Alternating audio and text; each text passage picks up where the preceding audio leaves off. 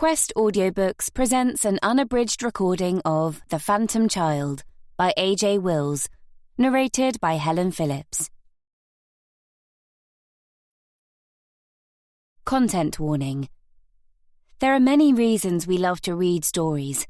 For entertainment and escapism, for example. But we also read stories, and particularly thrillers, consciously or not, to help us deal with trauma in a safe setting. That's why many psychological and domestic thrillers deal with themes of abuse, controlling behavior, and violence. It helps us to understand these issues and, in many cases, to experience troubling emotions without the real threat of harm.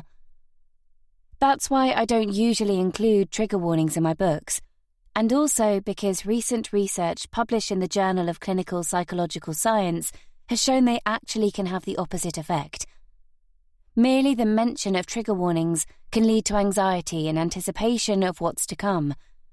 It's a bit like going for a walk in the woods and telling your friend that at some point a monster's going to jump out from behind the trees and chase them. Admittedly, the friend could choose not to go on the walk, but if they did, they'd probably be in a state of heightened terror throughout. That said, I wanted to mention there are a number of themes covered in the book you should be aware of before you begin.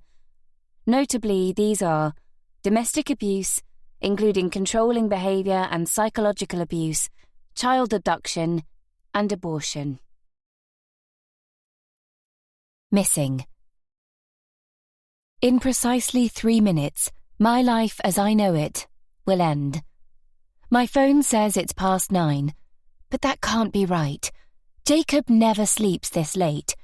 He's always in our bed before the first light of dawn, wriggling and chatting, his cold feet on my bare legs jolting me rudely from sleep. I bolt upright, like a jack springing out of its box, the duvet crumpling in my lap as a spike of fear needles through my veins. Ronan's still comatose beside me, his breathing deep and slow, his hair matted to his head. My feet skid across the tiled floor as I scramble out of bed and yank back the curtains. The heat of the Turkish sun is already radiating through the glass doors. Outside, there's not a ripple on the surface of the pool. A beach ball floats past lazily, but there's no little body bobbing around face down in the water. Thank God. So why do I still have this suffocating sense that something is horribly wrong? A heavy throb of doom that beats in my chest. I race through the villa, a stranger's home that smells of polish and citrus, and head for Jacob's room. Oddly, the door is shut, although I always leave his door ajar and the landing light on at home in case he gets up in the night. "Jacob?" I whisper. The door creaks as I ease it open. The room's in darkness. It takes a moment for my eyes to adjust and to make out the shape of the bed pushed up against the wall under the window. There's no lump curled up under the duvet, no head lolling on the pillow, no bare leg hanging out over the side. I flick on a switch, flooding the room with light. But the bed's empty. "Jacob!" I scream, spinning on my heel and running back into the lounge, frantic. In less than a minute, I've searched the entire villa. I look everywhere he could be hiding. He's not anywhere inside. Ronan catches me by the arms as I hurtle past our bedroom. He's bleary-eyed and scratching his crotch. He holds me firmly, not letting me squirm free. "Karina, what the hell's going on? What are you doing?" My panic is so intense, so crushing, I can hardly think straight. I stop and stare into his eyes. "It's Jacob!" I yell. "He's gone!" Chapter 1. "Mummy, who's going to be driving the plane?" I force a smile as I swivel to face Jacob, who's strapped into his seat in the back of the car for what feels like the millionth time since we left home half an hour ago. The pilot drives the plane, remember? "What's he called?" "I don't know, sweetheart. Anyway, it might not be a man pilot." "Do ladies fly planes?" I suppress a laugh. "Ladies? Of course they do. Ladies can do anything men can do, and usually better. I glance at Ronan, who raises his eyebrows, but has the sense not to contradict me. Will we be able to see him? Or her? We might see them when we get onto the plane, but then they have to go into the cockpit and close the door, I explain. Why? Jacob's not stopped talking about the holiday from the moment he woke up this morning. It's the first time he'll have been on a plane, and although he's been looking forward to it, he's obviously anxious. His incessant stream of questions is giving me a headache. I wish he'd give it a rest for 5 minutes, but I don't want to get the trip off to a bad start by losing my patience. I want it to be a holiday he'll always remember, for all the right reasons. Until a couple of weeks ago, I wasn't sure we'd be going at all.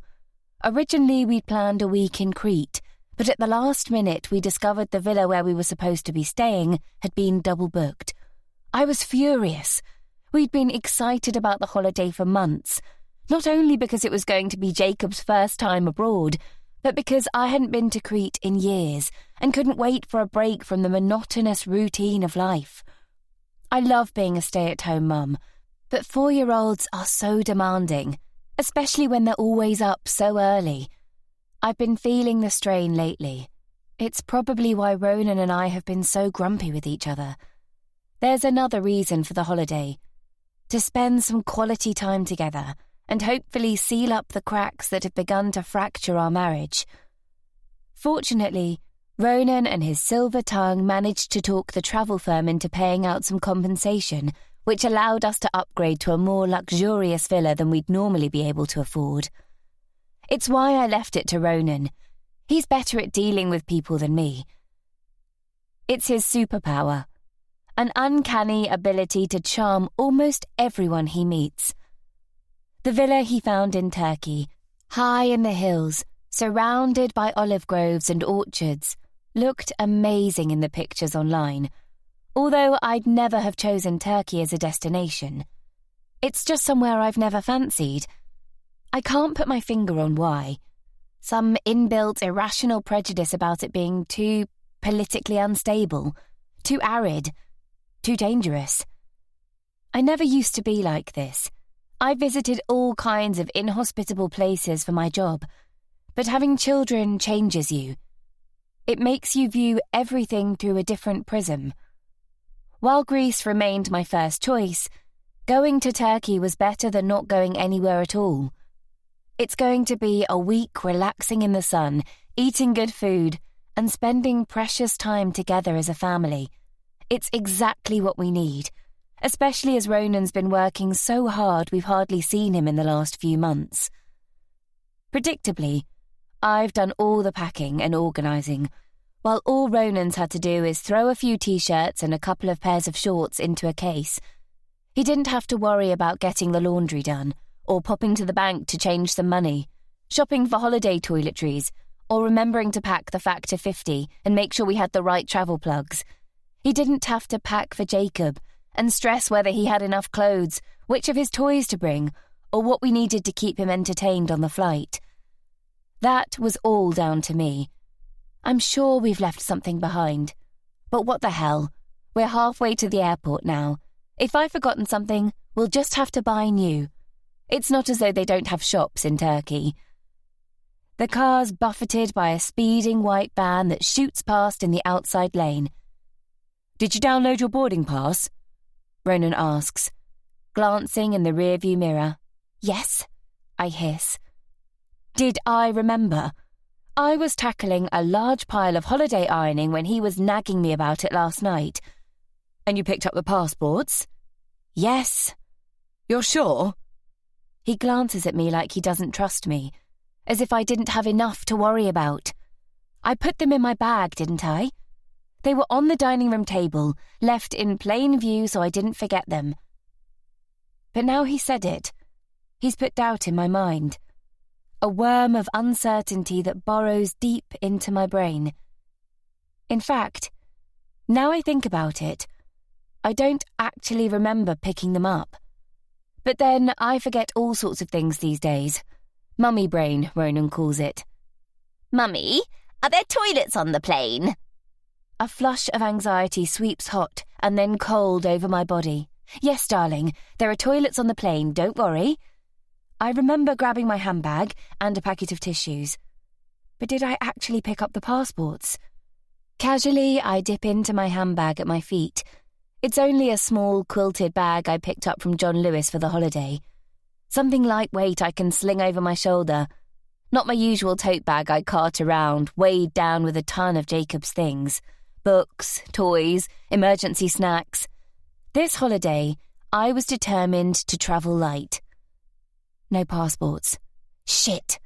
I bang my skull against the headrest, squeezing my eyes shut, feeling sick. I can't believe I've forgotten them. But is it any wonder? I was so flustered when we left. If Ronan hadn't been hassling me to hurry up, standing outside the door, swinging his car keys around his fingers, glancing at his watch, I'd have had the chance to check we had everything we needed. I don't have them, I mumble. What? I've forgotten the passports. You're kidding. Ronan sighs, casting a reproachful glance my way. Bloody hell, Karina, you only had one job. One job? Is he serious? All he had to do this morning was get himself ready and out of the door. The only helpful thing he's done is load the cases into the boot. You could have looked after the passports, you know. I snap. I don't know why it's always down to me. Mummy, can you open the window on the plane if you're feeling sick? No, you can't. I instantly regret raising my voice. Why not? There's not enough oxygen. What's oxygen? Oh, for pity's sake. Right, we'll have to go back. Ronan's face has turned an angry shade of puce.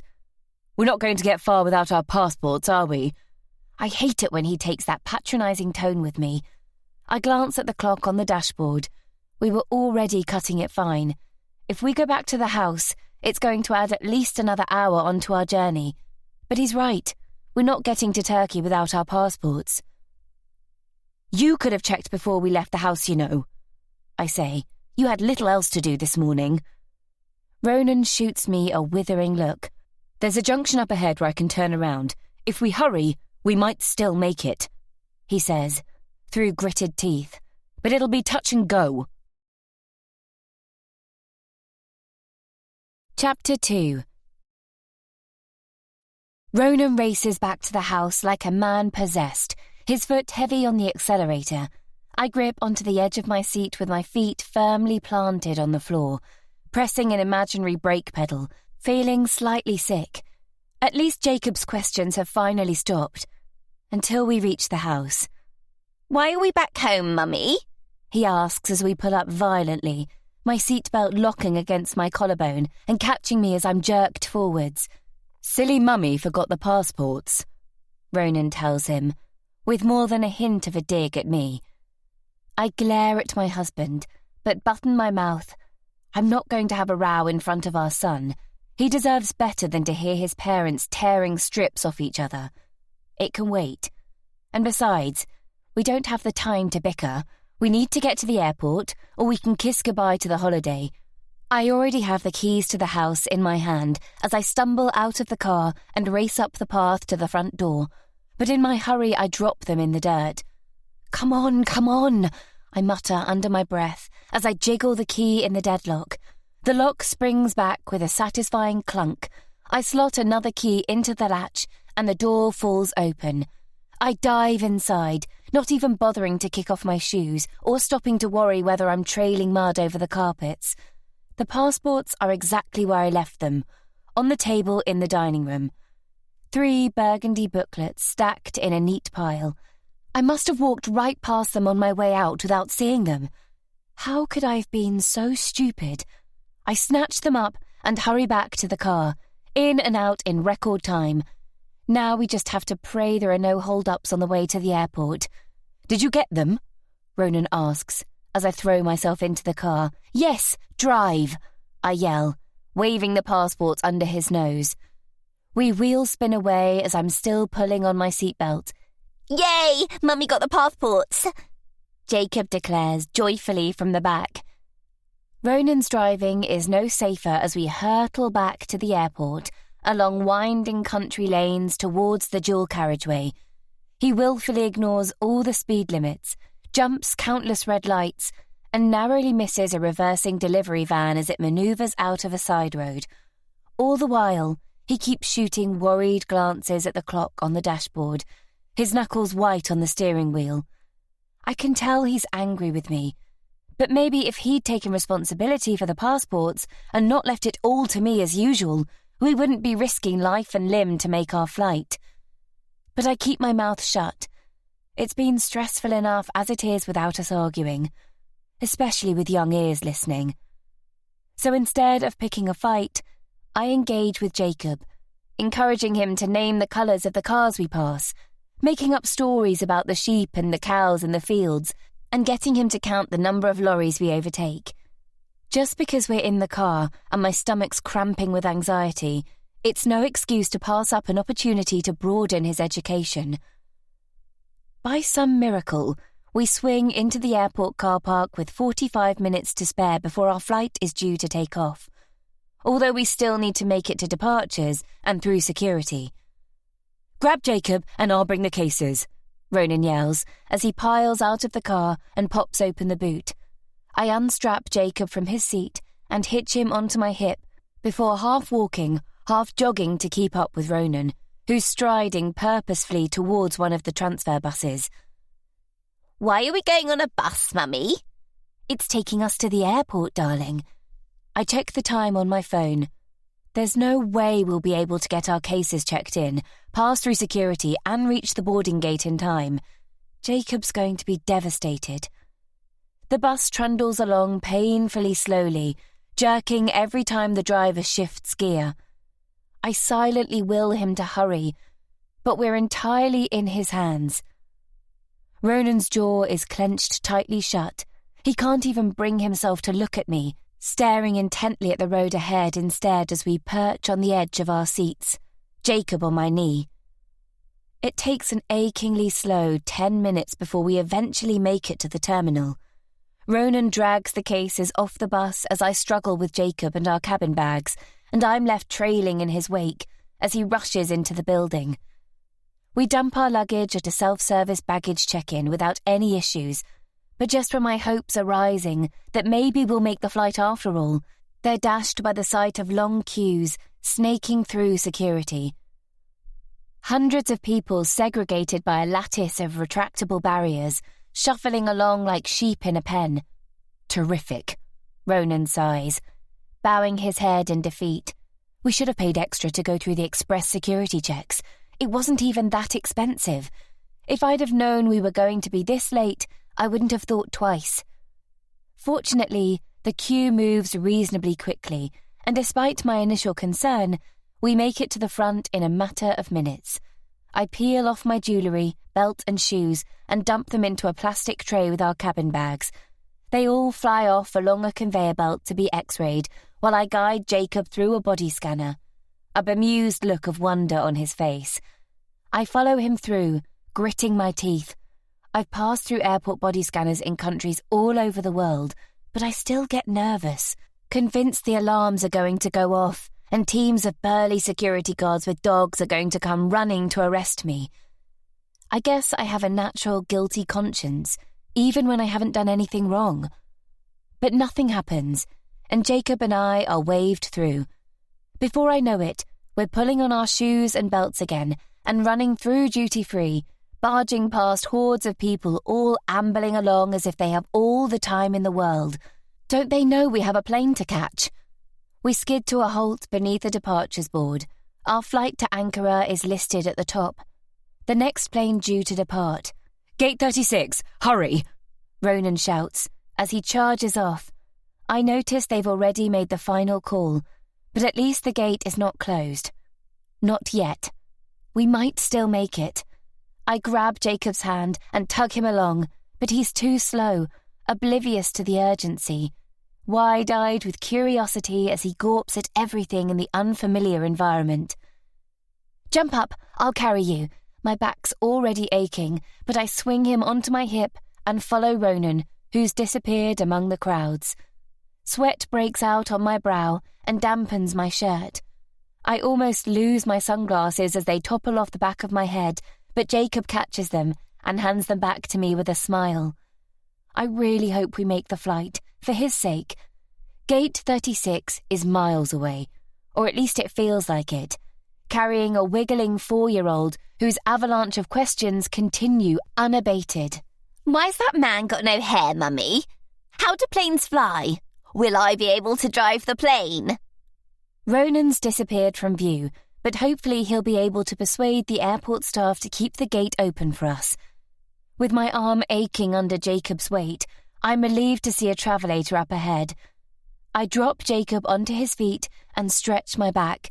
He stares at me in disbelief. He's never seen anything like it. It's like an escalator, but it's flat, I explain. He stands with his feet wide apart, arms out to catch his balance, worry etched across his face. Over a loudspeaker, a disinterested woman's voice informs passengers that Gate 36 is now closing. Shit. Run, I yelled, pulling Jacob's arm. We sprint, whizzing past people who've opted not to take the moving walkway. Finally, I catch sight of Ronan, who's at the gate, remonstrating with a member of staff from the airline. Sorry, we're here now, I pant, fishing in my bag for the passports. I present them to her with a friendly smile, my chest heaving and sweat dripping down my back. She glowers at me. As I was explaining to your husband, she says, her voice devoid of emotion, the gate is now closed. I'm sorry, you're too late. But the plane is literally right there. I point through a plate glass window overlooking the runway and a waiting Airbus A320. I'm sorry, she repeats. There's nothing I can do. The plane's ready to leave. Chapter 3. Doesn't this Jobsworth realise we've raced almost 100 miles to make the flight? More if you include the detour home to pick up the passports. Is she seriously going to turn us away for being less than 30 seconds late? I want to speak to your supervisor, I demand, waving our passports in her face, anger coursing through my veins. We've paid good money to be on that flight. Madam, the gate closed 3 minutes ago. There's nothing I can do. But if you'd like to speak to someone on the sales desk, I'm sure they'll be able to find you seats on a later flight. There are no later flights to Turkey, I grumble. She knows that as well as I do. We'd have to wait until tomorrow, book into a hotel overnight, or, God forbid, drive home again. If only I'd remembered the passports, or better still, Ronan had taken responsibility for them. He steps between me and the gate attendant, his hands on my shoulders, gently edging me away. Why don't you let me handle this? He says, with a smile that could diffuse a bomb from 50 paces. My blood's steaming, but he's probably right. Ranting won't get us onto that flight. Fine, I huff, and with one last poisonous glance at the obnoxious woman behind the barrier, I turn and walk away. Jacob reaches for my hand. Why did that lady say we couldn't go on the plane? He asks, confused. I guide him to a bench in the corridor overlooking the deserted waiting area. Because we were late, I say, cross with myself as much as anyone. Was it because you forgot the passports? I take a deep breath and let it out slowly. I should have put them in my bag last night. Now I'm going to have to break it to Jacob that the holiday we've been promising him for months isn't going to happen. There will be no plane, no beach, no swimming pool. We're not going to Turkey. At least not today. I drop my head into my hands and rake my fingers through my hair. This is so unfair. It's okay, Mummy. Daddy's talking to the lady. Jacob sits next to me, swinging his legs, seemingly oblivious to the seriousness of the situation. I pass him his rucksack, which is filled with toys and books I packed for the trip. He pulls out a pair of plastic dinosaurs. Ronan's trying his best, but even with all his charm, Changing that stupid woman's mind is going to be an uphill struggle. We might as well admit defeat and see if there are any other flights. Although, if anyone can talk their way onto a plane, it's him. I wasn't looking for a relationship when I met Ronan. I was happily single, my heart broken and adamant I didn't want or need a man in my life. But there's something about him that is undeniably attractive. And when we met in a chance encounter in the park, he bowled me over. He made me feel like the only woman in the world. Those eyes, that smile, that unwavering confidence. He spotted me with my head buried in my phone, enjoying the warmth of the early spring sunshine on my skin. He asked for directions to the library, and when I looked up, he told me I had beautiful eyes, then blushed, apologizing. I'm used to men hitting on me. They'd been doing it since I was old enough to notice. But it was the way he said it. Not in a creepy way like a cheesy chat-up line, but like it had caught him by surprise, and the words had tumbled accidentally from his mouth. When he asked if he could sit with me for a minute, I found myself nodding. I was intrigued, and he seemed good company. He wasn't one of those men who just wanted to talk about himself. He wanted to know about me, what I did for a living, what I did for fun, why I'd come to the park, whether I'd ever truly been in love. Looking back, it was all a bit forward for a conversation with a complete stranger, but I fell for it. For him. He was respectful and attentive. He had a great sense of humour and wouldn't stop complimenting me on my looks. I didn't know it then, but it was exactly the ego boost I needed. I've never been one to swoon over a man in a uniform, but when he dropped into conversation that he used to be a firefighter and was now running his own health and safety consultancy, I was impressed, because there's no denying the attractiveness of a man who's willing to put his life on the line to save others. And I suppose all little girls dream of the day they'll be rescued by a real-life hero. So when he asked for my number, I didn't hesitate to type it into his phone. He called later that evening to ask me out for a drink, but, still not sure I was ready to date again, I had a pang of uncertainty and turned him down. I didn't know anything about him, and life was complicated enough after the acrimonious end to my marriage.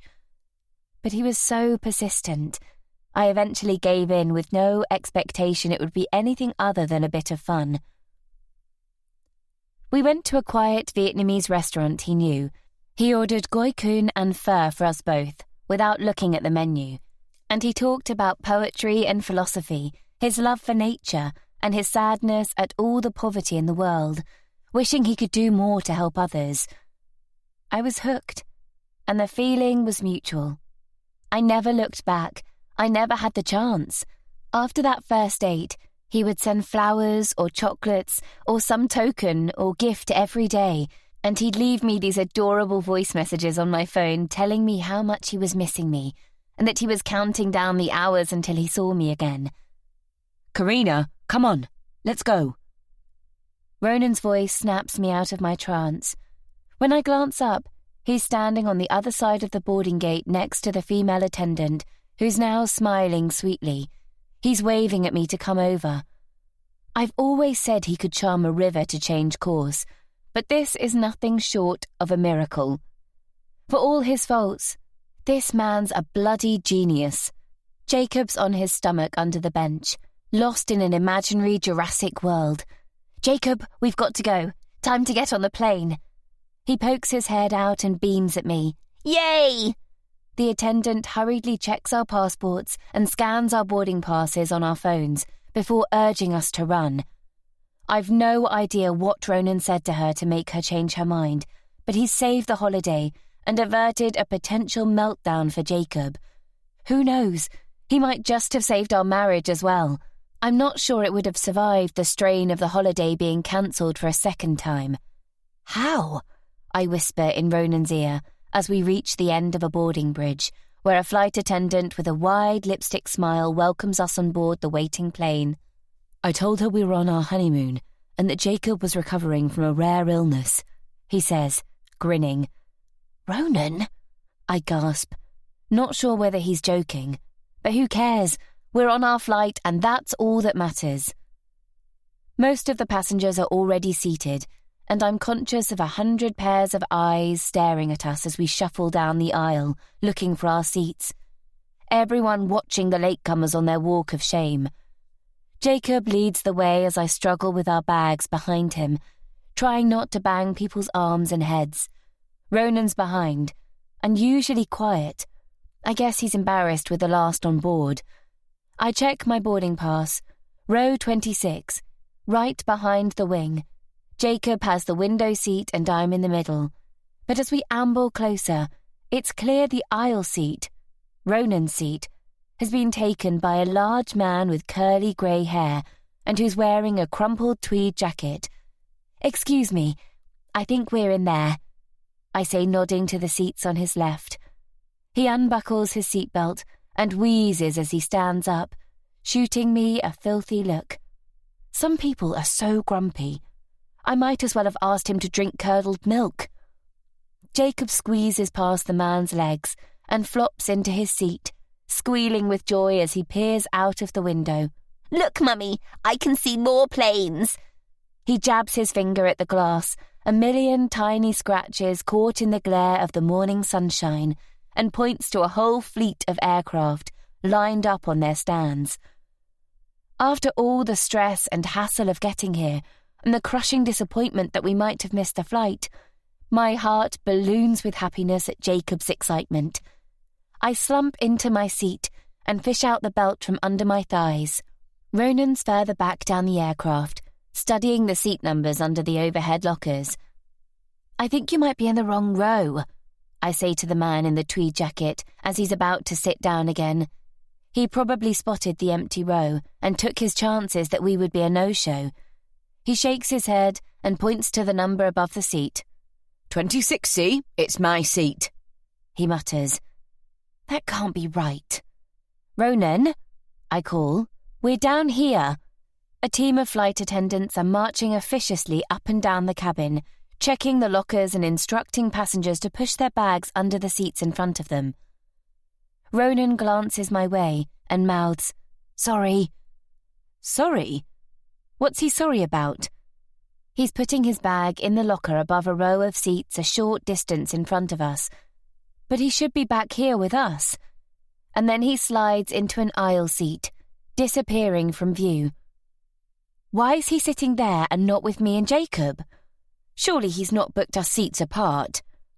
I can't believe it. Why didn't he say something earlier? The man next to me puts his head back and closes his eyes. Sorry, I guess there must have been a mix-up. I don't suppose you'd mind switching seats so my husband can sit with us. His eyes crack open. He rolls his head towards me and raises an eyebrow, making it clear he does mind. Quite a lot. No? Right, fine. I mumble to myself. What's wrong with people? As I pull out a pack of baby wipes from Jacob's rucksack and clean the armrests and his fold-away table, disturbed by the black film of dirt that comes off the filthy surfaces, an insidious thought creeps into my head. Did Ronan deliberately book a seat in a different part of the plane so he didn't have to sit with us? So he didn't have to entertain Jacob for the duration of the flight? No, he wouldn't do that. Maybe there was a limited choice of seats because we had to book late after our holiday to Crete was cancelled. I wish he'd mentioned it, though. It means I'm in sole charge of keeping Jacob amused for the next 4 hours, while Ronan gets to read, sleep, and relax. I shouldn't be ungrateful, but sometimes our parenting responsibilities feel a little one-sided. Just wait until we land, then I'll give him a piece of my mind. Really, Ronan can be so infuriating at times, and this is unforgivable. Chapter 4. At first, The novelty of being on a plane, taking off and watching the fields and houses below us grow smaller as we climb through the clouds, holds Jacob's attention. Until the pressure builds in his ears and I have to show him how to swallow to equalize them. After that, he's just restless. It's going to be a long flight. He still has so many questions, and I know I shouldn't be cross with him because it demonstrates an inquiring mind, but really, half an hour's peace and quiet would be a godsend. How does the pilot know where to go? He asks. I expect he has a map. Are there parachutes on the plane? Probably. I should think so. What happens if the wings fall off, Mummy? Why don't we read a book together? I suggest, pulling out one of his favourite picture books from his bag, conscious there may be some nervous flies within earshot who don't want to contemplate what would happen if the wings fell off the aircraft. Mummy, I'm bored. Can I get up? We're only 40 minutes into the flight, but he's not used to being strapped into a seat and told he can't run around. He's always been an exuberant, energetic little boy. Behind me, a child not much older than Jacob starts kicking the back of my seat. A slow, steady, rhythmic drumbeat that raises my hackles. Why aren't his parents keeping an eye on him? I'd never allow Jacob to get away with disturbing other people like that. It's rude. I begin reading the book out loud, but Jacob's attention keeps wandering. There are too many distractions, including a little girl in the row opposite. She's maybe a year or two older than him. She has her hair tied in bunches and her eyes laser-focused on the iPad in her hands, playing a game. Her parents aren't paying her the slightest attention. They're too busy chatting, flicking through magazines and drinking gin and tonics. It's lazy parenting. What's this animal? I ask, pointing to a tiger in the book as I desperately try to regain Jacob's interest. Lion, he says without even looking. No, come on, you know this one. Look properly. Don't want to read a book, he cries, throwing himself stroppily back into his seat. The man in the tweed jacket who is trying to sleep turns his head and glares. What about doing some drawing? I produce a pad of paper and some crayons, lining them up on the pull-down table. You could draw the aeroplane and all the people on it. How many people do you think are on the plane? He puzzles the answer for a moment before announcing, 7. I laugh. I think there are more than 7. Shall we try to count them? Jacob struggles with his seatbelt, trying to take it off so he can stand on the seat. No, honey, you need to sit down. Behind me, the kicking becomes faster, stronger, jarring my body until I start imagining the unspeakable horrors I'd inflict on the irritating child if I had my way. Don't want to sit down. Want to see Daddy. I glance at the time on my phone. We have another 3 hours of this. Maybe bringing Jacob on a plane at this age wasn't such a good idea. Want to see Daddy. Want to see Daddy. He chants over and over, rocking back and forth, banging his head against the seat. Another glare from the grumpy tweed jacket man. We'll see Daddy in a minute. What about a game? Jacob momentarily stops his rocking. What game? His eyes flicker towards the girl with the iPad. I'm not against technology, but Jacob's too young to be playing on a phone or a tablet. I'm not having his brain rotted by some mindless computer game, as tempting as it is right now to simply hand over my phone and let him get on with it. How about I Spy? He pulls a face. All right then, what about a rhyming game? I'll think of a word, and you have to say a word that rhymes with it. It's good for his linguistic skills. I know, he says, holding a finger in the air like he's been struck by an idea of great importance. What about chase? My heart sinks. We can't play chase on the plane, sweetheart. He sticks out his bottom lip, his shoulders slumping. Why not? Because you'll annoy all the other people. I won't. He looks imploringly at me, with angelic eyes. I know. Why don't I pretend to be an animal and you have to guess what it is by asking me lots of questions? Jacob stares at me like I've lost my mind. Another glance at the girl in the row opposite. She's so absorbed in her game, she seems completely oblivious to everything going on around her. Would it really hurt to give in and let Jacob play on my phone for the rest of the flight? As a special treat? No, it's a slippery slope. If I let him play on my phone now, it'll be the parenting equivalent of letting the genie out of the bottle. He'll forever be pestering me about it. It's only a few hours. Surely I can keep my own son distracted for that long without resorting to video games. The kicking against my seat ratchets up a notch. It's both feet now, one after the other. Ta-dum, ta-dum, ta-dum. A never-ending barrage of thumps.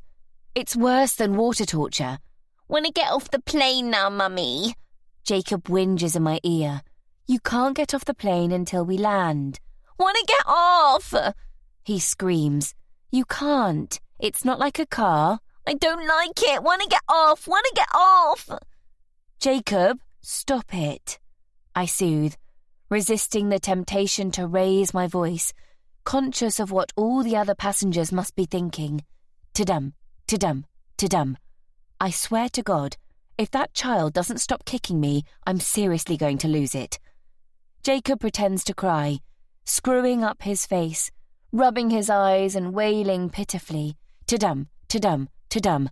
That's it. I unbuckle my belt, jump out of my seat, and turn to the mother of the child behind me. Will you please control your son and stop him kicking my fucking seat, for pity's sake? I scream. All around us, people fall silent. The boy in the seat behind and his shocked mother stare at me in disbelief. Next to me, Jacob stops his pretend crying and looks up with his mouth wide open. And then he grins. "Mummy said a rude word." Chapter 5.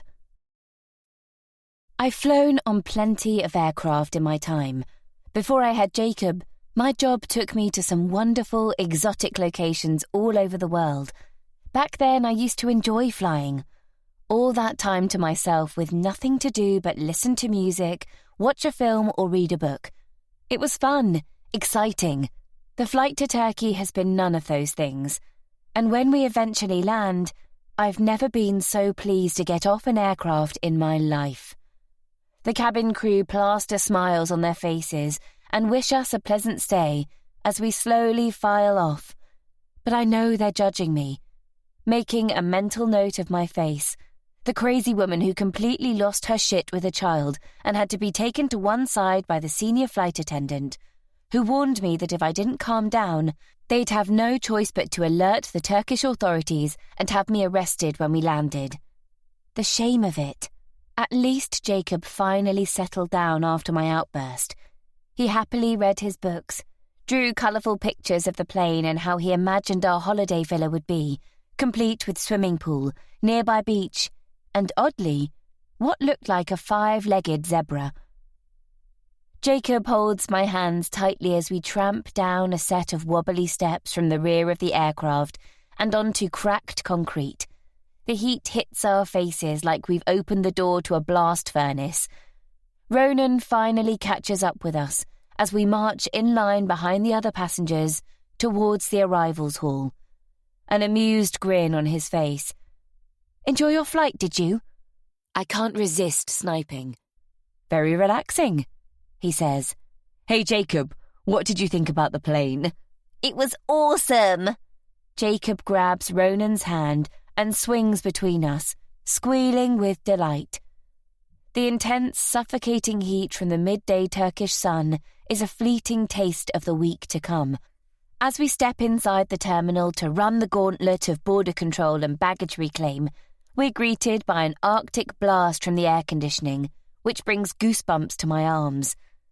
We show our passports to surly-looking officials, none of whom appear remotely pleased to be welcoming yet another planeload of British tourists into the country, and follow signs to the baggage reclaim area, where our cases are among the last to emerge, predictably.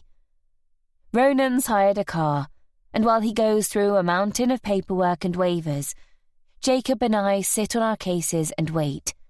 Can I go into the pool when we get to the house? Jacob asks.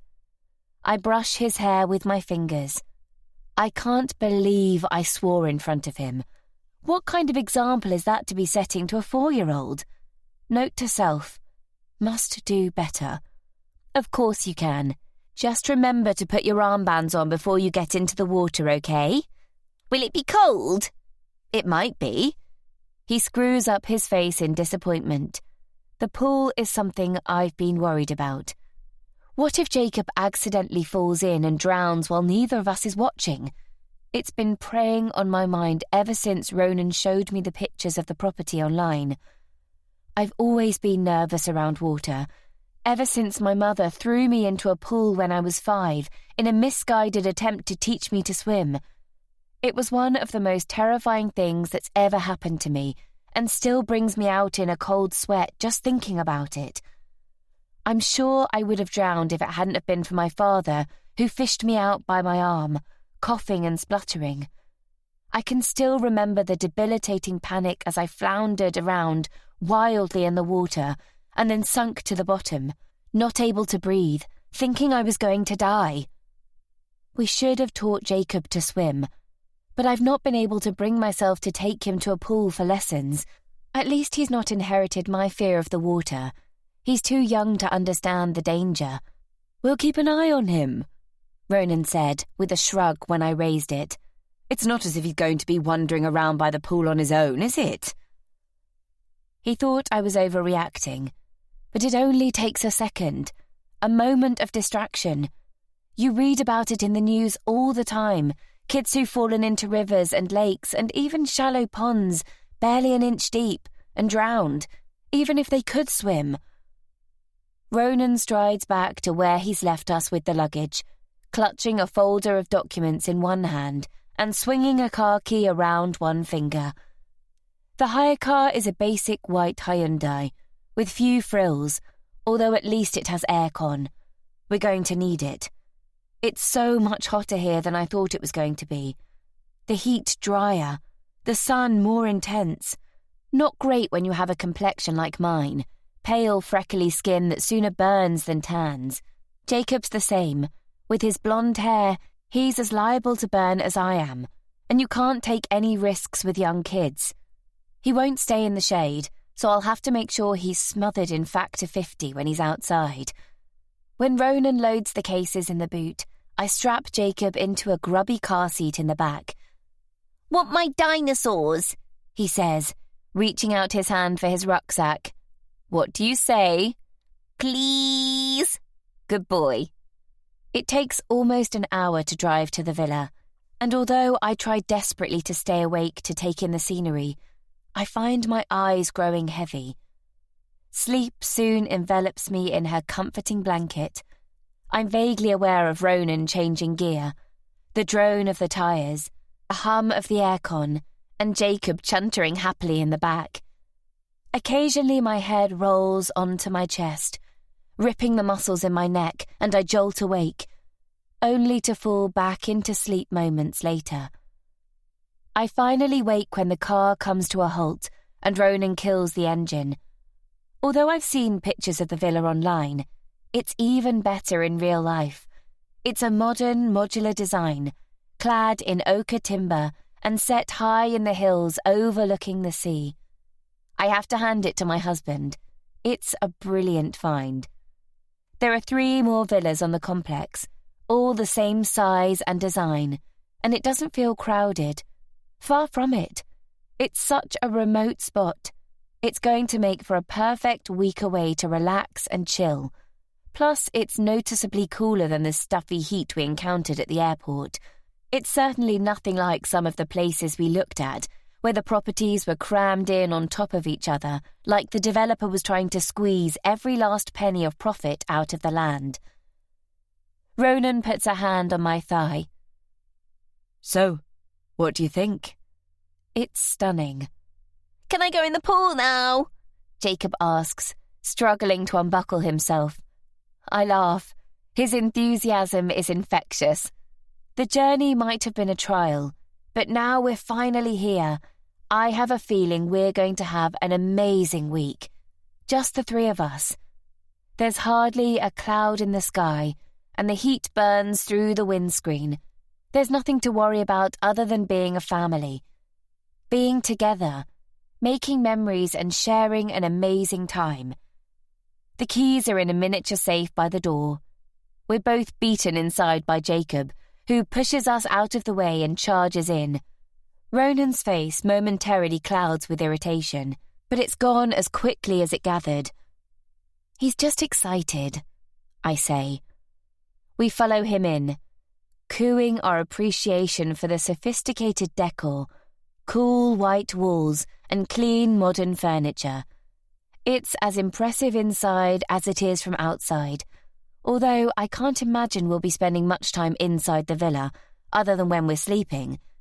It's been designed for outdoor living, with a beautiful decked area shaded by a trendy triangular canopy, the same colour as the ochre cladding, and laid out with comfortable chairs and a dining table, plus a paved sundeck surrounding a kidney-shaped pool. Jacob runs from room to room, taking it all in a matter of seconds. It's not huge. It only has 2 bedrooms, but it's plenty big enough for us, especially with the outdoor space and the incredible views stretching out over the Black Sea in the distance. Where am I going to sleep? Jacob asks. In this room. I show him the room with the single bed and a picture window that looks out over rolling pine-clad hills. Glad to see it has no direct access outside, unlike the master bedroom, with its sliding patio doors which lead straight out to the pool. Jacob looks puzzled for a moment, before launching himself onto the springy bed. It's lovely to see him so happy. Can we go in the pool now? He asks. Sure. I'll grab the cases, Ronan says. Jacob and I head out through another set of sliding doors in the living room, which open effortlessly onto well-oiled runners. Jacob darts away from me, making a beeline for the pool. Jacob! I scream. Be careful, you don't have your armbands on. It's okay, Mummy, I'm just looking, he replies sulkily. My heart's in my mouth as he approaches the edge of the water. I race after him and grab his arm, my pulse hammering, and pull him away from the edge. I can't blame him for being excited. The water, so clear you can make out a seashell pattern on the bottom, glistens in the bright sunshine.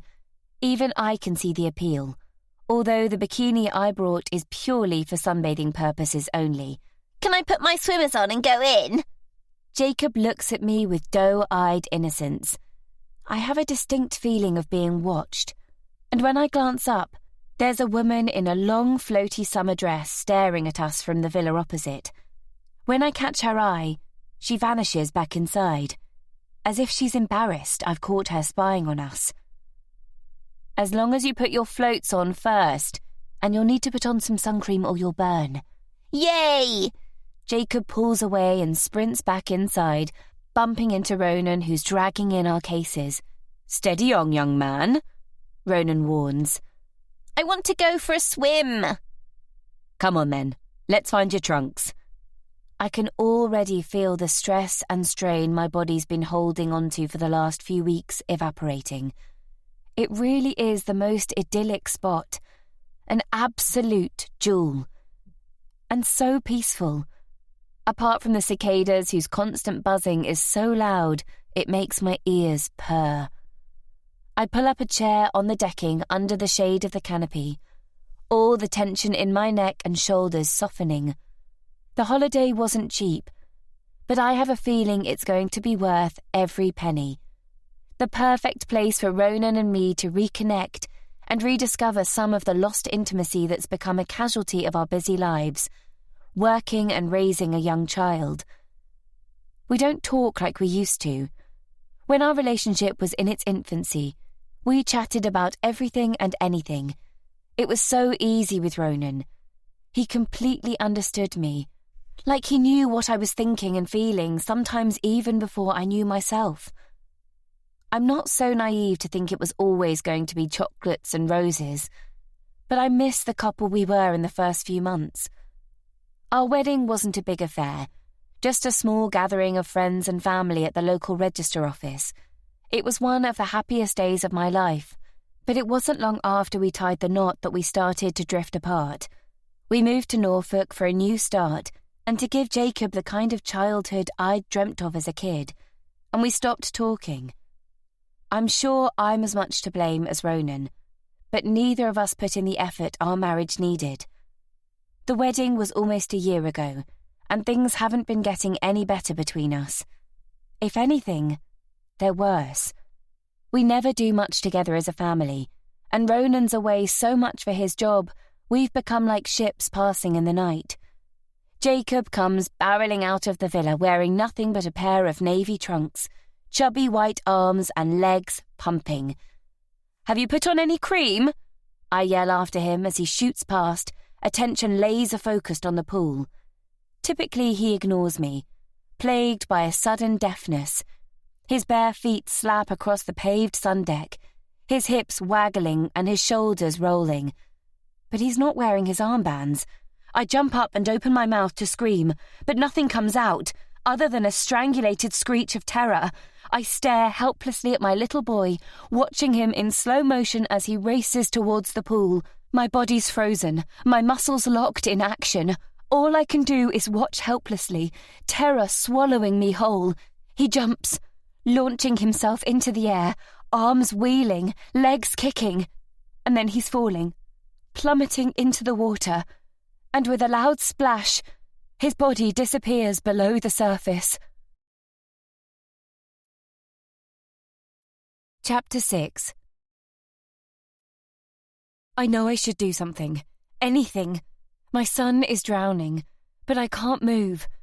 It's as if my brain, like an unresponsive computer, circuitry locked and commands frozen, urgently needs a reboot. I don't even know what to do. I can't dive in to save Jacob. I can't swim. But then a miracle materializes in the shape of my husband, who sprints out of the villa, head down, like a desperate animal acting on instinct. He launches himself off the sun deck and into the pool, with his back arched and arms reaching forwards, his elbows tucked into his ears and his hands clamped together in a classic diver's pose. He enters the water with barely a splash and disappears below the surface. I can vaguely see shapes, indistinct patterns and colours, distorted by the water. Seconds tick past as slowly as hours, while the non-stop grind of cicada legs vibrates noisily through the air. Ronan's head bursts through the surface, and a moment later he hauls Jacob's tiny body out, manhandling him towards the side. "For God's sake, Karina, help me!" Ronan splutters. I rush to the pool, grab my son by his arms and yank him out, water soaking the paving stones. Jacob flops lifelessly onto his back, limbs as loose as seaweed on a rolling tide. His eyes are closed, and he's not breathing. Oh God. Ronan hauls himself out with what seems like half of the water in the pool. He shoves me out of the way and turns Jacob onto his side, tilting his head back. Ronan's face is ashen, his shirt and jeans clinging to his body like a second skin, his hair plastered to his skull. This can't be happening. My baby. My darling boy. My throat tightens painfully as tears cascade from my eyes, and then another miracle happens. Jacob coughs and chokes, water and spittle pouring from his mouth, and he stirs. "Jacob!" I gasp, holding his head, stroking his hair. He retches, pulling his knees up to his chest. He moans and begins to cry. But he's alive. I pull him to my chest and hold him tight, tighter than I've held him since the first day he came into my life. A bundle of joy and happiness. "I'll get a towel." Ronan stands. He puts a hand on my shoulder. In the villa opposite, the woman in the floaty summer dress I saw earlier is half hidden in the shade of the canvas canopy over her own deck, watching. God only knows what she must think of us, letting our little boy nearly drown. We've not been here an hour. Thank you, I whisper to Ronan, through my tears as he squelches back to the villa, leaving a damp trail in his wake. Thank you for saving him. We don't talk about what happened, what could have happened if Ronan hadn't acted so quickly when he saw Jacob run off without his armbands. Instead, we focus all our attention on our little boy, smothering him with love and reassuring him that nothing bad is ever going to happen to him again. Because what's the point of shouting at him? He's learned his lesson the hard way. I'm confident he won't be going near water without his floats again. I spend the rest of the afternoon with Jacob close by my side, reading stories to him on the deck, under the shade, while Ronan heads out to find a supermarket to buy food. I don't think any of us could face a meal out tonight. He returns with pizza and wine, comfort food, the perfect choice. Pizza for Jacob, wine for me. After the shock, I really need a drink. We put Jacob down early. After all the excitement and trauma of the day, he's exhausted. A good night's sleep is what he needs, and we can start afresh tomorrow. Put today behind us. When I returned from settling Jacob, tucking him under the duvet when his eyes fluttered closed halfway through one of his favourite stories, the one about the park keeper taking in all his animal friends during a snowstorm, Ronan hands me a second glass of wine. We drink together in silence on the deck, watching a shimmering amber sun set slowly over the horizon. But by 9, I'm struggling to keep my eyes open. Tiredness consumes my body. I feel like I could sleep for a week. It's all the adrenaline. Ronan watches me over the rim of his glass. It's been a stressful day. He's not kidding. Even so, the exhaustion is debilitating. I can't ever remember being quite so tired, my limbs quite so heavy with fatigue. At least, not since Jacob was a baby and teething, when I hardly slept a wink at night. I think I'll take myself off to bed. I yawn. Sorry to be a party pooper on our first night. It's fine. It's been a long day. I'll clear up. Leave it, we'll do it in the morning. It's only a few plates and the wine glasses, but I can't face it tonight. All I want to do is sleep. It won't take long. Ronan gives me a reassuring smile. Thanks, love. I attempt to stand, but my legs give way under my body. Careful. Ronan grabs my arms and steadies me. Want me to help you to bed? I shake my head. I'm not a 2-year-old. I can manage, but will you make sure the doors and windows are locked before you come to bed? I ask. I don't want Jacob getting up in the middle of the night and getting out to the pool again. Of course, Ronan says, but I can see he thinks I'm being overprotective. He always thought I'm a neurotic mother, but after today surely he'll understand it's with good reason. It's not that I don't trust him, but I make a quick circuit around the villa to check the doors and windows myself, ensuring they're all secured and the keys have been removed from the locks. And then, with a final check on Jacob, who's sleeping soundly with his thumb jammed in his mouth, I shuffle off to bed. It takes all my energy to clean my teeth, remove my makeup, and pull on my pajamas. And when my head hits the pillow, I instantly plunge into the depths of a big, black hole of thick, dark sleep. I don't even wake up to use the toilet in the middle of the night. It's as if my mind and body have shut down to recuperate and recover. It can't just be the stress of today. It's probably the culmination of weeks' worth of disturbed sleep and the anxiety that constantly seems to rack my body when I'm at home. I worry about everything. Whether I'm doing enough for Jacob, whether I'm being a good mother. I fret about Ronan, our marriage, and what the future holds. My mind constantly taking me to sinister places, fear holding me in its grip. Like an air bubble rising to the surface of a jar of oil, I float back to consciousness through a delicious cloud of dreams, feeling happy and unusually calm, until I check the time on my phone. It's gone 9, which means I've slept for 12 hours. I haven't slept that long since I was a teenager. But if it's really that late, where's Jacob? He's always up early, wriggling into our bed at the first sign of light, oblivious to everyone else's needs. Ronan's still comatose, with one leg hanging out from under the crumpled sheets. But we have the bed to ourselves. There's no Jacob. And beyond the drone of the aircon, the villa is silent.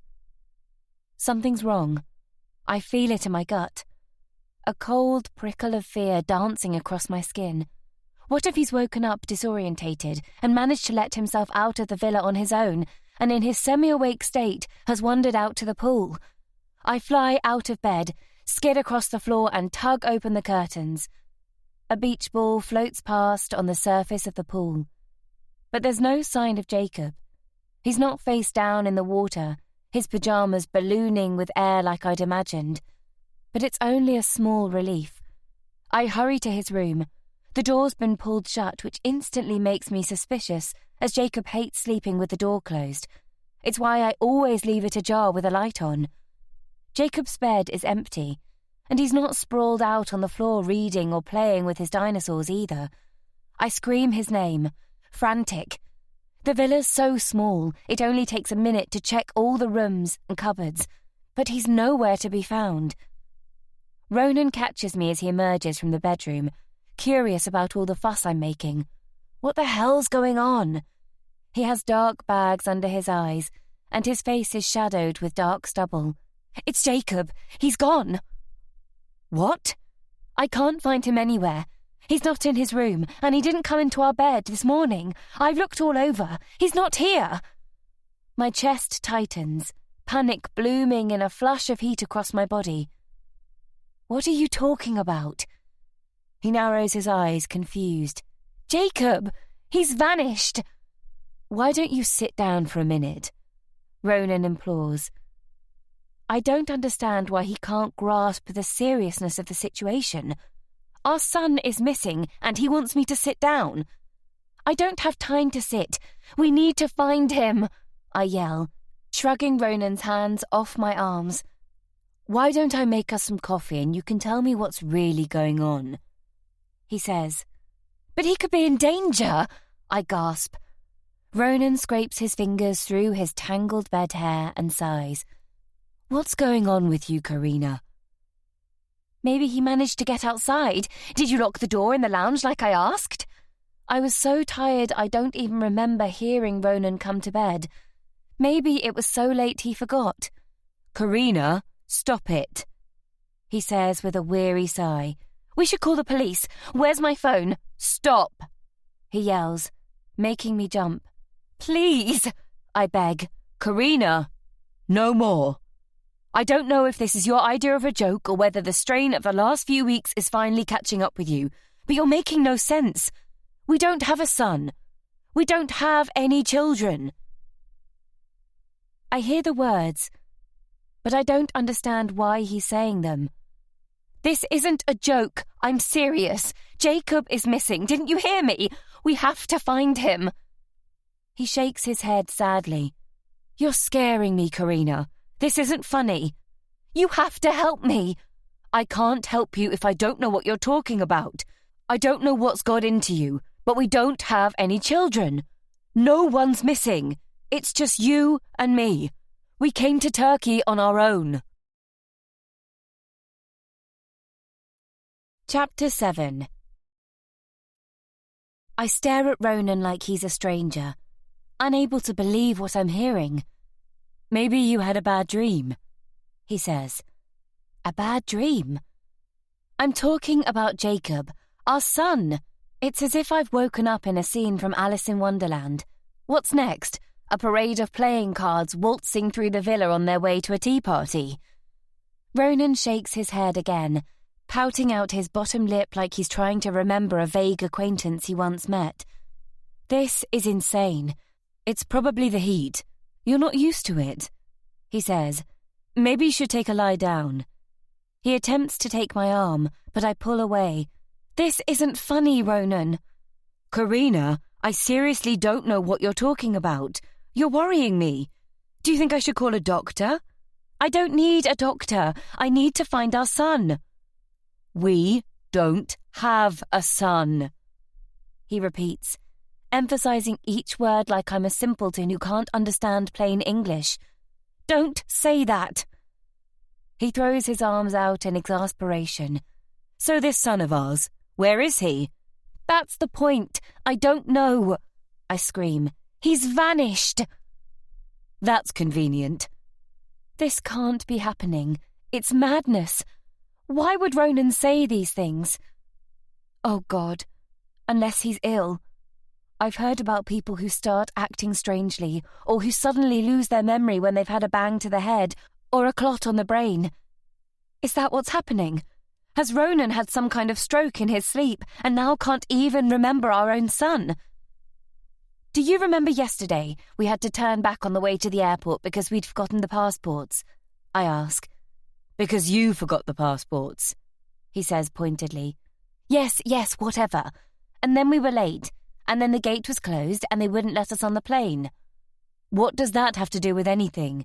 But you remember, yes? And you sweet-talked that irritating woman into letting us on board, but you hadn't told me you couldn't book seats together.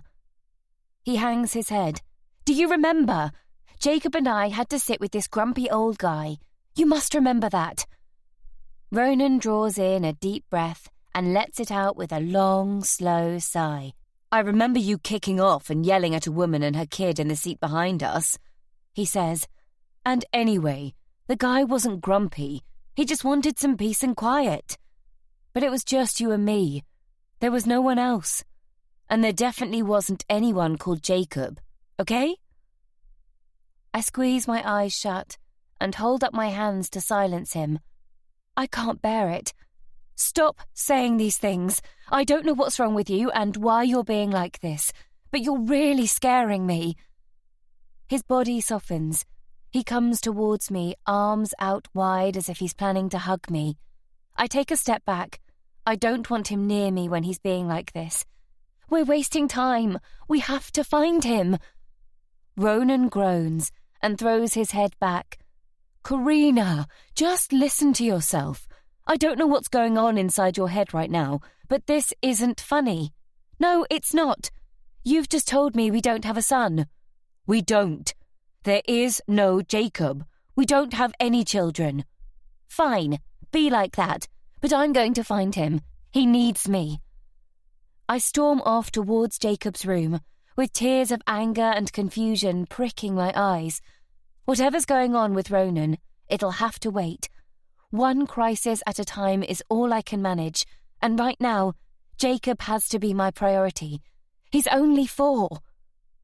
The light's still on in his room, but there's something odd I hadn't noticed before. The bed doesn't look as if it's been slept in. The duvet cover is pulled up over the pillows and smoothed out, even though I distinctly remember putting Jacob to bed last night and tucking him in. We snuggled up together, his little body tucked into mine. As I read him stories until his eyes grew heavy, I brushed his hair behind his ears and kissed him on the forehead. He was already fast asleep and curled up in a fetal position under the duvet when I left the room. There's no way Jacob has risen and made his own bed. He doesn't even know how. Ronan appears in the doorway and leans on the frame, watching me with his arms crossed and eyebrows raised. Did you make his bed? I demand. I've not even been in this room. Hang on a minute. I see what's going on here. I smile, my shoulders relaxing. Any minute now, Jacob's going to spring out from a cupboard or from under the bed to surprise me. This is something they've cooked up together, a hilarious practical joke at my expense. Come on then, where is he? I whisper.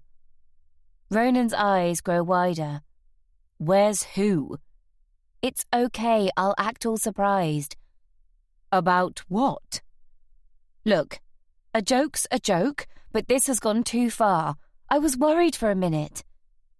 He stares at me blankly and gives a slight shake of his head. So he's going to keep this whole charade going until Jacob pops out and scares the living daylights out of me. Fine, I'll play along. Oh no, where could Jacob be? I put my hands to my mouth in mock horror. He's not anywhere I can see. He's not in his bed, and he's not in this cupboard.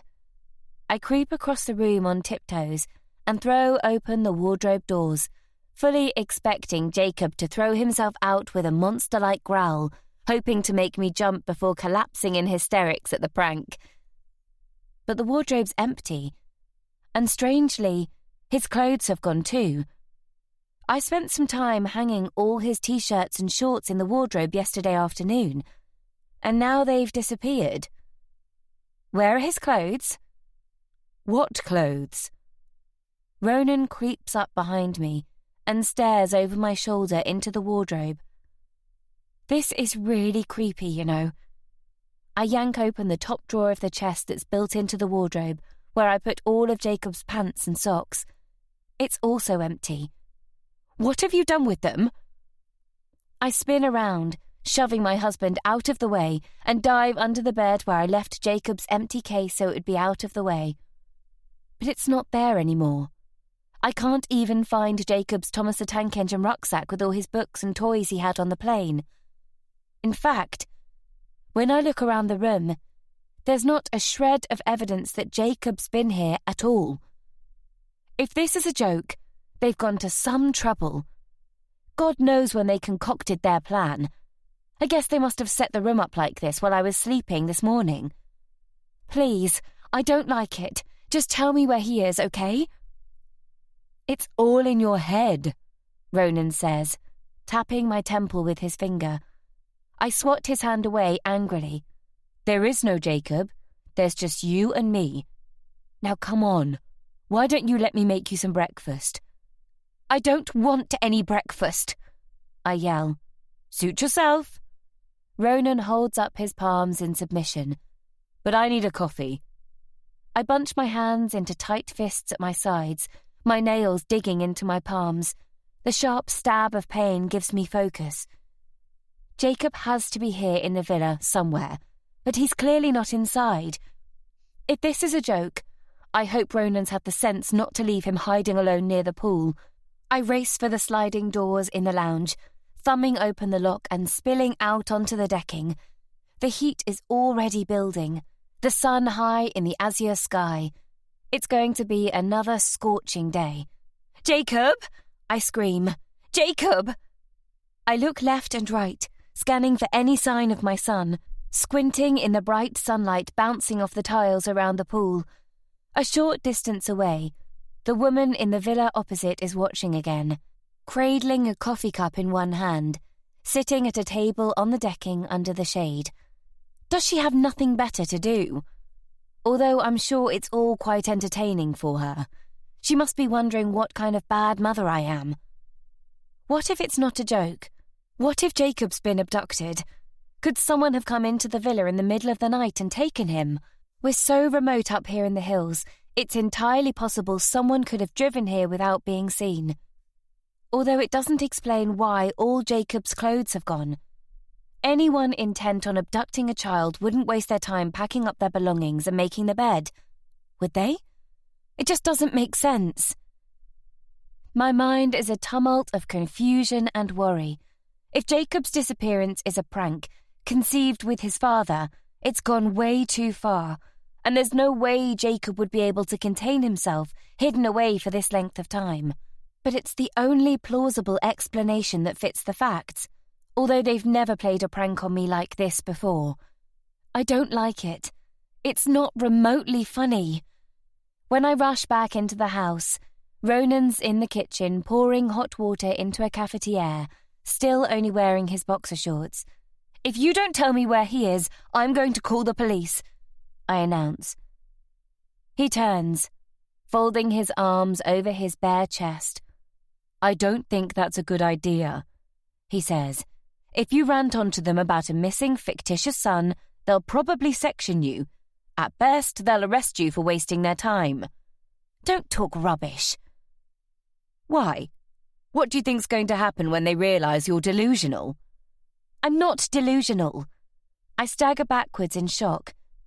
Why is he saying these hurtful things? But you keep talking about this Jacob boy like he's real, when it's all in your head. I'm sorry, Karina, I don't know what's going on, but it's freaking me out. Jacob's our son. No, he's not. How many times do I have to say it?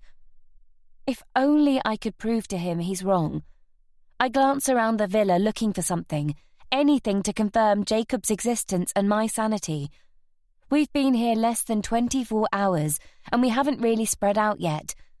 Most of what I can see was already in the villa when we arrived. There's nothing of Jacob's, not even a carelessly discarded t-shirt or a pair of shoes.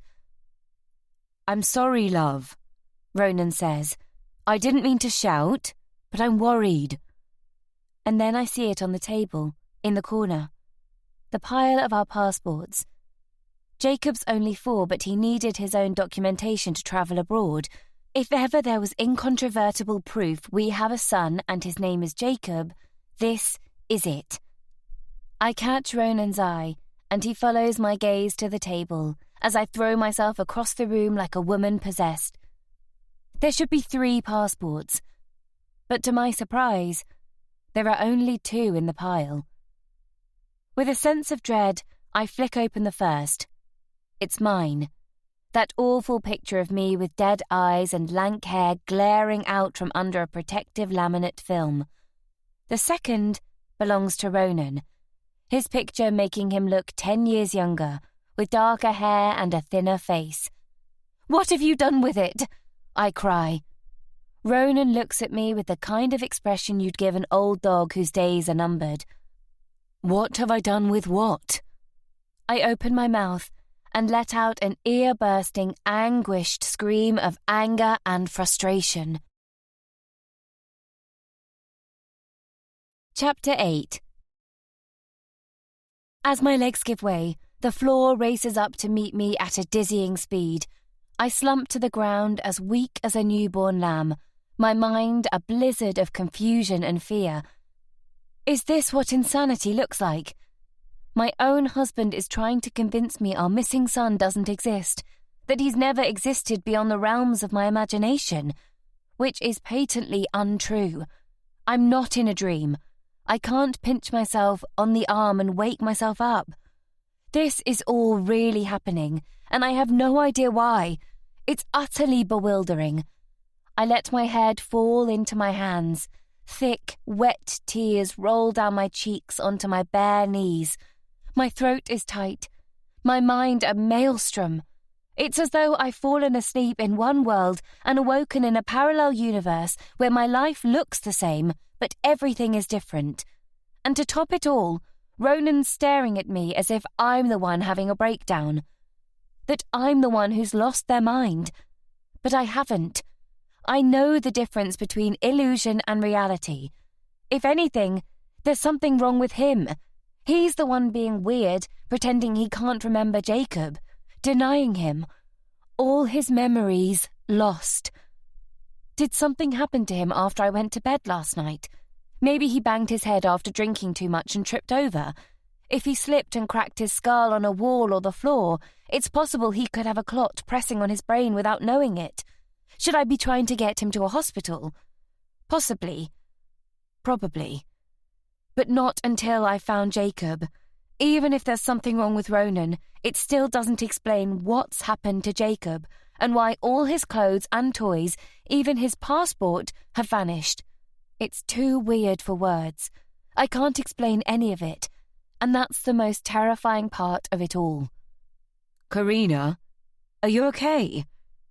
Ronan crouches on his haunches, with one hand lightly resting on my shoulder. I just need a minute. I wipe away the tears. Crying won't fix this. I need to think straight and work this through logically. There has to be a rational explanation. My mind might be a little woolly this morning from too much sleep, but I'm not going mad. I've not made up the memories of my son.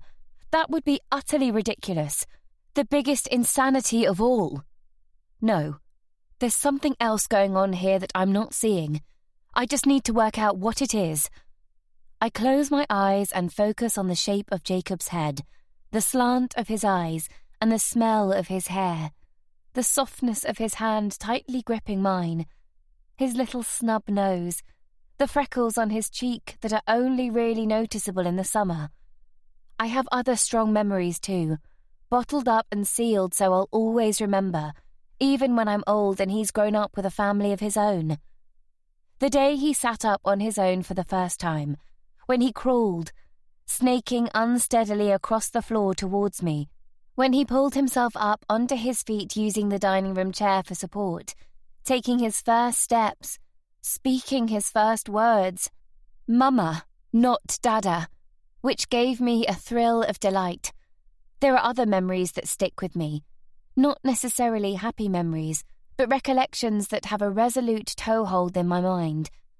The hours I spent pacing up and down with him in my arms when he was a baby with colic and wouldn't sleep, the darkness that crept into my brain in the weeks after his birth and left me wondering if I'd made a terrible mistake deciding to become a parent, the helplessness that enveloped me as it occurred to me I didn't have a clue how to look after a newborn baby, and raw, intense emotions that I couldn't possibly have imagined, and that still evoke a physical response, spiking my heart rate, dampening my palms, whenever I think about them. The panic that gripped me when Jacob tripped in the park when he was 2, grazing his head so badly on a bench I thought he'd need stitches. His plaintive cries in the night when he woke up hungry and I needed to haul myself out of bed to feed him when it was the last thing I felt like doing. The anxiety of bathing him when he was tiny and wriggling, and I was constantly worried about him slipping from my grip and drowning. You can't make up those kinds of memories. They're not the imaginings of a crazy woman. And what about all the photos? I have thousands of them charting every stage of Jacob's short life, many taken on my phone. Quick pictures or video clips, capturing a brief moment in time to be treasured forever. I snap open my eyes. Ronan still crouched in front of me, looking concerned. I need my phone, I say. There must be hundreds of photos of Jacob on it. I even took some on the plane and at the airport when we arrived. There was one I particularly liked of Jacob sitting on one of our cases with his head propped in his hands, looking sulky and bored while Ronan dealt with the car hire paperwork. Even my lock screen is a picture of the 3 of us I took on the beach near our house when the sun was setting and casting a stunning glow across the sand. When I show Ronan, he'll have to accept the problems with him and not me, and we can get on with looking for Jacob. Just try to take it easy. Ronan puts a hand to my forehead, checking my temperature as if I'm sick. Stay here. I'll bring you some water. I don't want any water. I want my phone. I drag myself to my feet, my legs still shaky. You look a little pale, Ronan says. Are you sure you're not sickening for something? I brush past him, my phone still in the bedroom by the bed, the charging cable lying limply on the floor. I should be out looking for Jacob, but this is important. If I can prove to Ronan that there's nothing wrong with me, we can get on with the search. The phone screen lights up as I collapse onto the unmade bed, but immediately I can see something's not right. I should be looking at a picture of me, Ronan, and Jacob, standing on the beach with long shadows cast from our feet across the rippled sand. The lock screen image I installed months ago. A reminder of a happy time and place that always brings a smile to my face. Instead, I stare at an image of the Milky Way, a colourful spiral of stars against a black sky. It's a familiar picture, but it's not one of mine.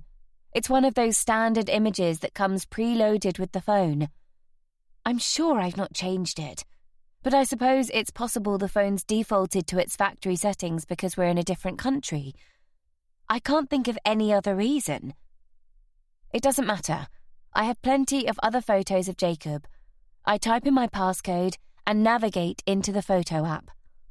The last image I took comes up first, It's a selfie of me and Ronan on the sun deck last night after I'd put Jacob down and we were sharing a bottle of wine. We actually look happy. At least I do.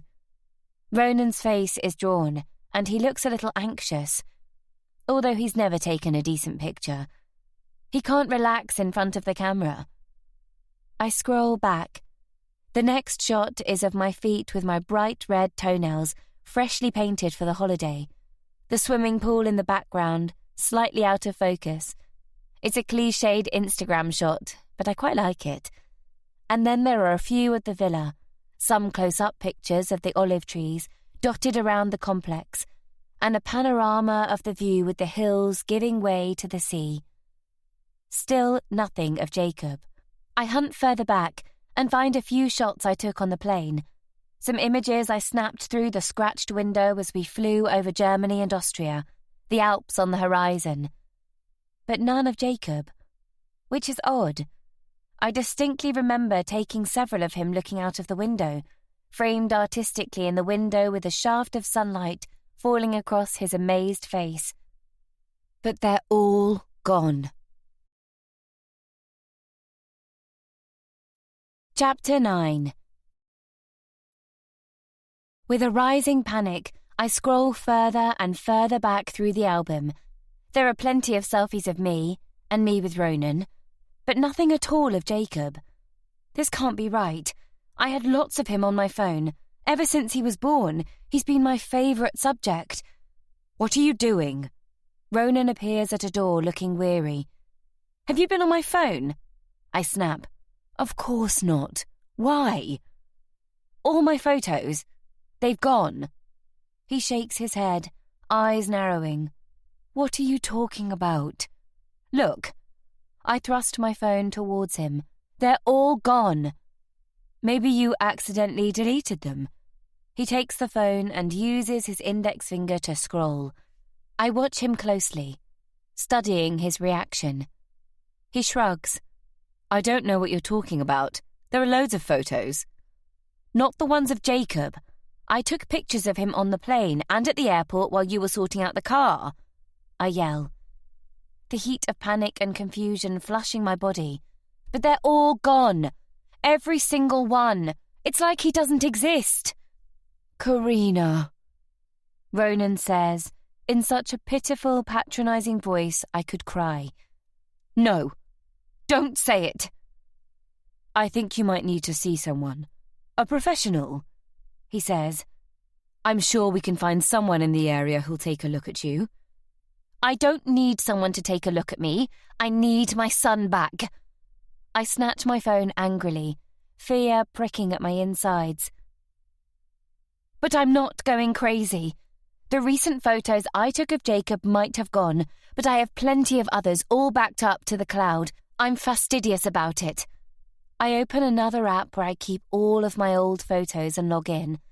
I meticulously catalogue all my images, storing them in hundreds of folders corresponding to dates and locations. It's a good habit formed when I was a younger professional photographer because I learned early on that you need to have a system or you might as well give up. There must be thousands of photos of Jacob, and in any given folder there's bound to be at least one of him. But I choose one labelled November last year. That's when Jacob had his birthday, and I know there are tons of pictures of him from his party when I surprised him with a rocket-shaped cake, and the three of us spent the day on the beach, wrapped up in our coats and hats. A second or two passes after I click on the folder. But when it opens, there's nothing inside it. It's completely empty. It doesn't contain a single image, not one frame of Jacob's party, or from any other day in that month. Frantically, I click into another folder at random, one from July last year. It was a hot summer. We ordered a paddling pool online for Jacob and set it up on the front lawn, filling it with water from the hose. It was Ronan's idea. I thought Jacob was too young and spent most of the summer worried he might slip and drown in it. But he loved it.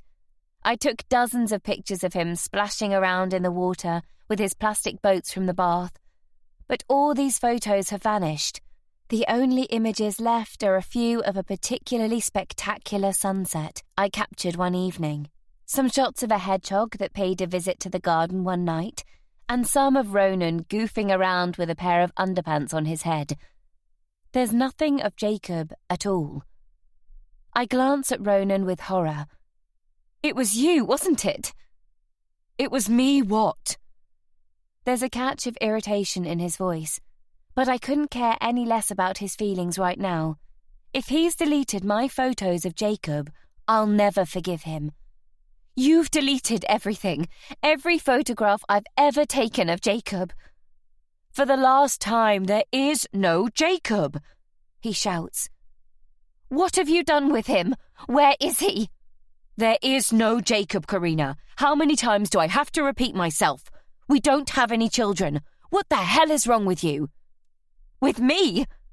This is all you, isn't it? He shakes his head sadly. I knew we should have spoken to a therapist, but you were adamant you didn't need help, weren't you? Of course, you always know best. But this is exactly the sort of thing I was worried about.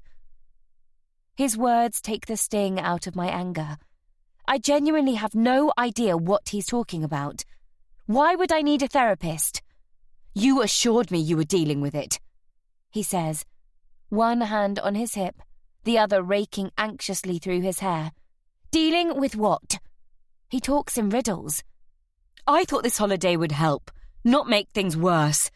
You know, I really thought it would help us reconnect after everything. He's trying to confuse me. I have to stay focused. Jacob is missing, and he needs me. Think, woman, think. Maybe we should just pack up and go home. I'm not going anywhere until I've found Jacob. I'm not abandoning him. I'll stay for as long as it takes, with or without Ronan's help. We should never have come. This whole holiday has been a disaster from the moment we left the house.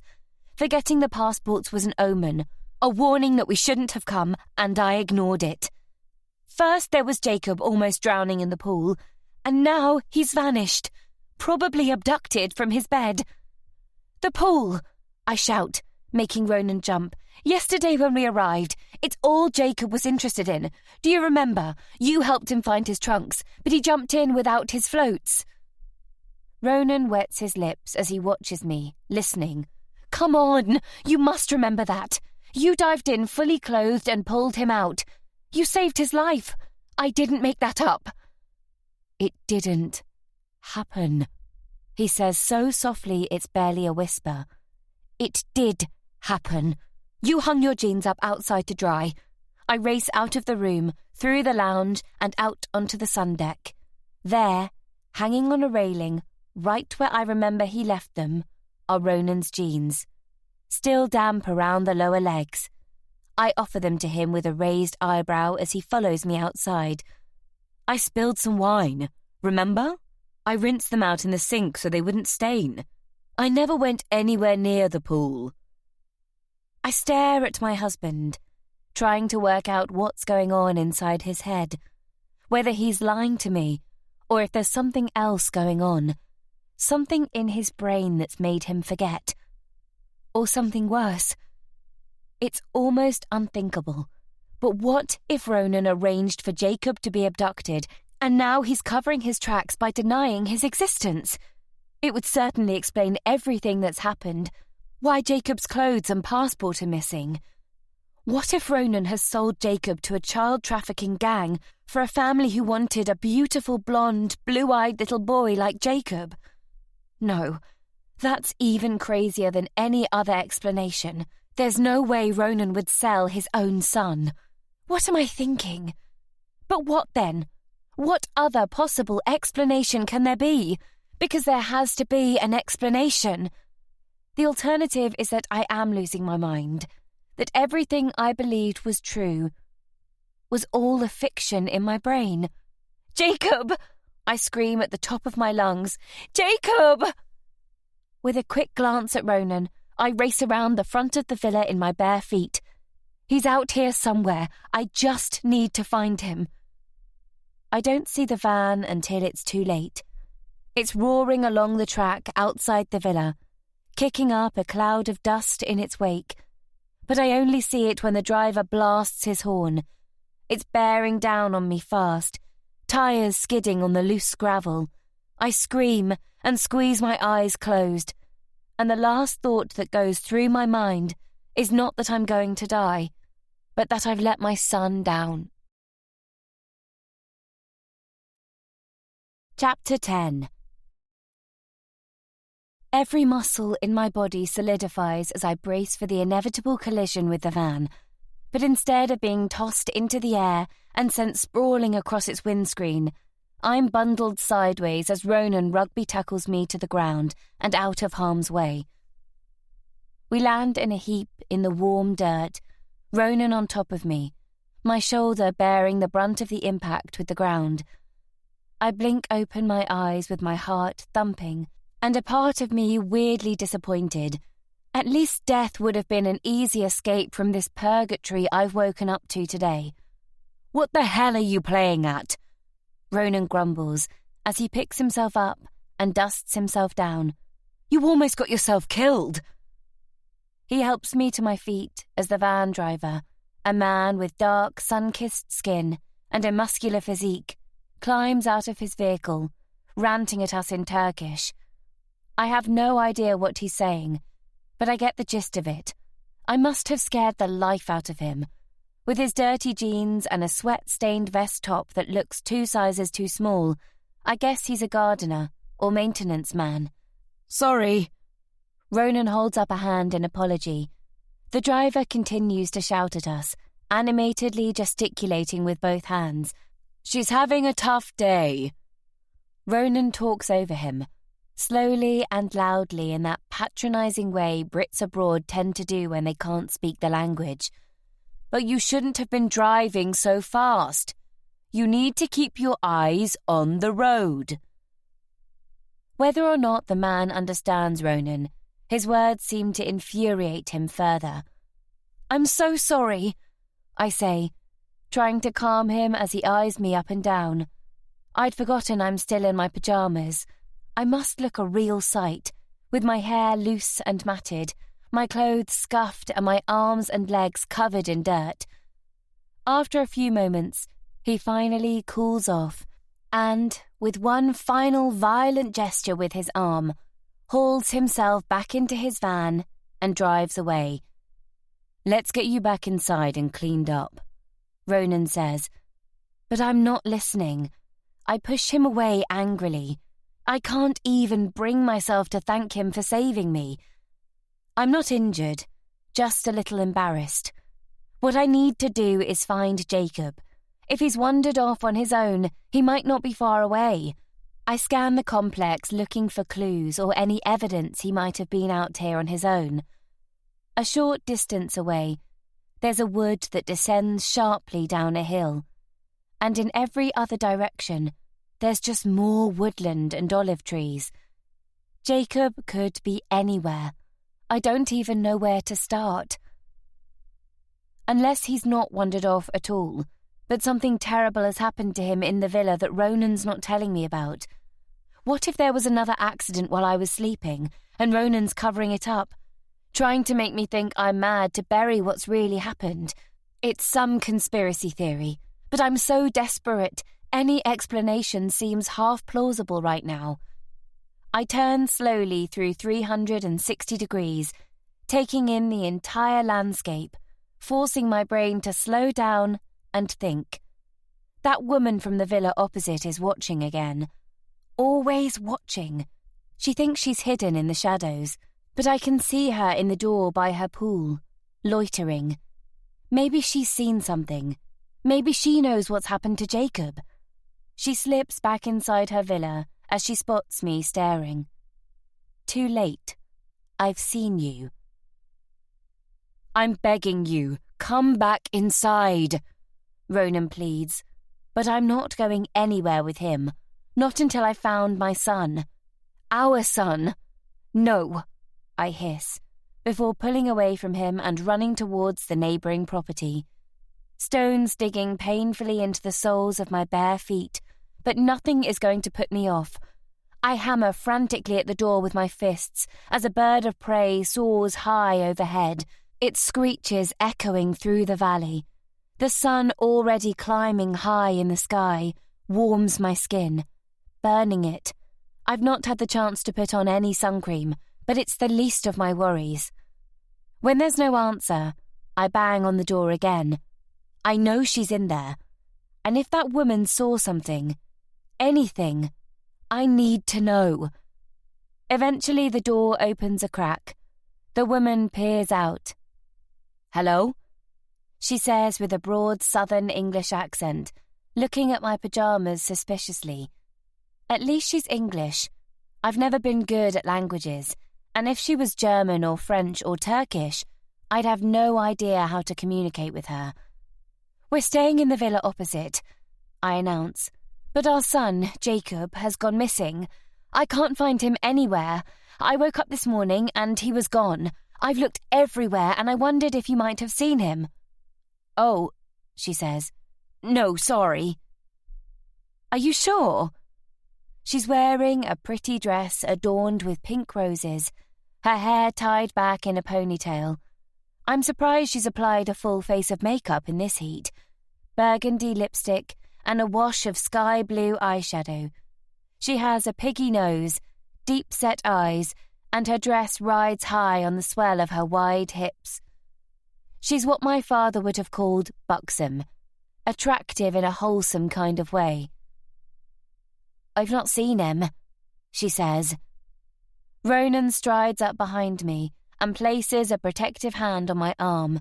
It's warm and clammy, and I have to fight the urge to shrug him off. "I'm Ronan," he says, plastering a smile on his face and sticking out his hand. "Sorry if we're disturbing you." The woman looks hesitant, glancing at me and then back at Ronan. She clears her throat. "Polly," she says. She shakes his outstretched hand. It's all weirdly formal and a bit unnatural. "I hope Karina's not been bothering you with her nonsense, has she?" "Oh no, I don't..." "She's just a bit upset, that's all. She's been through a lot of stress recently. This was supposed to be a break from it all, wasn't it, love?" What is he talking about? He keeps saying I've been stressed, but no more than any other parent with a demanding 4-year-old. "Did you see or hear anything last night? I think someone might have taken him." To my surprise, Ronan laughs. "Karina, stop it. We've been through this. I'm so sorry," he says to Polly. "She's not feeling well." "I feel fine," I snap. "Did you hear anything at all last night?" "Well..." She glances at Ronan. The poor woman doesn't know what to say. "Did you?" I coax. Anything might help. "Have you called the police?" she asks, as she toys with her fingers nervously. "No, not yet." "We don't need the police," Ronan interjects. "It's all a misunderstanding. That's all." I could punch him. This really isn't helping. There's every chance Polly's seen or heard something, but Ronan's still being weird and now she doesn't want to say anything. Maybe it is time to call the police. "Why don't you take yourself back inside and I'll explain everything to Polly." Ronan tries to guide me back towards our villa. "Get off me!" I yell. He shoots Polly an apologetic smile, as if I'm a child throwing a tantrum in the middle of a supermarket aisle. "I'm sorry, I didn't see anything," Polly repeats. "He's about this tall." I hold my hand palm down at the side of my thigh to indicate his height, "with blonde hair." She shakes her head as if she doesn't know what I'm talking about. But she's seen him. She was watching us yesterday. She saw Jacob fall into the pool and nearly drown. I remember being worried what she'd think of us as parents. "You saw him yesterday," I say as Polly stares at me blankly. "You were watching when Ronan dived into the pool to save him. He jumped in without his armbands." "I didn't see anything." "What? Of course she did. I saw her watching." Ronan grips my arm. "I'm going to call a doctor," he says to Polly in a stage whisper, as if I'm not there. "I think it might be too much sun." "You must have seen him," I repeat. He has fair hair and blue eyes. I saw you and your husband arrive, but I'm sorry I didn't see anyone with you. I'm sure you didn't have a child. She grimaces, apologetic. His name's Jacob. She stares at me with pity-filled eyes. This isn't happening. Karina's a little delusional. We don't have any children, Ronan is saying, although his words barely register. Please try to remember, I beg. I'm sorry, I have to go. Polly waves a hand in the vague direction behind her. I hope you get well soon. She shuts the door in our faces, and I'm left staring at the paintwork in utter disbelief. There is no way she didn't see, or at least hear, Jacob yesterday when we were all around the pool. The villas are no more than 20 metres apart, and I could certainly see her clearly from our sun deck. So why is she lying? My stomach flips. Unless she has something to do with Jacob's disappearance. What if she's one of those women who can't have children of her own? What if she's taken Jacob and he's in there with her right now? She was certainly keen to get rid of me quickly enough. Jacob! I scream. I raise my hand to bang on the door, but Ronan catches it and stops me. Leave the poor woman alone, he snarls. Let's not drag her into this. But what if Jacob's in there with her? What if she's taken him? Nobody's taken anyone. Now come on, back to the villa. You're going to burn in this sun. He has to physically pull me away from the villa as fresh tears fall from my eyes. I want to call the police, I say. I think we need to get them involved. Jacob's in trouble. We need help. No, absolutely not. I really don't think that would be a good idea at all, he says. I'm not letting you waste police time on this nonsense. And besides, you don't want them carting you off to the madhouse, do you? He laughs cruelly. But it's no joke. Chapter 11. Maybe I am going mad. What if Ronan's right, and everything I thought was real I've imagined? What if I don't have a son? What if my memories of him are false, and he never existed? I shudder. It's an utterly terrifying prospect, and completely implausible. How could I have imagined it all? Yet even that woman in the villa opposite doesn't remember Jacob. I really should call the police, but Ronan's warning has frightened me. You don't want them carting you off to the madhouse, do you? I shake my head, chasing away my doubts. Of course I hadn't imagined Jacob. He's as real as the fingers on the end of my hand. A part of me. You can't create false memories as tangible as the ones in my head. And I don't need photographs or documentation to prove it. It's preposterous. But there is something going on here I don't understand. Jacob is missing, and my husband is going out of his way to make me believe he doesn't exist. And if I can't figure out why, I really am going to go mad. Ronan sits me in the shade at the table, on the sun deck, and brings some coffee and bread. He's cut the bread into neat slices and stacked them in a basket. He heads back inside and brings out a jar of honey with 2 plates and some knives and sits with me like we're an ordinary couple on an ordinary holiday in the sun. It's totally surreal. Have something to eat, he urges, as he slathers butter and honey onto a thick chunk of bread. But I have no appetite. I stare at the coffee, wisps of steam dancing from my mug, in a complete trance.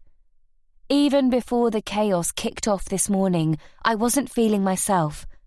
There's a lethargy in my brain, like it's trapped between being asleep and awake. My thoughts wandering, dreamlike. Too much sleep, I guess. I usually survive on 5 or 6 hours a night, if I'm lucky. It's all I need to function, but it must have caught up with me last night. 12 hours was far too much. If only we'd never come away. I should have seen the signs when we found out our villa in Crete was double booked. It should have been a warning. but I couldn't see it. Do you have any memories of Jacob at all? I ask, running a finger around the plate Ronan's put in front of me. He's digging into breakfast like a man who's not eaten for a week. Honey dribbles down his chin. He wipes it away with a paper napkin, leans back in his chair, and takes a deep breath. There is no Jacob, he says. It's like a spear being driven into my gut over and over again. I watch his face, the curl of his mouth, the twitch of his eye, looking to read the lie he must know he's telling me. What time did you come to bed last night? He stops chewing, eyes wide open. Why? He mumbles. I didn't hear you. It wasn't long after you. Did you finish the wine? Ronan eyes me suspiciously. No. I believe him. He's never been a big drinker. Why did you ask? I wondered if something might have happened while I was asleep. Like what? His jaw tightens. Like you bumping your head. What? He laughs. If you banged your head, it might explain why you can't remember Jacob. If I can at least persuade him to acknowledge the possibility it's his memory and not mine at fault, we can get on with calling the police. Time is ticking. Jacob's life could be in danger, and every second we waste could be crucial. Ronan sighs, and his shoulders slump. He looks as disappointed as he did the day I broke his favourite mug while washing it up. The one he'd brought with him into the relationship that had the words, coffee in one hand, confidence in the other, printed on one side. I don't remember Jacob, because he's all in your head. But what if he's not? What if something's happened to you and you can't remember him? Karina, don't. Just listen to me. I think you might have had a stroke or something in the night. Something that's affected your memory. It might even have been caused by you diving into the pool yesterday. I haven't been in the pool, he says deadpan. I resist the urge to scream. Would it hurt you to get checked out? We could drive into town and find a hospital. I don't need to go to hospital. I'm not the one losing their mind. Please, just to be sure. I reach under the table to stroke his knee. He flinches, and I withdraw my hand. There's nothing wrong with me, but this is so typical of you, he says. What's that supposed to mean? Always deflecting. You can't help yourself, can you? I'm not the one with the problem, okay? Ronan, please. He pushes his chair back angrily and stands. I'm getting another coffee. Want one? He asks begrudgingly. I shake my head. If he won't seek medical help, what can I do? I could call for an ambulance. But what if he refuses to be seen? They can't force him to have treatment. This has gone on long enough. My husband is having some kind of breakdown, and Jacob's missing. I need help, with or without Ronan's blessing. And if the police think I'm crazy, I'll have to deal with the consequences. I owe it to Jacob to try. The sound of the kettle hissing and popping carries through from the kitchen. I've left my phone in the bedroom, so while Ronan's distracted, I rise silently from the table and creep inside. Ronan has his back to me, looking out of the window over the wooded hills. My phone's on the bed, still showing that bland starscape on the lock screen. I enter my passcode to unlock it and hesitate. What number do I call for the emergency services? Is it 999 like at home? Or 911? Alerting the police suddenly seems like a big step to take. I'm not overreacting, am I? Of course not. My son is missing and my husband is potentially seriously ill. What are you doing? I jump so violently I almost drop the phone. I mumble. Who are you calling? Ronan asks, his voice laced with suspicion. No one? Good. He cradles his coffee mug in both hands, blocking the door. As long as it's not the police. I wouldn't want you wasting their time. And I'm serious. If you start telling them you have an imaginary son, they'll probably section you. Is that what you want? To be locked up abroad with no hope of ever getting home again? I laugh nervously. I'm not mad. They'll see that, won't they? All I need to do is prove that I have a son, and that Jacob is real. They can check with the airline. We had 3 seats booked in our names, and there must be CCTV of us arriving at the airport. I wouldn't be wasting police time. Jacob's our son. Ronan slams his fist against the wall. Karina, that's enough. No more. You're really beginning to freak me out. I'm not imagining it. Jacob exists. Only in your head. I stare at the phone in my hands. If only he'd let me make the call, we could sort this all out once and for all. Ronan could get the help he needs, and we could launch a proper search for Jacob. But there's another way. Of course. I should have thought of it earlier. What if I could prove to you that I'm not making it up? I say, with one call. I scroll through my address book without waiting for Ronan to reply. There's one person who can put an end to this nonsense in a flash. A man who knows Jacob almost as well as I do. I find the number for Sammy. I'll get him to talk to Ronan and explain to him that Jacob is as real as the ground under my feet. Who are you going to call? Ronan throws up his hands, exasperated. I dial the number and put the phone to my ear. I only hope Sammy's phone's switched on and that he answers. One word from him will prove beyond all doubt that it's not me who's losing their mind. Sammy, I say, my ex-husband. Chapter 12. The call connects, and to my amazement, Sammy picks up almost immediately. Karina? He sounds shocked to hear from me, but I'm not surprised. We've not had any contact for almost 2 years, and we didn't separate on the best of terms. Sammy was my best friend as well as my husband. We'd been happy once, but it seems a long time ago now. We met on a flight from the Middle East. I'd been photographing Asiatic cheetahs in the Kavir National Park, a trip fraught with danger, logistical issues, and an incredible amount of bureaucratic paperwork. Sammy was returning to London for business. Fate sat us in the same row on the plane, and after he struck up conversation, we didn't stop chatting for the entire journey. 2 nomadic souls thrown together by chance. We married not long after we'd met, but our lifestyles simply weren't compatible, and with both of us spending large amounts of time abroad, travelling for our jobs, it was inevitable we were going to drift apart. The final death knell sounded when I fell pregnant. It wasn't something either of us had planned, but it made us face up to what we both wanted from life.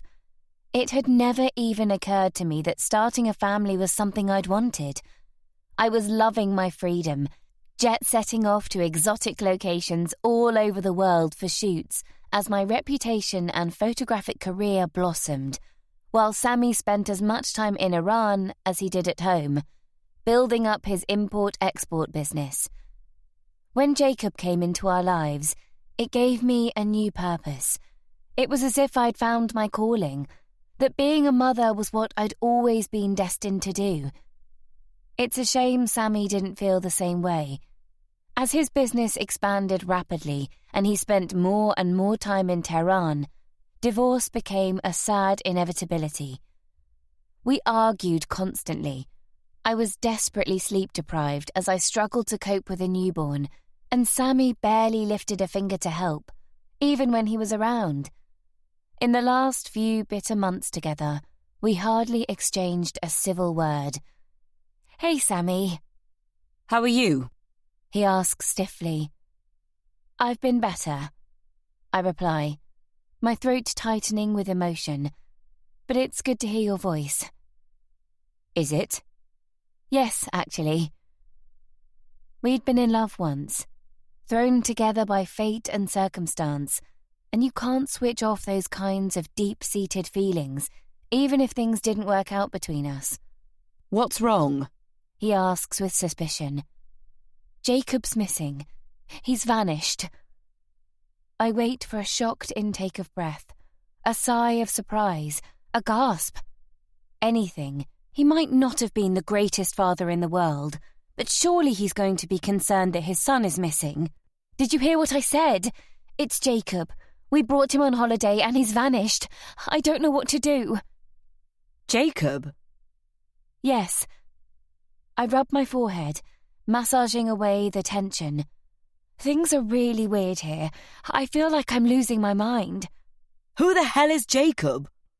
I yank the phone away from my head, as if it suddenly turned red hot, and stare at the screen in shock. Not Sammy as well. Surely not. Tentatively, I bring the mobile back to my ear. What did you say? Who's Jacob? No, please don't let this be happening. My mouth opens and closes. I don't have any words. Karina, are you still there? Are you taking your medication? What medication? The only medication I ever take is a couple of ibuprofen for a pain in my knee I sometimes get when it's cold, and the odd antihistamine for my hay fever when it's warm. You know what the doctor said, he continues. It's important you keep taking the tablets. Otherwise, there's a danger of a relapse. A relapse? I don't know what...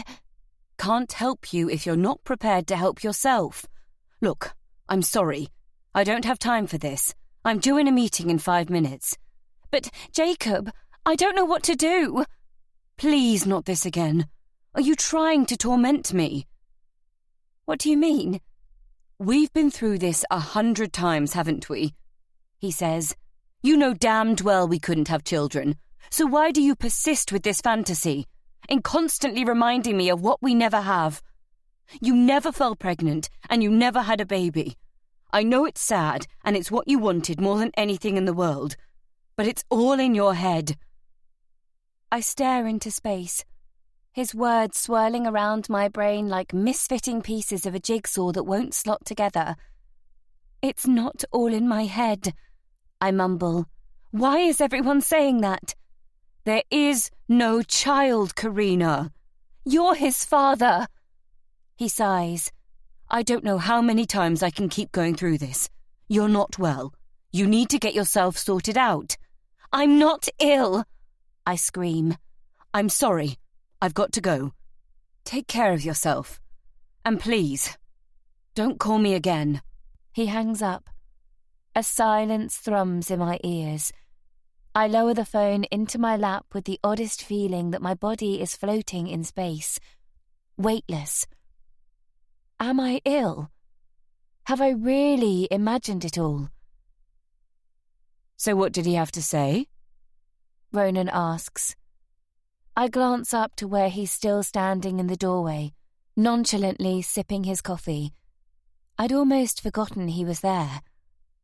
I lower my gaze. What the hell is going on?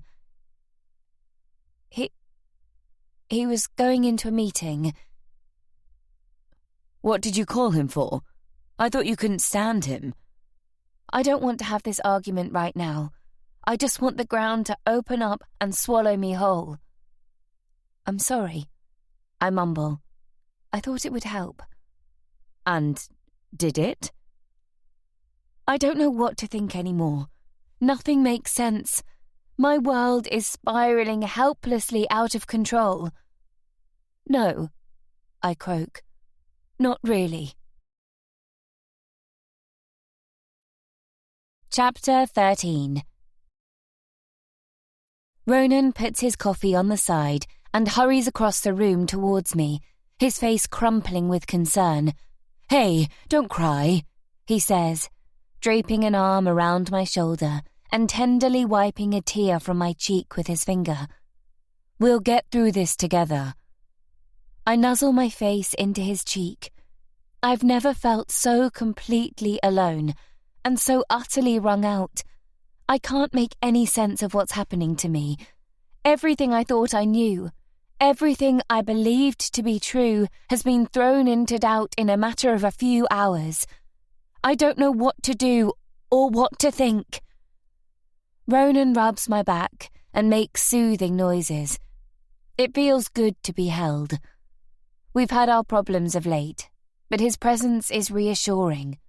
I can't remember the last time he held me, hugged me, told me he loved me.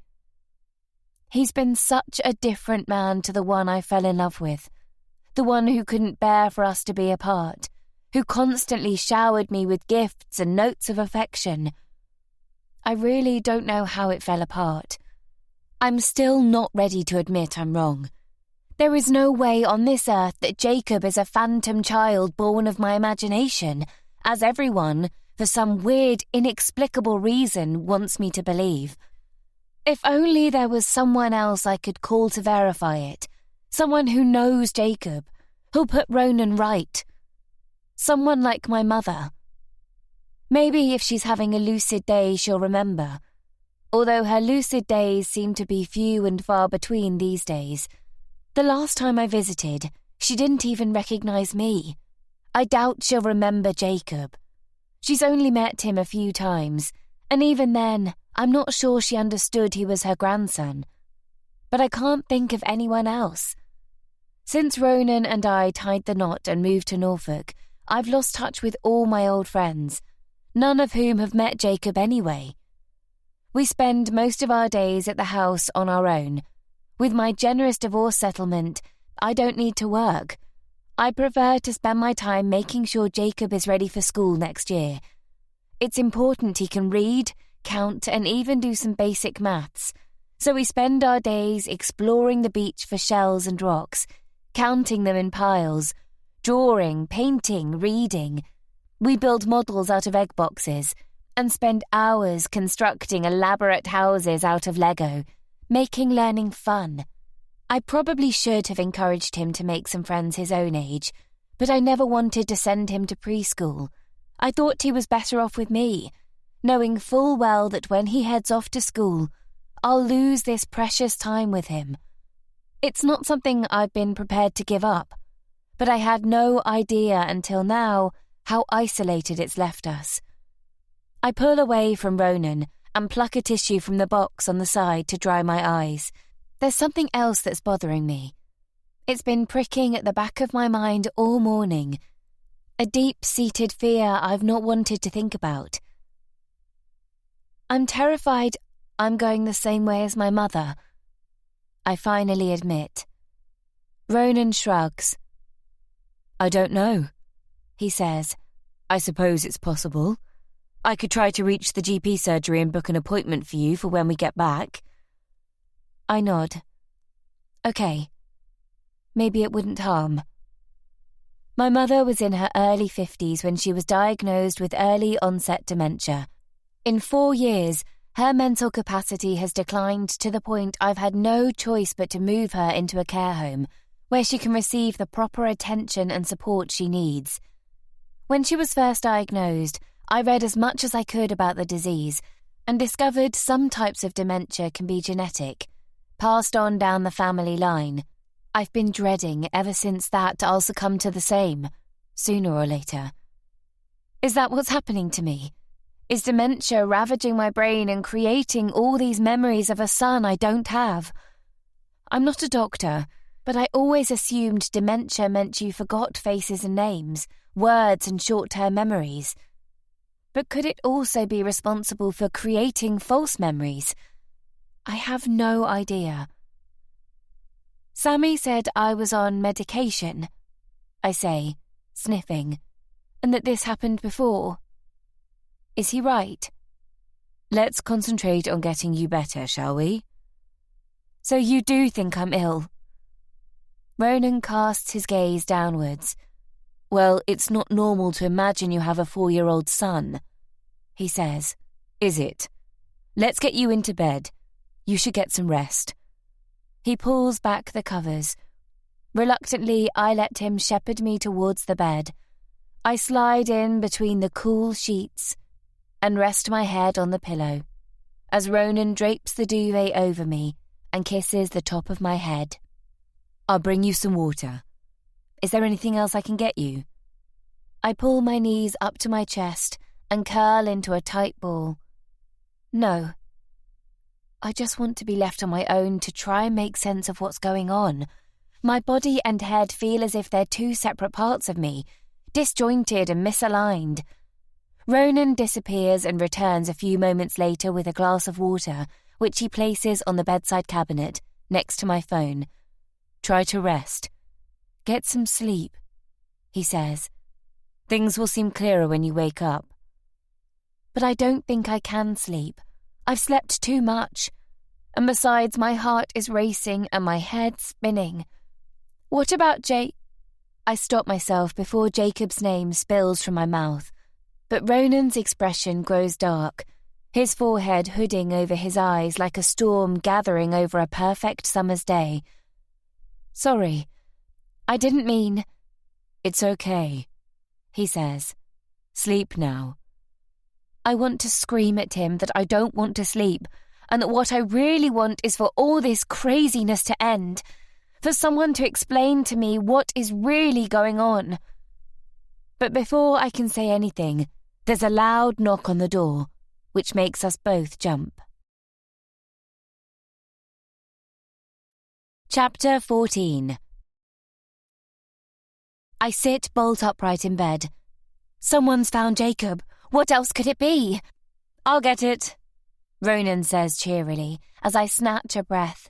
I clutch the duvet and twist the material between my fingers as he ambles out of the room. The front door clicks open. The sound of cicadas grows louder. I hear a woman's voice, Ronan chatting casually, and then footsteps on the tiles in the hall. Ronan ushers in a woman wearing a smart trouser suit and high heels. This is my wife, Karina, he says. Hello, Karina. The woman has huge black eyes and lustrous long lashes. When she smiles, she flashes a row of perfect white teeth. I'm Dr. Akdash, but please call me Oya. How are you? Your husband says you've not been feeling well. The crush of disappointment hits me hard, and I slump back on the pillow. She's been under a lot of stress, but things took a turn for the worse this morning, Ronan explains. You didn't tell me you'd called a doctor, I whisper. It feels like betrayal, sneaking around behind my back like that.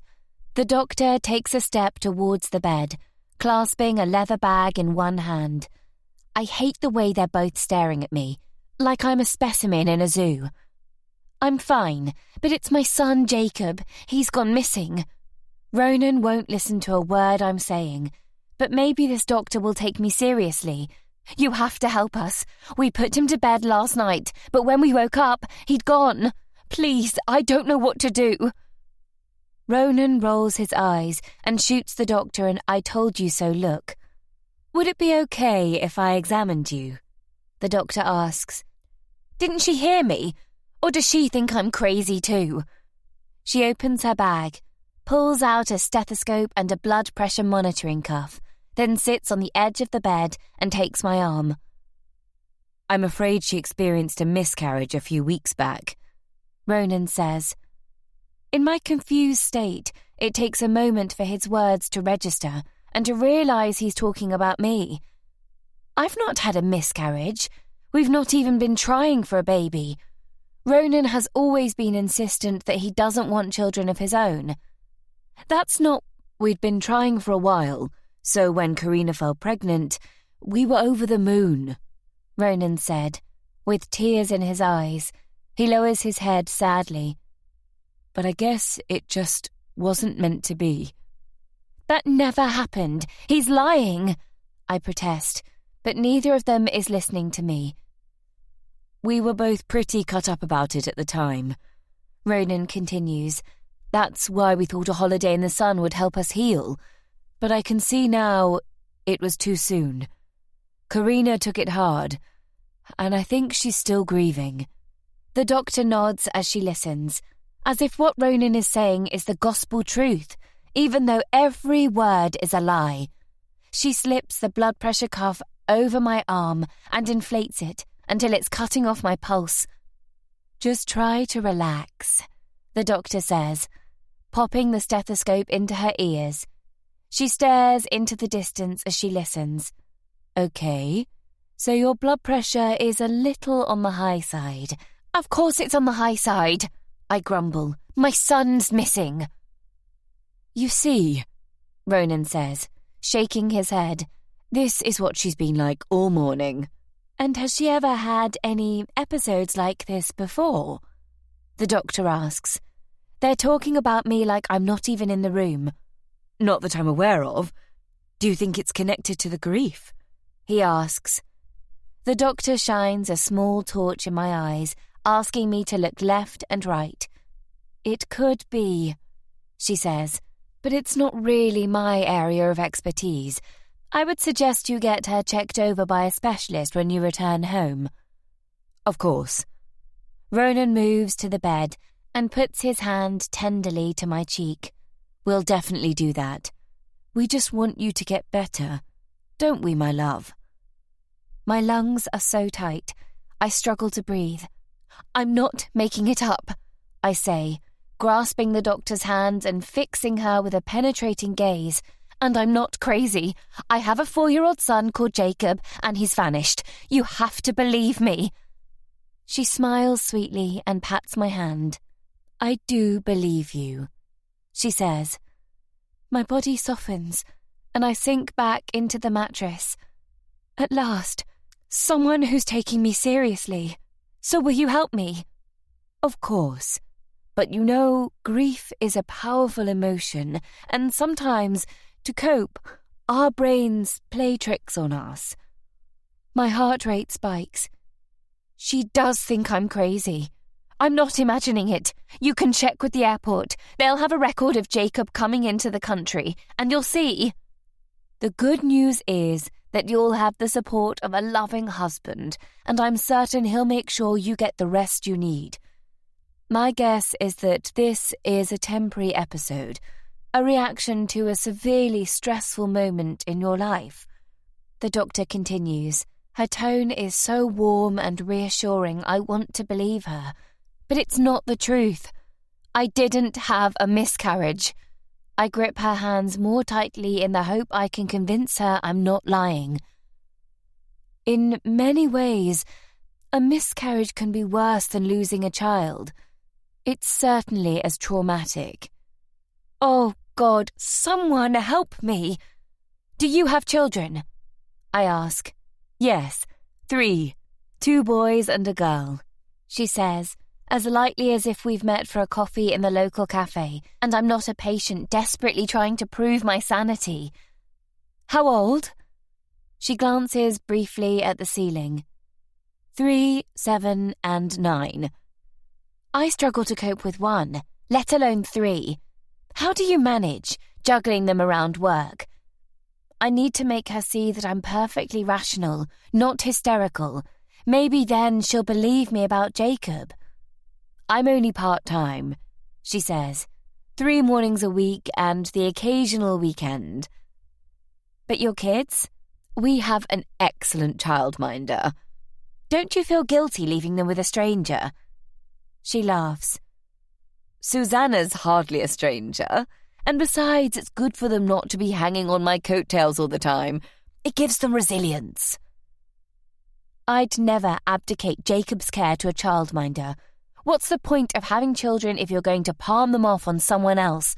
And anyway, after this is all over, I'm never going to let Jacob out of my sight again. The best thing for you now is to rest, she says. Your husband's right. A holiday was probably a good idea. Try to make the most of the time to relax and take it easy. Karina's mother has dementia. Ronan has moved away from the bed and is leaning on the doorframe with his arms crossed. I think she's worried she may have inherited it. I think that's highly unlikely, but as I said, do speak to a doctor when you get home. And in the meantime? Ronan asks. I'm going to prescribe some strong sedatives which will help your wife sleep and keep her calm," she says. "I can't promise they'll stop the delusions, but they should help." She dives into her bag and scribbles some notes on a pad, then rips off a sheet. She stands and hands the prescription to Ronan. "Make sure she takes one of these twice a day," she instructs, "and keep close eye on her. Call the surgery if you have any further concerns." That's it. That's her diagnosis. A quick assessment and a packet of pills. I'm speechless. She's about to leave when she turns to face me again, smiling with well-practiced and reassuring geniality. "Let's see how the pills make you feel after a few days, shall we?" My mouth hangs open in incredulity. I can't bring myself to thank her. She hasn't even listened to me. Ronan shows her out, while I'm still too numb with shock to move. I hear them whispering. What are they talking about? Me? I strain to listen, but I can't make any of it out. The front door clicks open and rattles shut. And once more, I'm left alone in the villa with Ronan. A man I no longer know whether I can trust. Chapter 15. "Why did you tell that doctor I'd had a miscarriage?" I snap when Ronan returns to the bedroom. "You heard what she said. You need to take it easy. Try not to stress yourself." "But I've not had a miscarriage. I haven't even been pregnant. I don't understand why you tell her that." The more I think about the lies he's just told, the angrier it makes me. Ronan pouts his expression, thick with sympathy. Puppy dog eyes are praising me as if I'm nothing but a poor, deluded soul who doesn't know her own mind. "We're going to get you better, okay? You trust me, don't you?" Do I? I don't know who or what to trust anymore. I don't know, Ronan. I'm so confused. I don't know what's going on. I rub my temples, the dull throb of a headache coming on. "It's all going to be fine. Now, are you going to be okay here on your own for an hour if I pop out? I need to find a pharmacy to pick up these pills." He waves the prescription in the air. "Go, I'll be fine." With Ronan out of the villa, it'll be a chance to think and get my head straight, to work out what I'm going to do next. I can't just lie here in bed and do nothing, not while Jacob's missing. "Right. I won't be long." He strides over to the bed and kisses my cheek, as if everything is fine and dandy, and that he's not just called a doctor behind my back and told her a pack of lies about me. I wait until the front door opens and closes, the car revs into life, and the tires crunch over the dirt track before I snatch up my phone. I don't have long, but I know what I have to do. I'm not going to risk calling the police. Not yet, because if they suspect for a moment I've lost my mind, they probably will cut me off, just like Ronan said they would. And then what am I going to do? What's going to happen to Jacob if I'm locked up? But if I can prove he was here in Turkey with us, that he arrived in the country yesterday, they'll have to take me seriously. A quick Google search reveals a long list of local taxi firms. I pick the top one and make a frantic call. They promise to have a cab with me within 20 minutes. That gives me just enough time to grab a quick shower, although I don't bother washing my hair. I tie it back with an elastic band instead. I often get comments about my hair. I have long corkscrew spirals of fiery auburn locks that tend to take on a new life of their own and make me stand out in a crowd. Right now, I'd shave them off in a heartbeat. I can't be bothered with the hassle of it. I throw on a loose cotton dress, slip on a pair of open-toe sandals, and stand outside the villa in the shade, sweating to wait for my ride. It must be 30 degrees or more, and it's still only mid-morning. The taxi, a battered old silver Mercedes, eventually appears, kicking up a dust trail. The driver is an older man, grown fat by either years of inactivity or poor diet, or maybe both. He's wearing mirrored sunglasses and appears to have the remnants of last night's meal down the front of his shirt, which is open too far, revealing a mat of wiry grey hairs. I instruct him to head to the airport and to hurry. I'm in a rush. He nods sullenly as I climb into the back. I don't want to encourage a conversation with him, so I sit behind him, out of the view of his mirror. I need the time to think, not to chat. To give him credit, he puts his foot down, speeding along with abandon, forcing me to hang on for dear life. He drives one-handed with an arm hanging out of the open window. A fierce blast of hot air washes over my face and causes my eyes to water. As we hurtle along, dodging other cars, vans, coaches and lorries, my thoughts repeatedly return to my mother. I told her we were going away for the week, but I don't think it's registered with her. I even tried to show her the photos of the villa online, but her misty eyes remained focused on the window overlooking the well-tended rose garden in the grounds of the care home where she now lives. We've never been close, but now she's ill. I have this inexplicable guilt that gnaws at my insides, like I should do more for her, that I should give her more of my time, because I know death is coming sooner rather than later, and she'll be gone from my life. Dementia is slowly turning her brain to mush, and now I'm terrified the disease is doing the same to mine, that I'm in the early stages of a debilitating illness that's not only going to rob me of my senses, but is key to everything that's happened since we've been in Turkey. That because of it, Jacob exists only in my damaged mind. Yet I'm still not ready to believe it. It's too outrageous. The urge to hear my mother's voice, to talk to her about what the hell I'm going through, tugs at my heart. Who else can I speak to? There is no one else. I know it's probably a mistake, but I dial the number for the care home as the driver undertakes a coach at high speed on a busy dual carriageway, earning an aggressive horn blast of rebuke as he swerves back into the outside lane with inches to spare. It takes a few seconds for the call to connect. When the receptionist answers, I can barely hear her over the road noise and hot air rushing through the car. I stick a finger in one ear and yell down the line that I want to speak to one of my mum's carers. I'm relieved when Andrea eventually comes on the line. She's been looking after Mum from the day she moved in. She has a soft, lilting Aberdeen brogue and a manner about her that always puts me at my ease. Andrea, it's Karina. How's Mum today? She pauses for a beat, and I wonder for a moment if the connection's dropped. She's comfortable, aye, she says. Comfortable? She had a disturbed night, got herself a bit upset, but she's fine now. She's eaten a good breakfast. What was she upset about?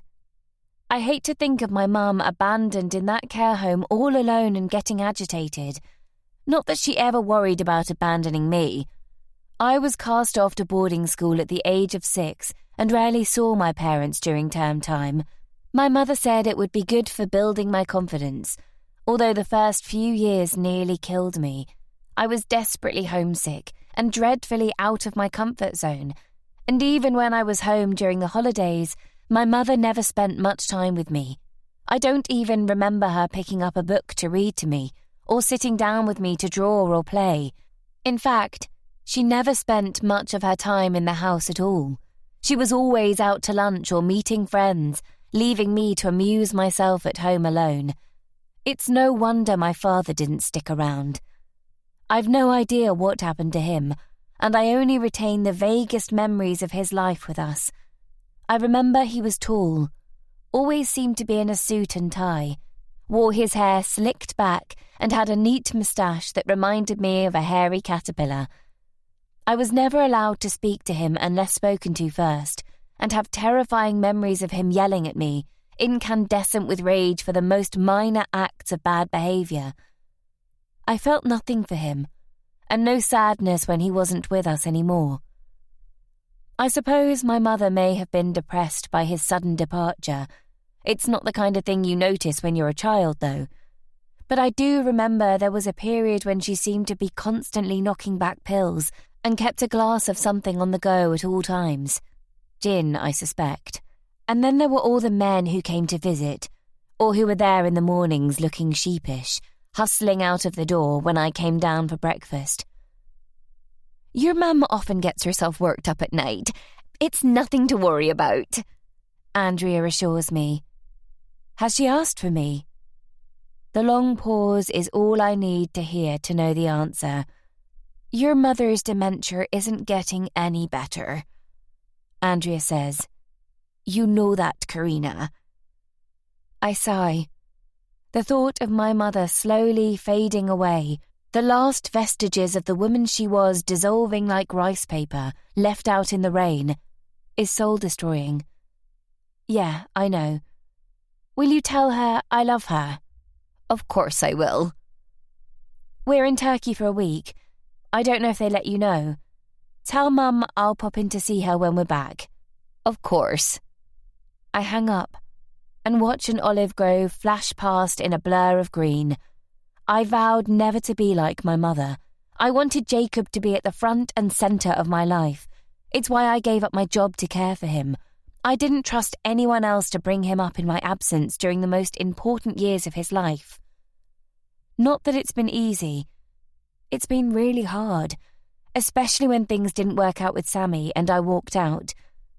Being a single mum with a toddler, with no emotional or practical support from a partner, is one of the toughest things in the world. It gave me a whole new appreciation for every woman who's been through the same. I was lucky. I had money saved up from a good job. And then there was the divorce settlement, which has left me comfortably off. How those women do it with nothing but meagre benefits from the government staggers me. I have nothing but admiration for them all. When I met Ronan, it was a blessing, a gift I never thought I deserved. He was so good with Jacob, treating him as if he was his own, and in return, Jacob loved him unconditionally. I don't think Jacob even remembers Sammy. He was too young, and he's clearly never asked after him. As far as he's concerned, Ronan is his father. When we first separated, Sammy made a few noises about seeking custody, but I quickly knocked that on the head. Instead, we worked out an access arrangement so Sammy could spend time with Jacob every week. But I knew it wouldn't work out in the long run. Sammy was too often out of the country on business, didn't care enough about his son. They certainly didn't have the same bond Jacob and I shared. Sammy liked the idea of having a child, but didn't have the emotional maturity to be a father. We tried it a few times. I arranged to meet Sammy in a park, and he'd go off with Jacob for a couple of hours. But he never looked comfortable. Fatherhood just wasn't his thing. And the second time he failed to turn up for a pre-arranged access meeting without even bothering to let me know, I called it quits. I told him he'd blown his chance. And to be fair, he didn't argue. He took it on the chin and let us walk away. I suspect he was secretly pleased. His life was his work. Having a family was a bind, and he couldn't reconcile the two. How could I have made all that up? I'd have to have the imagination of a fantasy novelist to have dreamt up such elaborate false memories. Jacob is real, but for some reason, Ronan wants me to believe he's not. I have no idea why, and I still have no evidence to prove he's missing and in trouble. My focus has to remain on finding my son. I'll worry about what's going on with Ronan later. Jacob is my number one priority. The taxi driver winds his way skillfully through the airport approach roads, tooting his horn when anyone gets in his way, using his vehicle like a lance to spear a way through, and eventually he pulls up outside the terminal building. There's a steady stream of holidaymakers coming and going, lugging heavy cases and gripping the hands of their children. The driver turns around, tapping the meter on the dashboard, demanding payment. But in my haste to get out of the villa, I've forgotten I don't have any money with me. I gave Ronan all our lira to look after, and I didn't even think to bring my purse. I hold up my finger, Can you wait here for 1 minute, I plead, and take me back again? He scowls, uncertain. Do I look like someone about to scam him out of a fare? You need to pay me now, he insists. No, I need you to wait. I'll pay you when I get back, I promise. He dips his head and looks over the top of his sunglasses. His eyes are glassy and dull. Money, now, he says. Look, I'm really sorry. I left my money in the villa, but I promise you'll get paid. I just need to find my son, I say. And then everything comes pouring out. The whole sorry story. I'm sure the taxi driver has no interest in hearing. He's disappeared, but my husband is saying I'm crazy and that we don't have a son. He says he's not real and that it's all in my head, but I can prove it. Oh God, why am I telling him this? He's going to think I've lost the plot as well. We arrived yesterday and someone in the airport must have seen us. I just need someone to check the CCTV or something. The driver stares at me, obviously weighing up whether I'm telling the truth or simply spinning an elaborate yarn. Eventually he nods. I wait 5 minutes, he says, holding up one hand and spreading his fingers wide. 5 minutes, that's all. Thank you. Chapter 16. The airport is bustling with people, milling around like ants. Nobody really sure where they're supposed to be going, and noisy with it, a hubbub of chatter and the rumble of trolley and luggage wheels. I scan a low row of check-in desks, stretching as far as the eye can see, until I spot the logo of the airline we flew with. They should have a record of the 3 of us travelling. Ticket details, passport confirmations, CCTV footage, proof that Jacob was with us. I just need to find someone who'll talk to me and give me that information so I can show Ronan and the police. But there are only 3 desks open, and there's already a long, snaking queue of passengers with piles of cases waiting to check in for their flight. If I take my place at the back of the queue, I could be here for hours, and I don't have that time. Instead, I detour around it and sidle up to the desk from one side. I know I'm technically jumping the queue, but this is important. It could be a matter of life and death. I wait patiently, watching each of the 3 desks until one of the check-in attendants comes free, and I sneakily dart ahead of a family of 4 at the front of the queue while they're momentarily distracted. How many bags? The woman behind the desk asks, looking up with a fake smile and dead, dull eyes. Not a woman enjoying her job from the expression on her face. I'm not here to check in. Oh, she says with surprise. I need to speak to someone about my son. He's missing. Her smile slips. She looks at me with uncertainty. I'm not sure how I can help. We flew in yesterday with your airline. I lean closer, up on my tiptoes with my elbows on the desk. But now my son's vanished. He's only 4, and as you can imagine, I'm frantic with worry. The woman casts a concerned glance over my shoulder and then at one of her colleagues on the next desk along, but he's too busy attaching a label to the handle of a case on his conveyor belt to notice. There are lots of passengers waiting, so please, if you could step to one side for me, I'm not really the right person. You're not listening, I shout, my anger rising. Why does no one listen to me these days? My son has gone missing. We arrived on one of your planes yesterday afternoon, and now my husband is trying to convince me we flew alone and that I don't have a son. I know that sounds crazy. Trust me, I wouldn't believe it myself, but I need your help. The woman's eyebrows shoot up in alarm. Please, madam. Don't fob me off. This is important. Someone taps me on the shoulder. Oi, you pushed in. We were next. I spin around. I just need a second, I yell, spittle flying from my mouth. Nah, you can wait in the queue like everyone else, love. The man I come face to face with is one of those men who thinks it's acceptable to wear a football shirt as casual wear. Tattoos creep from his chest up to his neck, towards his chin, and his fingers are weighed down with chunky gold rings. Behind him, his bleached blonde wife, whose top is far too tight, bunching up rolls of fat around her waist and showing off too much cleavage, stares at me with evil eyes while her two obnoxious children bicker. I said I'll only be a minute. I turn back towards the check-in attendant. I just need to talk to someone who can confirm my son was on the flight. His name's Jacob Shackleton. I'm sure there will be CCTV footage. Suddenly, I'm being pulled backwards by a hand on my arm. I wheel around on my heel to face football shirt again. Get off me! Back of the queue, he snarls, his hands clenching into fists. Go away, you ignorant little man! Don't you speak to me like that! What the hell's wrong with you? You jump the queue! He waves a hand angrily at the line of passengers, most of whom are staring at me with stony faces. I'm trying to find my son. Have a fucking heart, will you? I'm vaguely aware of the check-in attendant on the phone to someone. Hopefully she's calling her supervisor or someone who can help me. What I don't need right now is hassle from a Neanderthal. You could be trying to find the missing fucking city of Atlantis for all I care.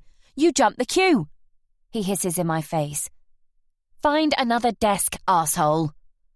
You find another desk, he retorts, his wife tapping her foot on the floor, chewing gum and glaring at me. This is getting childish. He puts a hand on my arm again, but I bat it off and then shove him in the chest so hard he staggers backwards and trips over his cases, his arms flailing as he catches his balance. Passengers in the queue gasp. Oi, that's assault! So sue me. I turn back to the desk, smoothing down my dress and wiping my brow as the woman is putting the phone down. Can you help me or not? I ask, thumping the desk with my fist. I've asked you several times, madam. Could you please step away from the desk? Why won't you help me? Please don't raise your voice. Abuse of staff will not be tolerated. She taps a laminated poster stuck on a concrete pillar on one side of the desk. It warns of fines for anyone swearing, making threats, or behaving violently against airline staff. I'm not abusing you, I say, doing my best to keep my tone measured, even though I feel like grabbing her by the stupid silk scarf around her neck and shaking some sense into her. Your behaviour is quite threatening, she says, with perfectly manicured eyebrows raised. Oh, bollocks. Her eyes focus on something to my left, and a stern male voice commands, Stand still and keep your hands where I can see 'em. I pivot and encounter two tough-looking uniformed police officers with bulging biceps and tactical vests. One of them is actually pointing a handgun at me. What the hell? Show me your hands, the officer with the gun yells. Oh, come on, there's no need for hands. All right. I do as I'm instructed, lifting my arms and showing them my empty palms, my face flushing with embarrassment. Everyone in the queue is watching. Now turn around. I have no choice. Even though it's a total overreaction, they actually have a gun pointed at me. What kind of tin pot country is this? As soon as I turn my back to them, they grab my arms, twisting them painfully. Ow, you're hurting me! They slap cuffs on my wrists and stand me upright, order me to move like I'm a petty criminal. They'd never get away with treating someone like that in Britain. Where are you taking me? I don't get an answer, only a grunt of, serves her right, from football shirt, as I'm bundled off. This is mortifying. I've never been spoken to by the police before, let alone arrested. You're making a mistake, I argue. Please let me go. But they don't listen. They march me on past hundreds of people gawping, no doubt all forming the same opinion that at best I'm a troublemaker, and at worst, a terrorist. I lower my head, watching my feet and the floor, my cheeks flushed as they lead me the length of the building and finally guide me into a secure police station within the terminal. We pass through several locked doors, which slam shut menacingly behind us, and head into a processing area where another officer is sitting behind a desk. They say something to him in Turkish, and he asks me politely and in perfect English for my name, age, and address. He taps the details into a computer. I don't know what I'm supposed to have done.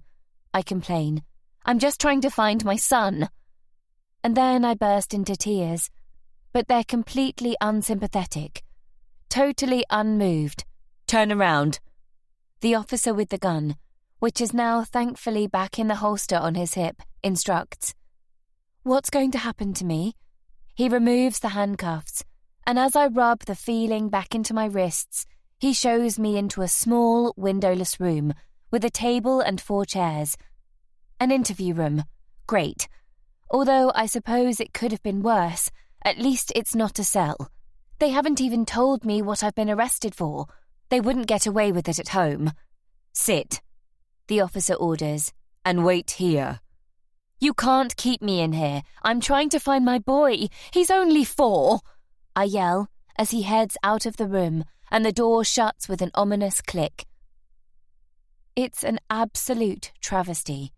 You'd think they'd be falling over themselves to help me, especially with a young child missing, instead of treating me like I'm a criminal.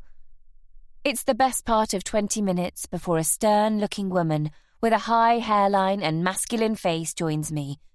She doesn't bother to introduce herself, but I guess from the fact she's in plain clothes that she's a detective. She pulls out a chair opposite, drops a folder on the table, and sits down. She glances at a sheet of paper in the file, then closes it, folds her hands, and glares at me. I'm sorry. I didn't mean to cause a scene, but I'm trying to find my son. The woman puts her finger to her lips, and Ronan's warning comes back to me.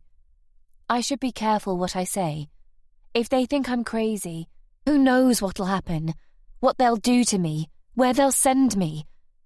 But I can't sit here and not tell them about Jacob. Would you like tea? Coffee?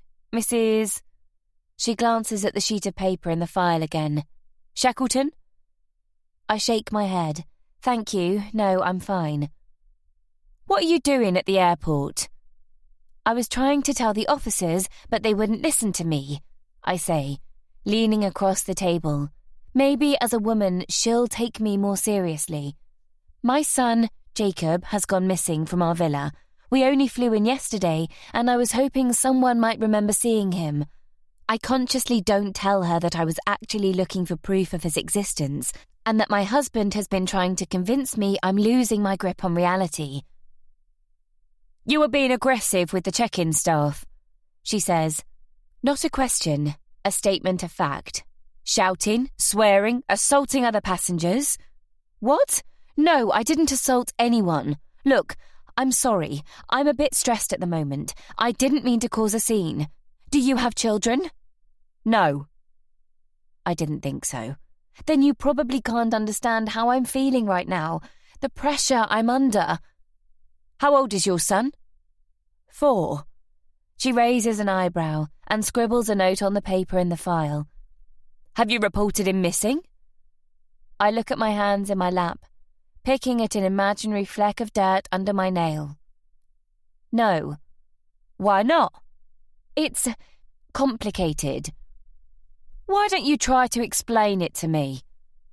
I sigh, my gaze drifting to the ceiling. There's a dirty splodge on the white paintwork where it looks like a giant fly has been swatted. Oh God, how do I explain everything without sounding deranged? My husband doesn't believe me. He doesn't believe your son is missing? Her eyes narrow as she tilts her head to one side. No. Why not? I don't understand. I take a deep breath. He says we don't have a son. That's crazy, isn't it? The woman stares at me suspiciously. I don't blame her. I don't think I'd believe it either. Something has affected his memory, although he denies it, of course. That's men for you, though, isn't it? I thought if I came to the airport, I could find someone who remembers Jacob, and they could let me have a copy of the CCTV from when we arrived. The woman's face finally cracks into a sympathetic smile. What's your husband's name? Ronan. Ronan Shackleton. Are you currently on any medication, Mrs. Shackleton? No. Well, only antihistamine for my hay fever. I laugh. But she doesn't seem to see the funny side. She makes another note. I wish I could read what she's written. And where are you staying while in the country? I gave her the address of the villa as best as I can remember it. She appears to know it. She nods and makes another note. You do believe me, don't you? I ask. About my son. She puts her pen down and looks at me, earnestly, before laying a comforting, warm hand on top of mine. Of course. Really? Yes. And you'll help me? Because I'm worried he might have been abducted. I mean, I've looked all around the complex, but there's no sign of him, which means someone's probably taken him, doesn't it? Not necessarily, she assures me. I guess she's employed by some kind of special airport police, but that she'll escalate it with the local force. So you'll start looking for him? She stands suddenly. Leave it with me, Mrs. Shackleton. Are you sure I can't bring you a drink? No, thank you. Am I free to go? Not for the moment, but soon, she says. She walks out. The door clicks shut behind her, and I'm left alone. Maybe I was worrying unnecessarily and I should have alerted the police sooner. If a 4-year-old boy is missing, they're duty-bound to take it seriously, aren't they? Whether they believe me or not. Hours have ticked by since I first discovered Jacob was gone, and if he was snatched in the middle of the night, he could be hundreds of miles away by now. A dangerous thought wheedles its way into my head. What if I never see him again? What if he's been taken and he's never found? But I can't think like that. I have to stay positive. And then another thought comes to me, one I really don't want to contemplate, but that I have to face. What if something truly awful has happened, and that's why I can't find him? What if he's already dead? If that's the case, my life is as good as over, and I'll never forgive myself. Minute after minute passes, and still I wait. What's she doing? And why is she taking so long? My foot taps impatiently on the floor, my thigh jiggling up and down. Eventually, the woman who interviewed me steps back into the room. Mrs. Shackleton, she says. There's something in her voice. A note of optimism? Cheeriness? I stand with the sudden hope that maybe they've found Jacob, that he's about to walk in looking lost and confused. She steps to one side, holding the door open. Come in, she says. She's in here. I hold my breath, on the verge of tears. But it's not Jacob. It's Ronan. He marches into the room with a face like thunder. Your husband's here to collect you, the detective says. Karina, what are you playing at? Ronan looks me up and down with disgust. What are you doing here? I was looking for... But what's the point in trying to explain? Come on. Let's get you out of here before you cause any more trouble. Okay, I whisper, my head bowed, and then I find myself apologizing, even though I've done nothing wrong. I'm sorry. I didn't mean to worry you. Chapter 17. Are you utterly insane? Ronan yells, slamming his keys on the kitchen worktop when we're back at the villa. What on earth did you think you were playing at? Do you know how embarrassing it was to get a call from the police telling me you'd been arrested? Honestly, I don't know what the hell's got into you today. He hadn't said a single word on the drive back, although I could tell how angry he was by the way he was gripping the steering wheel, the bony knuckles on both hands standing out, prominent and pale. That's rich. You're the one who's forgotten we have a son. I'm not the one who's lost the plot, Karina. And to be honest, you were lucky they didn't lock you up and throw away the key. Fancy telling the police this imaginary child of yours has been abducted. How did you even get to the airport? I chew my bottom lip. I've completely forgotten about the taxi I left waiting outside. I took a cab. The driver was going to bring me back, but I forgot to take any money. Do you think you'd be able to pay? I grimace. It's not the best moment to be asking for favours. Brilliant. Ronan throws his hands up in the air. Not content with getting arrested for public disorder, you thought you'd add fare dodging to your list of misdemeanours. I was flustered. I didn't do it on purpose. That's your problem, Karina. He takes a stride towards me until he's right up in my face. He taps the top of my head with his fingers.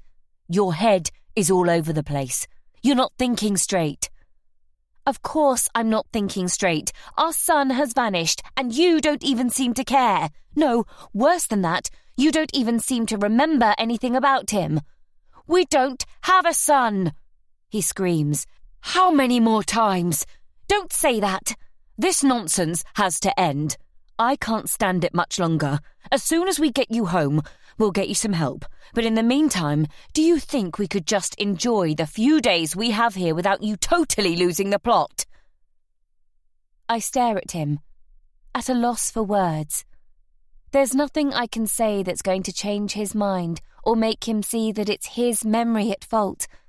He's the one with the problem. I can't give up on him. I mumble. I won't. Karina, he growls. Even your ex-husband told you it's a fantasy. Let it go. No matter how many times he repeats it, I can't accept it. One of us is wrong, and I'm sure it's not me, even if I can't explain all the weird stuff that's been going on. Why Jacob's clothes and passport have vanished, all the photos of him gone, and even his own father denying him.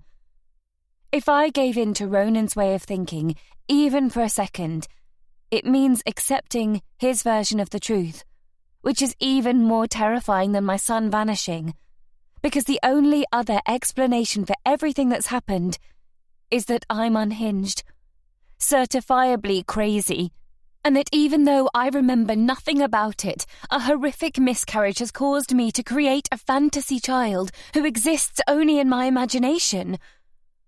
Ronan produces a packet from a white paper bag on the side by the microwave oven. He opens it, removes a blister pack, and pops out 2 pills. Then he fills a glass with water from a bottle chilling in the fridge and hands it to me with the tablets. They'll make you feel better. What are they? He shrugs. Whatever the doctor prescribed. Sedatives, I think. She said they'd help you calm down and get your thoughts straight. I don't want to calm down, although thinking straight would help. What I really want is to find my son. Reluctantly, I toss them into my mouth and swallow them with a gulp of water. Show me, Ronan demands. What? Open your mouth and show me you've swallowed them. He's treating me like I'm a mental patient in an asylum, but I do as he asks to keep the peace, opening my mouth wide and lifting my tongue. I don't want to argue anymore. It's not getting us anywhere. I'm going for a swim. Why don't you have a lie down and take it easy for a bit? He says, heading for the bedroom to change. I don't want to lie down and take it easy. I want to be out looking for Jacob, but there's no way Ronan's going to let me do that. And actually, I am feeling a little tired. Maybe I'll have a short rest and try Ronan again later. Perhaps when he's calmed down, he'll be ready to see sense, or at least listen to my side and accept it's him who might have the problem. I grip the kitchen counter with both hands, holding myself up, numb, confused, scared. As much as I'm trying to keep a grip on reality, I don't know what's true and what's in my head anymore, whether to laugh or cry, trust Ronan or my instincts. Wherever the truth lies, all I know for certain is that in the space of 24 hours, my life has been turned on its head, and everything I thought I knew is slipping through my fingers. I'd been so looking forward to this holiday. A family break in the sun was just what we needed, an opportunity for the 3 of us to spend some quality time together. But now I wish I could turn back the clock and we'd never come. Ronan strides into the lounge. He's changed into a pair of swimming shorts and a faded red t-shirt. Feeling any better? He asks. A bit, I lie. What's the point in telling him how I really feel? Come out with me and have a nap on one of the sun lounges while I'm in the pool, he suggests. I let him take my hand and lead me outside. He adjusts a parasol over one of the lounges to give me some shade. Reluctantly, I sit and swing my legs up, my body suddenly weak with exhaustion. If you need anything, just shout, Ronan says. He peels off his t-shirt, revealing his pasty white chest, and slips into the pool, gasping as the water comes up to his waist. I hope he's put on some sun cream, otherwise he's going to burn, and will spend the rest of the day complaining about it. But I can't find the energy to call out. My eyes are heavy, and I'm having trouble keeping them open. Ronan floats in and out of focus as he launches himself through the water and begins a lazy front crawl. I shouldn't be sleeping, not while Jacob is missing, but 5 minutes won't hurt. Will it? A quick catnap, that's all. It's been such a hectic, emotionally draining day. I'm sure I'll feel much better for it. The sound of Ronan splashing and the water lapping against the sides of the pool is hypnotic, and soon morphs into something else in my mind. A distant rainstorm. The whisper of the wind in a lush forest. Curtains at a window flapping in a warm summer breeze. I'm carried into the depths of sleep, even as I try to fight it, while a part of my brain taunts me with guilt, reminding me I should be looking for Jacob. But sleep, with its giant, soothing hands, drags me into the deepest, darkest depths of oblivion, where I don't have to worry about my sanity, about Jacob, or the state of my marriage. I don't have to worry about anything. My legs are burning, a prickling, uncomfortable heat that spreads from my ankles to my knees and jolts me awake. I pull them out of the sun and into the shade, gazing bleary-eyed at the flimsy material of the parasol above my head and beyond it to the sky, which is the deepest blue I've ever seen. It's utterly beautiful. Jacob! Panic explodes through my core like a firecracker as my memories come flooding back through the viscosity of sleep. His empty bed, his missing passport, a taxi to the airport, handcuffed and questioned by the police. Why the hell am I lying by the pool as if nothing is wrong? I should be out looking for my son, but my arms and legs are as heavy as concrete, and my mind a tangle of rambling dreams that keep pushing reality back into a dark hole. Focus. Concentrate. But I can't think straight.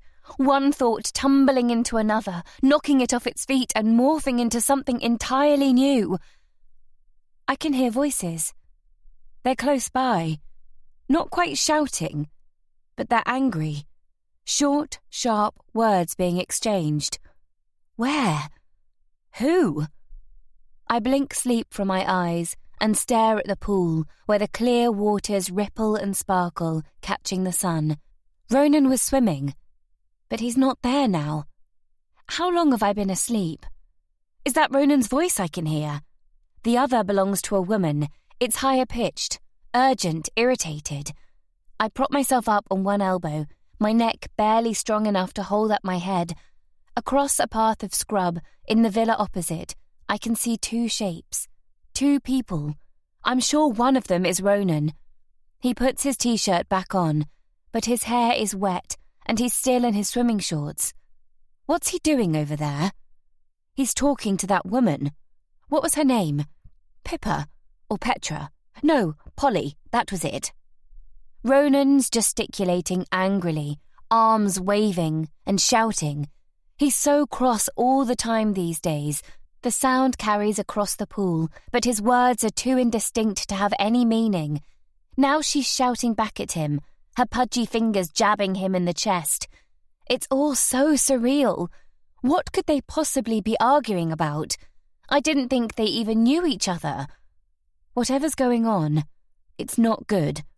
I should get over there and broker peace, but my body feels so heavy and weak. I try to put my feet on the floor and stand, but my limbs don't want to cooperate. resolutely refusing to move. It must be those sedatives the doctor prescribed. I don't know what's in them, but they've knocked me for 6. "Ronan?" I attempt to shout, but my mouth's gummed up and I can't form the word. All that comes out is an almost inaudible grunt. He glances over his shoulder, straight at me, while that woman continues to rant on. What is her problem? No wonder his expression is as black and as brooding as a gathering storm. He's not happy at all. I snap my eyes closed. I don't want him to think I'm spying on them. But when I open them again, they've both vanished. I'm sure I didn't imagine it. I wonder what it was all about. I'll ask him when he gets back. But for now, I need to sleep. My eyes are heavy again, and my mind wandering into a jungle of dreams. Jacob's laughter, a shriek of delight, and unbridled joy brings a smile to my face, and I follow it down a long, dim tunnel to a place of safety and warmth and total calm. Chapter 18. When I wake again, it's cold. I shiver. The tops of my arms puckered with goosebumps as someone shakes my shoulder. "Karina, wake up." It's an effort to crack my eyes open, and I'm surprised it's getting dark already. The sun is setting, and the sky is a stunning shade of purple. "I think it's probably time you came inside now," Ronan's saying to me, although his voice is dull and distant, as if he's been speaking down a cardboard tube. "You've been out here all afternoon." "What time is it?" "Gone 8. You must be starving," he says. 8? I can't have been asleep for all that time. Groggily, I sit up, my head swimming. Ronan drapes a towel over my shoulders and leaves a hand resting on the back of my neck. "How are you feeling now?" How do I feel? Confused? Lethargic? Like I'm caught halfway between my dreams, which have been bountiful, and consciousness, a hazy middle ground where I'm neither asleep nor fully awake. "I'm fine," I mumble. "Here, take these pills."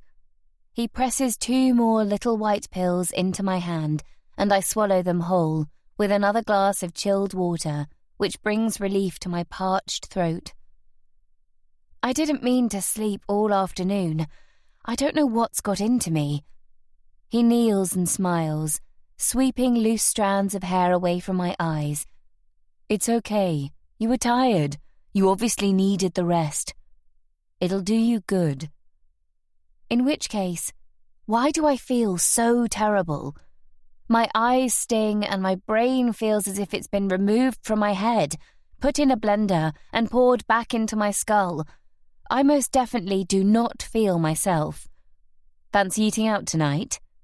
Ronan asks, jumping up and straightening his shirt. "I thought we could drive into town and check out some of the local restaurants." He's actually put a shirt on. That short-sleeved one with the blue checks I picked up for him last year in the next sale, and a pair of smart shorts. But the last thing I want to do is go out. I feel a wreck, like I've been bulldozed by a train and my body trailed behind a tractor through a lumpy field. Surely Ronan can't really be expecting us to carry on as if nothing's happened. "I'd rather eat in, if you don't mind." "Really?" He sounds disappointed. "Okay, whatever you want. There's a nice-looking meze restaurant not far from here I fancy trying, but if you're not up to it, we'll leave it for a different night."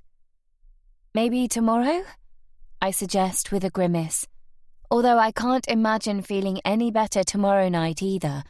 Apart from my general grogginess, I can sense a dark cloak of despondency descending. "Yeah, sure." "Has there been any news about—" I stop myself finishing the sentence, as Ronan raises an eyebrow in warning. "It doesn't matter." "I know what would make you feel better," he says, jumping up with a boyish grin. "You should take a dip. You've not been in the pool yet. It's lovely." I shudder as another chill ripples down my body.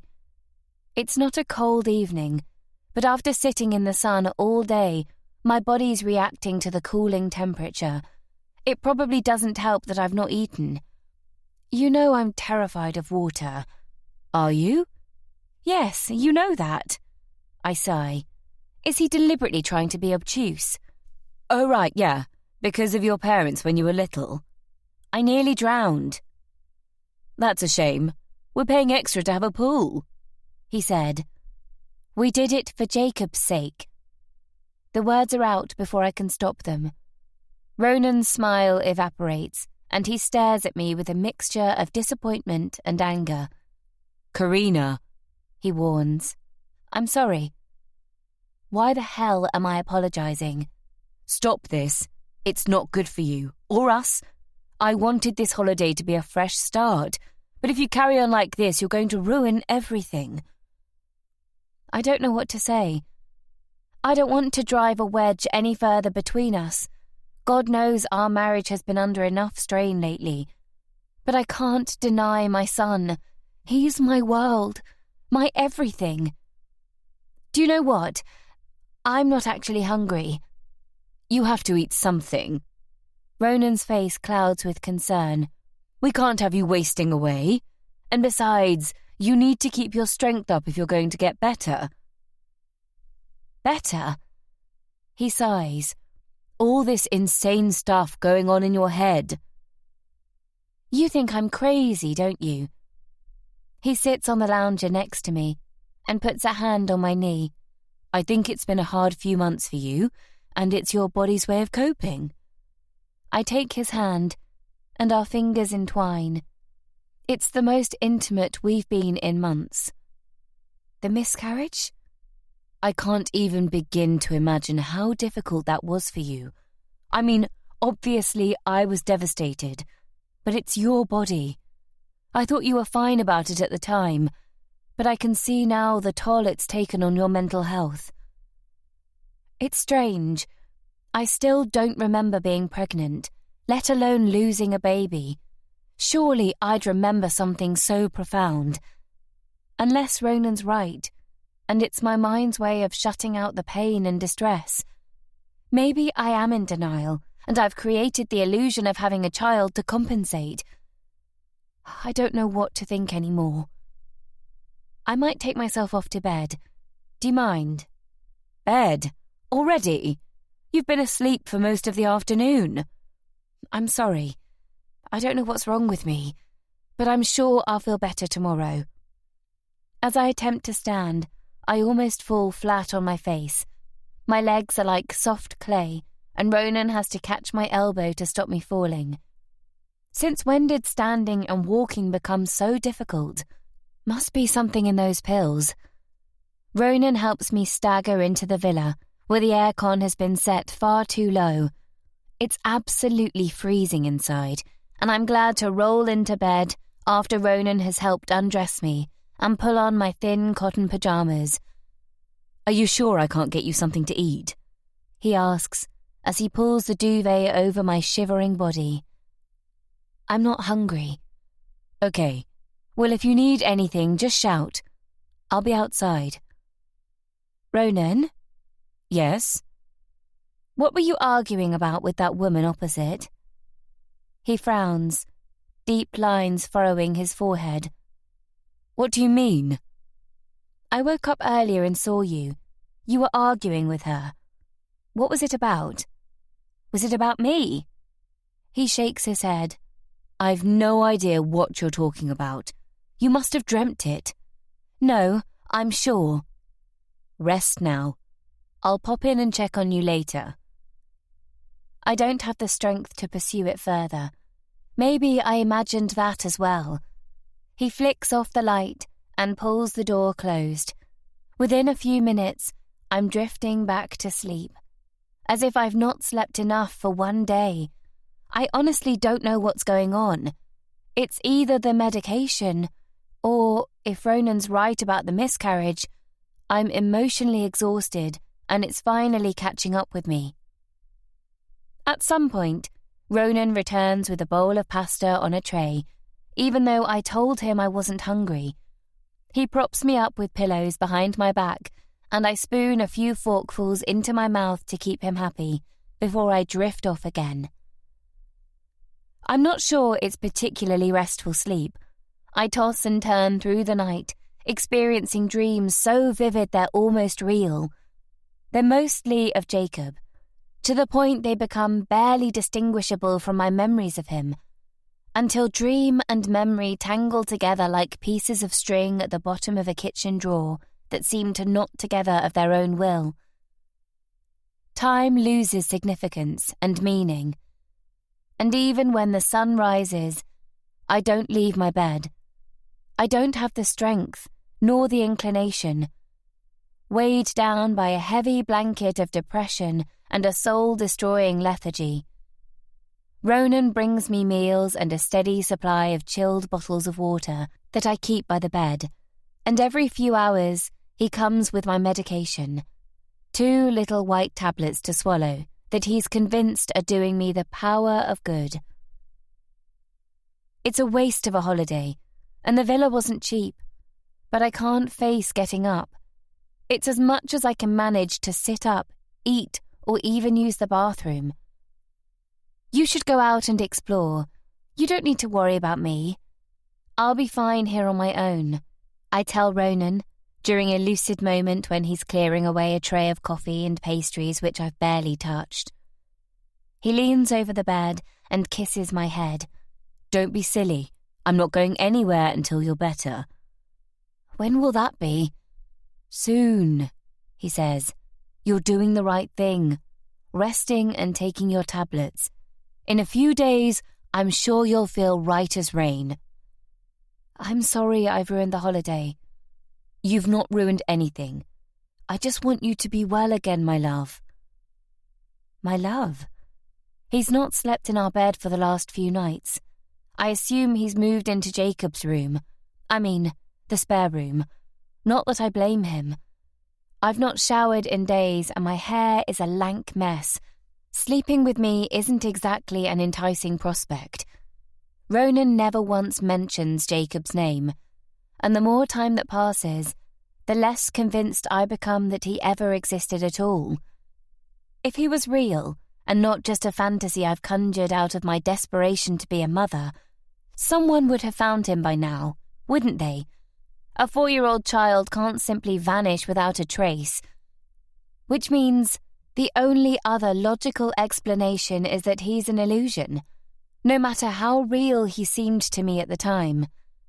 And if both Ronan and Sammy, 2 men who've never met, have independently told me there is no Jacob, I have to believe it's true, even though it goes against every grain of my being. As Sherlock Holmes liked to preach, when you've eliminated the impossible, whatever remains, however improbable, must be the truth. It's impossible Ronan and Sammy have colluded against me, because why would they? What would be the reason? There is none. And so the truth must be that I'm delusional, not well, riding the crazy train on through to Lunacyville. So as much as I don't want to believe it, what choice do I have? The brain's a complex organ, but it's clearly been playing tricks on me, constructing false memories, deluding me into believing in a fantasy world. It's terrifying, really. If it's capable of deceiving me so spectacularly, what else is it capable of? And what other illusory truths has it conned me into believing? Ronan's promised to arrange an appointment with a mental health specialist as soon as we return home, so I can get the help I need. It's horrible having to admit I have a problem, like an alcoholic forced to admit he's always thirsty. But I can't go on like this, caught between reality and fantasy. It's the worst kind of torture. Even so, it still catches me by surprise when Ronan announces we're going home. Get up, we have a plane to catch. He throws open the curtains, allowing bright sunshine to flood the room for the first time in almost a week. A week? Has it really been that long that I've been in bed, unable to function? What time is it? I groan. 6. Our flight's in 4 hours. We're leaving already? But we can't go. Why not? Because we've not found... I clamp my mouth shut. Sorry. He still seems so real in my head. I know. We're going to get you better. But first, that means getting you home. Chapter 19. Ronan helps me to shower and dress before packing all my clothes in my case. Then he loads the car with our luggage while I watch. It's as if we're caught up in a dream where nothing is real. He checks all around the villa to make sure we've not forgotten any of our stuff and orders me into the car. I can't, I say, not without Jacob. We're going to be late. I shake my head. I can't abandon Jacob. We brought him here. How can I leave without him? I'm sorry, I mumble, my legs trembling. Karina, get in the car, now, or I'll leave you behind. I take 3 steadying breaths, in through my nose and out slowly through my mouth. Of course we're not abandoning anyone. Jacob will always be with me in my heart, because that's the place he resides, not in the real world. And yet I still can't shake the fear that he's out there somewhere, and that we're leaving him behind, thousands of miles from home. It's silly, I know. I drag myself to the car, hiding the tears that spring from my eyes, and yank on my belt. Ronan hands me a bottle of water and 2 more pills. I wonder if we'll be back, he says wistfully, as we pull away and he casts one final glance back at the villa. I hope not. I don't think I could bear it. It holds too many awful memories, and as we drive away, a hollowness opens up in my chest, a desperate ache of grief. It's taken a week, but I'm finally letting Jacob go. We drive to the airport in silence, but then we've hardly exchanged a dozen words over the last few days. I sit with my head lolling from side to side, lost in my own thoughts. After dropping off the hire car in an enormous car park filled with rentals, Ronan hurries off to find a trolley for our cases. With my body weak and fragile from a week spent in bed, it comes in useful to help me walk. Do you have the passports? I ask, as we shuffle slowly towards the terminal building. Ronan produces them from his back pocket, like a magician, pulling a rabbit from a hat. If only he'd been so diligent when we'd left home. Inside the terminal, bad memories came flooding back, especially when I catch sight of the snaking queues of passengers waiting patiently at the check-in desks, and the teams of armed police officers on patrol. My cheeks flush with embarrassment. What if someone remembers me? The crazy woman ranting about losing her imaginary son. We take our place at the back of a queue, both lost in a trance. I'm sure anyone watching would think we've had a row. The tension between us hangs thick and heavy. So much for the holiday bringing us closer. I've never felt further apart from Ronan in all the time we've been together. We progress slowly, dragging our bags behind us, until we finally make it to one of the desks and come face to face with the same check-in attendant I confronted earlier in the week. What are the chances? I keep my head bowed and my eyes fixed on my feet, hoping by some miracle she won't recognize me. My hands tremble and sweat dampens my clothes. I'm fairly sure she alerted the police and was responsible for my humiliating arrest. God knows what she must think of me. I reach for my sunglasses, which I thought I'd popped on the top of my head, but they're not there. As I pat my hair, wondering if I've dropped them on the way into the terminal, I remember putting them in the pocket of the door of the hire car when I thought I was going to doze off on the journey. How stupid. They were designer frames and cost a small fortune. I've left my sunglasses in the car. They were my expensive ones, I'm going to run back and see if I can find them. Ronan looks panic-stricken as he hands over our passports and lifts our cases onto the conveyor belt. No, don't run off, he says. I'll come with you. I won't be a minute. It's fine. You check in the cases and I'll meet you back here in 5 minutes. The woman behind the desk finally clocks my face.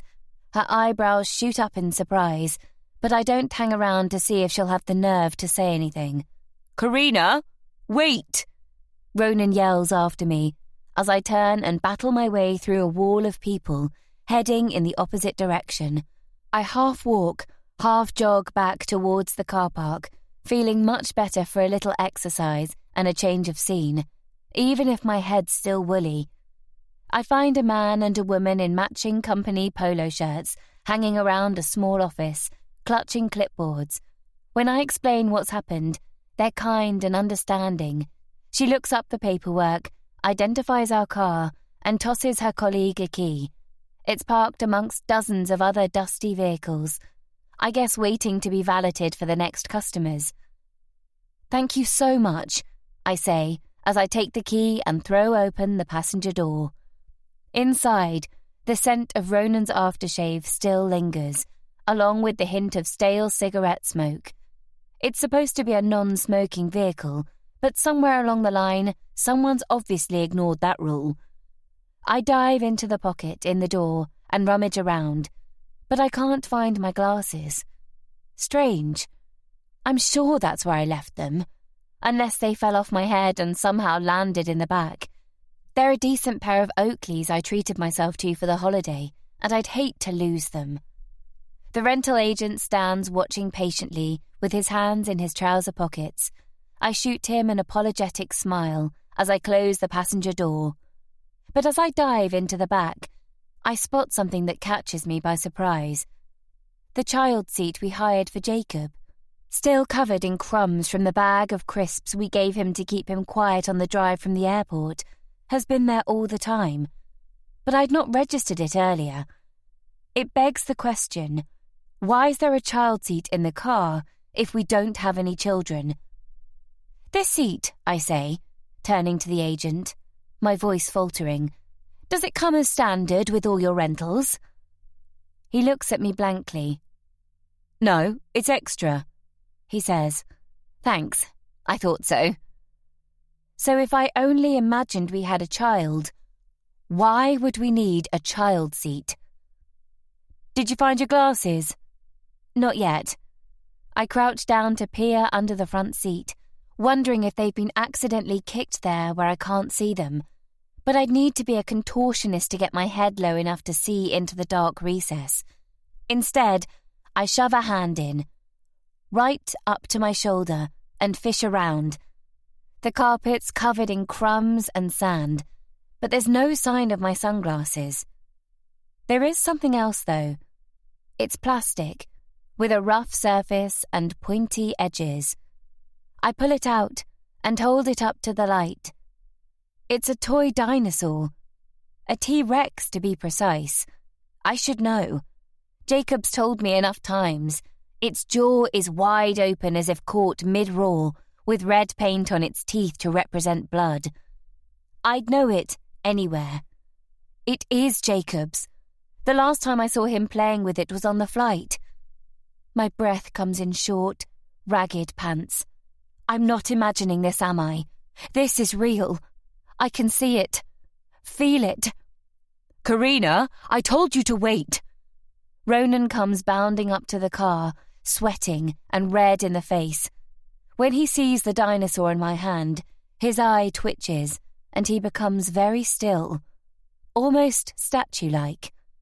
What's that? He eventually asks. I found it under the front seat. And your sunglasses? I shake my head. Ronan, why does the car we hired have a child seat? What? Dunno. I think they supply them with all cars because they get so many families, he said. No, you have to pay extra. I checked. He swallows.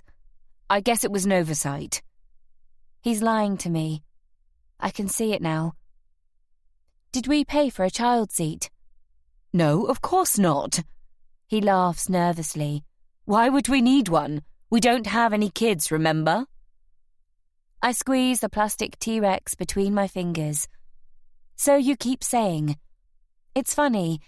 In my dreams, the boy I thought was ours had a dinosaur just like this one. I say, choosing my words carefully. I'm already learning not to provoke Ronan by using Jacob's name or pretending he's anything other than a fantasy. It's just a toy dinosaur. Now come on, we're going to miss our flight. I'll buy you a new pair of sunglasses in duty-free. There's no point arguing with him, and it's not exactly incontrovertible proof of Jacob's existence. It could have been dropped by another child, and the child seat could have been left in the vehicle by mistake. Nonetheless, it leaves me with an uneasy feeling. I slip the dinosaur into my pocket, hand the key back to the rental agent, and follow Ronan sullenly back into the airport, my mind churning again. Chapter 20. When I was 10, my cat Maisie was knocked down and killed by a car outside our house. She was spiky and unpredictable, but always slept on my bed, loved to rub her head on my chin, purred loudly at the slightest show of affection, and I adored her. Her death, despite my father's cold indifference towards her untimely demise, was devastating. I've never felt anything close to the pain I experienced losing her. Until now. For the entire flight home, I'm on the verge of bursting into tears, while my insides echo with an empty, hollow feeling, as if a huge chunk of my being has been ripped out and discarded. Ronan's not even noticed how upset I am. He spent most of the flight asleep, either reading his book or preoccupied looking out of the window. He's not once asked how I'm feeling or how I'm coping. If Jacob did only exist inside my head, it's still a massive wrench to let him go. Not that he can appreciate that. When we finally arrive back at our shabby cottage by the sea, almost 12 hours after we left the villa, I'm tired and emotionally wrung out. The house looks almost exactly as it did when we left a week ago. And yet there's something odd about it. It's like pulling on a pair of stranger's shoes that look identical to your own comfy pair. They look the same, but they feel different. I guess I'm not the same woman who was here last. It was Ronan who suggested we leave London and find a place by the sea when we were first married. We both agreed it would be wonderful to escape the rat race and put down roots somewhere we could reconnect with nature and live a simpler life. We fell in love with the house, with its crooked whitewashed walls and mottled roof, because of its proximity to the beach and its bleak remoteness. We didn't have to worry about neighbours or integrating into the community. We could do what we liked, live life as we wanted to live it. It was also the perfect place to bring up a child. I guess the child we thought we were going to have. As we pull up outside and Ronan kills the engine, a million memories flood my brain, of Jacob digging up worms in the garden, his eyes lighting up at the sight of the rocket-shaped cake I'd baked for his birthday, dressing up in welly boots and thick coats to play on the beach in midwinter, sand in our socks, salt in our hair, Jacob helping decorate his room and ending up with more paint on his clothes than on the walls, lying in his bed, his head tucked into my shoulder and his thumb wedged in his mouth, as I read him Room on the Broom for what seemed like the millionth time. These can't be false memories. They're too real, too vivid, too inherently part of my life to be something I've imagined. But how can they be true? Because if they are, it would mean we've abandoned my son in Turkey. And what kind of parent would do that? Put the kettle on. I'll bring the cases in. Ronan instructs gruffly. The house keys are buried at the bottom of my bag. I hook them out and approach the front door with trepidation, as if the house might be haunted or there's something hiding inside the thick stone walls. It's silly. I don't know why I'm being like this. It's our home, our refuge. Or at least it used to be. The door creaks open like it's been sealed shut for 7 years rather than 7 days. Inside it smells damp and musty and feels cold. It's never been a warm house, but after the heat of a Turkish summer, it's particularly noticeable. But worse than any of that, it feels empty, deserted, as if the soul of our home has been uprooted and there's nothing left but a barren shell. A seagull screeches overhead, shattering the silence inside. I take a moment to stand in the hall, listening, feeling. The sound of Jacob playing drifts down the stairs. The thud of his feet hammers across the ceiling. I close my eyes and press my lips together. It's not real. It was never real. It's only in my head. There's another feeling hovering at the edge of my consciousness. A strange sense that the house hasn't been entirely empty while we've been away. A sensation that someone's been here, prying through our things, touching stuff that doesn't belong to them. I shudder, but dismiss the idea. Just my crazy brain making nonsense up again. Something draws me to the stairs. An unseen force. I watch myself as I climb. Like a detached observer, my vision tunneled and all the colours around me muted and faded like an old sofa that's been left in the sun. Behind me, Ronan huffs and grunts as he struggles with the cases and dumps them in the hall. I'm on the landing now, one foot stepping in front of the other. All the doors are shut, and it's dark. At the far end of the corridor is our bedroom, with its delightful views across the beach. The family bathroom to the left, and to my right, the room I used to think of as Jacob's. I ease open the door. I have a memory of us decorating the room together, creating an accent wall in matte black that we turned into a night sky with 100 glow-in-the-dark stick-on stars to match the space-themed duvet cover I'd ordered online. I can see it clearly in my mind, along with a bookshelf full of Jacob's favourite books, a wooden box we painted in red and blue and orange, where he kept all his puzzles, a set of plastic boxes under the bed to store thousands of Lego pieces he loved to build into amazing spaceships and rockets. The room is filled with light, blazing through a window that should be framed by a pair of astronaut-themed curtains. Dark blue with stars and men in spacesuits floating above the earth that I picked up for a steal online in the John Lewis sale. But there are no curtains at the window now at all. There's no black accent wall with stuck-on stars or planets adorning the duvet cover. No bookcase crammed with Jacob's favourite bedtime stories, or any of his Lego models lined up on a wooden shelf above the radiator. There's nothing of Jacob's in the room at all. The walls are painted in neutral tones, the bed is stripped of its covers, and the duvet and pillows piled up on one end. The wooden bookcase is empty. The Pokémon posters I remember hanging on the wall with drawing pins are gone.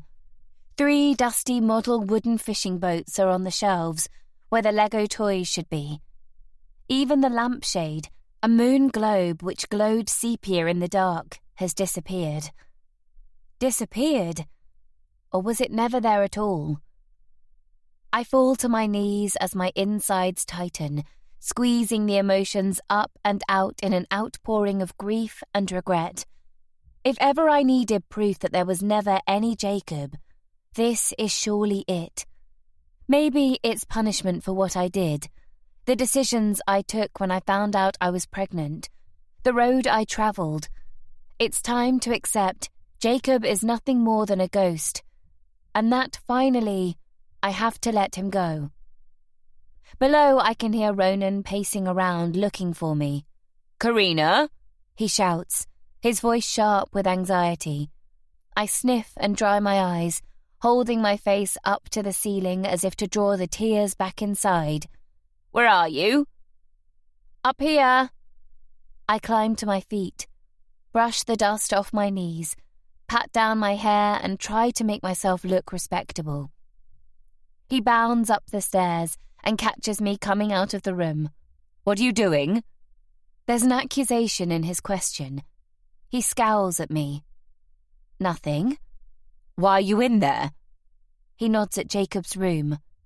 No, not Jacob's room. The guest room. I can't help hanging on to this fiction. I thought I heard a noise. I force a smile. Guess I'm a bit jumpy being back. "You were looking for him, weren't you?" His face creases with displeasure. "What? No, of course not." "Let me guess. You thought this was his room." He kicks open the door, grabs my shoulders and spins me around violently. "Ronan, please." "What did you think you were going to find, eh?" He's shouting now. I've not even said anything to antagonize him. "Look, it's just an empty room." I lower my head and stare at my hands. "Yes, I know," I whisper. "There is no child. Do you see?" "Yes." "Go on then. Say it." "Say what?" "I want to hear you say, there is no child. We have no son." I take a deep breath and clear my throat. It's the hardest thing to admit, especially to myself and after all this time.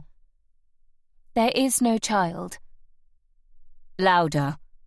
"There is no child," I say, lifting my head and looking Ronan defiantly in the eye through a blizzard of tears. "Right," he says. "There is no child. There never was. It's always been in your head, and I don't want to hear any more about it. Got it?" He's in a foul mood, but I can hardly blame him. "I'm sorry. I didn't mean to upset you." "Try harder," he snaps. "Everything felt so real and I have so many memories. It's difficult to accept that none of it happened. Whatever you think you remember, it was only ever in your head. There's only you and me." "But I remember painting this room with Jacob and letting him have his own paintbrush and him getting covered in paint. It was all over his clothes and his nose, don't you remember? You came in and found us laughing hysterically." The memory brings a weak smile to my face until I remember none of it really happened. "Stop it." Ronan growls like a dog with his back against the wall. "I don't want to hear that name again. Do you understand? You're not well. It's weird that you constantly talk about him like he's a real person. I can't stand it." I know I'm ill, but the memories, if that's what I can call them, are so comforting. They bring me so much happiness. What's wrong with clinging to them, even if they're only in my imagination? I'll do my best, I promise. And I mean it. I don't want this thing to drive us further apart. Ronan has been distant and moody with me all week. We've not even shared a bed. But I don't want to destroy the marriage. That's absolutely the last thing I want. Because I need him, now, more than ever. You'll do more than promise if you want this marriage to survive. It sounds like a threat. Of course I do. I raise a hand to touch his cheek, but he flinches and takes a step back. I've not noticed how tired and fraught he looks lately. There are dark bags under his eyes, and his face is pinched and grey. I've been so wrapped up in my own misery, I hadn't seen the effect it was having on my husband. "First thing on Monday morning, I'm going to book an appointment with the GP," he says. "I hoped you might be getting better, but I think it's time to get you back on your medication."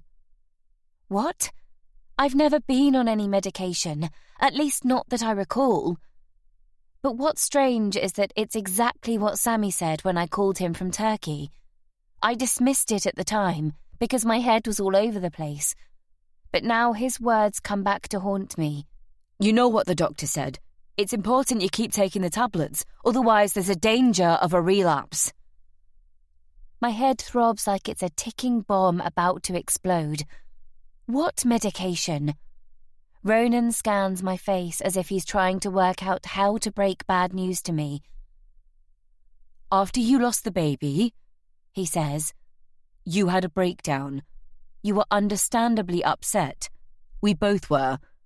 But you became convinced the baby was alive and that it had been taken away from you. No, I gasp. That's not true. You even gave it a name. Jacob. We had to take you to see a psychiatrist. Do you remember? I dive into the depths of my memory, but I have no recollection of seeing a psychiatrist. No, I protest. He sucks in his lips. It is true. I can prove it if you like. Wait here. He strides off down the stairs, along the hall. I hear him in the kitchen, rifling through the drawers. And then he's back, clutching a letter. He hands it to me. I scan the letterhead. It's from the local health authority, addressed to me and dated 2 years ago. It's full of technical language, but appears to be an assessment of my mental state, how I coped with the grief of losing a child at 22 weeks of pregnancy. My eyes blur with tears of sadness and frustration, while 2 phrases swimming on the page float to the surface and take on a prominence of their own. Delusional. Psychotic disorder. I glance over the top of the letter. Ronan standing chewing his nails, waiting for me to digest what I'm reading. I'm sorry, he says. I honestly thought we'd put all this behind us. If I thought for 1 minute the holiday would rake it all up again, I'd never have booked it. Chapter 21. First thing on Monday morning, Ronan drives me to the doctor's surgery. It's a modern, bright building, busy with old people and coughing children. The balding doctor who sees me is friendly and mild-mannered. His shirt sleeves rolled up to his elbows and a chocolate-brown tie tucked into an insipid beige shirt. Ronan insists on sitting in on the consultation and does most of the talking on my behalf, which is just as well, as I can't seem to get my thoughts straight this morning. I'm still on the pills the doctor in Turkey prescribed, and although they've helped me to rest and sleep, they cloud my thoughts and leave my brain foggy. Ronan explains that he's worried I've become delusional, telling the doctor how I had a breakdown while on holiday and started making up stories about an imaginary son being abducted. To my utter embarrassment, he even tells him I was arrested at the airport for making a scene after escaping from our villa. The doctor nods sympathetically and asks me a few questions about how I'm feeling, whether I've had any suicidal thoughts, which I haven't, and suggests I see a psychiatrist with a specialism in my kind of mental health issues, whatever that means. And that's it. We're in and out in less than 10 minutes, and I've barely spoken a word. A few weeks later, an appointment comes through at a hospital in Norwich. Much to Ronan's irritation, the psychiatrist wants to see me alone, and he has to wait outside in the car park. It doesn't bother me. Since we returned from Turkey, we've drifted further and further apart. I've moved into the guest room, the room I used to think of as Jacob's, and struggle most days to get out of bed, let alone function. Life seems to have lost its meaning. The psychiatrist is old enough to be my mother, with wild grey hair and a colourful spotted silk blouse and bright blue glasses that perch on the end of a pert nose. Far bubblier and idiosyncratic than I imagined she would be, but I'm immediately drawn to her. She's upbeat and caring and listens attentively as I relive what happened in Turkey as best I can remember. I try to be straight with her, explaining how I'd become utterly convinced we had a 4-year-old son, and that on the first morning I woke and discovered he was missing. That's when Ronan first suggested he was a product of my imagination, and that I created all these false memories of him that I'd now come to accept weren't real. I'm worried these delusions I've been having are destroying my marriage, I say. My entire relationship with my husband, Ronan, is teetering on the edge. The good news is that you've acknowledged you have a problem and that you're able to take an objective view, she says, resting her hands in her lap. And trust me, Take this time for yourself. The story will return soon, but this moment is just for you and the music. We're grateful for your presence.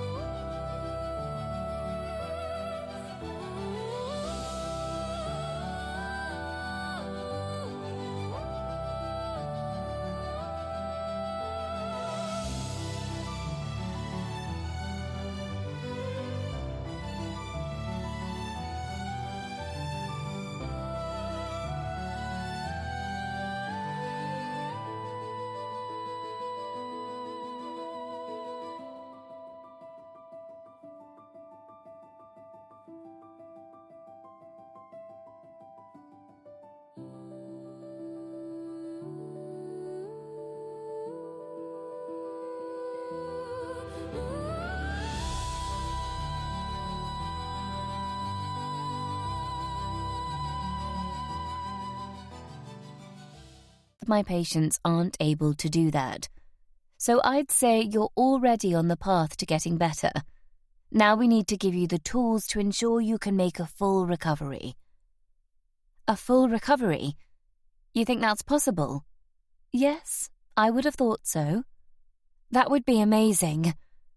She attempts to look up my medical records, but apologizes when she can't find them. We've been having trouble with the computers, she says, rolling her eyes. They're supposed to be transferring all our patients' records onto a new system, but it's a bit glitchy. Not that you need to worry about that. Instead, she asks me lots of questions about my health, which I try to answer honestly. I tell her I was on a medication previously, but I can't remember what it was, and also about the miscarriage I can't recall, and how Ronan is convinced that's the source of my problems. Grief is such a powerful emotion, she says. It can affect us in so many different ways, and losing a baby is a particularly tough experience for any woman. Eventually, she prescribes some new medication and advises me to stop taking the sedatives I was given in Turkey. What is it? I ask, gripping the prescription she hands me. Antipsychotics. They should help stop the hallucinations and delusions. Let's see how you get on with these and we'll reassess in a few months. It feels like progress. Finally, I'm getting the treatment I need. Except this time, I'm determined to keep taking the drugs. Look what happened last time. I don't know what I was taking previously, but obviously I must have thought it was best to wean myself off them. Look at the hole I fell into when I did. The change to my medication makes an almost immediate impact. After I stop taking the sedatives, my head is clearer, and I have more drive and energy. It's like putting on a pair of corrective glasses when I've been scrambling around with short vision for months. Everything is suddenly sharp and in focus. I think about Jacob from time to time, but when he comes into my mind, I'm able to label it properly. Not memories, but fantasies. Seemingly so real because I wanted so badly for them to be true, as the psychiatrist explained to me. There are still times when I wake in the night in a cold sweat, thrown back to the horrifying moment when I walked into Jacob's room and found his bed empty. Although I know it's not real, my heart still aches for him, which I guess is only natural. My maternal instincts kicking in, but every day gets easier, and I'm sure in time I'll be back to my old self. I need to learn to be patient and let nature take its course. If only my relationship with Ronan could be repaired with a handful of pills. We don't talk anymore. We don't share a bed. We don't even eat meals together or sit and watch TV like we used to when we were first together. Ronan is often away, and I'm invariably left home alone. He says he's working. But I'm not sure I believe him. He spends so many nights away, I can't help but wonder if he's seeing other women behind my back. I wouldn't put it past him. He's a charmer who always had a wandering eye. After a few months of living like strangers, I decide it's time to confront it head on. Things have to change, or we're heading for the divorce courts. Neither of us is happy like this. On a rare night he stayed in, I pluck up the courage to talk to him. He's in the living room, watching a football match on the TV with a can of beer and his feet up on the coffee table. "Ronan, do you still love me?" I ask. "I'm trying to watch this," he growls, attempting to shoo me out of the way as I stand between him and the TV. I know, but this is important. Begrudgingly, he pauses the match. "What's brought this on?" "Because we're living separate lives. We don't do anything together. We don't talk, and half the time you're not even here." "What am I supposed to do? Hang around the house while you mope about, pining for a child you never had?" he says. It's a cheap shot, but I let it go. I can't put my life on hold waiting for you to get better. But I am getting better. I'm taking my medication regularly, and the psychiatrist says I'm making real progress. He shakes his head and rubs his temples. "I don't think you realise how hard it is living with you. You spend most of your time in your room. You're not interested in going out. That's not fair. When was the last time you suggested going anywhere? Why should it be down to me? Why is it my responsibility to save this marriage?" "Because I thought you cared about us. About me." This is the problem with you, Karina. You've always got to make a drama out of everything, haven't you? "Is that what you think I'm doing?" I ask, exasperated. "The last few months have been really tough. You know that. And I'm doing my best to get back to normal. It would help if I had some support. But you're never here." "And why do you think that is?" The bitterness of his tone catches me by surprise. "Who in their right mind would want to be with you?" He casts a disgusted eye up and down my body. "Is that all you care about? How I look? Whether I've put on any makeup or brushed my hair? God, you can be so shallow." "We don't even share the same bed, let alone do anything else," he fires back. "So that's what this is about. Sex. Don't be stupid. And because I haven't been putting out, you've been finding it elsewhere. How many have there been?" "What? Don't be daft.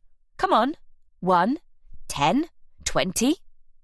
I fold my arms across my chest and raise an eyebrow. What's happened to us? To him? We used to be such a good fit. I think back to those early days when he bombarded me with gifts, chocolates, flowers, teddy bears, jewellery, and how he'd constantly leave messages for me, telling me how much he loved me, how he couldn't live without me, sometimes several times a day. Now it all seems like a distant memory. His jaw tightens as he picks up the TV remote and fingers the buttons, not looking at me. "You haven't answered my question. How many?" I ask, a stone in the pit of my stomach hardening. "Karina, don't." I always suspected it, but I thought he'd at least deny it, lie to me. A lump forms in my throat, and tears of humiliation prick my eyes. Bastard! I turn and run out of the room, sprint up the stairs, and throw myself onto my bed. In a matter of months, everything I knew and trusted has been reduced to ashes. My life as I knew it is over. There is no Jacob, and now I realise there is no Ronan and me. We're over. Done. The next morning my mind's made up. I wait until Ronan leaves the house. He doesn't even bother to let me know he's going, let alone where these days. And then I pack a bag and call a taxi. Chapter 22. It took me a while to realise it, but there's nothing for me in Norfolk, or that house. I don't know what we were thinking when we moved there. It's in the middle of nowhere. It's bleak. It's exposed. The house is always cold, and in the winter the wind rattles through the old window frames. The nearest shop is a 40-minute drive away, and there are no other houses around for miles. I have no friends there, and weeks can often pass without seeing another soul. Since Ronan and I started living separate lives, I've never felt more isolated.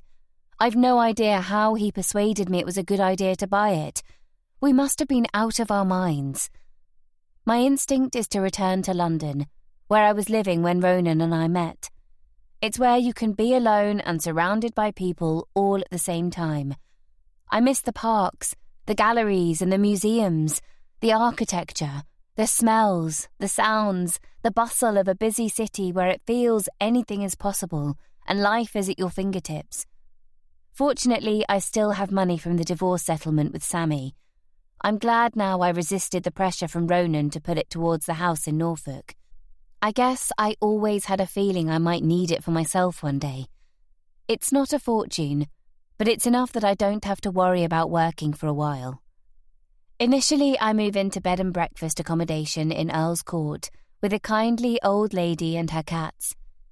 But that only lasts a few weeks, until I find a delightful flat to rent on the first floor of an old Victorian terrace in Muswell Hill. It's small and the furniture's dated, but it's what you get for your money these days in London.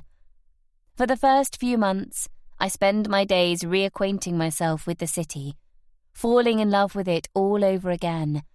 I spend time in the art galleries and cafes, wandering aimlessly through the parks and gardens, seeing everything through a tourist's eyes. It's weird. I don't miss Ronan at all. It's Jacob who floats to the forefront of my mind in unguarded moments. A child who only exists in my imagination, not my husband, which tells me everything. We don't keep in touch. What's the point? We have nothing in common, and clearly he was grateful I walked away. He's never tried to persuade me to return, or begged for my forgiveness, told me he can't live without me. And when I file for divorce, he doesn't fight me. It's not like when I divorced Sammy, who took it as a personal affront and battled me every step of the way. So that's another husband chalked up, and I'm not yet 40. How depressing. The following year, my mother finally passes away. I'd not seen her as much as I should, but it broke my heart every time she couldn't remember me. And if she couldn't remember me, what was the point in visiting? It feels as though I'd lost my mum a long time ago. Her funeral is a simple, low-key affair, attended by some of the staff at the care home and a few of her oldest friends. We have drinks and nibbles in a nearby park, but it's all a bit strained and difficult. Within an hour, everyone's drifted away, and I'm left to pick up the bar bill. I need to think about going back to work at some point. My money's not going to last forever, but I can't countenance a return to my old job. It feels as though that's passed me by, a young woman's career. And anyway, I've lost all my contacts and I've not picked up a camera in years. Even if my confidence wasn't shot, I'm not the woman I used to be. The woman who would happily jump on a flight to the back end of nowhere at a moment's notice, not knowing where she was going to stay or how long she'd be away. I don't have it in me these days. The problem is, I don't know who I am anymore. Karina, wildlife photographer. Karina, mother. Karina, wife and homemaker. I don't have any transferable skills, and I've never done a proper job in my life. Photography is all I've known, but luck finally lands on my side when I spot a job advert in the window of a photographic studio not far from my flat. I only notice it by chance as I'm heading to my favourite cafe to grab an oat milk latte and a cardamom bun. They're looking for an assistant to help run the studio and lend a hand with some wedding shoots. Nothing taxing. Running a diary, organising schedules, carrying equipment and setting up lights. And so before I can talk myself out of it, I walk straight in and speak to the owner. Frida is lovely, She's full of energy and has a wicked sense of humour and an infectious laugh. We instantly hit it off. She wants to know about my employment history, but I deliberately keep it vague, and thankfully she doesn't ask to see a CV. I think she's impressed by my knowledge of cameras and that I can happily chat about f-stops and aperture, lenses and filters, different types of lighting, and the importance of post-production. It's like catching up with an old friend, and by the end of the interview, if you can call it that, we're both crying with laughter. It feels good. I haven't laughed so much in years. To my surprise, Frida offers me the job on the spot. "When can you start?" she asks. "Monday?" Perfect. And suddenly I'm back in full-time employment for the first time in almost 5 years. The job takes some getting used to, but Frida is patient and understanding as she shows me the ropes, how the electronic diary works, and how she'd like me to answer the phone.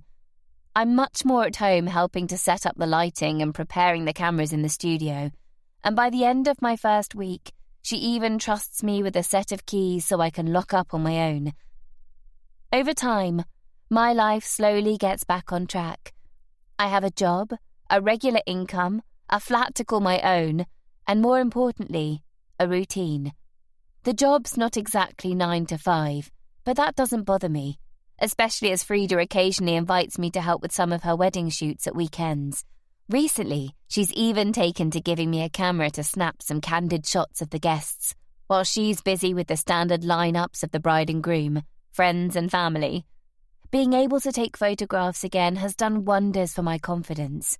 Frida becomes more like a close friend than my employer, and we start seeing each other socially. Initially, drinks after work at the pub, but with increasing regularity, she's been inviting me to her house to eat, and we've spent a number of raucous evenings putting the world to rights over too much wine. It helps that I'm still taking my medication religiously, and my mind is on an even keel. I'm not going to fall into the trap of thinking I can handle coming off it again, not after last time. And although I think about Jacob from time to time, I finally accepted he was nothing more than a mental mirage. No more than real fairies living under the bed or trolls at the end of the garden. As close as we've become, I've never confided in Frida about any of my mental health struggles. Although she knows about Ronan, I've not told her about what happened in Turkey, and I've been careful never to mention Jacob's name. I don't want to jeopardize our friendship or my job. I don't think she'd judge me, but I'm not willing to take the risk. After all, if she finds out I need medication to function and I never mentioned it in the interview, she'd be within her rights to sack me on the spot. And where would that leave me? So I keep it to myself. And life is good. Everything is under control. I'm happy, I'm sane, and I have the best friend in the world. But then I receive an email out of the blue, which brings my world crashing down. It's 10 years since that holiday to Turkey, where my life was turned upside down. And once again, everything I thought I knew is thrown into total and utter chaos. Chapter 23. It's been a long day at work, and I've been on my feet for most of it, helping Frida with 6 studio shoots and coping with the phone calls that never seem to stop. Now I'm home on the sofa with the TV on in the background and my feet up, spooning forkfuls of reheated pasta bake into my mouth, glad I had the foresight to make enough for 2 nights. I couldn't have faced cooking this evening. My interest quickly grows tired of the never-ending conveyor belt of cat videos on Instagram and Facebook, and instead, I check my inbox on my phone, in the vague hope that someone's messaged me with something of importance. Not that they ever do. My inbox is usually full of newsletters and promotions from organizations and businesses trying to sell me something. I slide my finger across the screen, deleting each of them methodically, one by one, until I reach a message, which instantly grabs my attention. It looks as though it might be a clever marketing trick, with a subject line designed to provoke my curiosity and entice me into clicking on a link to a page selling me something I neither want nor need. I'm about to delete it, but the sender's address is a Gmail account, girlwithregrets123@gmail.com, with the intriguing subject line, "Something you need to know." I'm sure it's spam, but I can't help taking a look. The message is short and to the point, and sends a shiver from the base of my neck down the length of my spine and brings goosebumps to the back of my arms. I thought you have a right to know that your son Jacob is alive and well. Sorry I didn't find the courage to tell you before. I hope this gives you some comfort. Best, the girl with regrets. What the hell? I drop the phone like it's a hot coal and sit bolt upright, almost knocking the bowl of pasta off my lap and onto the floor. It's like being stung by a swarm of 1,000 angry wasps. With a trembling hand, I pluck my phone off the carpet and read the message again, my eyes flying across the words, trying to make sense of what it means. It was a prank, a sick, twisted wind-up. But who would do that to me? There aren't many people who know about Jacob. Obviously there's Sammy and Ronan, but I can't believe either of them would be so cruel. And there's no way this has come from my GP in Norfolk, who I saw all those years ago, or my psychiatrist. It's inconceivable that they'd break their professional code and disclose my mental health battles. Jacob, alive and well. But I believed all these years that he wasn't real, and that he only existed as a ghost in my mind. Everyone said it. Ronan and Sammy, the GP, the psychiatrist. How could they all be wrong? Unless they've all been lying to me. I jump off the sofa and race to the bathroom, making it to the toilet as my stomach retches painfully. The shock of it is all too much. I wipe my mouth with my sleeve and fall back against the wall, with my head spinning. I've put so much effort into getting better and moving on with my life, rebuilding my sanity and taking back control of my senses, and now this. It's been a long time since I last woke in the night screaming for Jacob, convinced he'd been abducted and that we'd abandoned him in Turkey. Now what am I supposed to think? Is it really true? Can it be true? No, I can't go there. It's the road to madness, and that's probably exactly what the sender of the email intended. There's no other explanation. I haul myself to my feet and trudge back to the lounge. My phone's lying on the sofa. I pick it up and read the email once more.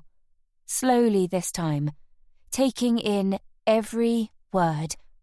It was sent yesterday evening, July the 15th. There's something familiar about the date. Why does it seem so familiar? Oh my God. It's exactly 10 years since I thought Jacob had gone missing. The first day of our holiday, when I woke in a panic and found his bed empty. That can't be a coincidence. But who sent the message? Who is the girl with regrets? I assume it must be a woman, or a man who's cleverly trying to cover his tracks. I just don't understand what they hope to achieve. It's not as though they've provided any details or any proof of their claims, which begs the question, why send it at all? Unless to torment me. Jacob is alive and well. That's all it says. Although the subject is clear. Jacob is alive and well, and you didn't make him up. He was as real as the sun rising in the sky every morning. I was never insane, but someone wanted me to believe I was. The message poses more questions than answers. I take a deep breath and close my eyes, centering myself like I was taught in those mindfulness sessions I attended for a short while after I left Ronan. I can't jump to conclusions, and I mustn't get my hopes up. It's one email from an anonymous sender. The chances are it's nothing more than an obscene piece of mischief intended to upset and destabilize me. But I keep coming back to the same question. Why? There's only one way to find out. I hit reply and compose a short message. My fingers are so shaky it takes several attempts to type the right words. Who is this, and why are you trying to mess with my head? I hit send and wait patiently for a response, my thumb repeatedly refreshing the screen, praying answers will come swiftly. My stomach turns somersaults with a mixture of anxiety, excitement, and fear. It's taken so much work over so many years to finally come to terms with what I thought was the truth, that Jacob was alive only in my head, conjured from my grief, and yet one short email is threatening to unpick it all. I know I have to be careful, though, because if this turns out to be a hoax, it will crucify me. If I allow myself to believe what this email is suggesting, and my hopes are dashed again, I'll be destroyed. A minute passes. 2. Still no reply. In frustration, I type another message. How do I know you're telling the truth? What do you know about Jacob? I glance at the clock. It's gone 9. Not that late. Hopefully the sender, this girl with regrets, will still be up and pick up my emails. I pace the room, my eyes fixed on the screen of my phone. A car rumbles past outside. A dog barks in the distance. The credits at the end of the drama I was half watching on the TV roll. And finally, another email arrives. This time, it comes with an attachment. A photo. A solitary image that changes everything. Chapter 24. It's a photo of a boy, a teenager, with a spotty chin and an awkward smile. I gasp, my knees weak with shock. My hand shoots to my mouth. There's something painfully familiar about those eyes, the curve of his nose, the colour of his hair, shaved now around the sides and left longer, floppy on top. The shape of his face has changed, his jaw more pronounced, his brow sterner.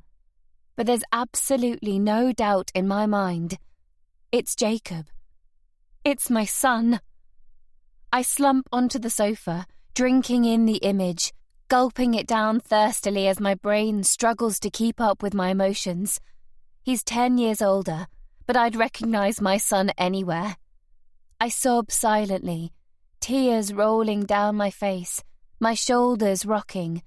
The enormity of it hits me like I've been run down by an articulated lorry. So it's true. Jacob is alive and well. But how can that possibly be? There's a chance, I suppose, if someone really wanted to go to the trouble, they could have photoshopped the image, taken a picture that looks a little like Jacob and doctored it. Or it could even have been generated by AI. Frida and I have been playing around with the technology at work, and it's produced some frighteningly realistic results. But why would anyone go to the effort? And besides, I know it's him. I can feel it, sense it, call it a mother's intuition. I knew it all along. I wasn't going insane. But now I have so many questions rolling around my mind, exploding in my brain like fireworks in the night sky. If Jacob wasn't a figment of my imagination, what happened to him? Where's he been all these years? Does he still remember me? Is he back in the country? It's so strange to see him again. He'd been thoroughly deleted from my life, existing only in my memories. I didn't even have any photographs of him to pore over in my darkest moments. It's the first time I've seen his face in a decade, and it's nothing like I remember. I need to find him, to hold him, touch him, to see him with my own eyes. He was only young when he went missing, but not that young. He must have memories of me. What was he told had happened to me? Does he think I'm dead? Or has he been brainwashed into believing I don't exist, like I'd been brainwashed into thinking he was only a ghost? There's so much to process, so much to think about. I don't know where to start. First things first, I need to find him. But how? There aren't many clues in the picture. In it, he's wearing a red football shirt with blue stripes and holding a football tucked under his arm. It looks like he's on a football field with out-of-focus green pitches stretching out behind him. It could have been taken anywhere. I guess it's a school or local team, but the badge over his breast has been deliberately blurred out. Whoever sent this photo doesn't want me to find him. In which case, why email me at all? Of course I'm going to look for him. I've not seen Jacob in 10 years and was told he was as good as dead. I need to think, to clear my head. But it's hard when it's a blizzard of conflicting thoughts and emotions. I was made to think I was going insane, and all this time I've been tricked into believing something so outlandish it couldn't possibly be true.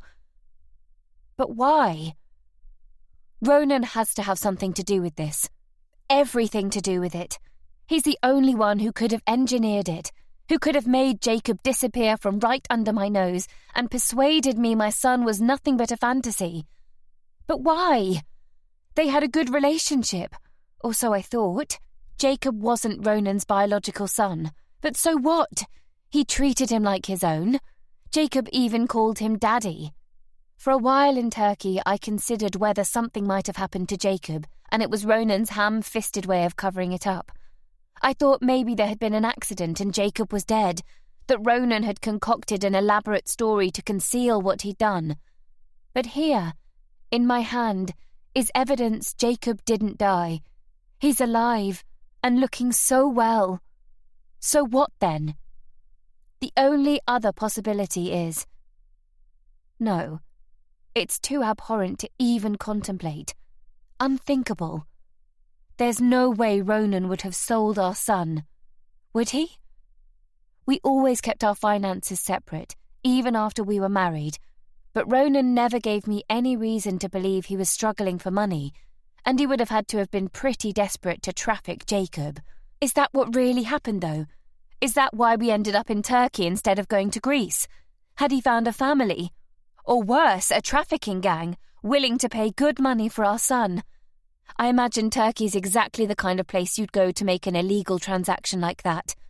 Jacob was always a good-looking little boy, blonde and blue-eyed with a cheeky smile and a cute dimple on his chin. What if Ronan had auctioned him off to the highest bidder? I've heard about the dark web. I imagine that's the sort of thing that goes on there. But he could have been selling him for anything. Forced servitude, maybe even for his organs, his kidneys or his liver, his heart... or even worse, for sexual exploitation. Nausea blooms in my empty stomach. If I ever see Ronan again, I'll kill him. I squeeze my eyes shut and cast my mind back to that first night in Turkey, when I slept like the dead, for almost twice as long as I'd normally sleep. And even when I woke up, I was groggy. I put it down to having too much sleep. But is it possible Ronan drugged me? I'd only had a couple of glasses of wine, and although I was tired, it wouldn't account for me sleeping for 12 hours. Unless Ronan slipped something into my wine, that would explain why I slept through and didn't wake when he was smuggling Jacob out of the house, because that's when he must have done it, in the middle of the night when I was virtually unconscious. I stare at the photo on my phone, unable to drag my eyes away from it, trying to imagine the young man Jacob's become, what he must have gone through. He looks happy, although through the awkward teenage smile it's hard to be 100% sure. He's not dead at least, but it doesn't mean he's not been abused. My poor, poor baby. What has happened to you? I've no idea how to reach Ronan. Since the divorce, we've not kept in touch. I deleted his number, and I doubt whether he's kept the same email address. He was adamant he'd never use social media, so I can't stalk him there. I don't even know where he works. He'd set up a fire safety consultancy, but if he ever told me the name of the company, I've completely forgotten it. I don't even know whether he kept the house in Norfolk.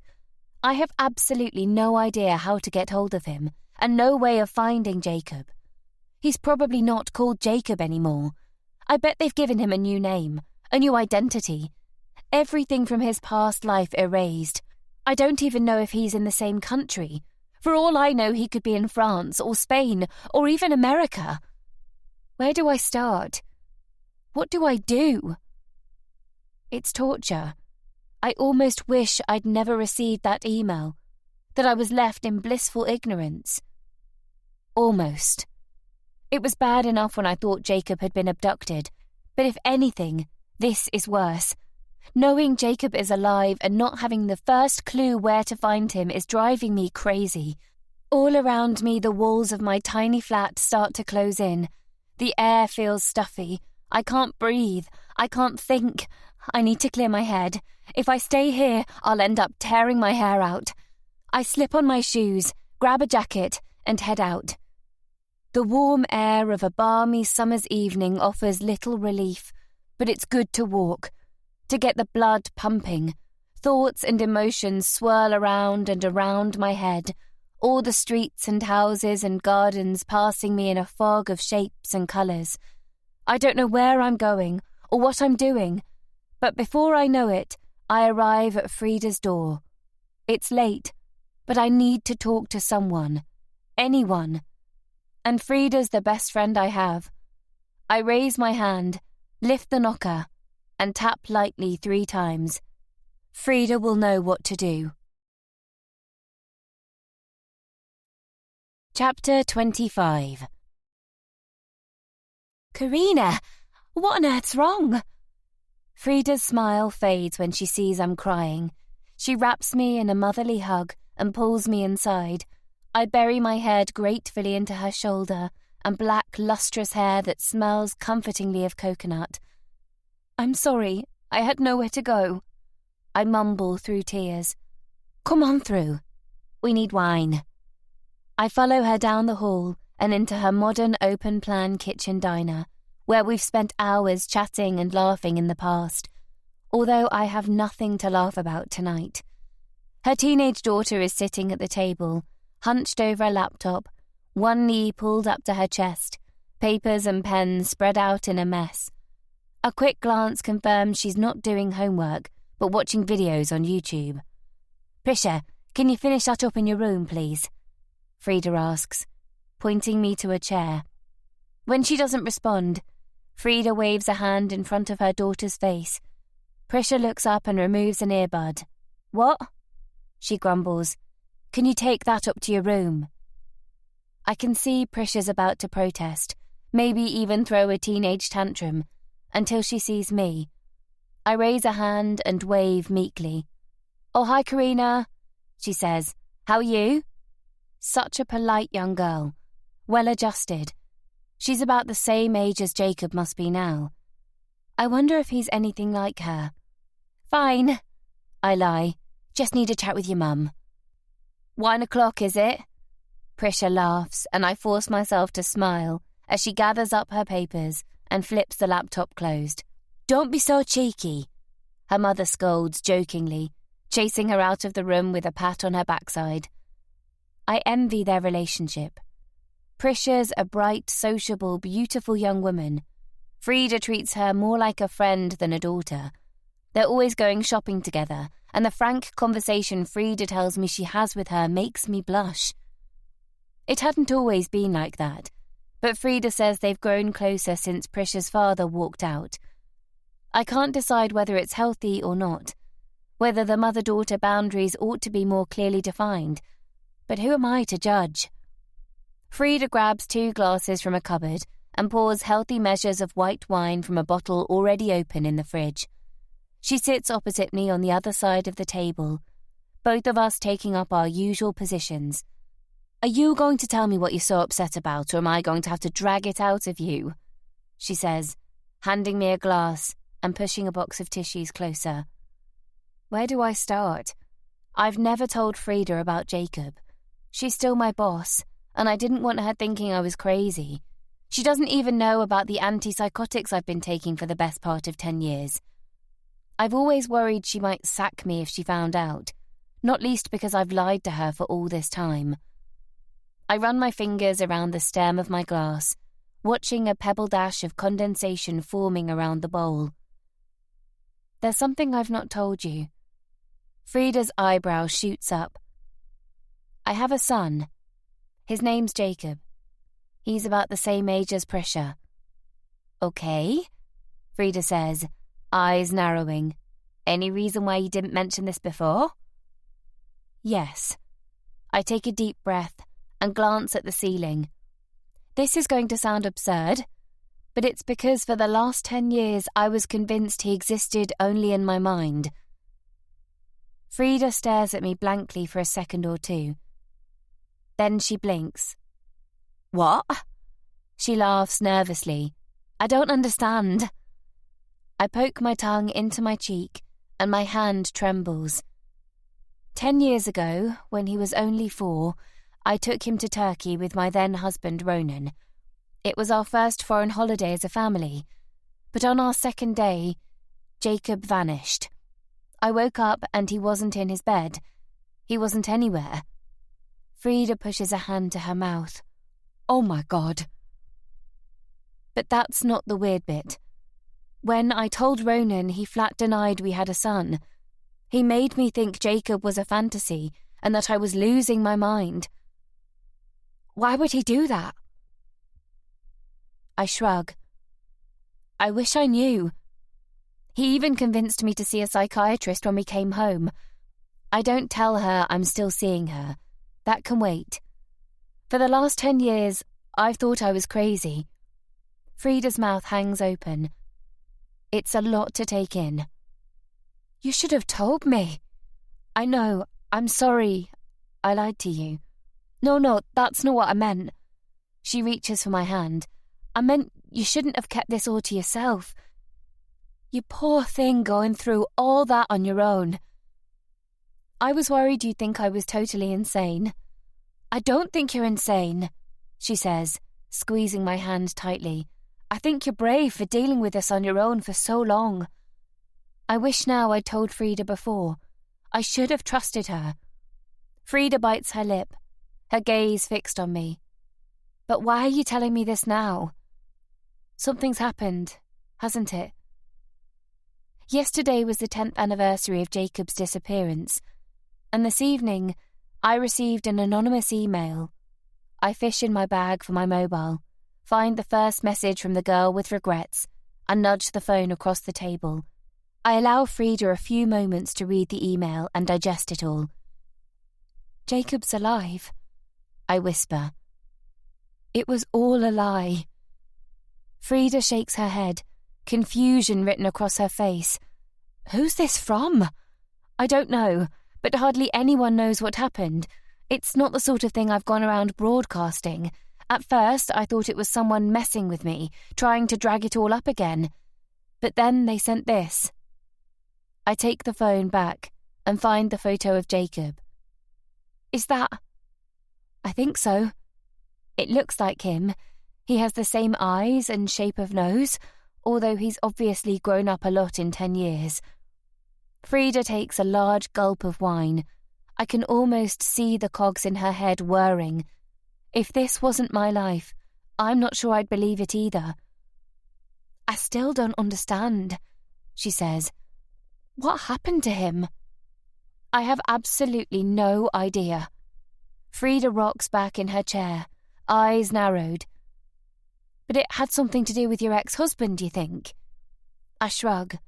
I guess I can't think of any other explanation. Can you? Were you having marriage difficulties?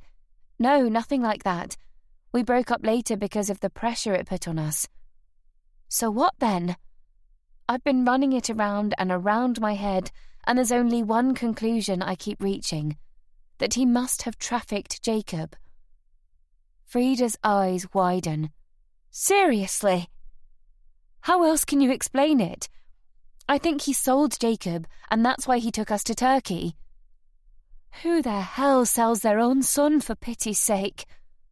Ronan wasn't Jacob's real dad. He was his stepfather. But he's always treated Jacob as his own. That's why I find it so hard to believe. And this email... Frida points at my phone. Who's that from? And why get in contact now? I wish I knew. Oh, honey, I can't imagine what you're going through right now. I mean, if Prisha had vanished when she was small, I don't know how I would have coped. A lot of drugs, mainly. Frida laughs, but I'm deadly serious. I think about those sedatives Ronan gave me in Turkey and continued to feed me when we'd returned home until I'd seen a psychiatrist and was put on different medication. It all makes sense now. He wasn't trying to help me. He was trying to subdue me and convince me to believe the lies he told me about Jacob, that he was born from grief after my miscarriage. God, was that even true? I've never had any recollection of losing a baby.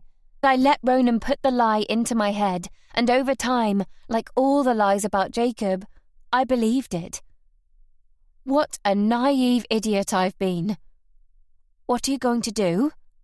Frida asks. Heading for the fridge, she grabs the bottle to top up our glasses. I don't know. Have you called the police? No, they wouldn't believe me. Of course they would. I shake my head, remembering my last experience with the police at the airport in Turkey. They didn't believe me then, and I have no reason to think they'll believe me now. The threat of being sectioned and carted off to some grim mental health hospital still weighs heavily at the back of my mind. I don't have proof of anything other than a vague anonymous email. What if they think I really am crazy? Especially if they discover I've been seeing a psychiatrist for years. What about Jacob's birth certificate? I blink slowly, too embarrassed to admit I've never thought of looking for it. But why would I? I didn't think he was real. I don't know where it is. I expect Ronan destroyed it. It'll be online, Frida says, as if it's the most obvious thing in the world. Will it? Of course it will. She jumps up and picks up a laptop from the floor where it's plugged in, charging. She brings it to the table, flips it open and begins to search the internet. Within a few moments, we're staring at a government website. She registers an account in my name, clicks on a link to order a birth certificate, and together, we fill in Jacob's details. His name, date of birth, my maiden name, and where the birth was registered. And in the click of a button, it comes up. Jacob's birth certificate. Finally, clear and indisputable proof he does exist. I mentally kick myself. Why didn't I think of that before? You can even order a physical copy if you want, Frida says. It doesn't cost much. Maybe later, I say in a daze.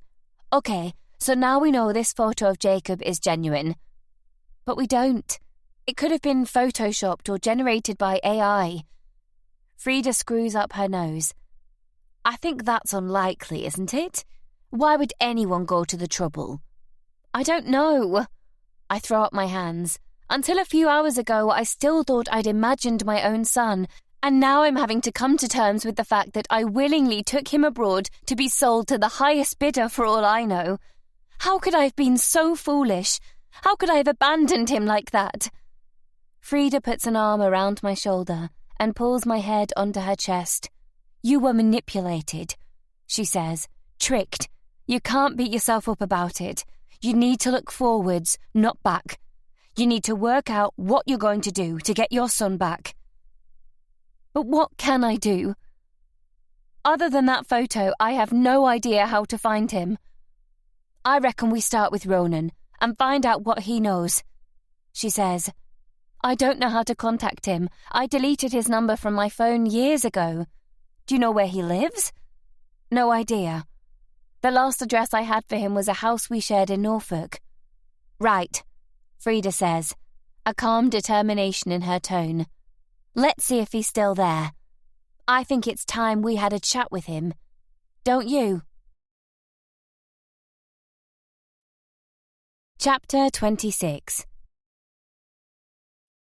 Frida offers to drive, and the next morning picks me up from my flat early. I've not slept a wink, nervous about confronting Ronan, my mind in turmoil, trying to piece together how and why my son was taken from me all those years ago. What if Ronan denies everything, tells me he had nothing to do with it? What then? Right, I've postponed the 3 shoots we had organised for today and rearranged them for a couple of weeks' time. Everything else will have to wait, Frida says as I clamber into her sporty 2-tone Mini. It's all sorted. I'm so sorry. I totally forgot about the shoots. You shouldn't have to. She holds up a hand. This is important. Closing the studio for a day won't kill us. Thank you. You ready to confront your ex? Not really.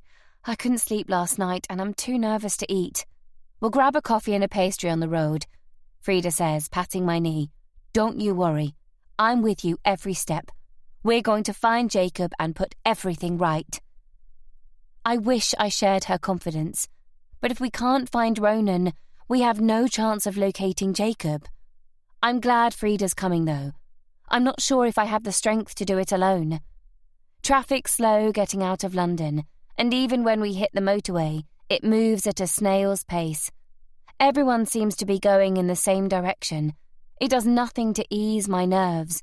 My stomach's turning in on itself as I rehearse in my mind what I'm going to say to Ronan. Whatever you do, don't lose your temper with him. Frida advises as we finally pick up speed and start making progress along the M11. He's bound to be defensive, but we're here to find Jacob, not to confront Ronan about how he treated you, okay? That can come later. I spent half of last night tangled up in my sweaty sheets, imagining what I'd do to my ex-husband when I lay eyes on him. He'd destroyed my life, convinced me I was out of my mind, and worst of all, he stole my son from right under my nose. I'd like nothing more than for him to suffer a slow, agonizing death. But Frida's right. My priority has to be finding Jacob. My stomach winds itself up tighter and tighter the closer we get to our old house. Everything starts to look familiar, but feels different. New housing developments have popped up. The road layout has changed. New roundabouts and traffic lights. But when we finally arrive at the cottage, it looks exactly the same as it always did, except maybe with an even more pronounced look of neglect and desolation. The whitewashed walls are grimy and the paint peeling, the roof tiles dark and tarnished. There's no car parked outside, and all the windows are closed, despite it being a warm July day. It doesn't look good, and I'm worried I've dragged Frida all this way for nothing. You weren't kidding. It really is the back of beyond, she says, glancing up at the house through the windscreen. Nice spot, though. For a while, it was idyllic. Jacob loved being so close to the beach, with its beautiful, fine, golden sand, where he could fly his kite and build sandcastles to his heart's content. He had a big garden to play in, grassy dunes to explore, next to no traffic to worry about. It was isolated, and gave us the feeling of being the only people in the world, and for a time, that brought me a great deal of happiness. It's funny how quickly I've embraced the memories again, accepted them for what they are, the truth, not the lies I told myself. I used to have to check myself when they'd seeped into my mind, reminding myself none of it was real, a mental torture of a different kind. Ronan has a lot to answer for. Are you ready? Frida asks, taking my hand and squeezing it. She smiles, and again I'm reminded how lucky I am to have her with me. I throw open the car door, and my senses are immediately assaulted with the familiar smell of brine and the earthiness of samphire and sea lavender, the sound of waves rushing onto the shore and the screech of gulls, the graze of the warm, salty breeze on my skin. Although the house is tainted with bad memories of days shut in my room, trying to come to terms with what I thought was the disintegration of my mind, it still holds many happy recollections. An image of Jacob surfaces, a chubby pale arm and legs poking out of his t-shirt and shorts, tottering down the garden path towards the gate that spilled out between the dunes. I push it away. It's still painful, especially as there are so many memories stolen from me that I never had the opportunity to experience, and never will. Jacob's first day at school, learning to ride a bike, parents' evenings and school plays, birthdays, Christmases and holidays together. Frida locks the car and pulls me towards the house. I'm right here, she whispers. Let's see if he's in. My legs are leaden as I swing open the squeaky gate and head towards the front door, which desperately needs a fresh lick of paint. It doesn't look as if the house has been touched in 10 years. I take a deep breath, remind myself why I'm here, and knock. It echoes through the house, almost as loudly as my heart is hammering in my chest. Frida scoots through the overgrown garden and peers through a window. I knock again. An ominous silence follows. The house is empty. Ronan's not here. I think he might have moved away, Frida says, her hands cupped around her eyes as she stares inside. It's empty. Stripped out. My heart sinks. Really? At least we know. Part of me is relieved. I was dreading confronting Ronan, even with Frida at my side. But it also means I'm no closer to finding Jacob. So I guess that's it. A dead end. Jacob could be in Timbuktu for all I know, and if I can't find Ronan, my chances of locating him are next to zero. I'm sorry I made you come all this way for nothing, I say, conscious of the work Frida's turned down today to help me. Don't be silly. We had to try, she says generously. Fancy stretching your legs for half an hour before we head back? She points towards the dunes and the sandy beach beyond. Why not? We pick our way through the dunes and tumble out on the white sand, arm in arm, like a pair of lovers. If there's one good thing to come out of the disaster of the last 10 years, it's finding such a good friend. I can't believe what that bastard put you through. Imagine someone trying to make you think you were losing your mind, Frida says, as we kick off our shoes and amble along barefooted. It's unbelievably cruel. That's an understatement. I laugh, bitterly. What would you think if you woke up one morning and Prisha was gone? All her clothes had vanished along with all her belongings and any evidence she'd ever existed. And someone told you she was only a fantasy inside your head. Frida puffs out a mouthful of air and shakes her head. I can't even begin to imagine what it would be like. You wouldn't believe it, would you? She glances at me. I don't think so. No. But if you were told it often enough, and all the evidence pointed to it, would you believe it then? I don't know, I'm sorry, but I'm not sure anyone could talk me into believing Prisha didn't exist. I mean, how could they? I know what's real and what's not. That's what I thought. But Ronan knew what he was doing.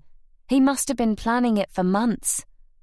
I tell her about my missing photos of Jacob, and how he even managed to persuade the woman staying in a nearby villa to lie about him, denying she'd ever seen him. And then he plied me with sedatives strong enough to knock out a horse. I couldn't think straight and ended up in bed for the rest of the holiday, unable to do anything. That's scary, Frida says, but she thinks I was weak. She doesn't believe she would have been taken in, but she doesn't know what it was like. How could she? You think I'm a bad parent, don't you? What? No, of course not, she says. But I abandoned my son in a country thousands of miles away. You didn't know what you were doing. I should have been stronger and believed my own convictions. I thought someone at the airport could help me prove Jacob had flown with us, but the police arrested me for kicking up a fuss. Instead of listening to what I was saying, they called Ronan, I explained. So what do I do now? Frida stares ahead, thinking, there must be another way to find Jacob. How? Frida strolls on, arms still locked in mine, eyes fixed ahead, strands of loose hair flapping in the breeze. That picture, she says after a few moments. Where was it taken? I've no idea. On a football field somewhere, but it could be anywhere, and the badge on Jacob's shirt has been blurred out. Let me see. We stop as the bright sunshine dulls momentarily behind a wispy cloud. I find the email on my phone and show Frida again, clicking on the image so it fills the screen. Save it to your photos, she says with a grin that makes me wonder what she's thinking. I do as she asks, still not sure how it's going to help. Okay, now open it in the photo app. Her grin grows wider. The photo has dropped into the bottom of my pictures, alongside a series of images I took at the weekend in Highgate Wood, as the sun was setting with a beautiful burnt orange glow behind the trees. Frida reaches across my chest and flicks the image of Jacob with her index finger, revealing a hidden treasure trove of information. "Oh my God, the metadata!" I squeal. "I didn't even think to look." My hands trembling so much I can hardly read the details. It tells me the date the picture was taken, only a few months ago, and that it was taken on an iPhone 14. It even tells me the aperture and shutter speed, not that I care a jot about that.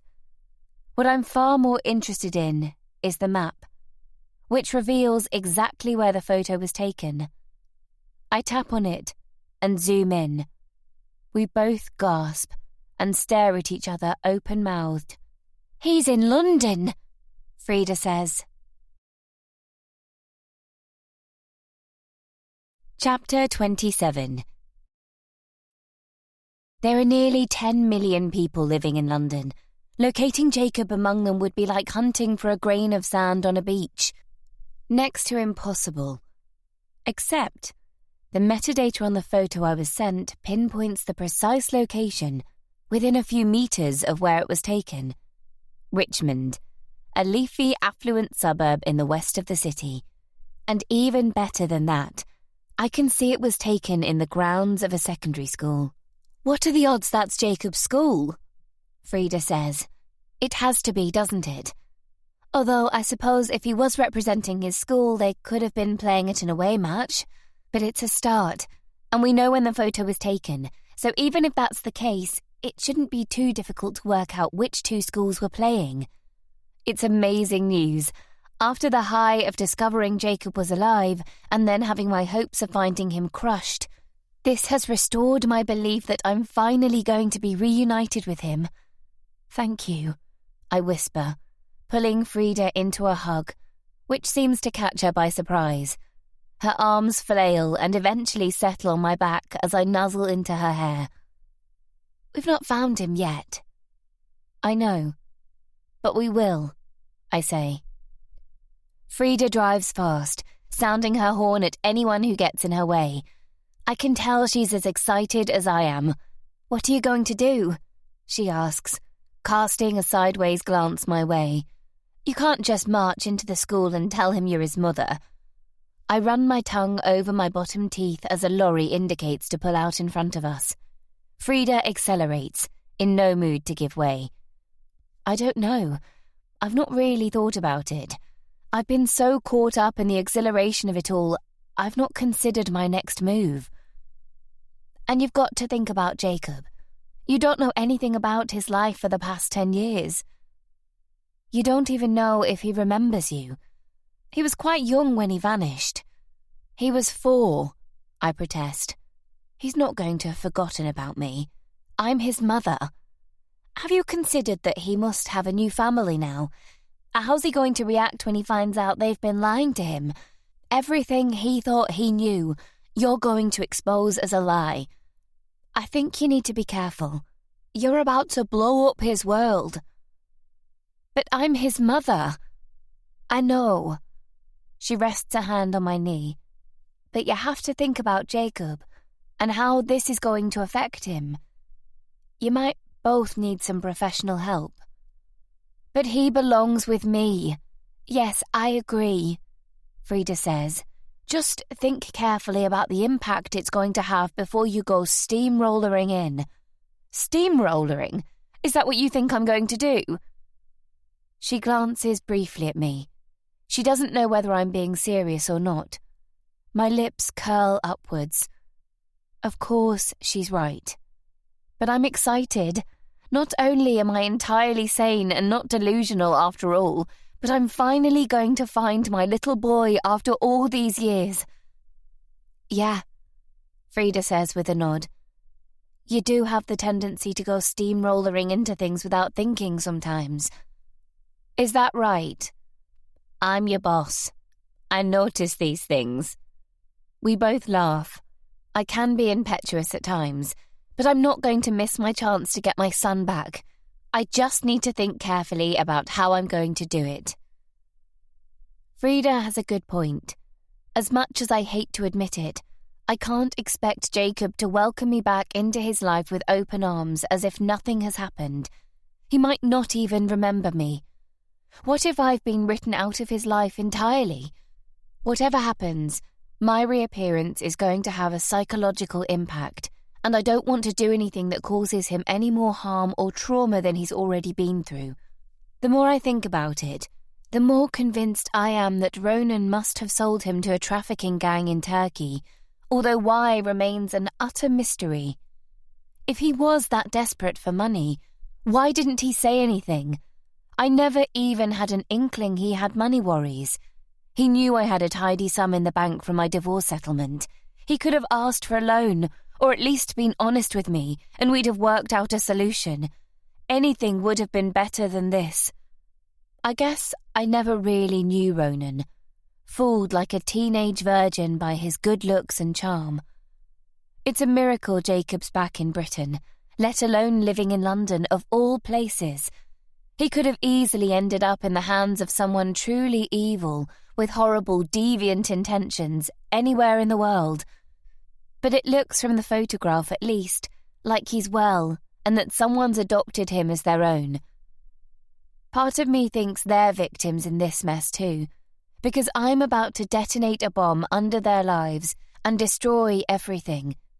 There's every chance they'll go to prison, because at some point I'm going to have to involve the police. Just not yet. I can't feel too sorry for them, though. They must have known what they were getting into when they bought a child through the dark web, or wherever they found him. Frida drops me off at my flat. I'm glad to get home, even though she's offered to let me stay at hers so I'm not on my own. I need the time alone to think and to plan. I'm not going to steamroller in like Frida thinks, but I am determined to find Jacob and tell him the truth.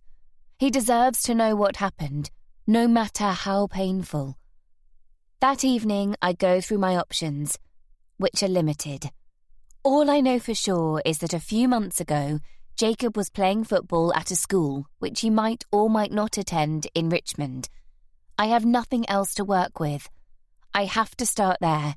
It's my best chance of finding him. The next day, I hop on the tube at Turnpike Lane and make the painfully slow journey to Richmond. Armed with a map on my phone, I walk the rest of the way. It's a 40-minute stroll, but it's an interesting walk, which takes me along the banks of the Thames and through several leafy green parks. The houses around here are amazing.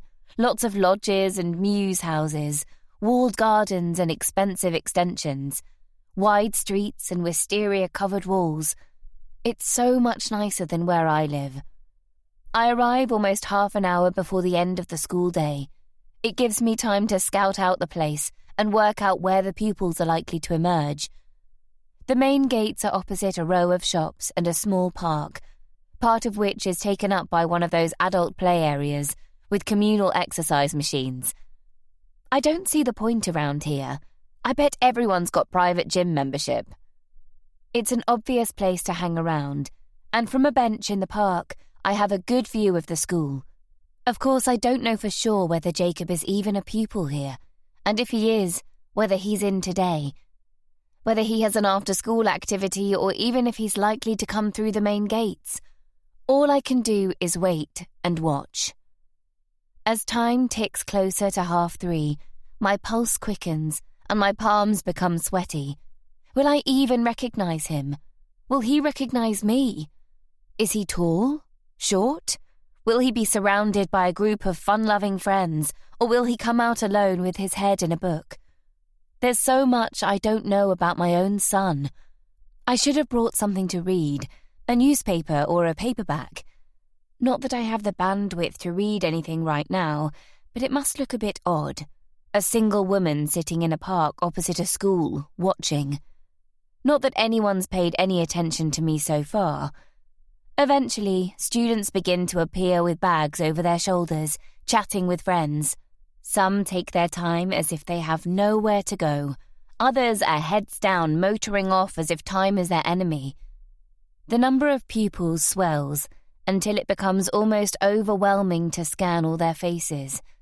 It doesn't help that they're all wearing the same uniform. Blue blazers, dark trousers or skirts. I stand for a better view, and still they keep coming, pouring down the drive and spilling out onto the street, dispersing in all directions. Some jump on buses, others run for cars parked on the verge. It's hopeless. None of them look like Jacob. I'm beginning to think I'm at the wrong school after all. But there must be getting on for 1,000 pupils. It's like hunting for a snowflake in a blizzard. I could easily have missed him. The boys in particular all look the same. They wear their hair in a similar style, close cropped at the back and sides, and in their uniforms, they look like clones. The swell reaches a critical mass, but in less than 5 minutes, it subsides. Fewer and fewer pupils are emerging now, just the stragglers. Among them, a group of lean, tall boys, 6 in total. Same haircuts, same blue blazers. 2 of them even have the same rucksack. Whatever happened to teenage rebellion?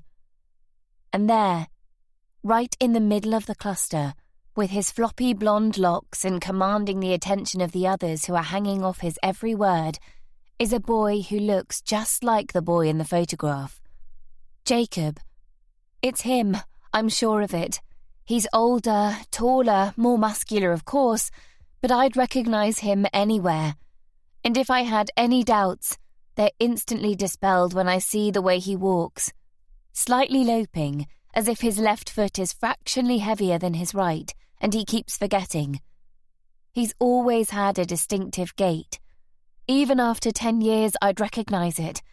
There's absolutely no mistaking it. The boy walking off down the road is my son. Finally, after all this time, I found Jacob. Chapter 28. I really wasn't sure I would find him. The chances were stacked against me, the odds too long. I came to the school on a whim, more in a hope than in anticipation. But I found him, my son, my Jacob, the boy I've thought for the last 10 years was nothing more than a fantasy. The shock of it, of finally seeing him in the flesh, stuns me momentarily into inaction. All I can do is watch and stare. He looks happy and healthy, and he's obviously popular from the throng of friends surrounding him. It's more than I imagined in my wildest dreams. But what am I supposed to do now? He's already halfway down the street, moving away, fading into the distance. I hadn't thought this far ahead. I'd only come to look for him, to see him with my own eyes, and to prove to myself that the email and photograph wasn't a cruel hoax. But now I found him. I don't want to let him out of my sight.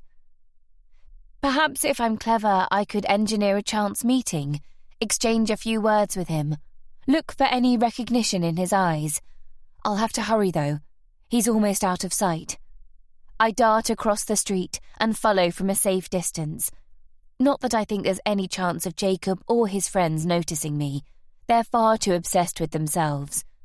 I'm desperate to tell Jacob the truth, but Frida's warning echoes around my head.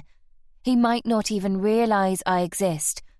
Popping up and announcing myself as his long-lost mother out of the blue might not be the best idea.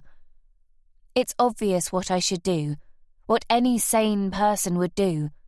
I ought to alert the police now I've found him. They'll know what to do. I should let them handle it. But then what? It'll turn into a complete circus. Social services will have to be called, psychiatrists, child behaviourists maybe, more professionals and experts than I think I could handle. No, I'm going to do this my way, by myself. I won't rush it, but now I've found him, I'll work out a way of approaching him that doesn't completely freak him out. And only then, when we've spoken and I've explained the situation, I'll call the police. 2 of Jacob's friends peel away. Another disappears shortly afterwards, running across the road and down an alleyway. Jacob and the 2 boys who are left carry on until they reach a bus stop, where they lean against the shelter, laughing and swearing. I'm no prude, but it's coarse language that makes me blush, especially because there are so many people who could overhear them, mothers with young children, pensioners. It's embarrassing. Whoever has brought him up should have clamped down on that. I slow to a crawl, pretending to look at my phone. I glide past Jacob, barely a shoulder's width between us, my heart rabbit-kicking in my chest. He's so close. I could reach out and touch him, but I mustn't. Not yet. I snatch a quick glance, but he doesn't notice me. He's still engrossed in his friends. Typical teenage boy, completely oblivious to the world around him. There's a newsagent's up ahead. I could nip inside and wait until Jacob's bus comes, see where it's heading, make an educated guess where he lives. But then a big red double-decker pulls in, its brakes screeching. Jacob and his mates let 2 women on first and then follow them on board. Before I know what I'm doing and why, I hop on behind them and watch as they disappear up onto the top deck. The driver stares at me with bored detachment while I hunt for my debit card in my bag. I've no sooner paid for my ticket than he pulls off and I almost lose my balance. There's a free seat on the ground floor next to an elderly man holding onto a walking stick. He smiles sweetly as I stumble down the aisle and sit, nodding a silent greeting. Oh God, what am I doing? This is madness. I don't even know where we're going. But the desire to find out more about Jacob and his life, where he lives and where he's going, is overwhelming. As the bus trundles on, accelerating between stops and pulling up suddenly at traffic lights, I occasionally bump shoulders with the old man. He smells of lavender soap and tries to engage me in conversation. When I was a lad, that cinema was Fields, he says, pointing with a crooked finger. I smile, but don't reply. I don't want to get into a conversation with him. I have far too much on my mind.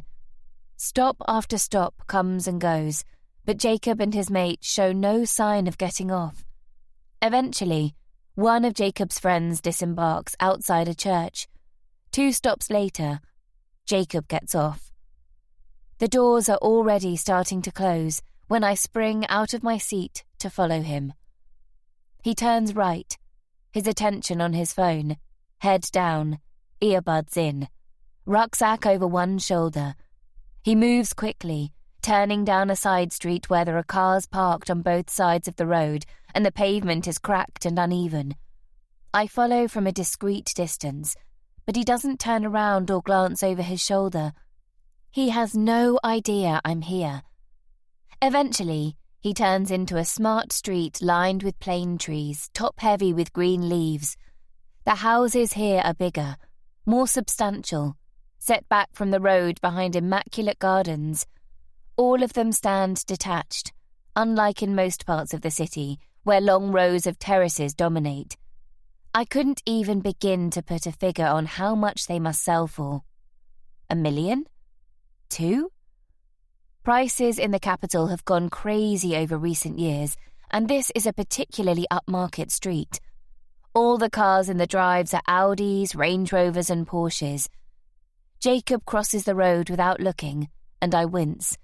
With his headphones in, he wouldn't have heard if there was a car coming. Luckily, it's a quiet street. He walks up to a beautiful house with pink roses in bloom in neatly tended round beds, cut into a pristine lawn. There's a car in the drive, and a woman leaning into the boot. Jacob ignores her as he walks past, heading for the front door. "Hey, Jacob," she calls to him. I slow my pace to a crawl, pretending to look for something in my handbag. At least they've not changed his name, which is something. Imagine if I had to break the news to him that his whole life, including his name, was a lie. "What?" he grumbles. "How was school?" Jacob stops at the door and pulls out an earbud. "Yeah, it was fine." I glance up from my bag and steal a proper look at the woman using one of the trees for cover. Is this the woman who stole my son? If it is, she's not what I expected at all. She's tall and elegant, with honey blonde hair that's cut in an expensive style and hangs just above her shoulders. She's wearing a striped blue and white top, matched with pristine white jeans. She looks moneyed. A lawyer or a hedge fund manager. Slim and toned, no doubt from hours in the gym with a personal trainer called Juan. I recognize her type. The sort of woman who makes running a family and holding down a successful career look like a walk in the park. What was I expecting? Not this. She seems too respectable, too ordinary to have been caught up in anything as grubby as child trafficking. What's her story? Maybe she couldn't have kids of her own. Fertility treatment failed and she didn't want to run the gauntlet of the arcane adoption process. "Would you give me a hand with these bags, love?" she asks, struggling with a bulging carrier bag from a posh supermarket. Jacob rolls his eyes and groans. "Mum, I've only just got home from school. I'm starving." "Mum?" My knees turn to water. He actually called her Mum. He might as well have taken a stake and driven it through my heart. She's not his mother. I am. Although with her blonde hair and blue eyes, they do look alike. I doubt anyone's ever raised an eyebrow or questioned that he's her biological son. "Come on, it'll only take a second." Jacob's shoulders slump, but he turns, shuffles to the car, takes 2 of the bags and heads into the house as 2 young children come charging out. They look nothing like Jacob.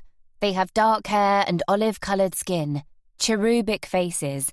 "Amelia, Henry, get inside now," the woman chides.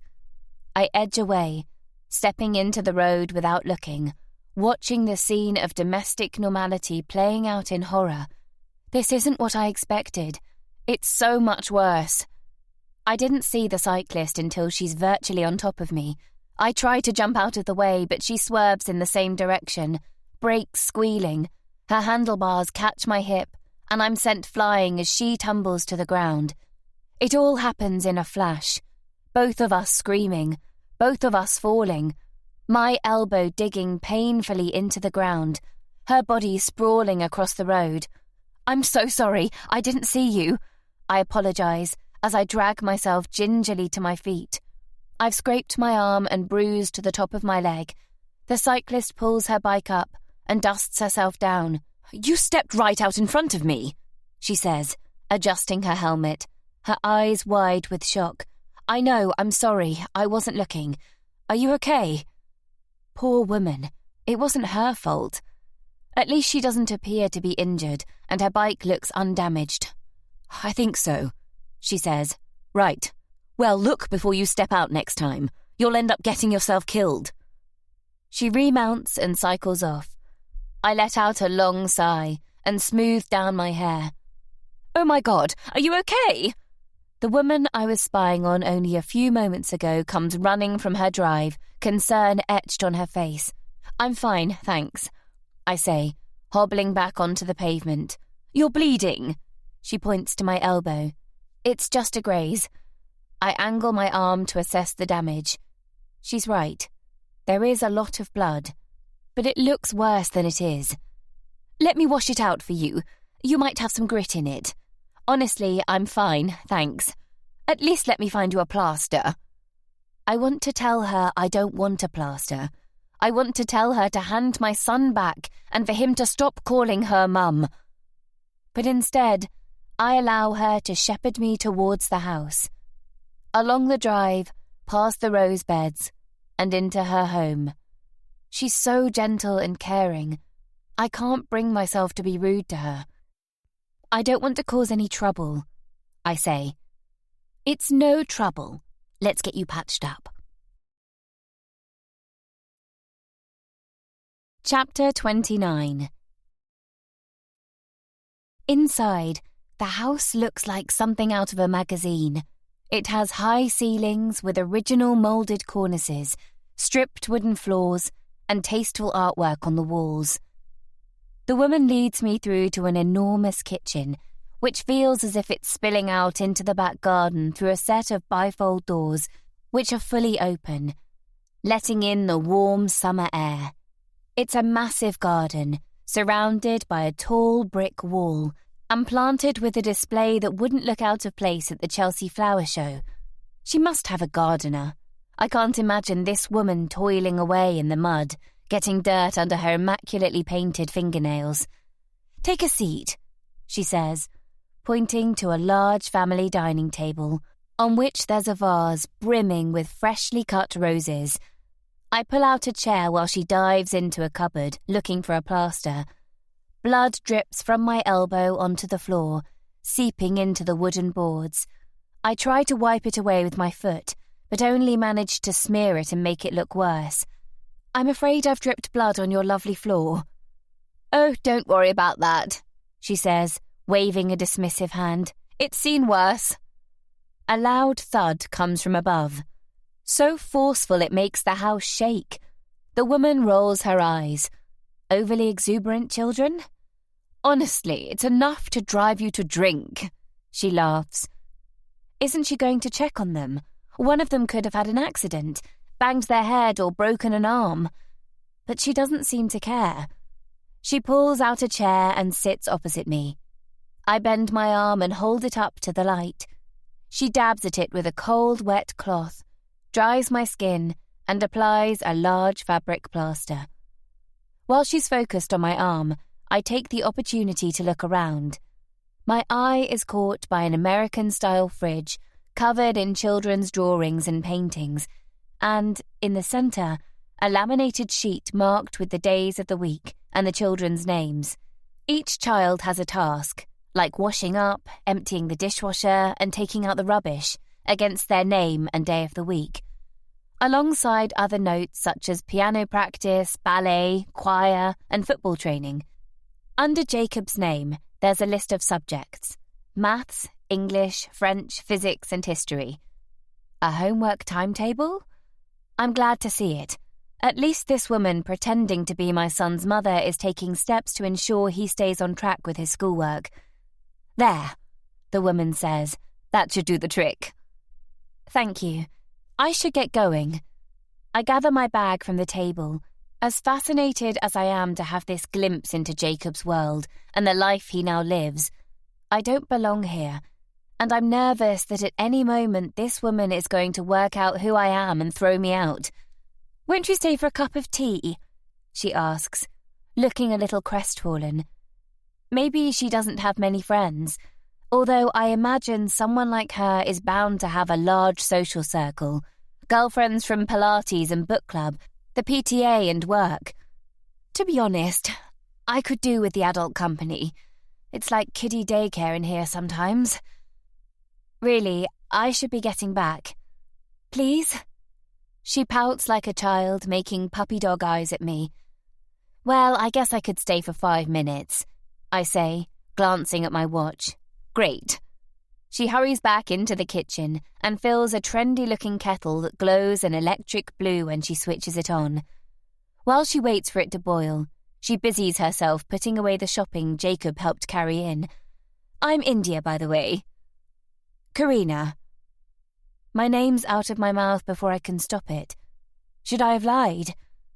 I'm not sure it's a great idea giving away who I am. Although it's only a name, it's not as if it's going to mean anything to her. "It's very nice to meet you, Karina. Although I'm sorry about the circumstances." "What?" My face flushes. She points to my elbow. "The accident. Hopefully there's no lasting damage." "No, hopefully not." I stretch my shoulder, which is starting to seize up, and breathe out a sigh of relief. For a moment, I thought she was onto me. I need to relax. Try to act normally. Whatever normal is when you found yourself face to face with the woman who's stolen your son. India pours hot water into a teapot with 3 tea bags. It seems such a quaint, old-fashioned way of making tea. I usually just shove a bag in a mug. "Biscuit?" she asks, bringing the pot to the table. I'm fine, thank you. A thud of feet thunders down the stairs. The 2 young children I saw earlier come bowling into the room. The boy looks slightly older than the girl, but not by much. 18 months? 2 years, maybe? How anyone could have babies so close together baffles me. Coping with one was bad enough. Can I have a biscuit? The boy asks, sidling up to his mother and leaning against her. She kisses his head and wraps an arm affectionately around his shoulders. No, it'll be tea soon. You can have one afterwards if you're still hungry. Can I have a biscuit? The little girl asks. No, darling, you can have one after tea as well, India says. I shoot her a thin-lipped smile of sympathy as I sip my tea. Please, Mom, the boy whines. I promise I'll eat my tea. I will as well, the girl chimes in. At first, India holds firm, but when they continue to badger her, she gives in too easily. All right, all right. She throws up her hands in defeat. 1 biscuit, but if you waste your tea, I'll be very cross. I frown. Any parent knows you have to stay consistent or they'll run rings around you. It's all in the parenting books. Anything for an easy life, India says, raising her eyebrows at me. I don't approve. Children need boundaries or they're never going to learn.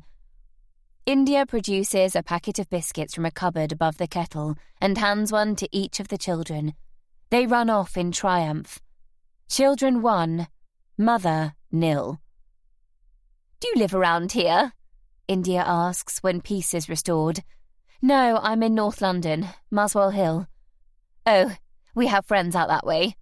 Not that we've seen them for ages. Do you have children? Me? I put my mug to my lips. No, I lie, and immediately regret it. I've spent the last 10 years denying Jacob's existence, and now I'm doing it again. What kind of mother am I? It's not for everyone. How many do you have? I ask lightly, trying to sound as if I'm asking in all innocence. Well, there's Jacob, who's 14, going on 24. She laughs. Henry, who's 8, and Amelia's 6. That's quite a big age difference. She slants her head. Is it? I don't know. I suppose not.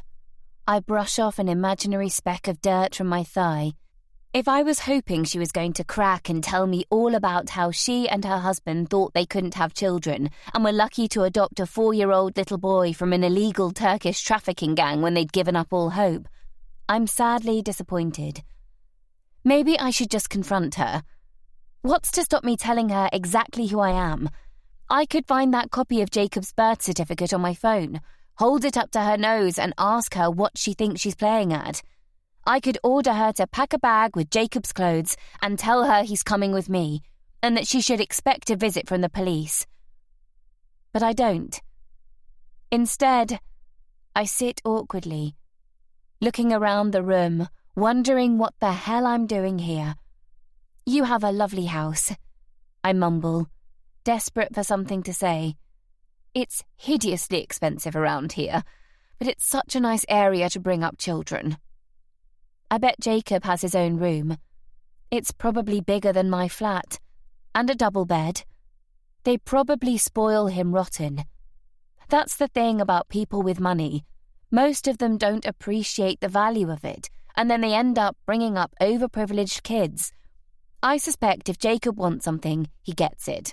Fancy phones, an iPad, an Xbox, trainers for every day of the week. It's not good for him. He needs to learn to understand the value of money. I'm not exactly broke, but on my wages working with Frida, I can't afford any of those things. That doesn't mean he wouldn't be better off with me. I'm his real mother. This, I glance around at all the fancy fittings and fixtures, is all fake. It's not his real life. But I can't just march in here and drag him away. He needs time to come to terms with the lie he's living. Mum, when's tea? Jacob walks into the room, his looming presence catching me by surprise. He's changed out of his school uniform into shorts and a t-shirt, his phone clasped in one hand and an earbud in one ear. He strides into the kitchen and throws open the cupboards one by one, looking for food. I swallow hard and half hide my face behind my cup, my pulse racing. "Not for another hour," India says. "I'm starving." "Have an apple." "I don't want an apple." He reaches into one of the cupboards and pulls out a bag of crisps. As he closes the door, he glances at me, noticing for the first time there's a stranger in the house. Our eyes lock. A hard lump forms in my throat. "This is Karina," India says, "and this is my eldest son, Jacob." My son? I could rip her tongue out with my bare hands. "Hiya," he says. His eyes narrow a fraction as he stares at me. "Hello, Jacob." He keeps staring, reading my face. He remembers me. I'm sure he does. I can see it in the narrowing of his eyes, the slight tilt of his head. "Do I know you?" he asks. "Are you like a teacher or something?" Shit. I laugh. "I don't think so. I just have one of those faces." "Oh," he says, but he's still looking. Can't drag his gaze away. The urge to jump up, run across the room and hug him is overwhelming. I want to smother him in kisses and never let him go. Tell him that he's safe now and I'm never going to let anything bad happen to him again. I look away as my eyes begin to water. I can't cry. Not here, in front of them both. Whatever would they think? But he won't stop looking at me. A heat rises from my chest to my neck, and even though the bifold doors are wide open, it feels as though all the air has been sucked out of the room. I slam my mug down on the table and snatch up my bag. I have to get out of here. It was a mistake. I should never have followed Jacob, should never have been persuaded to come into the house. I'm sorry, I have to go. I mumble, jumping up. India frowns. "Karina? Are you okay?" "Thank you for the tea. It was nice to meet you, Jacob." I race to the door without a backwards glance, let myself out, and run. Chapter 30. It takes me ages to find my way back to the tube station as I wander absent-mindedly through a rabbit warren of residential streets that all look the same. My mind's not focused on where I'm going. All I can think about is Jacob. I never expected to get so close to him so soon. Until this afternoon, I wasn't even sure I was going to find him, let alone end up speaking to him. If it hadn't been for that photograph I was sent, I doubt I ever would have done. I've still no idea who sent it. Someone who knows the truth, obviously. Someone who must know India. So maybe someone she's confided in. But how did they know about me, let alone track down my email address? Not that it matters. All that matters now is that Jacob is safe and well, and he's back in my life. In fact, he's really well. He's grown into a good-looking boy, and popular too. It could have been so much worse. He could have ended up anywhere. Abused, neglected, malnourished. He could have ended up dead. He has so much more than I could give him. Materially, at least. The house is incredible. And actually, as much as I wanted to hate India, I liked her.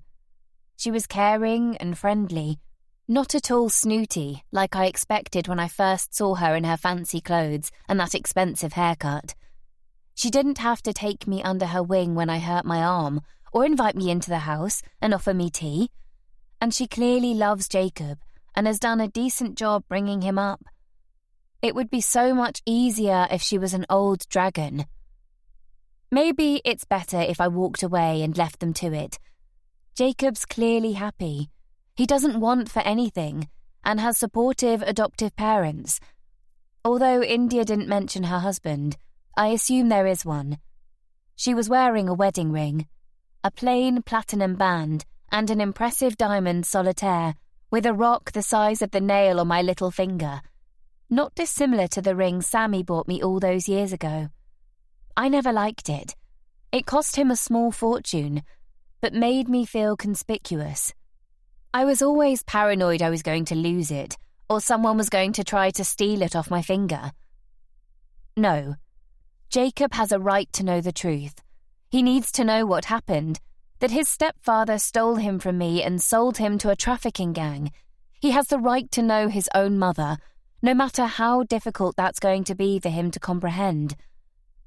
Now I've spoken to him, albeit briefly. I want more.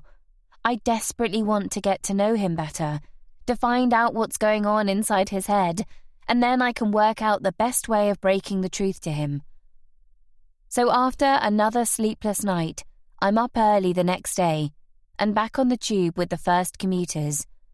I know where I'm going this time, and head directly for the house in Richmond.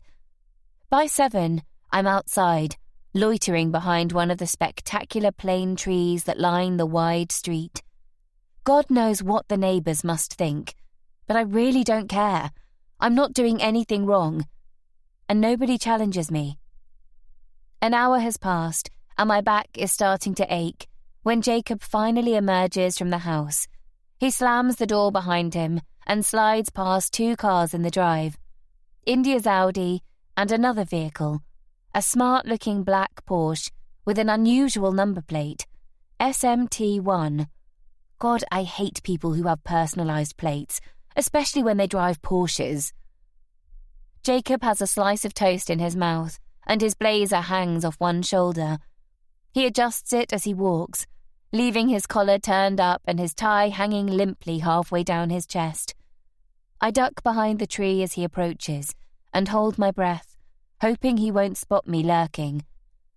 Now he's seen me in the house, he's bound to recognise me if he sees me again.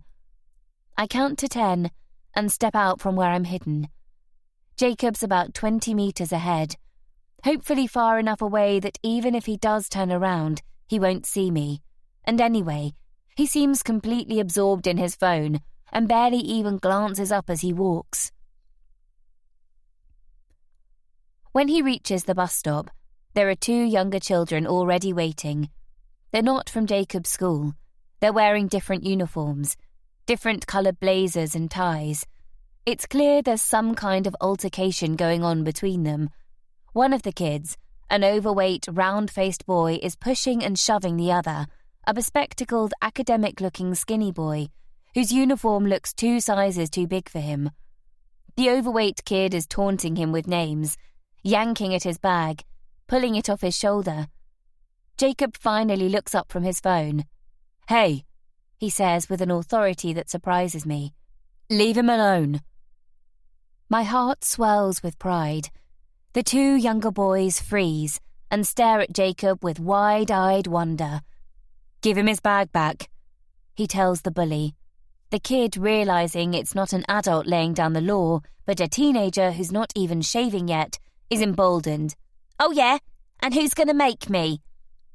Jacob pulls himself up to his full height and takes a step forward, eyes wide and his expression locked in determination. "I said, give him his bag back, you little prick." He looms over the boy, emphasising the point they're no match physically. "All right, I was only having a bit of fun." The bully lets the bag go, throwing up his hands in surrender. The skinny kid clasps it possessively to his chest.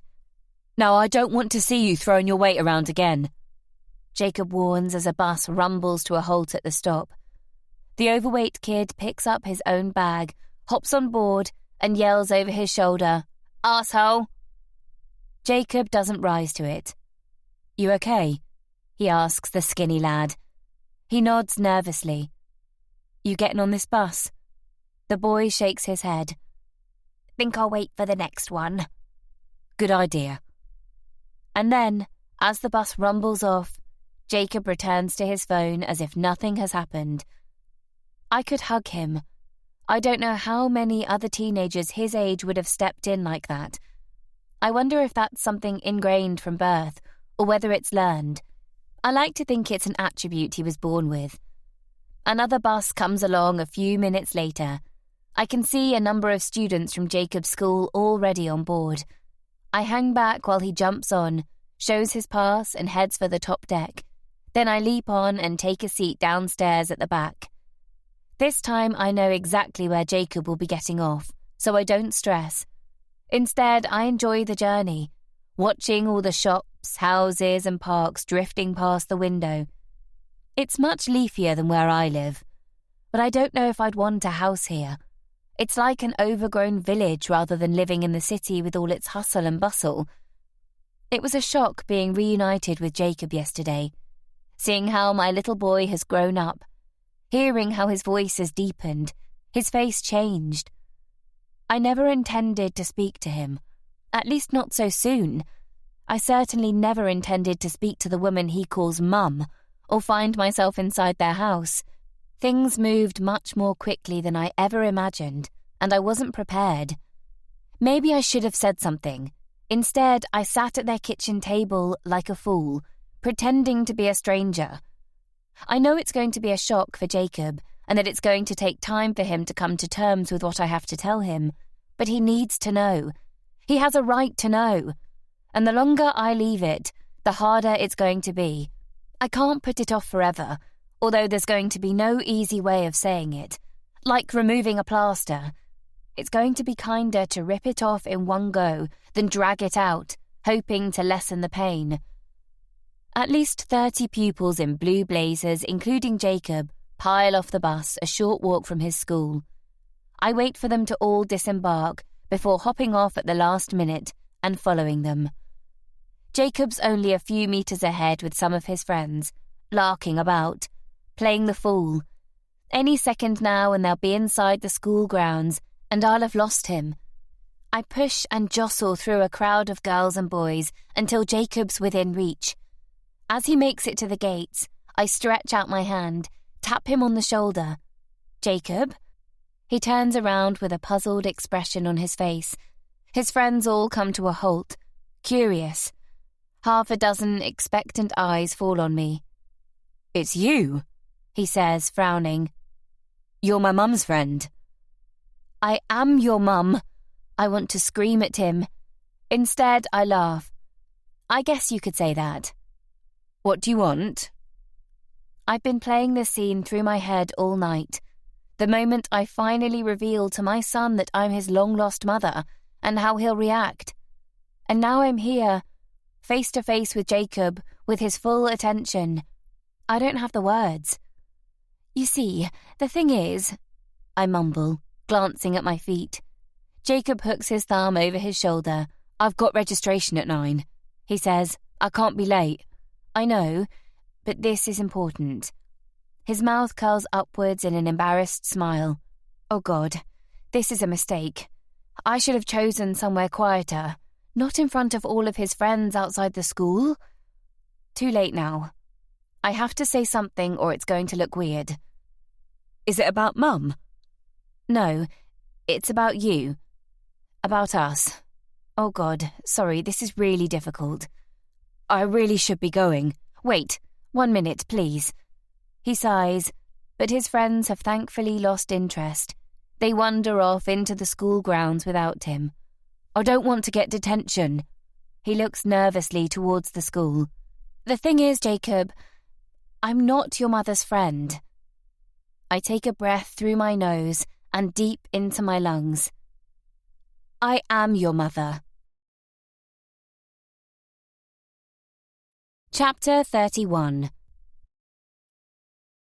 I don't know what I expected would happen, but if I thought Jacob would fall into my arms, sobbing with joy at being reunited with me, I'm sadly disappointed.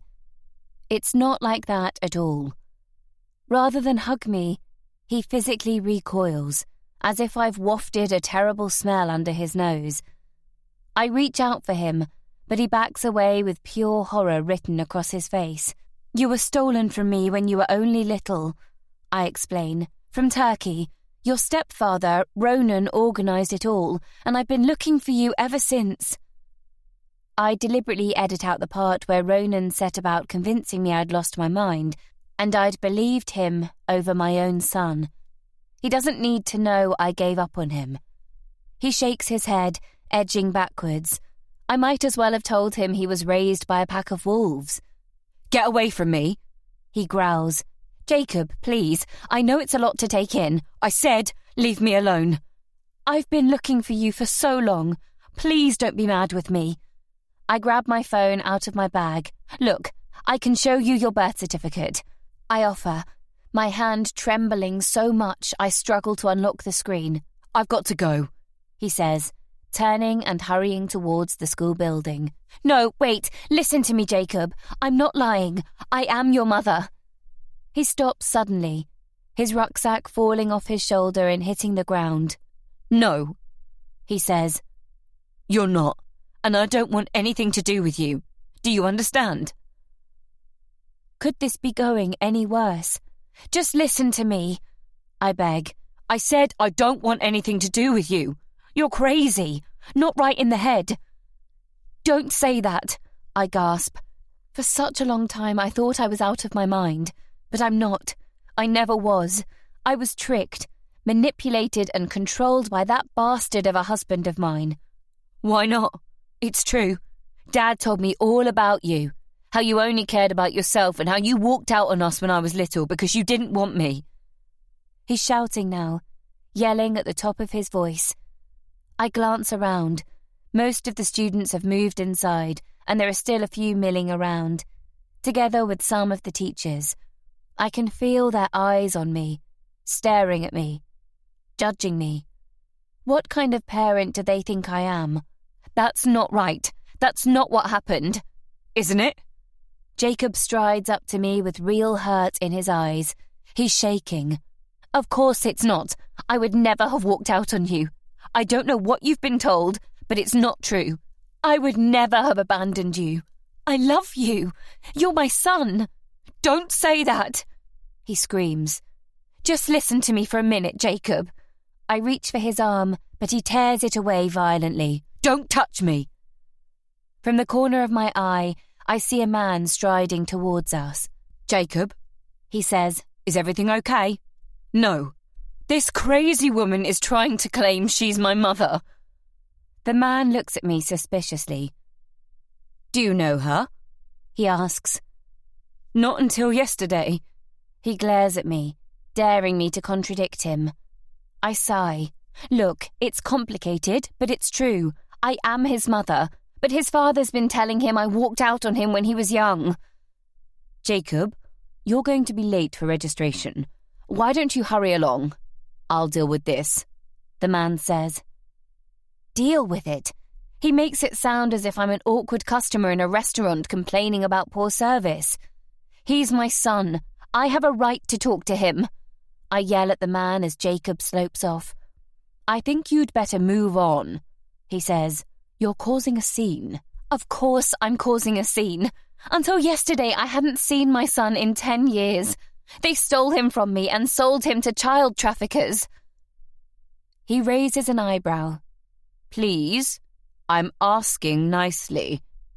I know it sounds unlikely, but I'm telling the truth. I just need to speak to Jacob. He has a right to know. And our students have a right to study in a safe environment, he says.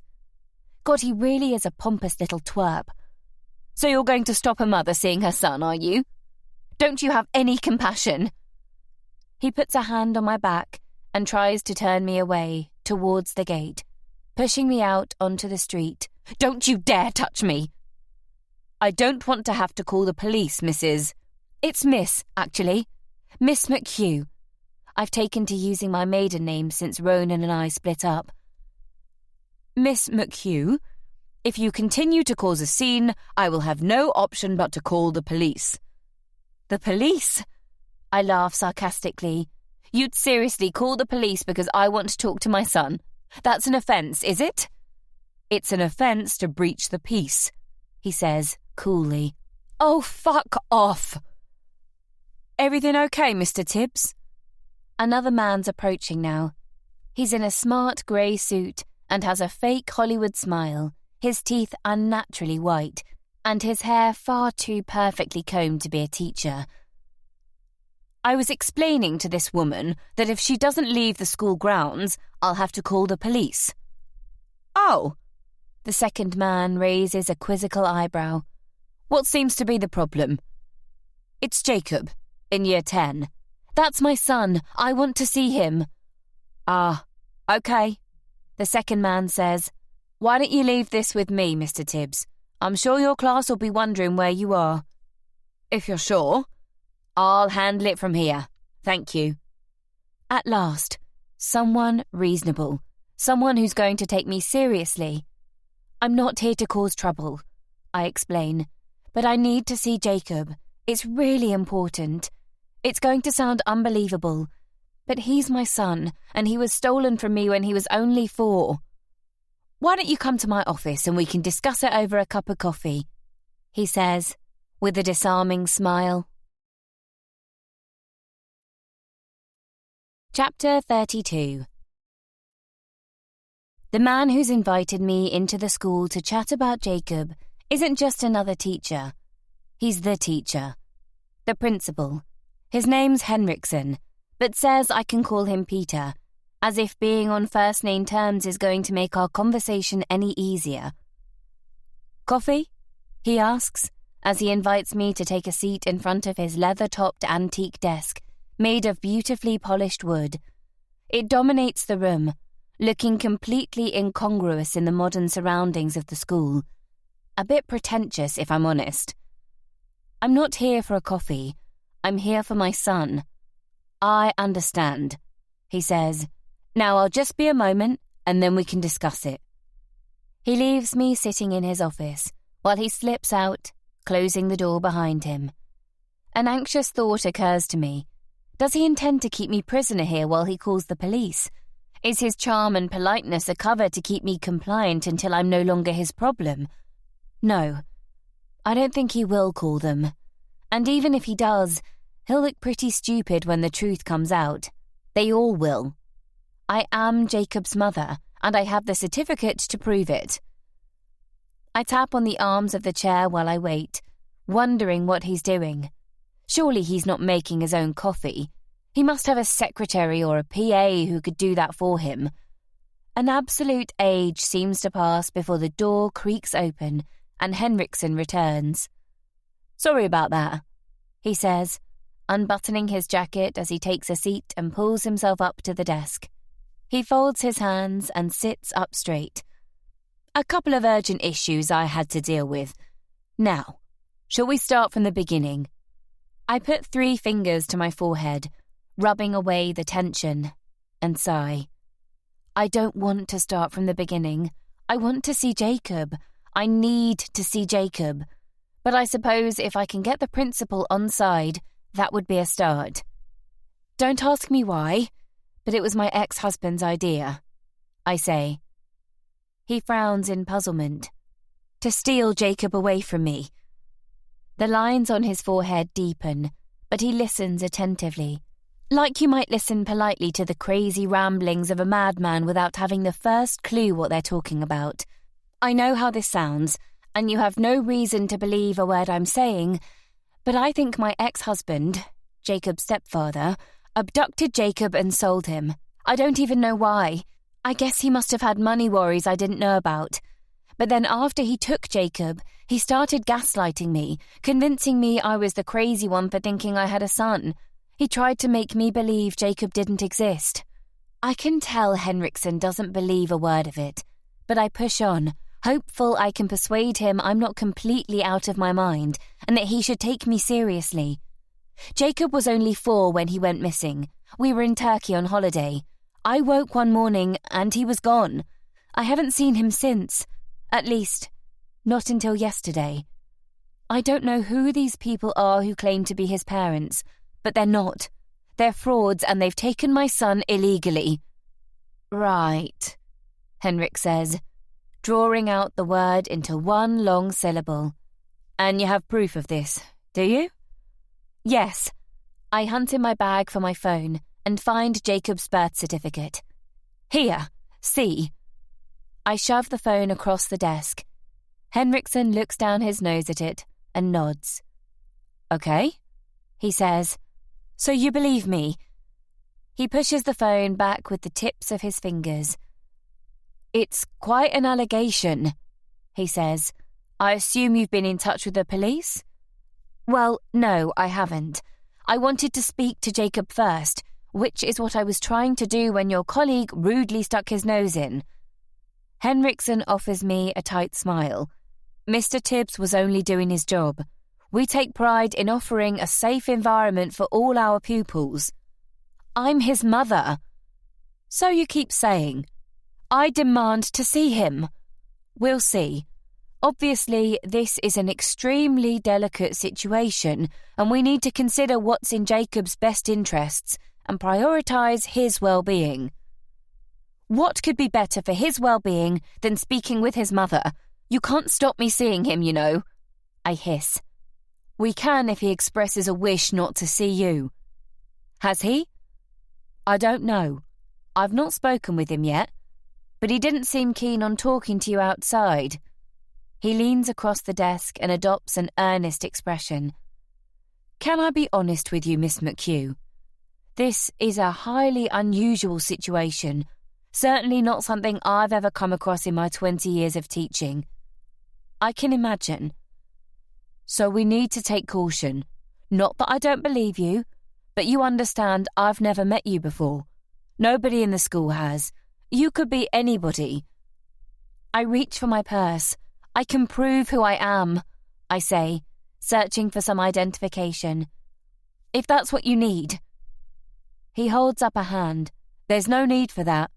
But you can appreciate we can't just let anyone into the school and allow them access to the students, even if they do claim to be a parent. He laughs, as if the idea is totally ludicrous. I'm not claiming to be his parent. I am his parent. Yes. You said. This is hopeless.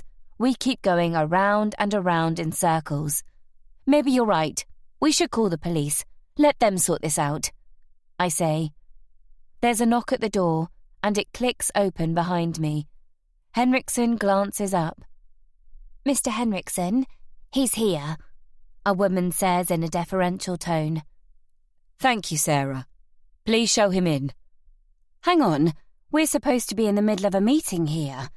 I swivel around just in time to see the door fly open and Sammy, my ex-husband, march in.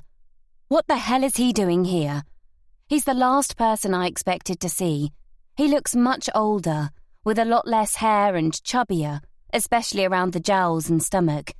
He strides up to the desk with his hand outstretched and a brilliant white smile plastered across his face. His skin is dark, almost the colour of mahogany, like when we used to return from Iran after a protracted stay. Peter, he says, shaking the principal's hand. He's immaculately dressed in a beautifully tailored suit. I came as soon as I could. I blink several times, my head swimming, struggling to make sense of what's going on. Karina, he says, turning to me. How are you? I stare at him blankly. Why are you here? He gives me a sympathetic smile. Mr. Henriksen called me. I hear you've been making a bit of a fuss. Yes, but what is going on? The last time I spoke to Sammy, I was in a blind panic in Turkey when Jacob first went missing, and he told me flat we didn't have children. You're looking well? Sammy looks me up and down. He's wrong, of course. I left the house in a dither this morning, having not slept properly for the last 2 nights. I have bags under my eyes, and I haven't had the chance to brush my hair. I'm even wearing the same top I had on yesterday. I don't understand what's going on. If I thought I was going mad before, this is on a whole different scale. Sammy turns back to Henriksen. I'm so sorry you've been dragged into this, he says, rolling his eyes as if I'm not in the room. She's not well. What? Not this again.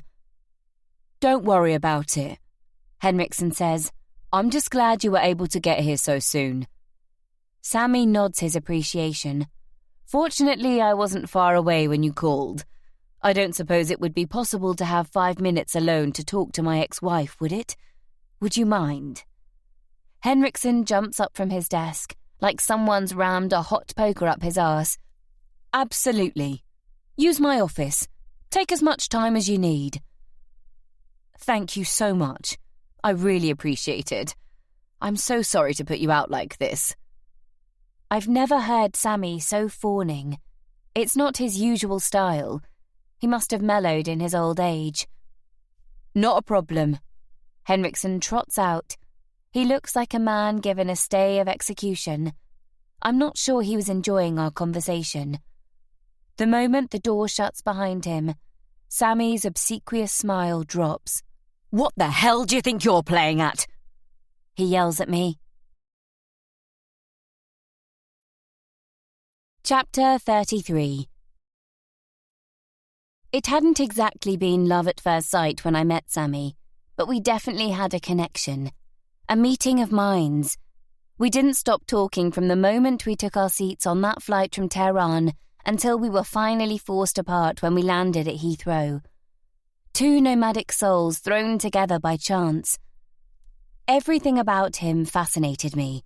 His brain, his culture, his enthusiasm for life, his determination that nothing would stand in the way of his dreams.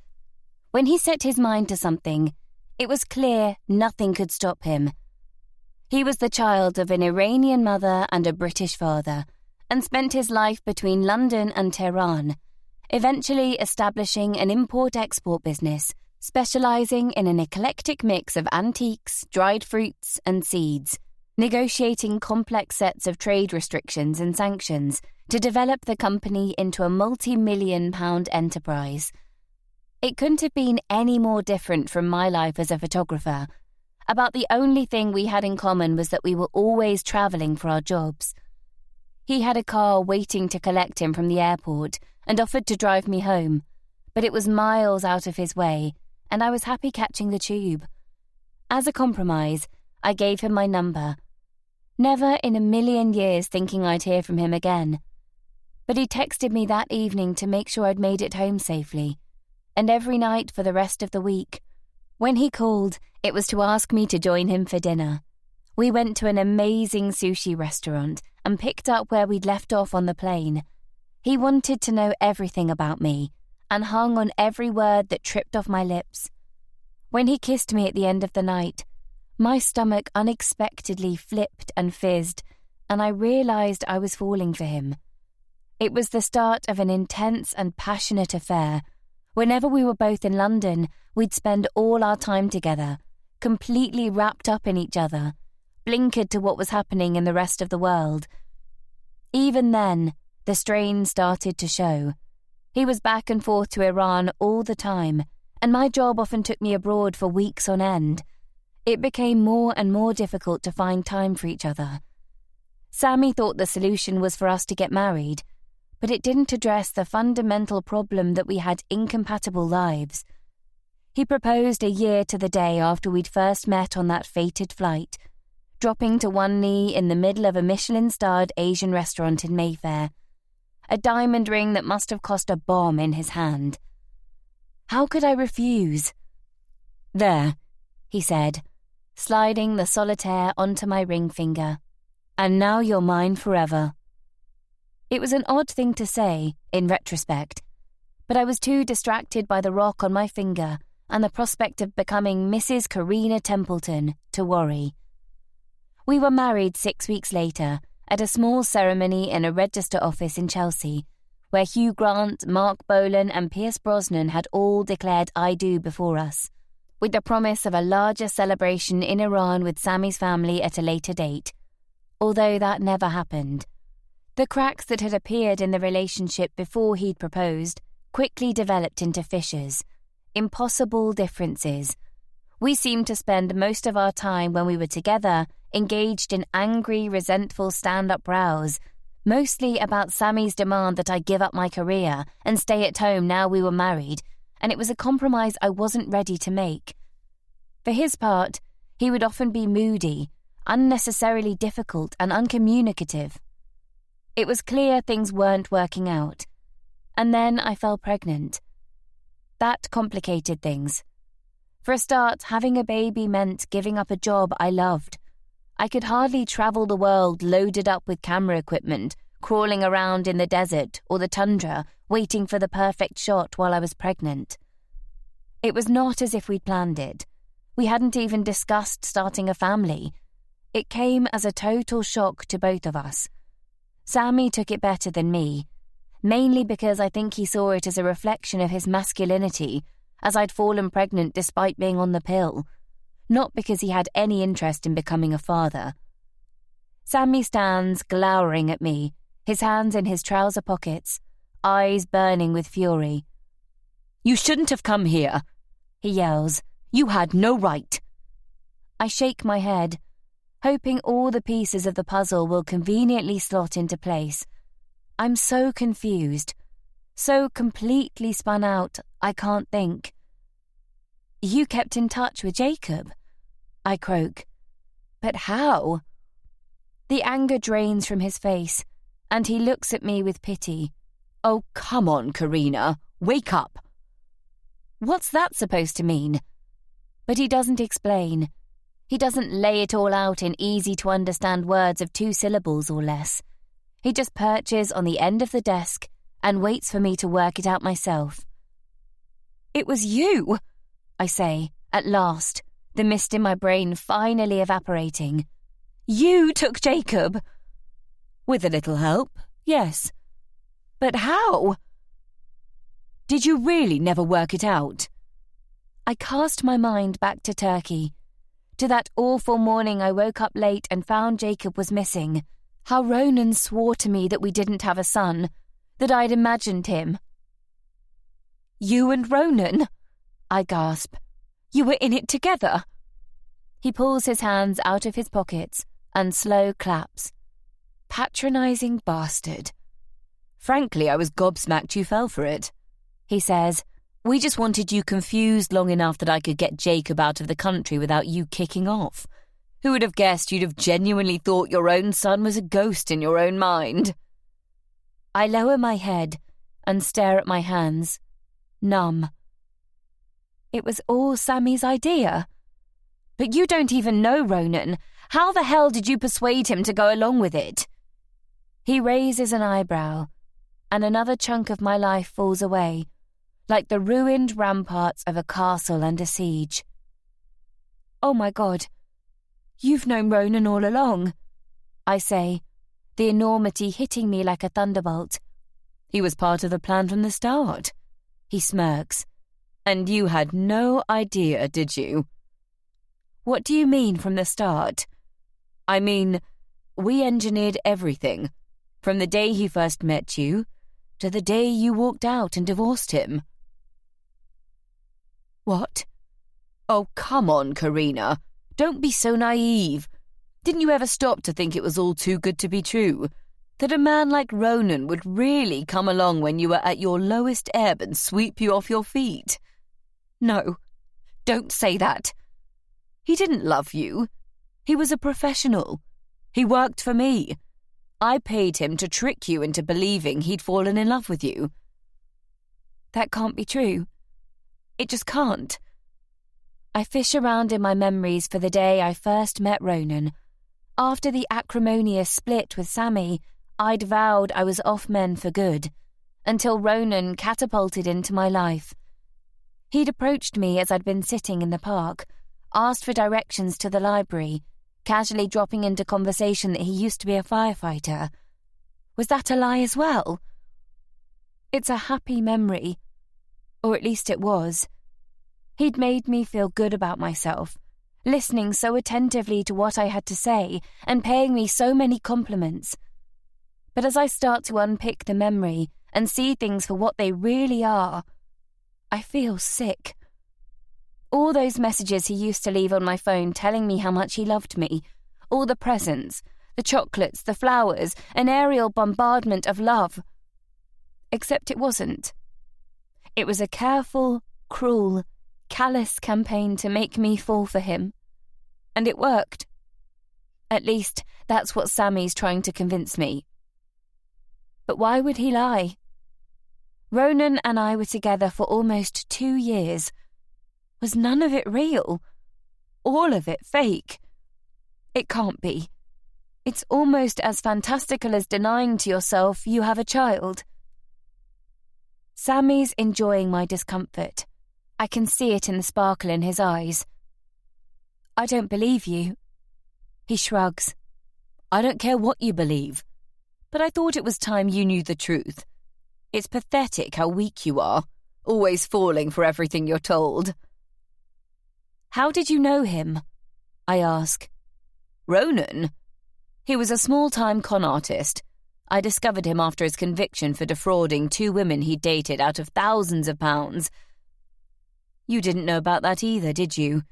He got away with a fine and a suspended sentence. But I knew a man like that wouldn't be deterred from doing it again. So I made him an offer he couldn't refuse, helped him to turn his skills to a good cause. You paid him to con me, I say, the true horror of what he's saying hitting me squarely between the eyes. It wasn't cheap, but it was worth every penny. I think of all those romantic dinners we shared, the nights of passion when we couldn't keep our hands off each other, all my darkest secrets I told him. And it was all make-believe.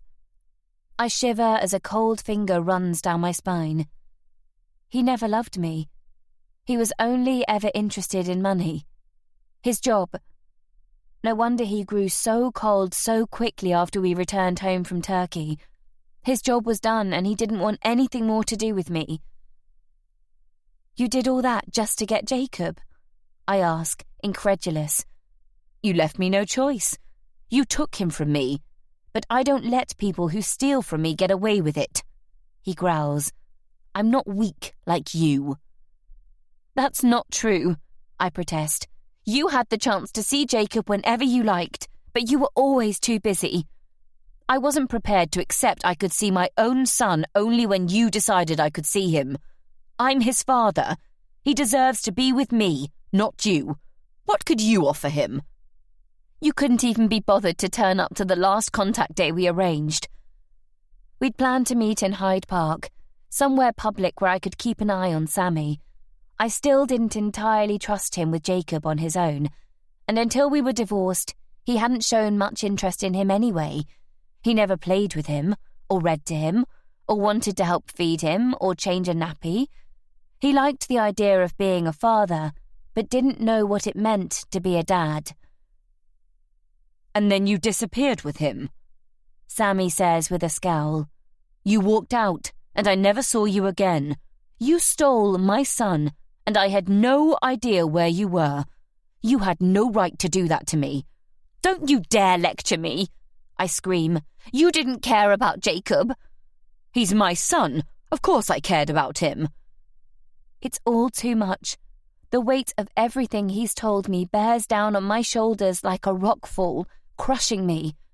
If what he's saying is correct, there's nothing about the last 12 years of my life that's true. It's all lies and fiction, a total fabrication. How did you do it? I ask, still reeling. How did you take him from right under my nose? A sedative in your wine before you went to bed. Ronan said you were out like a light. It's what I've always suspected, but hearing it confirmed makes it no easier to swallow. My own husband drugged me and conspired with my ex to steal my son. I wouldn't believe it if I didn't know it was true. It's too outrageous, too fantastical. Then he put Jacob in the car with all his clothes and toys and drove him to me, Sammy explains. It was a good day's drive to get to the Iranian border, and I was afraid you might raise the alarm. But I knew that once we were in Iran, you couldn't touch me, or Jacob. You made me think I was going crazy, that I didn't even have a son. Who'd have guessed you'd be so gullible? He says. Bastard, I spit. I thought I was going out of my mind. Ronan was great. He ran with it without needing much encouragement. If you ask me, I think he enjoyed the challenge. You know it was his idea to delete all the photos from your phone and your cloud storage. I wouldn't have thought of that. Apparently he was up half the night. I can't believe the lengths they've gone to, all to make me question my sanity. What about our house? When we got home, every trace of Jacob had gone, even his room. Sammy nods. Ronan thought about that too. When he realised you'd swallowed the whole story, he made arrangements to have it redecorated while you were away, and everything that belonged to Jacob removed. You can achieve anything if you're willing to pay for it. He even had some false paperwork drawn up to convince you that you'd been having treatment for your mental health. The letters from the hospital. But they looked so real, so professional, and I fell for it without question. But why go to all these lengths? You got what you wanted. You had Jacob. I thought I'd have to keep Jacob in Iran, at least until he turned 18. But when you bought the lie, and we were confident you weren't going to go to the police, there was no reason not to bring him back to Britain. Sammy explains. It's all slowly making sense. Twisted, depraved, contemptible sense.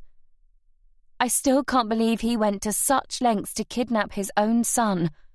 Was it out of vengeance? Power? Did he really take Jacob because I'd said he couldn't have him? After all, Sammy is a man who always gets his own way.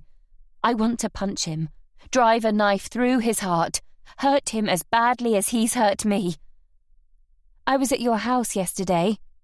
India seems nice, I say through gritted teeth. Sammy jolts with surprise. What? Didn't she tell you about the woman who cut open her arm? She invited me in for tea and gave me a plaster, I say. Sammy wipes a hand over his brow. No, she didn't mention it. Oh, really? It's a very nice house, Sammy. Amelia and Henry. Are they yours? Stop playing games, Karina. How did you find out about Jacob? That's my secret. Anyway, does it really matter? You shouldn't have come looking for him, he says. You should have let things be, and now you're going to upset him, and it's an important time of his life. Me upset him? I laugh. After everything you've done, you're worried I'm the problem. What did you tell him had happened to me anyway? Nothing. Sammy, I know you better than that. He told me I was crazy and to keep away from him. Why would he say that? We told him you walked out on him when he was small and that you needed some treatment for your mental health. Seriously?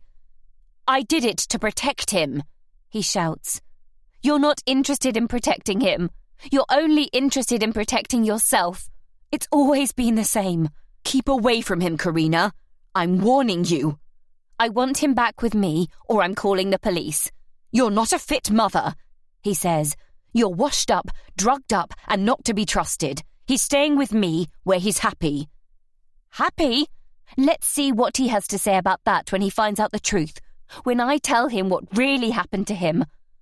For a large man, Sammy moves surprisingly quickly. He jumps off the desk and has his hands around my throat before I know what's happening. Walk away, Karina. I'm warning you. He snarls in my face. I gasp for breath, my fingers trying to prise his hands away. I can't breathe. Panic swells in my chest. You should be thanking me. I could have had you killed. It would have been so much easier. Then I'd have had custody as a right. But no, I let you live. So don't you dare start causing trouble now. In desperation, I reach for his face, dig my nails into his skin and drag them down his cheek. He yelps in pain and recoils, releasing his grip around my throat. I'm pleased to see I've drawn blood. As I gasp for breath, he dabs at the wound with a handkerchief. Bitch, he hisses. I want my son, I rasp. He needs his mother. He has a mother, a better one than you could ever be. Do you seriously expect me to walk away and agree to never see my son again? It's not going to happen, Sammy. Jacob deserves to know the truth, and he deserves to know his mother. Sammy's jaw tightens, and his nostrils flare. Look, I'm telling you for the last time. Stay away from Jacob. Do you hear me? Or what? He inspects a spot of blood on his handkerchief and puts it back in his pocket. Unfortunately, I've only inflicted a superficial wound and it's already stopped bleeding. Or I'll tell him you thought the pregnancy was a mistake. Cold hands grip my body. Maybe I'll show him the emails. You know the ones, when you were planning the abortion. Because believe it or not, I kept them all as a little insurance. I feel the colour draining from my face as he watches my reaction. You wouldn't, I say. Try me. Chapter 34. It had never crossed my mind that one day I might want children. I was young and carefree with an amazing job that offered me so many incredible opportunities. I was seeing places I never imagined in my wildest dreams I would have the chance to visit. The Kinling Mountains in China to shoot snub-nosed monkeys, South Africa to snap elephants in the wild, Colombia to capture images of Amazonian river dolphin, the Masai Mara in Kenya to see hunting lions in the wild. It was an unreal life, exciting, exhilarating, fun. Children simply didn't factor into the equation. It's not as though I made an active choice not to have them. It just never even occurred to me that it was something I'd ever do. And then I met Sammy. We fell in love and we were married, for better or for worse. And I fell pregnant. It was an accident. A mistake. I'd been busy, rushing around, planning a trip to the Brazilian Pantanal wetlands. I forgot to take my pill at least twice that week. Sammy had made a surprise visit home. One thing led to another, and the next thing I knew, I found out 3 weeks later in a hotel in Sao Paulo, crouched over the basin in a cramped bathroom with sterile white tiles, staring at 2 distinctive blue lines on a little plastic stick. At first, I was in denial and buried my head in my work, unable to face the enormous impact being pregnant and having a child would inevitably have on my life. It was only when I was back in Britain and I'd finally worked up the courage to confess to Sammy that I made up my mind. There was no way I would keep it. I didn't know the first thing about being a mother, and it wasn't really a baby yet anyway, more a collection of cells and blood vessels, not a sentient being.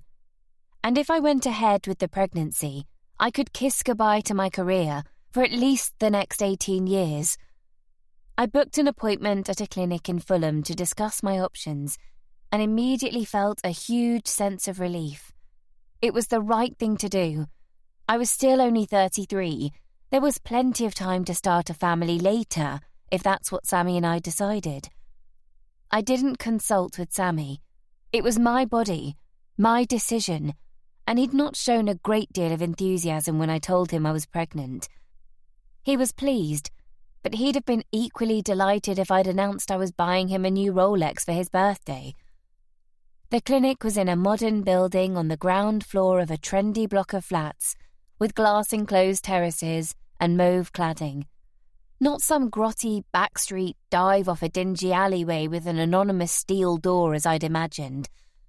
The staff were lovely, so warm, caring and sensitive. It immediately put me at my ease. It was no more scary than going to the dentist. It was at the clinic that I met Michaela. She was loitering outside, all alone, hunched up and looking lost, tears streaming down her face. I couldn't ignore her. She was in such a state, and so young. Jeans that hung off her skinny hips, a scruffy coat that didn't look worn enough to fend off the chill in the air. "Are you okay?" I asked. She glanced up at me like a frightened mouse, shocked that someone had actually spoken to her.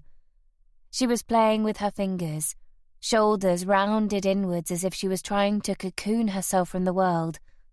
"Yeah," she whispered. "Thanks." "Can I buy you a cup of tea?" There was only one reason a young girl would be hanging around an abortion clinic in tears. If that had been me, I'd like to think someone would have looked out for me. "Oh no, I'm fine." Her eyes opened wide in terror. "Come on, 1 cup of tea. You don't have to talk to me if you don't want to." Reluctantly, she agreed. We found a quiet corner in a coffee shop down the road, and over Danish pastries and lattes, she told me everything. How she was only 16 and had found out she was pregnant by her boyfriend of 6 months, and how terrified she was about her mum finding out, which is why she'd come alone. She couldn't see any other option than a termination, even though the idea of it appalled her. I liked her. She was sweet and innocent and had had an unlucky roll of the dice. She didn't deserve to be facing something so enormous on her own, and that's how I found myself offering to go with her back to the clinic. We sat and listened to her options together, and in those few hours we spent in each other's company, we developed a strong friendship, as meaningful as any I've experienced in my life, even though I was almost old enough to be her mother. When she was done, and she walked out clutching various leaflets of advice, I gave her my number and email address, and told her to call me at any time, even if it was just for a friendly chat. At that point, I think she was still minded to have a termination, but I hope I made her realize she had a choice. She didn't have to go ahead with it if she didn't want to. We talked about the positives of being a mother, the joy unlike any other it would bring, the miracle of delivering a new person into the world, as well as the negatives and how she might feel in the days and weeks after an abortion. The sense of guilt, the shame and regret. I had no idea of the profound influence those conversations would have on me until later, and how it completely transformed my opinion about being a mother. But without meeting Michaela that day, Jacob would never have made it into our lives. It would destroy Jacob if he knew the truth, or at least that truth. The poor kid. So much of his life had been based on a lie. If we're not careful, he's going to end up really messed up. I ran a hand around my neck, which is burning from the grip of Sammy's fingers, my throat tight and uncomfortable when I try to swallow. I stare him down, challenging him, but I know what he's like. If he says he's going to do something, he never lets anything get in his way. He's a human bulldozer. It's probably why he's been so successful in business. "Don't say anything to Jacob. It would destroy him," I plead. "It would destroy him if you came back into his life and spun him stories about how he was spirited out of the country by his father." "But that's true." Sammy shakes his head and looks down at his feet. "He's been through enough as it is, Karina. He's happy now. He's doing well at school. He has a good life. You don't want to ruin all that?" "Of course I don't, but Then walk away and forget about him. Carry on with your pitiful life." A surge of anger brews in my stomach and percolates through my chest. "You want me to walk away from my son and forget what you did? That you abducted him and almost had me sectioned?"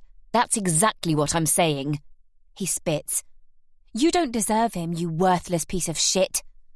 He grabs the back of my head in one swift movement and slams it onto the desk, smashing my forehead against its leather-bound top. The pain arrives fractionally after the shock, and the stars that float across my eyes. "Don't you dare talk to me like that." I'm too dazed to reply, stunned by his violence. He never once raised his hand to me while we were married, but I always suspected he was capable of it. The door clicks open, brushing against the thick carpet. "Everything all right in here?" Henriksen must have heard the commotion and wondered what the hell was going on in his office. Sammy transforms in an instant, all smiles and sickly charm. "We're just finishing," he says. "Thanks so much for the use of your office. It was good of Peter, wasn't it?" He says to me. I nod, still dazed. "No problem at all. Everything sorted now?" Henriksen says. "Absolutely. You won't be hearing from Karina again. Will he, Karina?" Dutifully, I nod my head. Chapter 35. What are you going to do? Frida tops up my glass, but doesn't bother putting the bottle back in the fridge. The chances are we're going to get through it all tonight. What can I do? I shrug. He has me over a barrel. I spent most of the rest of the day wandering aimlessly around Richmond. I don't think Sammy ever thought I'd go looking for Jacob, but he was clever enough to have a contingency plan just in case. He knew exactly how he'd stop me going to the police. Of course he could be bluffing. He might not have copies of those emails, but I can't take the chance. I'd rather never see Jacob again than for him to find out the truth and hate me. Almost inevitably, I ended up at Frida's house. I have no one else to talk to, and I couldn't face going back to an empty flat. Why do men have to be such bastards? Frida grumbles. She's still getting over her divorce from Dev, who had multiple affairs during their 20-year marriage. It's no wonder she's so bitter. It's in the genes. Don't you think it's time you went to the police? Frida says. Absolutely not. But why? If Sammy took him without your consent, even if it was in Turkey, they have to do something, surely. You're his mother. It's not that simple. He's threatening to tell Jacob I planned to have an abortion when I was pregnant. So? What's the big deal? He'll understand. The main thing is that you came to your senses and went through with the pregnancy. I take a deep breath and let it out slowly through my nose. You don't get it, do you? You don't know what Sammy's capable of. I think I get the picture. Frida takes a large mouthful of wine. He tried to convince you that you were going insane. That's pretty twisted. Maybe Jacob would be better off without me. He has a good life. He's obviously doing well at school. What's it going to do to him if I waltz in, drag him away and tell him what really happened with his father? That could screw him up. He has a right to know what Sammy did. I don't know, Frida. I drain my glass, welcoming the numbing effect of the alcohol. You could always give it a few years until he's an adult and knows his own mind. When he's 18, he'll be able to make his own decisions. That's less than 4 years, and you've waited this long already. And miss even more of him growing up. I've already missed out on 10 years. So what's another 4? All I'm saying is that it's not an either-or decision. She takes the bottle and empties it into our glasses, chews her lip for a moment. Look, there's something else I wanted to talk to you about. I wasn't going to say anything, but it seems like an opportune time. Oh, yeah?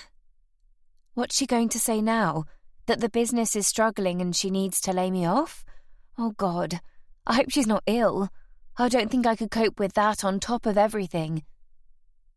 It's not that I want to get rid of you or anything, she says, looking sheepish. It is the business. She can't afford to keep me on. And I thought she was doing well. The diary's always full, and there have been occasions recently when she's had to turn business away. You're letting me go, I say with resignation. I won't make this any more difficult than I'm sure it must be for her. What? God, no, it's nothing like that. It's an opportunity, actually. You've been saying for a long time that you wanted to get back into wildlife photography. Oh no, Frida, I can't think about anything like that with all this business with Sammy going on. Just hear me out, she says. A friend of a friend needs an assistant for a trip she's planning to Brazil to document a family of jaguars for a book she's co-authoring.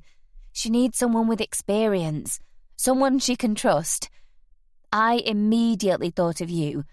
I know it would be a step down from what you were doing previously, but I thought you'd be perfect for it. I can put in a word if you'd like. Wow, I don't know what to say. I've never photographed jaguars before, although I've been to the Pantanal a few times on other assignments. It sounds like an amazing opportunity. You don't have to give me an answer straight away. They're still planning the trip, but I think it would be great for you. I can't. I've got too much going on, and besides, I can't leave you in the lurch. I protest. I'll manage. This would be great for you, Karina. Just what you need to get your confidence back. I'm sure she's right. And once upon a time I would have leapt at the chance without a second thought. But how can I contemplate something so reckless right now? And anyway, my skills are too rusty. I'd hate to show myself up. Promise me you'll think about it, Frida says. She peers at me earnestly over the top of her wine glass. Fine, I'll think about it. I can't help the excited grin that curls my lips. Even if I know I can't do it, it's nice to be asked. Just let me know. A few weeks later, I'm sitting in a coffee shop that sells the most delicious-looking and smelling chocolate muffins arranged temptingly on a cake stand on the counter, watching Jacob through the window, kicking a ball about with his friends in the park opposite. He's just attempted an ambitious scissor kick and has landed flat on his stomach, having missed the ball entirely. It brings a smile to my face. I've been thinking about the photography job in Brazil, but only fleetingly. It's a fantasy that I catch myself dreaming about at odd moments. Most of the time, my mind's preoccupied with Jacob and how motherhood has been stolen from me. Even if by some miracle I can win back custody of my son, nothing can replace those missing 10 years. I can't leave it 4 years until he's 18. That would be another 4 years lost. Another 4 years for Sammy to poison Jacob's mind against me. I could take my chances, of course, call Sammy's bluff, and hope I can persuade Jacob that despite everything his father has told him, I love him more than words can express. But if Sammy does have copies of those emails and shares them with Jacob, there's no way of knowing how he'll react. If Jacob finds out the truth, he'll want nothing to do with me. But he doesn't want anything to do with me now, so what do I have to lose? If only I could make him understand I didn't abandon him, and that I'm not out of my mind. I've been watching him like an obsessed stalker ever since my run-in with Sammy at the school. It's a way of spending time with him, even if I'm not really with him. I can't think what else I can do. I've been up early and across London every day to wait for him to leave the house. It was easier during term time when he'd leave at the same time every day, but there are some days during the holidays when he doesn't leave the house at all.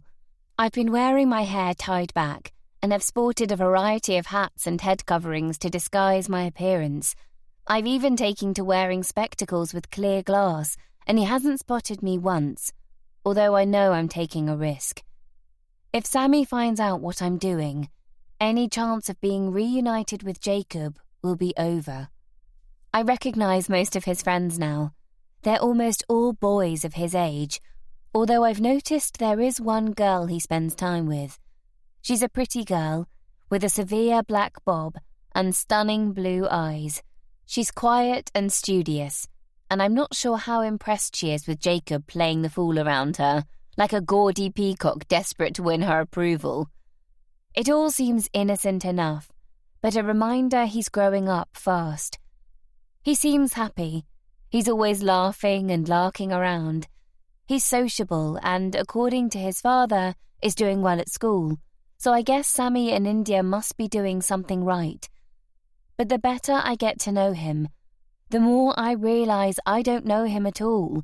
I don't know his favourite food, his favourite movie, or even what subjects he excels in at school.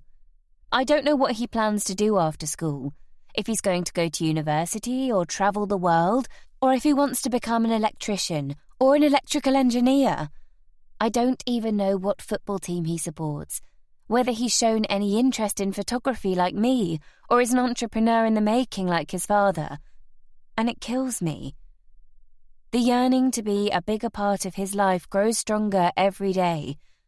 I want him to be happy and psychologically grounded, but if I tell him the truth about how his father abducted him, how's he going to take it? It's a lot for a teenager to deal with when there's already so much going on in his life. The alternative is allowing him to live with the lie and maybe finding out the truth one day and blaming me for not being honest with him. All I know for sure is that I can't rush things. I need to bide my time and wait for my opportunity. At the weekend, I followed him to the cinema and observed him from the safety of a bus stop as he hung around with some of his mates outside a row of shops. Disappointed when I saw them all passing around a vape, puffing out clouds of sweet-smelling smoke. At least he's not doing drugs, I suppose. And all kids experiment, don't they? He just seems so young.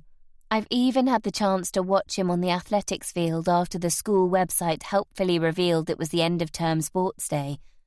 I had no idea if Jacob would be competing, but he seems to be a sporty boy, and I took my chances. It wasn't difficult to sneak into the school. There were so many parents, I blended in easily, although I kept a lookout for Henriksen, the principal, and wore my hair tucked up under a baseball cap. Typically, there was no sign of Sammy or India. It gave me such a thrill when I got to watch Jacob running the 400 metres, which he won comfortably. He celebrated by punching the air and casting a sly smile at the dark-haired girl I've seen him hanging around with. While Jacob picks himself up off the floor and rubs the grass stains on his knees, I check my phone. To my surprise, there's another email from the girl with regrets. It's the first time I've heard from her since she sent me the picture of Jacob that set off this incredible journey back into his life. I never expected her to message me again. Curious, I put down my coffee cup and swipe open the email. It's brief and to the point, but I have no idea what to make of it. Hi, Karina. I was wondering if you'd like to meet up. I don't know. Would I?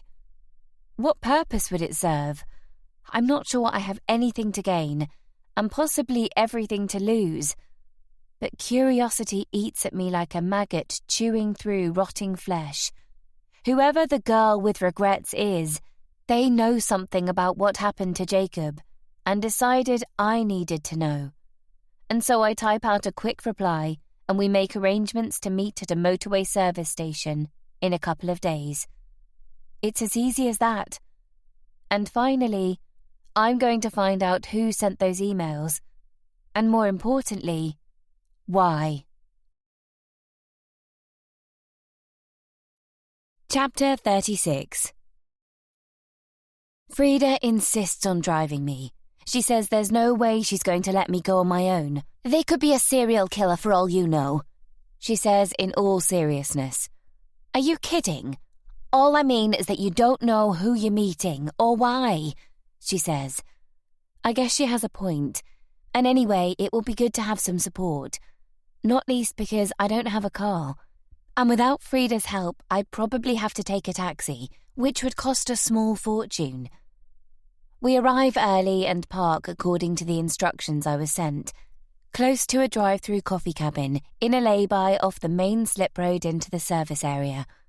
As I wait, my leg jiggles up and down with a mind of its own. It's the first day in as long as I can remember that I've not spent trailing Jacob.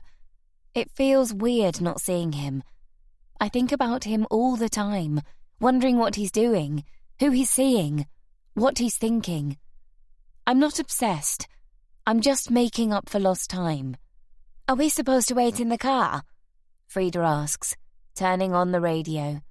I switch it off again. I'm too nervous to have it on, and I want to concentrate. That's what it said. I constantly check my wing mirror, assuming that whoever's meeting us plans to follow us in and park behind us, ready for a quick getaway. Not that they have anything to worry about. I just want to talk.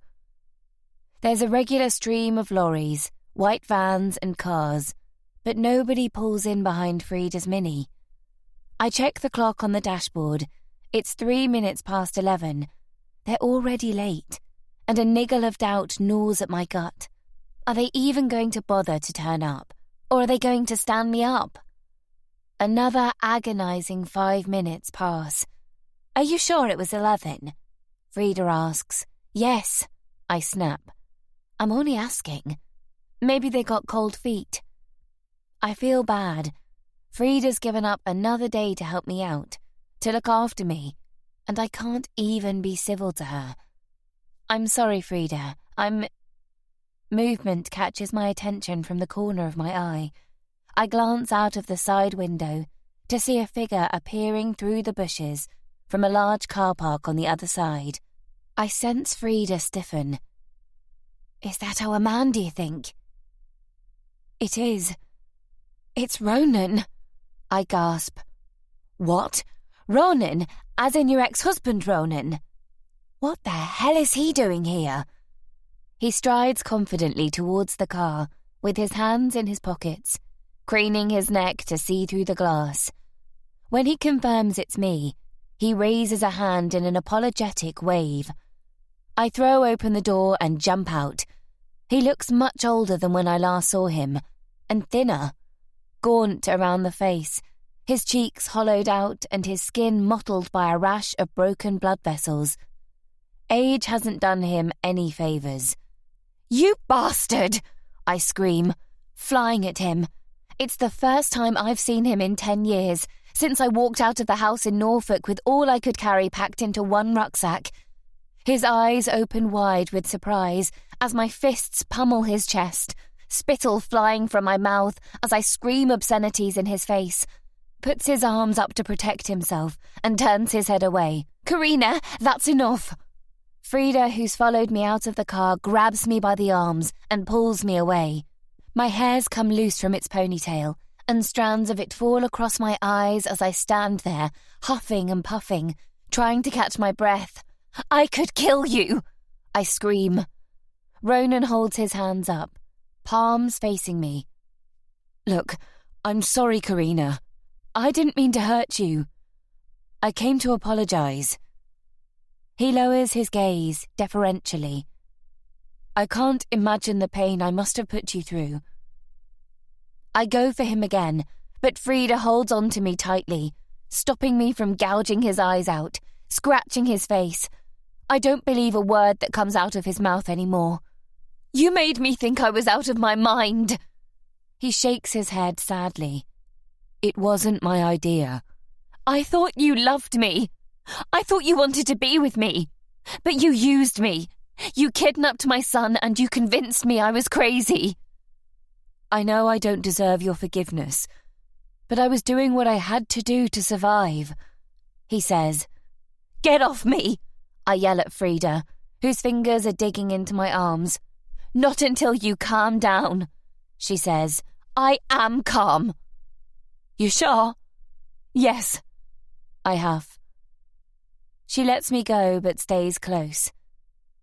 Everything you ever said to me was a lie, wasn't it? I say, fixing Ronan with a stare that could kill. Every note claiming your undying love. Every voicemail telling me how much you missed me. Even your wedding vows. You worthless piece of low-life shit. You have to realise it was just a job. I needed the money. You needed the money, I repeat, hardly able to believe what I'm hearing. And that's what you came here to tell me? No, of course not. What then? And why now, after 10 years? I wanted to say I'm sorry. To let you know how much I regret what I did.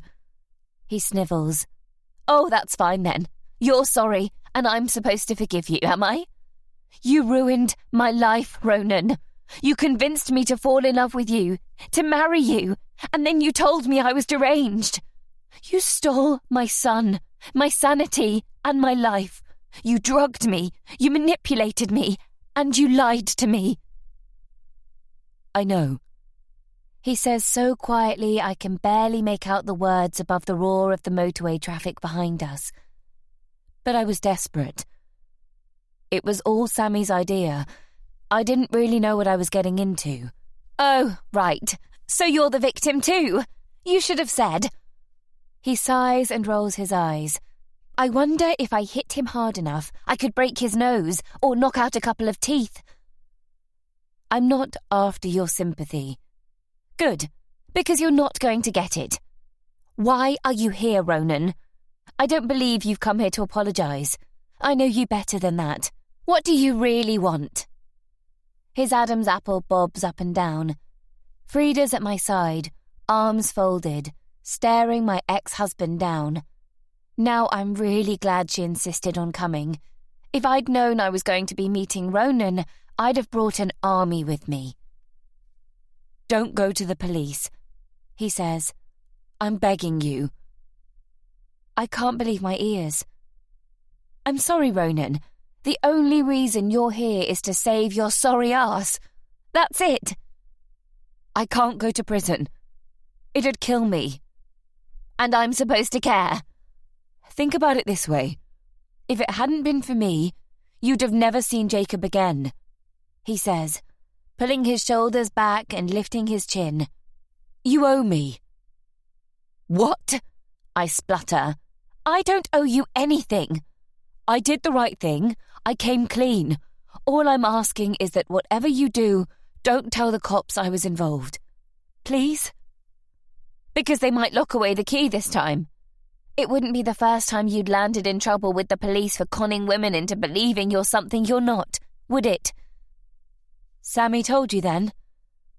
"I'm not proud of it," he says with a shrug. "But it is what it is." "Just doing what you had to do to survive," I grunt, defrauding all those innocent women out of their life savings. Over his shoulder in the car park, beyond the bushes, a woman climbs slowly out of a car and stares in our direction. It's not the passing glance of someone checking what's going on, but someone who's watching us. Her face is familiar, but I can't place it.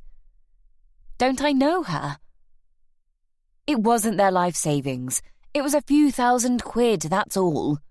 You're a low-life petty crook who preys on vulnerable women and who deserves to be locked away for a long time, I say. Why shouldn't I go to the police and tell them everything? It's what you deserve. Please. I narrow my eyes, trying to make out the face of the woman across the road. Ronan turns his head, looking to see what's distracting me. Something's not adding up about this meeting. If he was so worried I'd go to the police, why did he confess to me in the first place, after all this time? Did he email me in a drunken, guilty stupor? Or did he have a moment of genuine repentance, waking the next day regretting what he'd done? I just don't believe he's been racked with remorse all this time. So something's either forced his hand, or... I know where I've seen that woman before. It was in Turkey. She was staying in the villa opposite. I spoke to her when Jacob first went missing, hoping she might have seen or heard something. What was her name? It began with D. Or was it S? Sally or Holly? No, I remember. It was Polly. It reminded me of that silly children's nursery rhyme I used to sing to Jacob. Polly put the kettle on, let's all have tea. What's she doing here?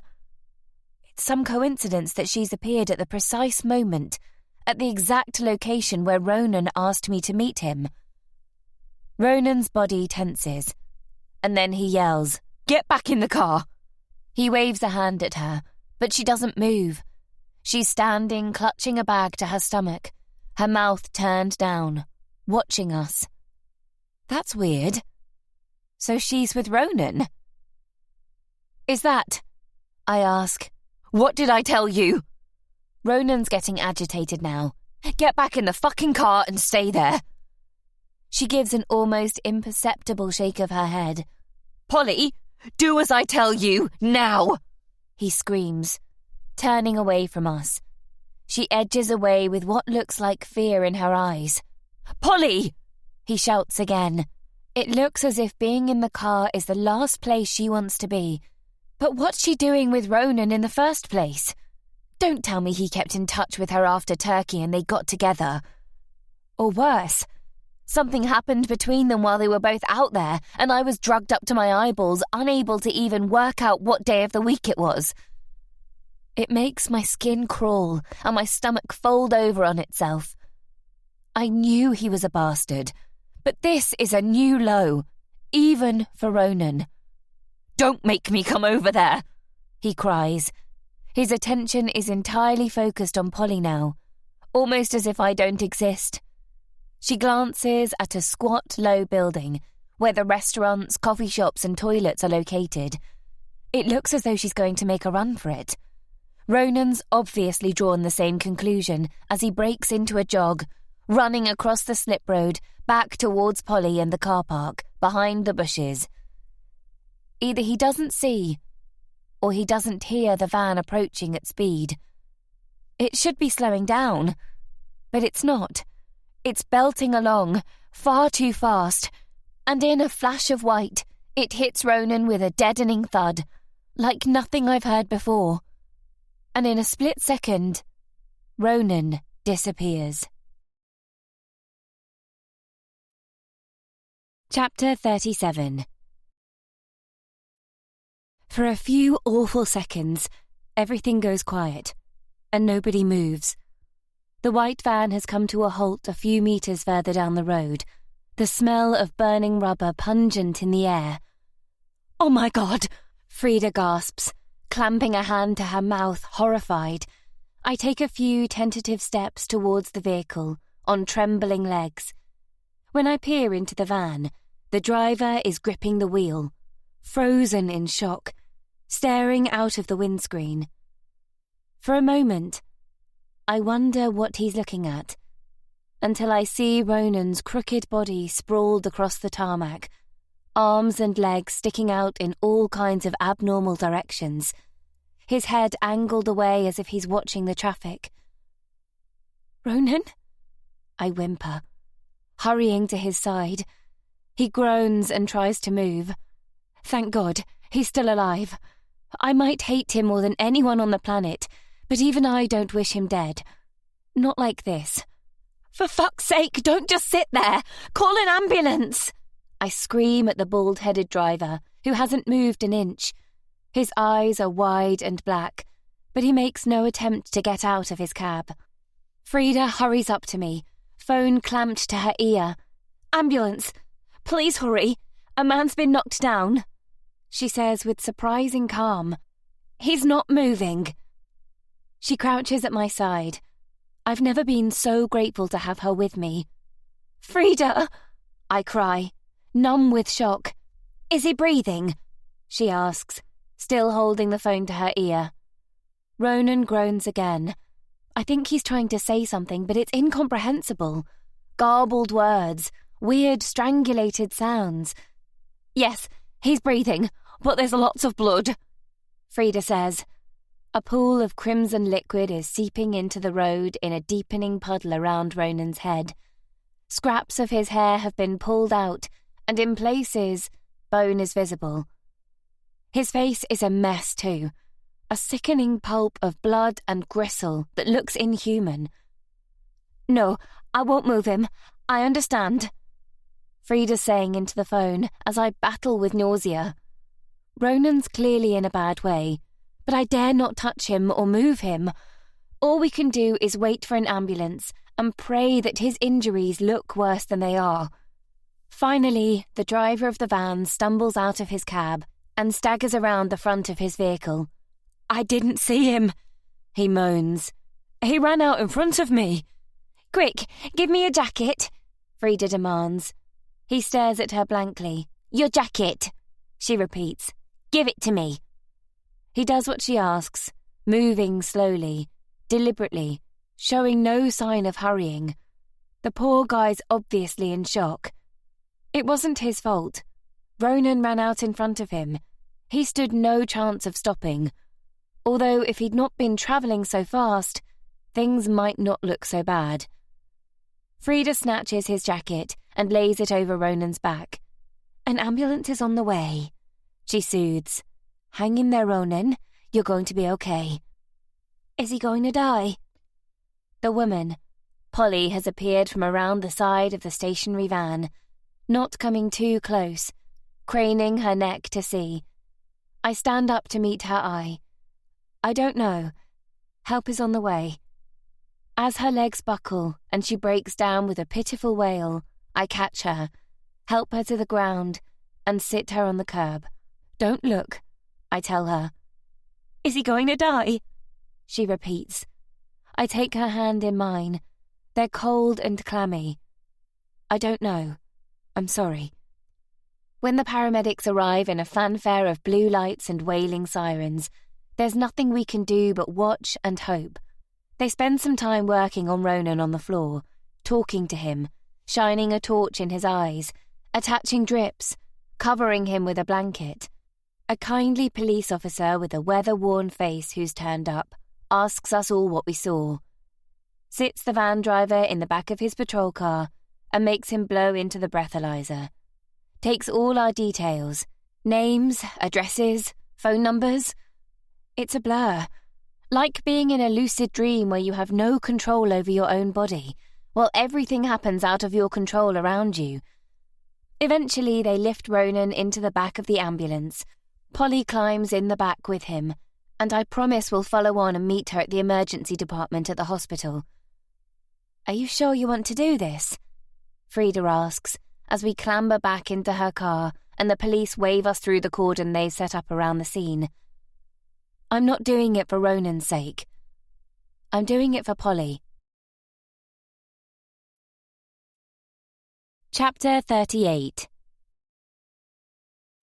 We find Polly sitting quietly in a waiting room at the hospital. She's clutching her handbag in her lap, her eyes reddened with tears, staring at a blank wall.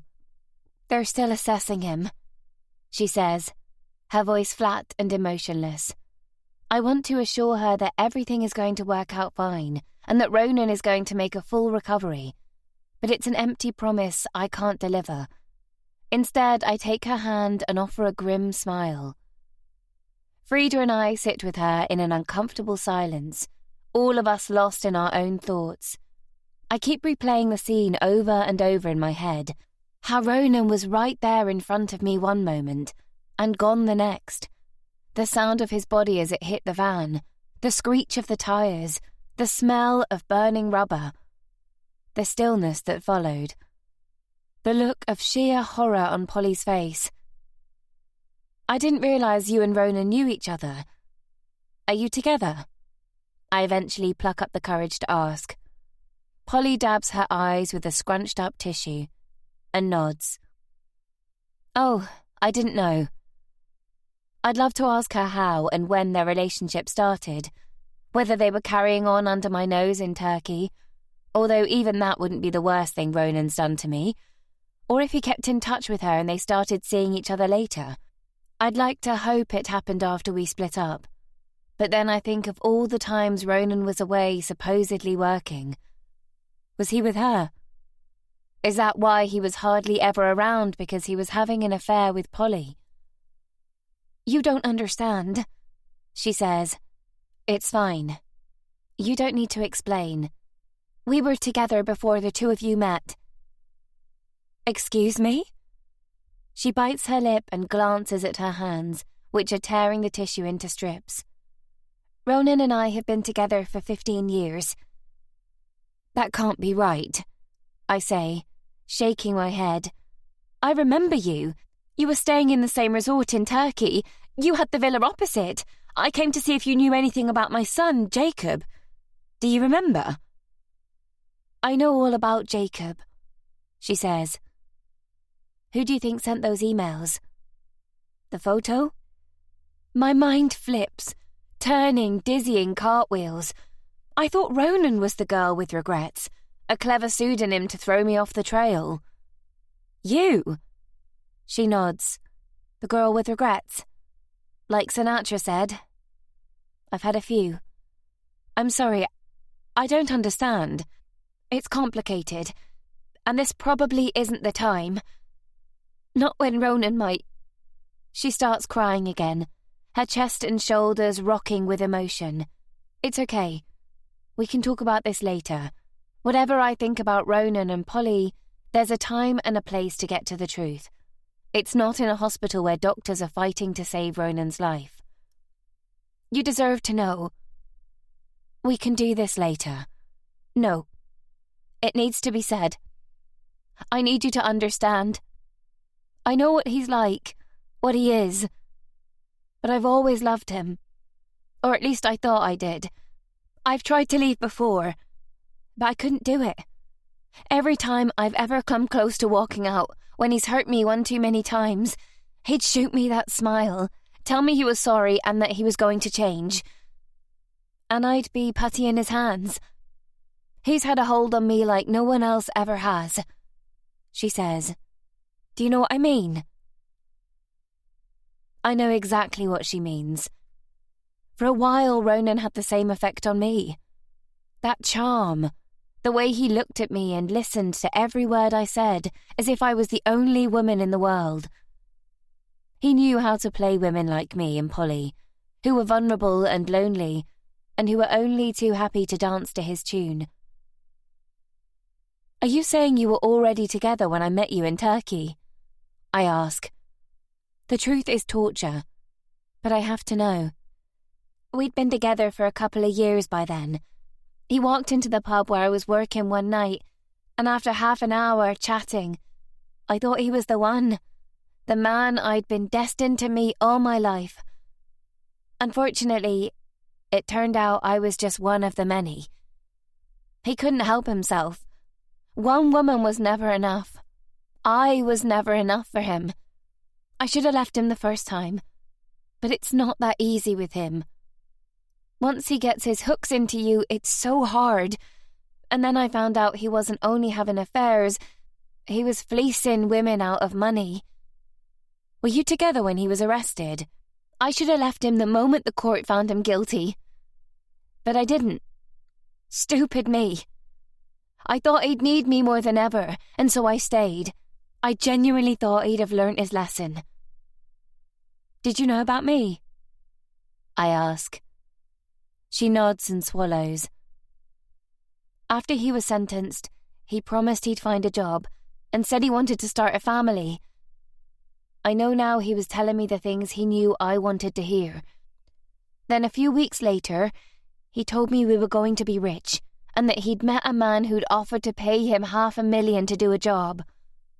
Sammy, my ex-husband. He said the catch was that he was going to have to go away for a while. When I pressed him, he explained how you'd run off with Sammy's son and were denying him rightful access, and Ronan was going to help sort it out. "No," I protest. "Sammy didn't want anything to do with Jacob until I took him away, and he couldn't have him." I don't doubt it. I'm just telling you what Ronan told me. He said he was going to have to seduce you, but worse than that, he'd have to marry you. You know, to make it believable. It's what Sammy wanted.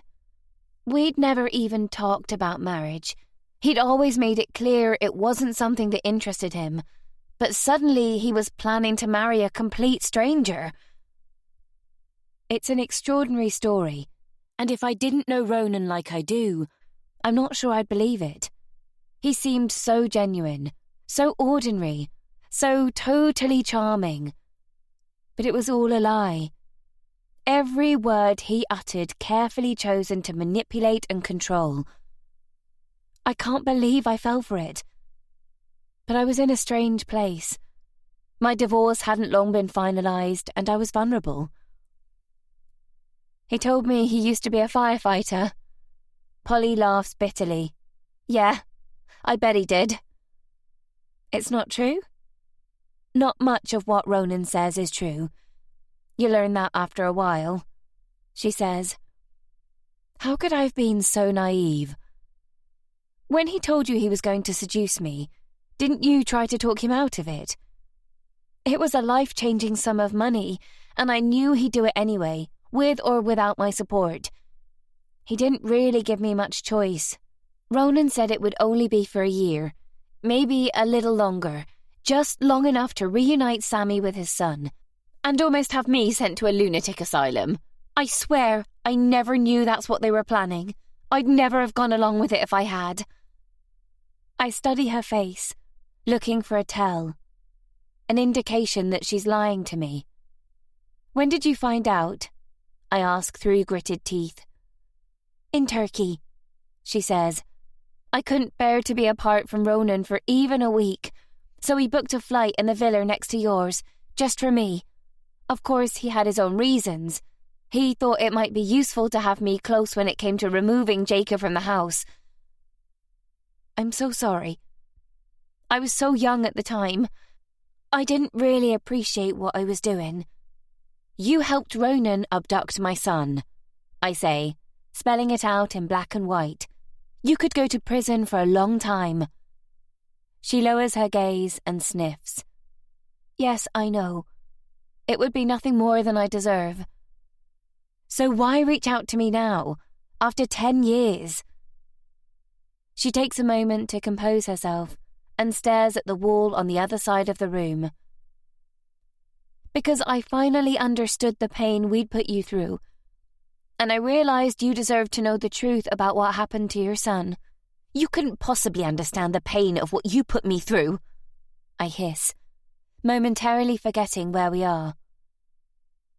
We lost a child when he was only 3, she whispers. He had meningitis, and there was nothing they could do. He died 5 days after we rushed him to hospital. Now I feel really bad. I'm so sorry. I didn't know. I was devastated. My whole world fell apart, she continues. I couldn't believe he was gone. It left my life so empty. That's when I started to think about what Ronan and Sammy had put you through.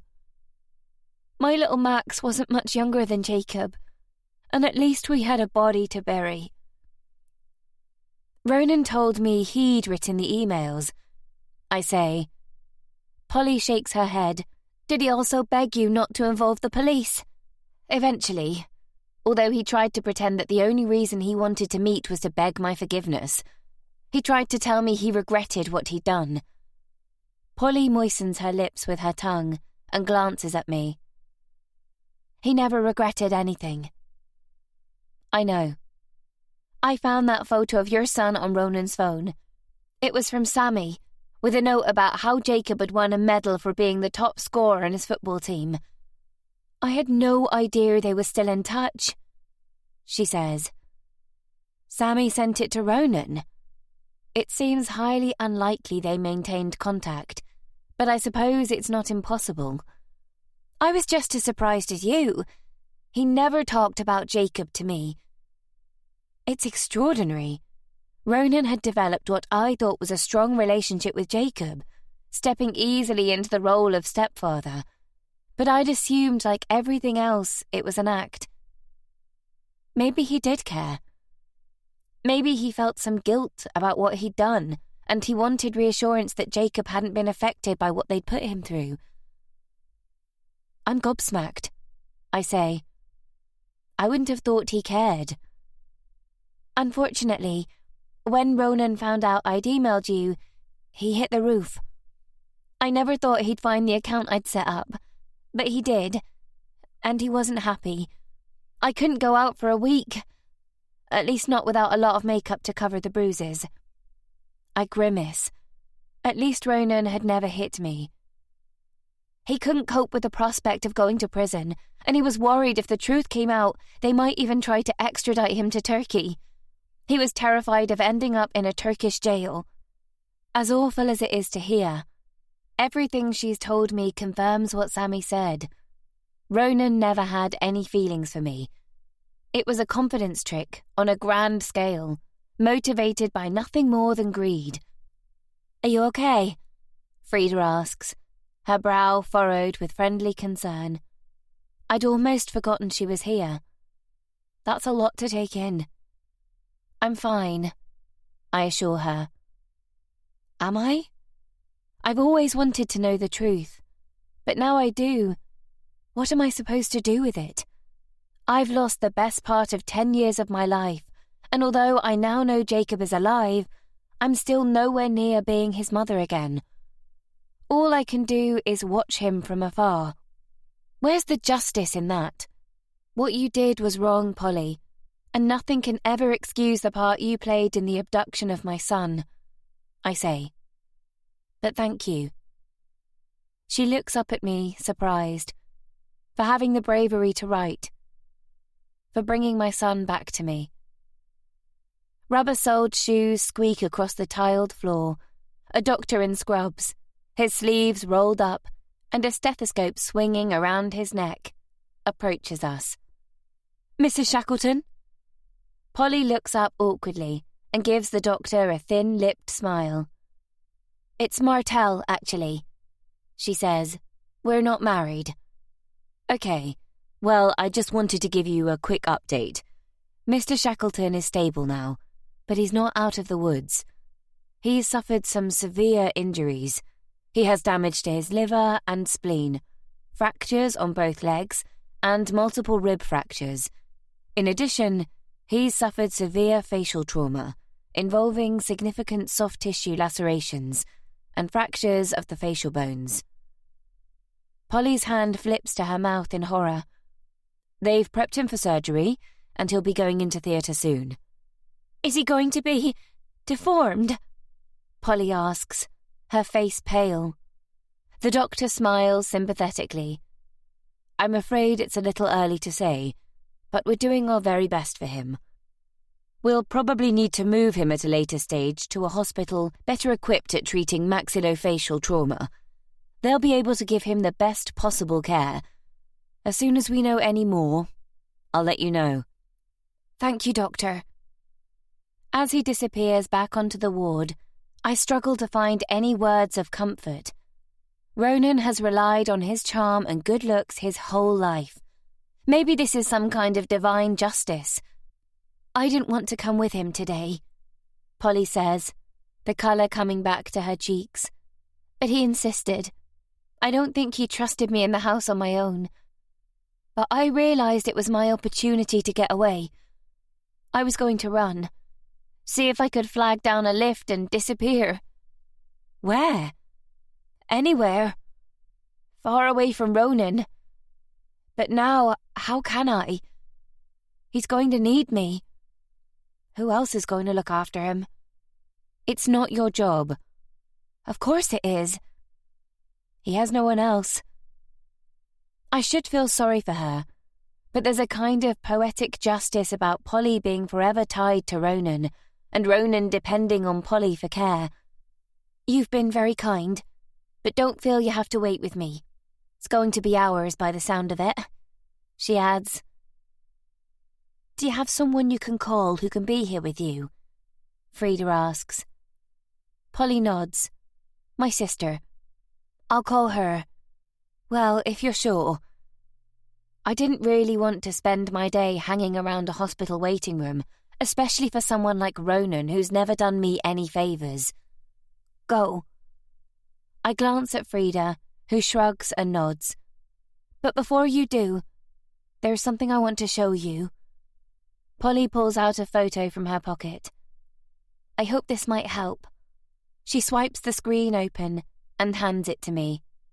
It's an email from Sammy, sent to Ronan, roughly around the time Ronan and I got together. "What's this?" I ask. "Read it," she says. So I do. "Bloody hell," I mutter to myself. It's not a smoking gun. It's a whole damn artillery. Chapter 39. It doesn't take long to locate an address on the internet for Sammy's firm. Their fancy website reveals they have an airy modern office in central London. Not that I have any interest in visiting. All I need is a contact number. It's the only way I can think of to reach Sammy urgently, and this is urgent. Frida parks up in a retail park on the outskirts of the city to let me make the call. She sits with her hands in her lap, watching the world go by through the windscreen. It's been a crazy day for both of us, and Frida's not said much since we left the hospital. I think she's still in shock from the accident. A woman answers the phone breezily. "I need to talk to Saman Templeton. Can you put me through? It's important," I announce, determined not to be fobbed off. "Just one moment, please," she says to my surprise. Of course, it would be too much to hope I'd get straight through to my ex-husband. Instead, my call is diverted to another woman, An assistant or a secretary, I guess. "Mr. Templeton's office, how may I help?" she says gruffly, sounding as though the effort of picking up the phone is all too much for her. "I need to speak to Mr. Templeton. I'm afraid Mr. Templeton isn't. It's urgent." There's a hesitation, and the woman continues speaking, the irritation in her voice evident. "As I was saying, Mr. Templeton isn't available right now. If you'd like to leave a message, I'll see that he gets it," she says. "Yeah, right. I'm sure you will." But I don't have a choice. I have no other way of reaching Sammy, especially as I don't have his mobile number these days. I could email him, but I'd prefer to talk. What the hell? Okay, tell him that I have a number of emails he sent to my ex-husband Ronan that prove everything he did and that we need to talk. He'll know what that means. "That's it?" "Yes. And who shall I say called?" "You can tell him it's Karina, his ex-wife." I reel off my number. There's a pointed silence at the other end of the line, and I have to check the screen to make sure we've not been disconnected. "Was there anything else?" the woman asks. "No, but make sure he calls me." She hangs up and I drop my phone in my lap, wondering how long she'll sit on the message. I'd like to hope she's immediately jumped up from her desk and scurried into a boardroom to interrupt a meeting, understanding the importance of getting the message to her boss. I imagine Sammy's smile fading as he reads it, realization dawning that he's going to have to hand Jacob back to me, or face the police, or both. In reality, she'll probably put the message in a pile and deliver it to him when it suits her. It's the only real power people like her wield in big corporations. "Don't you think it's time to involve the police?" Frida says, starting the engine. The air conditioning kicks in, blasting a welcome gust of cold air over my face. I mean, those emails are pretty damning. It proves everything. Not yet. I still don't trust the police to take my side, and I'm not going to blow my one chance of getting Jacob back. If the police get involved, and Sammy or Ronan convince them I'm still delusional or not fit to be a mother, I might never see him again. All they'd need to do is speak to my psychiatrist, who has a damning 10-year record of my treatment. "So you're going to rely on Sammy finally doing the right thing?" she says. "These emails are proof that he and Ronan conspired to kidnap Jacob. When he finds out that I have them, I can't see he has any choice other than to give up custody. Otherwise, I will go to the police." The emails Polly gave me are remarkably specific, documenting the plan Sammy and Ronan made to abduct Jacob. There are details of the monthly payments Sammy agreed to make Ronan, information about the villa Ronan booked in Turkey, and even the specifics of where and when Ronan was to make the handover of my son to Sammy. Sadly, they'd been more careful about discussing how Ronan planned to drug me and then convince me I was out of my mind. Nonetheless, it should be enough to rattle Sammy into reacting. She might not be my favourite person in the world, but I'm grateful to Polly for having the sense to find the emails and the bravery to share them with me. It could have been an easy decision, but it changes everything. Frida drops me off at my empty flat, turning down my offer to stay for a cup of tea. She looks exhausted. It's been a long and emotional day, and I can understand her desire to get home to her daughter. "Keep me posted if you hear from Sammy, yeah?" she calls as I climb out of the car. "Of course. And thank you for today. I'm glad you were there." "Any time. Are you back in work tomorrow?" I bite my lower lip. I've not been into the studio for days, and I'm conscious of abusing Frida's good nature. She's been so understanding, letting me have as much time off as I need to sort my life out. But I'm going to have to go back to work soon. I just need a few more days, if that's okay. "Yeah, sure," she says lightly, as if it's no problem. But I can tell from the look in her eye that she was hoping I'd be back. "I promise I'll make it up to you, and I'll work all the weekends you need me in future. Don't worry about it. I better get back and check the house is still in one piece. You can never be sure when Priscia's home alone."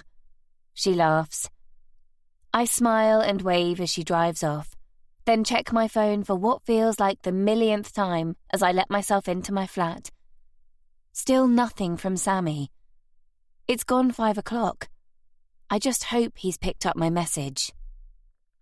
By the morning, he's still not called, which puts me in a terrible mood. Does he think that by ignoring me I'll go away? We need to talk about Jacob.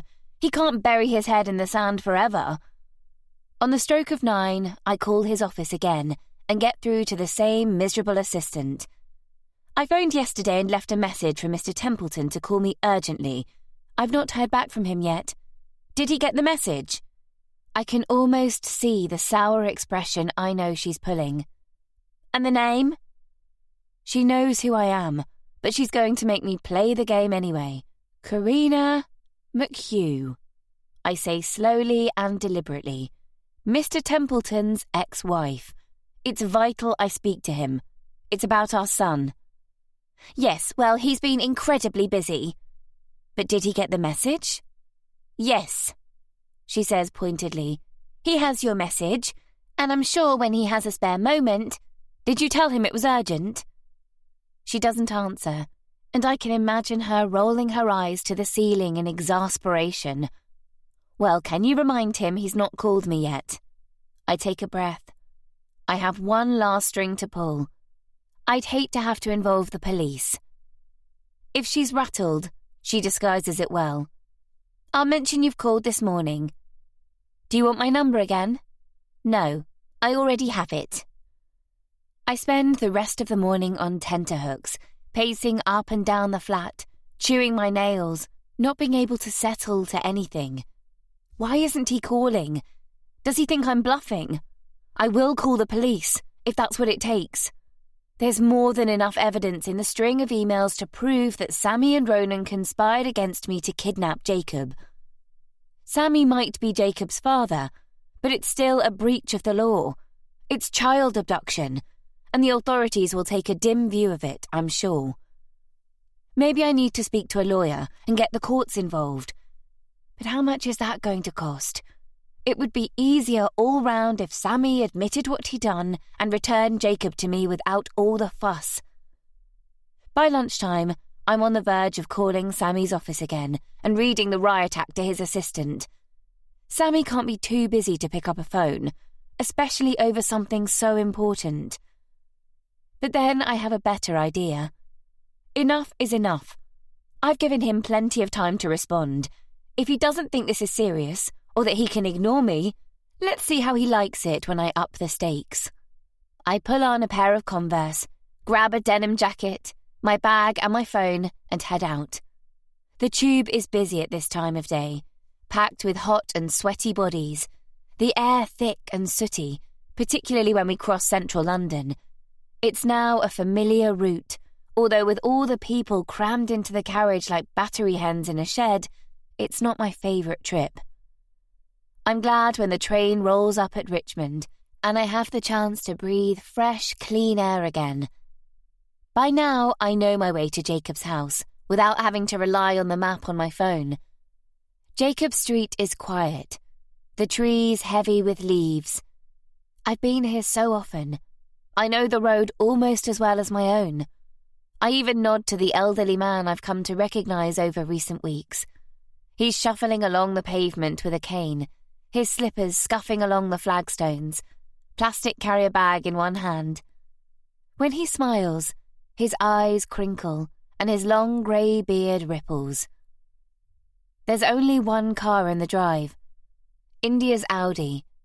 The Porsche, which I now realise is Sammy's with that ridiculous number plate, SMT1, is nowhere to be seen. It would have been a bonus if he was home, but I wasn't expecting it. Not during the middle of the day.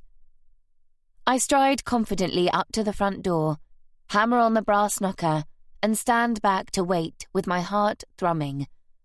After a few moments, the door opens. India peers out from the shadows with a friendly smile on her face. It slips a fraction when she sees it's me. "Oh," she says, surprised. "Hi." "Hello, India. May I come in?" I ask. She frowns. Sure.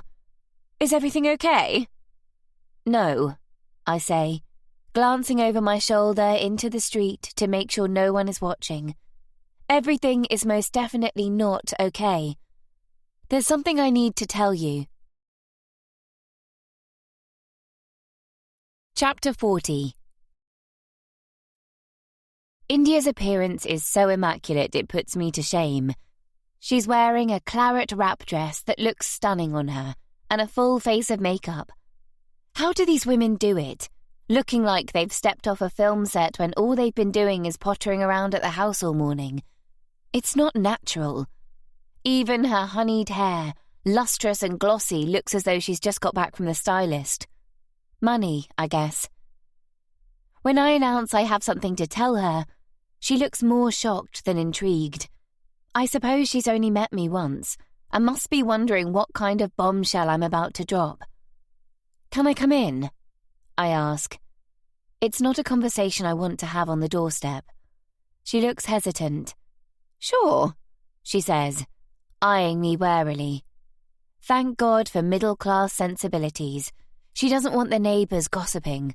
She leads the way to the kitchen and stands with her arms crossed, leaning casually against one of the worktops. I didn't expect to see you again, she says. It's Karina, isn't it? That's right. You remember. How's your elbow? It's fine, thank you. So, what can I help you with? She forces a smile, but there's a nervousness behind her eyes. I've had plenty of time on the journey across London to think about what I'm going to say, and how I'm going to say it. But now I'm here, standing face to face with India. The words don't come out as easily as I'd thought they would. How much does she really know? When she met Sammy, did he tell her the truth about Jacob? Or did he lie? I guess there's only one way to find out. It's about your stepson, Jacob, I say, watching her face carefully. She blinks a couple of times, but maintains eye contact, her expression neutral. What about him? Is he in trouble? Has he done something? No, it's nothing like that. So? The thing is, Jacob is... I'm sorry, there's no easy way to say this, but Jacob's my son. I pause to gauge her reaction. She stares at me blankly. He was taken from me when he was 4 years old, and I want him back. India's face clouds with confusion. What are you talking about? Sammy is my ex-husband. Her eyes narrow, but her forehead remains smooth and unfurrowed. She's probably Botoxed up to the eyeballs. And he kidnapped Jacob, I continue. The heavy weight of silence falls across the room as we stand, staring at each other. I wait for the dust to settle, for India to process what I've told her, watching as her eyes make micro shifts left and right. You're Sammy's ex, she says at last, her body softening. Why didn't you say that when you were here before? I had no idea. Did you hear what I said? Sammy abducted Jacob when he was only 4 years old, and I've come to take him back. She purses her lips. Well, this is all a bit awkward, isn't it? It doesn't have to be. Would you like to take a seat? She points towards the dining table and invites me to sit like she's talking to a child. No, I wouldn't, thank you. I didn't come here to be civil. As far as I'm concerned, India is complicit in Sammy's crimes. Didn't she ever wonder about Jacob's real mother? Sammy talks about you with such great affection. She simpers. It must have been really hard for you giving up Jacob. Excuse me? Sammy told me about your... She pauses for a beat as if she's trying to find the right word. Issues. Issues? What issues? I hiss. It's nothing to be ashamed of. Lots of people struggle with their mental health. My jaw tightens, and anger flares in my veins like hot acid. I don't have any mental health issues. I know what Sammy's told you, but it's all lies. Oh, she says, looking wounded. I'm sorry. I didn't mean to speak out of turn. It's just that Sammy always said it's why you had to give Jacob up. Because you couldn't cope. Not that I'm judging. I know how hard it is to bring up young children. I didn't give Jacob up, I shout. India visibly startled. He was taken from me. Please don't get upset. I'm not getting upset. If you're feeling better now, and you think the time's right to get more involved in Jacob's life, I'm sure we can work something out. There's a nervousness about her now. She's afraid of me. Let your thoughts drift softly with this music as we pause the story and invite you into a moment of stillness. We're honoured to have you here.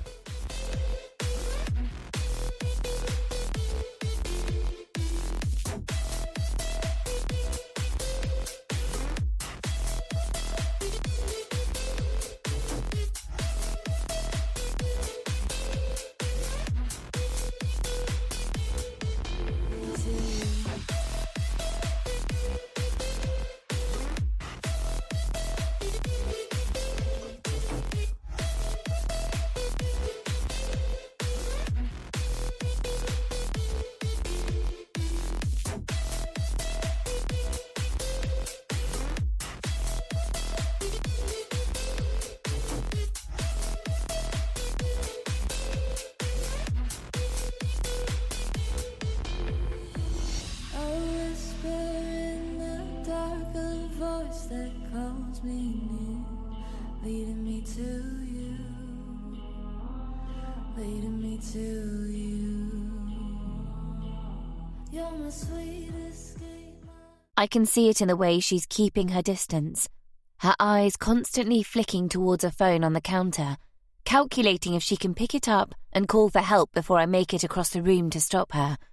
We could perhaps come to an arrangement for you to see Jacob on a supervised basis. Why don't I give Sammy a quick call? I'm certain we can work this out between us. Her hand snakes across the worktop, towards the phone. It's plugged into a socket on the wall. Don't touch it! I snap, my arm shooting out as a warning.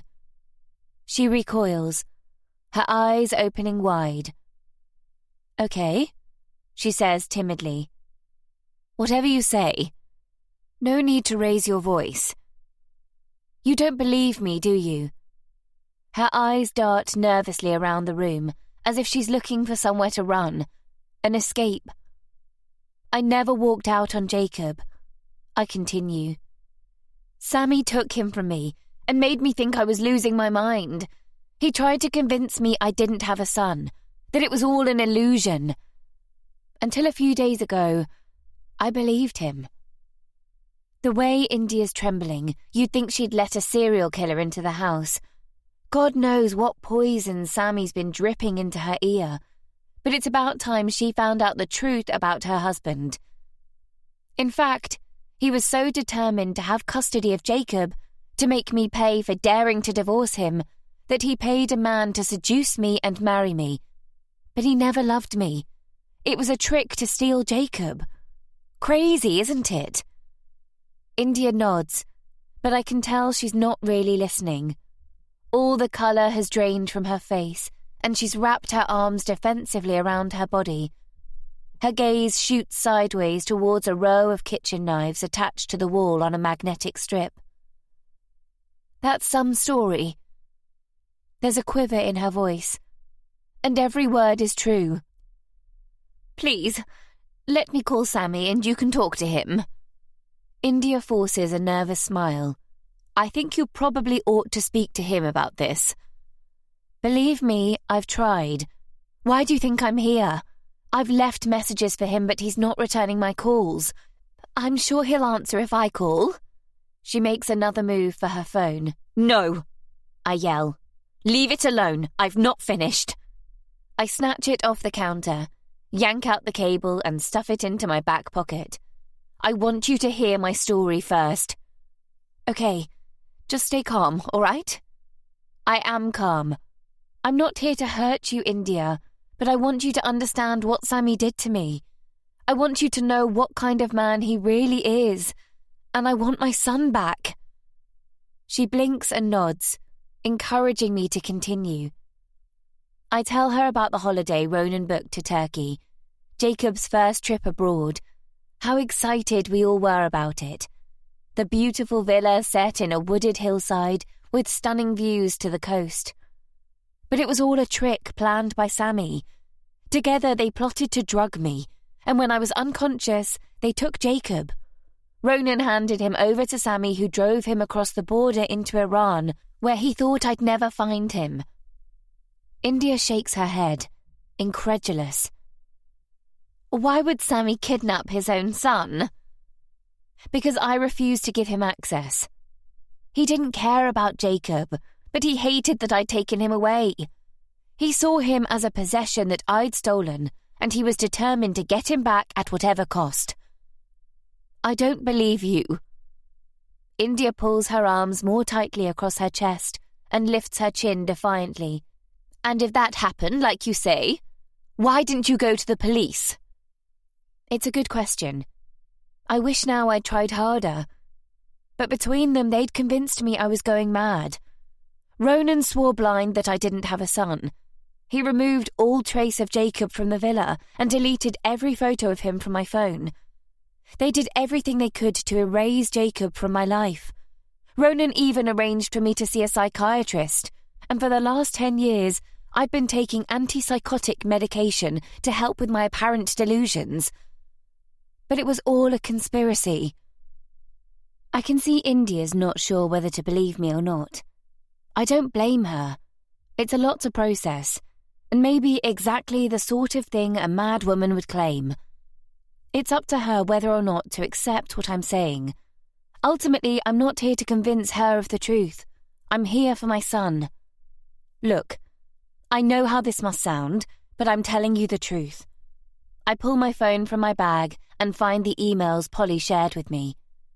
When I offer it to her, India stares at the phone like it's a severed hand.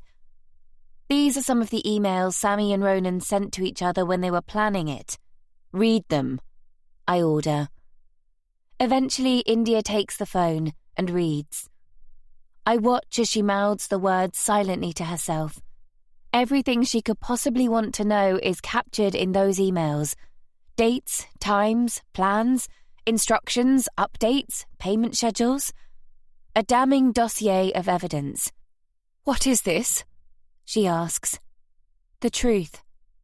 No. Not my Sammy. He couldn't. He wouldn't. I'm sorry. I know it's hard to believe.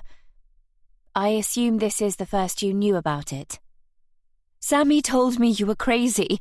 He said you'd suffered postnatal depression and couldn't cope with having a baby. He said you'd walked out and he had to bring Jacob up on his own. I laugh bitterly. That's what he told you. Sammy wouldn't have had the first clue how to bring Jacob up. He said you'd been admitted to a psychiatric hospital for treatment. He was worried you were going to hurt Jacob. Bastard!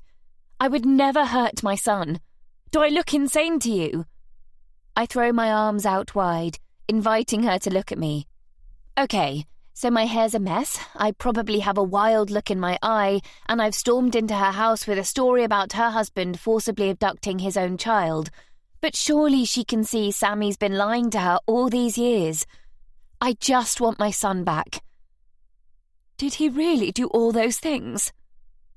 There's a catch in her voice, a slight tremble of apprehension. I'm afraid so. Her chin falls to her chest, and her shoulders slump. It's a lot to take in.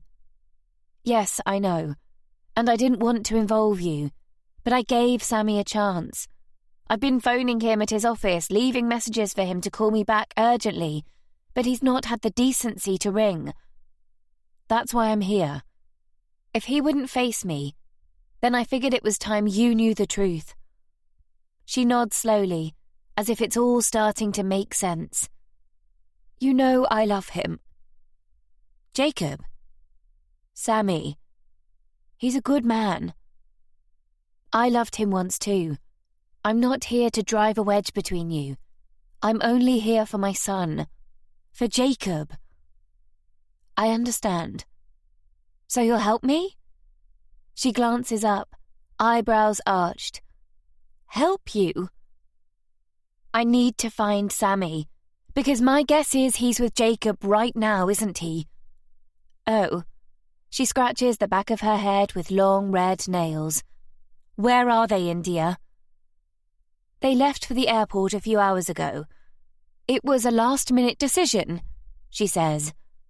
My heart sinks. Where are they going? Back to Iran, I'm afraid. Sammy wanted to take Jacob to visit family. The plane leaves at 5. Chapter 41. It's no wonder Sammy hasn't been answering my messages, but if he thinks I'm going to give up on Jacob now, he really doesn't know me. There's no way I'm losing my son for a second time. But it's already gone too, and their plane leaves in less than 3 hours. Once they're on the aircraft, my chances of ever seeing Jacob again are virtually 0. Sammy's taking Jacob back to Iran, I scream down the phone to Frida as I run out of India's house and into the street. Whoa, slow down. What's going on? I came to see Sammy's wife. She says they're flying at 5, and if they make that flight, I can kiss goodbye to my chances of ever seeing my son again. I wail, panic flooding through my body like a poison. Then we need to stop him. Where are you? Richmond. Can you grab an Uber back to your flat? I can meet you there and drive you to the airport. I presume they're flying from Heathrow? I don't know. Yes, I assume so. But I'm already in West London. Doesn't it make more sense for me to go straight there? If I took a taxi, I could probably be there in half an hour. If they're through security, you'll have to intercept from airside, so you'll need your passport. I take it you don't have it with you? Shit. No, you're right. Get in a cab and I'll pick you up at the flat, okay? Okay. I say uncertain. If Sammy pulls this off and robs me of my son again, it'll destroy me. I'll see you soon. The journey back to my flat is painfully slow. Every minute that ticks by is a minute that I'm closer to losing Jacob again. But although traffic is heavy on the North Circular, it still beats trying to navigate across London on the tube. Almost an hour after I called Frida, I finally make it home. She's waiting in the car outside. I motion to her that I'll only be a minute as I dive into my flat, race upstairs, and pull out the cardboard box under my bed where I keep all my important paperwork. My passport's under a copy of my rental agreement. A quick check confirms it's still in date, although my photo looks 10 years old. I renewed it a few years ago when I thought I might be ready to travel again, but in the end I didn't bother. I spent a week in Dorset instead. In fact, I've not been out of the country since that trip to Turkey. I shove the passport in my bag, fly down the stairs, and slam the door behind me. Drive! I yell as I climb into the car and yank on my seatbelt. She doesn't wait to be told twice. Flooring the accelerator and pulling out in front of a bus. She drives like a maniac, back around the North Circular, towards Heathrow, picking up countless speeding tickets along the way, I'm sure. We're both too anxious to talk. The atmosphere in the car as taut as a drumskin. I tap my fingers on my thigh impatiently every time we're forced to slow down by traffic or roundabouts. But Frida's doing her best, driving like her life depends on getting me to the airport on time. As we hurtle along, I check for flights on my phone. It looks as if the flight Sammy must be booked on is delayed by 30 minutes, departing from Terminal 3. That still only gives me an hour and a half to find Sammy and Jacob, and somehow stop them from boarding. Did you pick up your passport? Frida asks. And is it still valid? Yes, and yes. Have you thought about booking yourself onto a flight so you can get through security? I had a look while I was waiting. The cheapest ticket I could find was to Germany. There were still some seats available when I checked. That's a good point. I'll do it now. 10 minutes later, I'm booked on a plane to Nuremberg, although I have no intention of getting on the flight. Frida navigates expertly through the spaghetti network of roads around the airport and drops me off right outside the terminal entrance. Go! she instructs as I unclip my seatbelt and scramble out of the car. "I'll find somewhere to park and meet you later. Good luck." I sprint into departures with my head spinning. It's been so long since I've flown from Heathrow. Everything's changed. It takes what feels like an age to work out where I need to go, but eventually I locate the security gates and bustle my way through, throwing my bag into a plastic tray to be x-rayed, along with my jewellery, belt and shoes. It feels as though it takes forever, but finally I'm through without incident. Nobody questions what I'm doing here or tries to stop me, even though I have no intention of getting on a plane today. I stumble headlong through the winding and inescapable duty-free shops, past all the tempting offers on perfume and spirits, and emerge, blinking into an expansive lounge crowded with people. It's absolutely heaving, and somewhere amongst them is Sammy with my son. At least I must be close now, although finding them won't be easy. It's like looking for a solitary star in an infinite universe. They could be anywhere. And even if I do find them, how am I going to stop them? Jacob's had his mind poisoned against me, and I can't physically stop them getting onto the plane if they won't listen to reason. Have I bitten off more than I can manage on my own?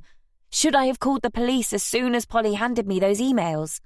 I thought threatening Sammy with them would be enough to bring him to his senses and force him into handing Jacob back.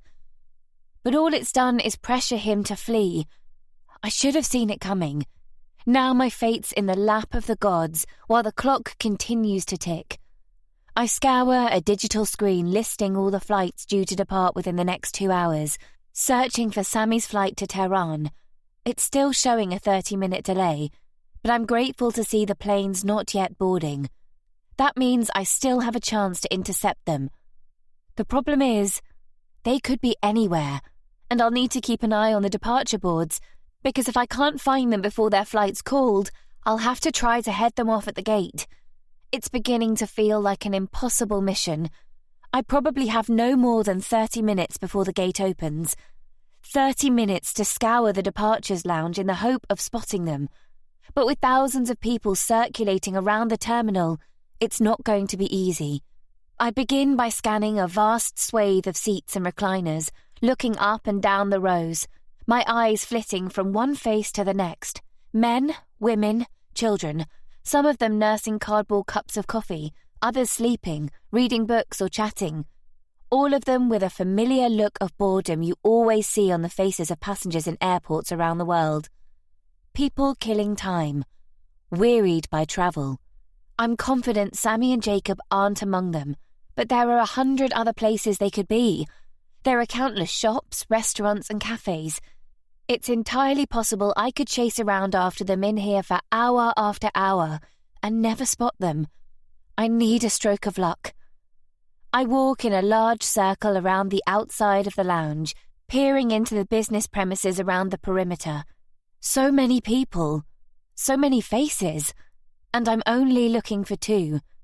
It feels like a hopeless task, but I can't give up. It's too important, and after 10 years, I can't face my son disappearing once more. I've come almost full circle when I pass a coffee shop. It's one of those big chains, famous throughout the world. There's a long, winding queue at the counter, and behind it, a dozen members of staff in matching shirts are frantic, trying to keep up with the orders. It looks like hell. I'd kill for a decent coffee right now, but I don't have the time. I need to keep pressing on. Within the confines of the cafe, there are around 20 tables, all of them occupied with people eating, drinking, or simply idling away their time. By now, I'm becoming adept at quickly scanning faces, waiting for that click of recognition as my eyes move rapidly from passenger to passenger. I'm confident that when I see either Jacob or Sammy, I'll know it in an instant, even though one face is beginning to look like every other. Is that what they mean by face blindness? Or is that something else? Come on, Karina. Focus. There are 6 tables obscured from view behind an arch, which has created a cosy snug. A quieter area next to the busy kitchen. I can't quite see everyone inside, unless I crane my neck and stand on tiptoes. At least I don't look out of place here. As far as anyone knows, I'm just looking for an empty table or a husband I've become separated from. I count at least another 15 faces, 2 or 3 families, a group of students, all of them on their phones, and a mother breastfeeding a baby. None of them is Jacob or Sammy. I'm about to walk on and head up to the upper levels when I catch sight of the back of a head. Blonde hair. Shaved at the back. Jacob? I snatch a breath and freeze, uncertain, until the head bobs backwards, revealing a man sitting at the table with him. It's Sammy, so preoccupied with his phone he doesn't see me. Head down, thumbs dabbing at the screen. Jacob's mirroring him, doing exactly the same. They might as well be strangers. My stomach bubbles with nerves and excitement. I've actually found them. It's a miracle in itself. But now I need to find a way of stopping them getting on that plane. Chapter 42. Sammy's blank expression quickly gives way to surprise, shock, and then horror when he looks up and sees me approaching their table. Karina, what are you doing here? I could ask you the same. Jacob lifts his head at the sound of my name. His eyes grow wide and dark as he studies me. I'm on a business trip, Sammy says, smoothing down his silver-coloured tie over his stomach. With Jacob? It was a chance to see his family now the schools have broken up. Is that right? I say. And how long has this trip been planned exactly? Sammy looks over my shoulder, his eyes darting left and right. It reminds me of how India reacted when I confronted her in the kitchen, like a cornered rat looking for a hole to dive into. I don't have to answer to you, Sammy says, standing. Come on, Jacob. Let's go. You picked up my messages then? I ask. Sammy stoops for his briefcase, picks it up and puts it on the table, eyeing me warily. Look, Karina, I have nothing to say to you. Really? Maybe I should show Jacob the emails. I'm sure he'd be interested in knowing the truth about what his father's really like. What emails? Jacob asks, lowering his phone. Do you want to tell him or shall I? Karina. Sammy growls in warning. Did your father ever properly explain why I've not been around for the last 10 years? Jacob looks at Sammy and answers nervously. He said you weren't well and that you couldn't cope with being a parent. I'm sure he did. I fix Sammy with a dagger-like stare. It wasn't that I couldn't cope, Jacob. Your father abducted you when you were small. He took you away from me, and he made me think I'd had a mental breakdown. But it was a lie. Dad said you'd say something like that. He's been lying to you. For all these years, he's never told you the truth. If you don't leave us alone, I'll have to call security, Sammy says. But for the first time, I see the worry in his eyes. You need help, Karina. Are you still taking your medication? I don't need medication. There's nothing wrong with me. Sammy rolls his eyes at Jacob, as if to say I told you so. Fury burns in my chest. Do you remember the holiday? I ask, focusing my attention on Jacob. Sammy can say what he likes, but it's my son I need to convince to stay. We went to Turkey with your stepdad Ronan when you were 4. There was a pool, and you were so excited you dived right in without your floats. You almost drowned. Ronan had to dive in to save you. Jacob looks down at his hands and blinks. Yeah, he says. I do remember that. Was that my stepdad? Ronan, yes. You sunk to the bottom like a stone, and I nearly had a heart attack. I laugh, but I don't know why. It wasn't funny at the time, and it's certainly not funny now. It was your first time on a plane, and you were so excited. We'd been talking about the holiday for weeks, and all the things we were going to do. Do you remember? Sort of. Except it wasn't a holiday. It had all been planned by your father and Ronan. They put sedatives in my wine, and while I was sleeping, Ronan took you from your bed and handed you over to your father. What utter nonsense! Sammy slams his briefcase on the table, noisily, causing several people sitting close by to turn and stare. Can you hear yourself, Karina? How ridiculous you sound. You're not well. As far as I know, he took you to Iran and was planning to keep you there, where he knew I couldn't find you, I say. Jacob shakes his head. I vaguely remember something. You weren't very old. That's not what happened, and you know it. You had a breakdown. You couldn't even remember having a son. So it was decided Jacob was best off with me. Sammy says with authority. It almost sounds true. Except it isn't. Ronan and your father were in it together and tried to convince me you didn't exist. What was I supposed to think? You'd vanished. Ronan denied any knowledge of you, and they even went as far as destroying any photos I had of you. I say, ignoring Sammy, while keeping my gaze firmly fixed on Jacob's face, imploring him to believe me. Dad, is it true? Of course it's not. I'm afraid your mother's not been right in the head for some years. She's a fantasist. She makes things up. Come on, ignore her. We have a plane to catch. Right on cue, an automated voice crackles through invisible speakers, announcing that passengers for Tehran flights should make their way to the departure gates and that the plane is due to board imminently.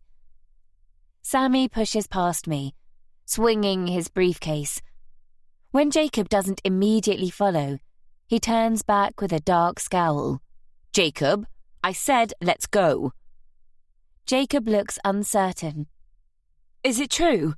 He asks again. Is any of it true? Sammy sighs. You see, she's getting in your head. That's what she does. Is it true? Jacob repeats. Why would I need to abduct my own son?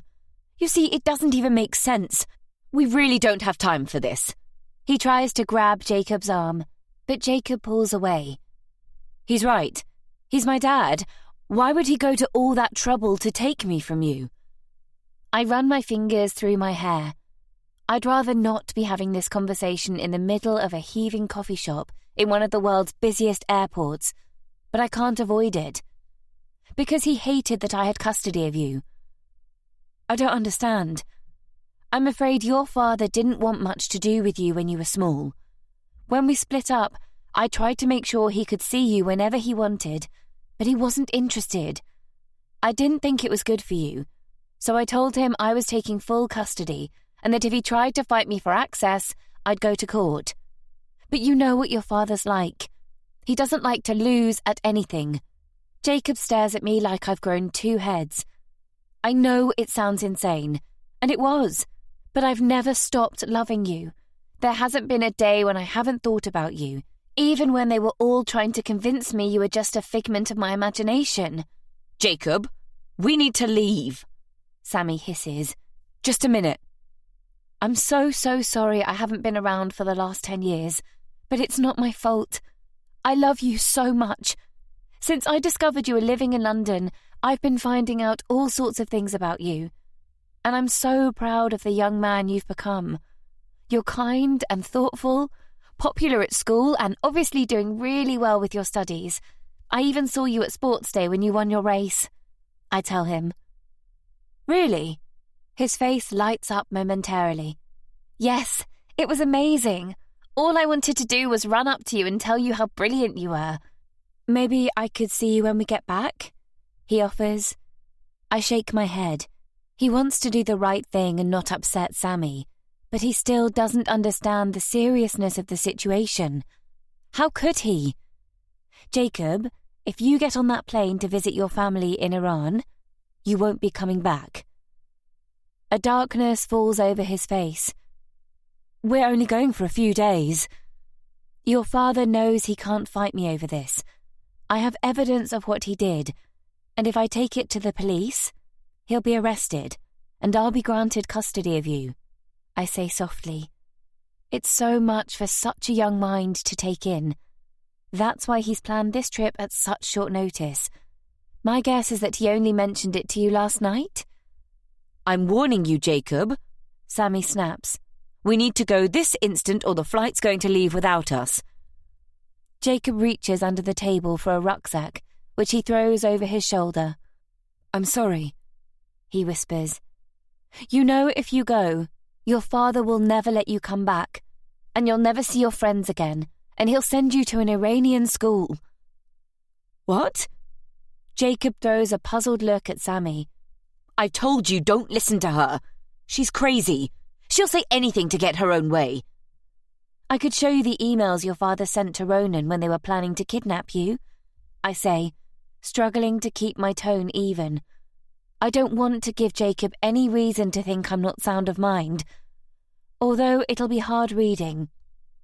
"Show me," he says. Reluctantly, I find my phone and pull up the email chain. Jacob scans the messages, his mouth hanging open and his Adam's apple bobbing up and down. I really didn't want to have to show him, but Sammy's left me with no choice. It's going to be a heart-wrenching read, but he needs to know the truth. "Is she right?" he asks at last, looking up at Sammy. "Were you planning on stopping me from coming home?" "No, of course not. Why would I do that?" Sammy says. "Because of these?" He holds up my phone. "Look, it's not what it looks like. She's doctored them to twist your mind against me." "How would she have doctored them?" The speakers in the ceiling announce the final call for Sammy's flight. "I'm not asking you, I'm telling you. Come on, we're leaving."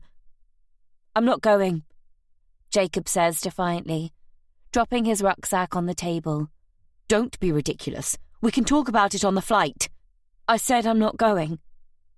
My heart flutters and I take a deep breath.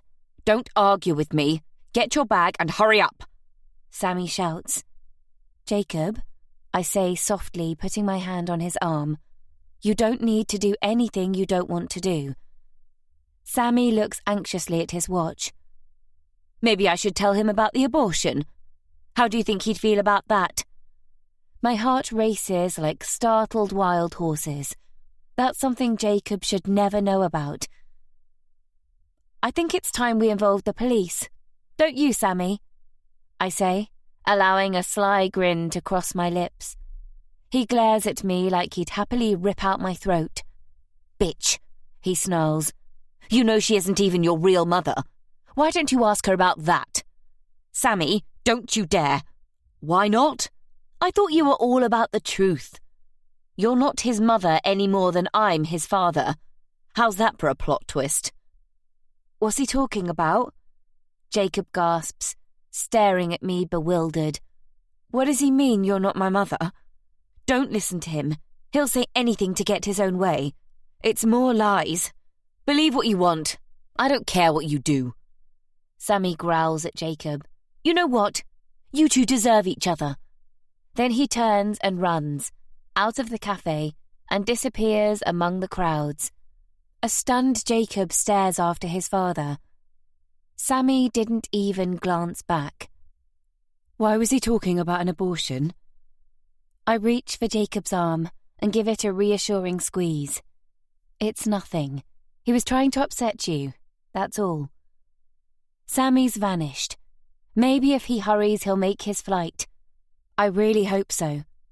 "You can go with him if you like," I offer. I don't want Jacob blaming me for his decision later. It has to be his choice. "Or you can stay with me. It's entirely up to you." Jacob turns his head slowly, looks at me, and my heart almost bursts as I see the little boy I used to know in his eyes. "What happens now?" he croaks. "Whatever you want." I take my phone out of his hand. "You've read the emails. You know what your father did, or at least some of it. It's up to you what happens next. If I call the police, he'll be arrested the moment he returns to the country. If I don't, he'll be back, and I don't know what he'll do. But if I know your father, he won't let this go without a fight. It's a horrible decision to thrust on anyone, let alone a 14-year-old boy. But he has to choose. It's not about me or what I want anymore." Jacob pulls out a chair and slumps on the table, with his head in his hands. I don't know, he mumbles. I can call the police right now.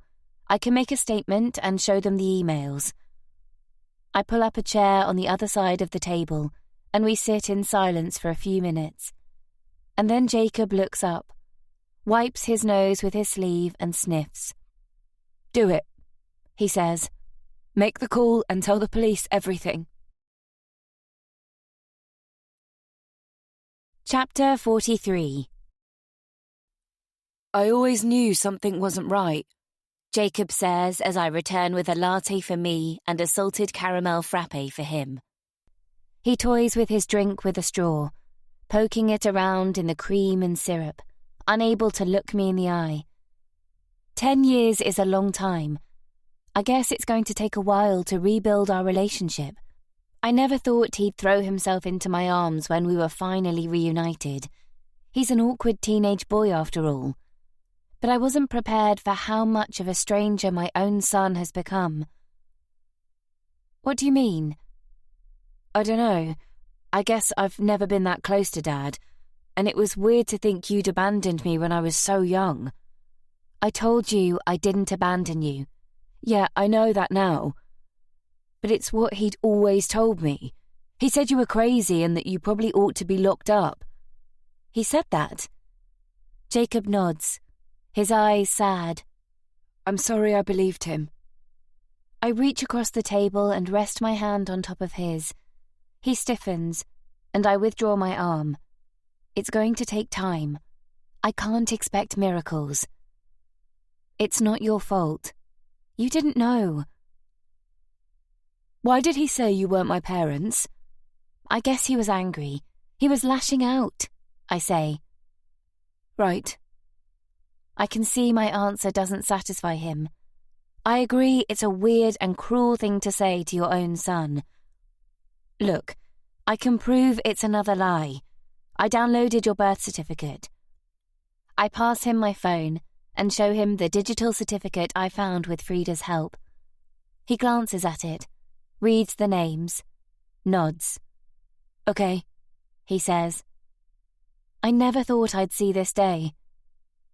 I feel terrible for what he did to you. Jacob taps his finger nervously on the table. I shrug. I can't lie, Jacob. It was awful. You have no idea what it's like to think you're losing your mind. For 10 whole years, I genuinely thought that all my memories of you were imagined. Do you remember our house in Norfolk? It was right by the beach. Vaguely. You and I decorated your room together. You helped me paint it, and we chose astronaut curtains and a matching duvet cover. Yeah, I think I do remember. The hint of a smile appears on his face. When I came back from Turkey, it was all gone. Ronan had arranged for it to be redecorated while we were away, and all your things, your toys and books and games, removed. It was as if you'd never been there. It was terrifying. Really? He says. And did you really have no idea what was going on? None. Ronan made me take strong sedatives that stopped me thinking straight, and then he arranged for me to see a psychiatrist. Of course, I believed I was going mad at that point, and the psychiatrist confirmed what I feared. I still don't understand how you could suddenly think you'd only ever imagined me. I know, but I was confused, and Ronan was a master at manipulation and control. He convinced me I'd lost a baby while I was pregnant, and that was what caused me to imagine you. What happened to him? We divorced a few months later. I leave it at that. He doesn't need to know that Ronan's currently in hospital, or that he nearly died because of me. If he hadn't arranged to meet me to beg me not to involve the police, none of that would have happened. I've not seen him since. I lie. Oh, he says. I remember he was nice. He was a charmer, but he conned us both. You still want me to call the police? I think so. You have to be sure, Jacob, because once it's done, there's no going back. He stabs his drink with his straw and licks a lump of cream off the end of it. You have to, he says. You can't let him get away with what he's done. Okay, I think that's the right decision.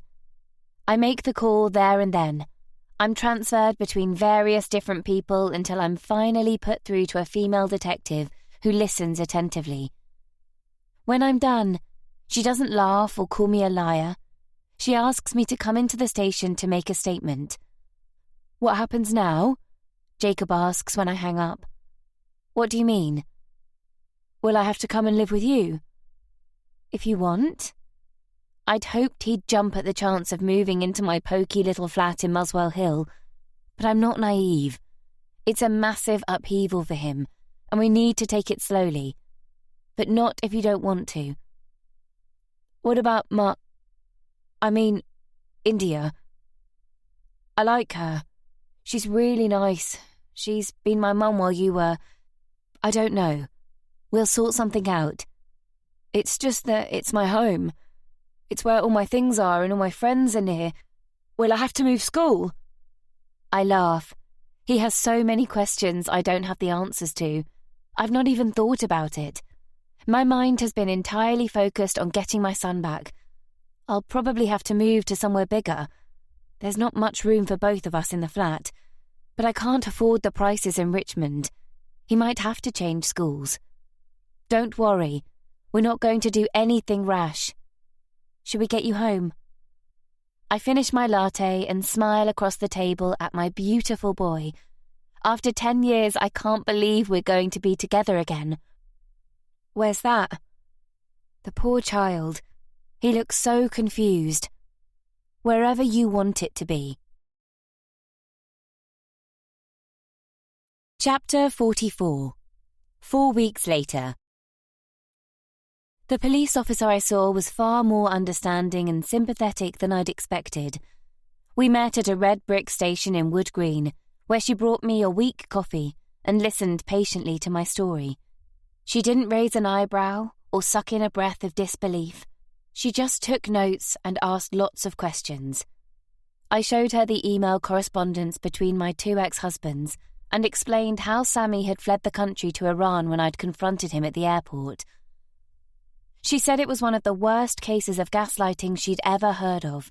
I'll have to discuss the case with my colleagues, but I imagine we'll be issuing a warrant for his arrest, based on what you've told me, she assured me. I could have hugged her. I never expected anyone to believe me, but having a detective taking my words so seriously opened the floodgates on my emotions. Unfortunately, it's difficult while he's in Iran with the current extradition process, but the moment he lands back in the country, we'll pick him up. Sammy's not an idiot. He's not coming back. At least not for a long, long time. What about Ronan? We'll want to talk to him as well, but first we'll need to assess his mental capacity after what you told us about his accident. I've kept in touch with Polly, and she was grateful to hear about everything that's happened since she sent me that first email.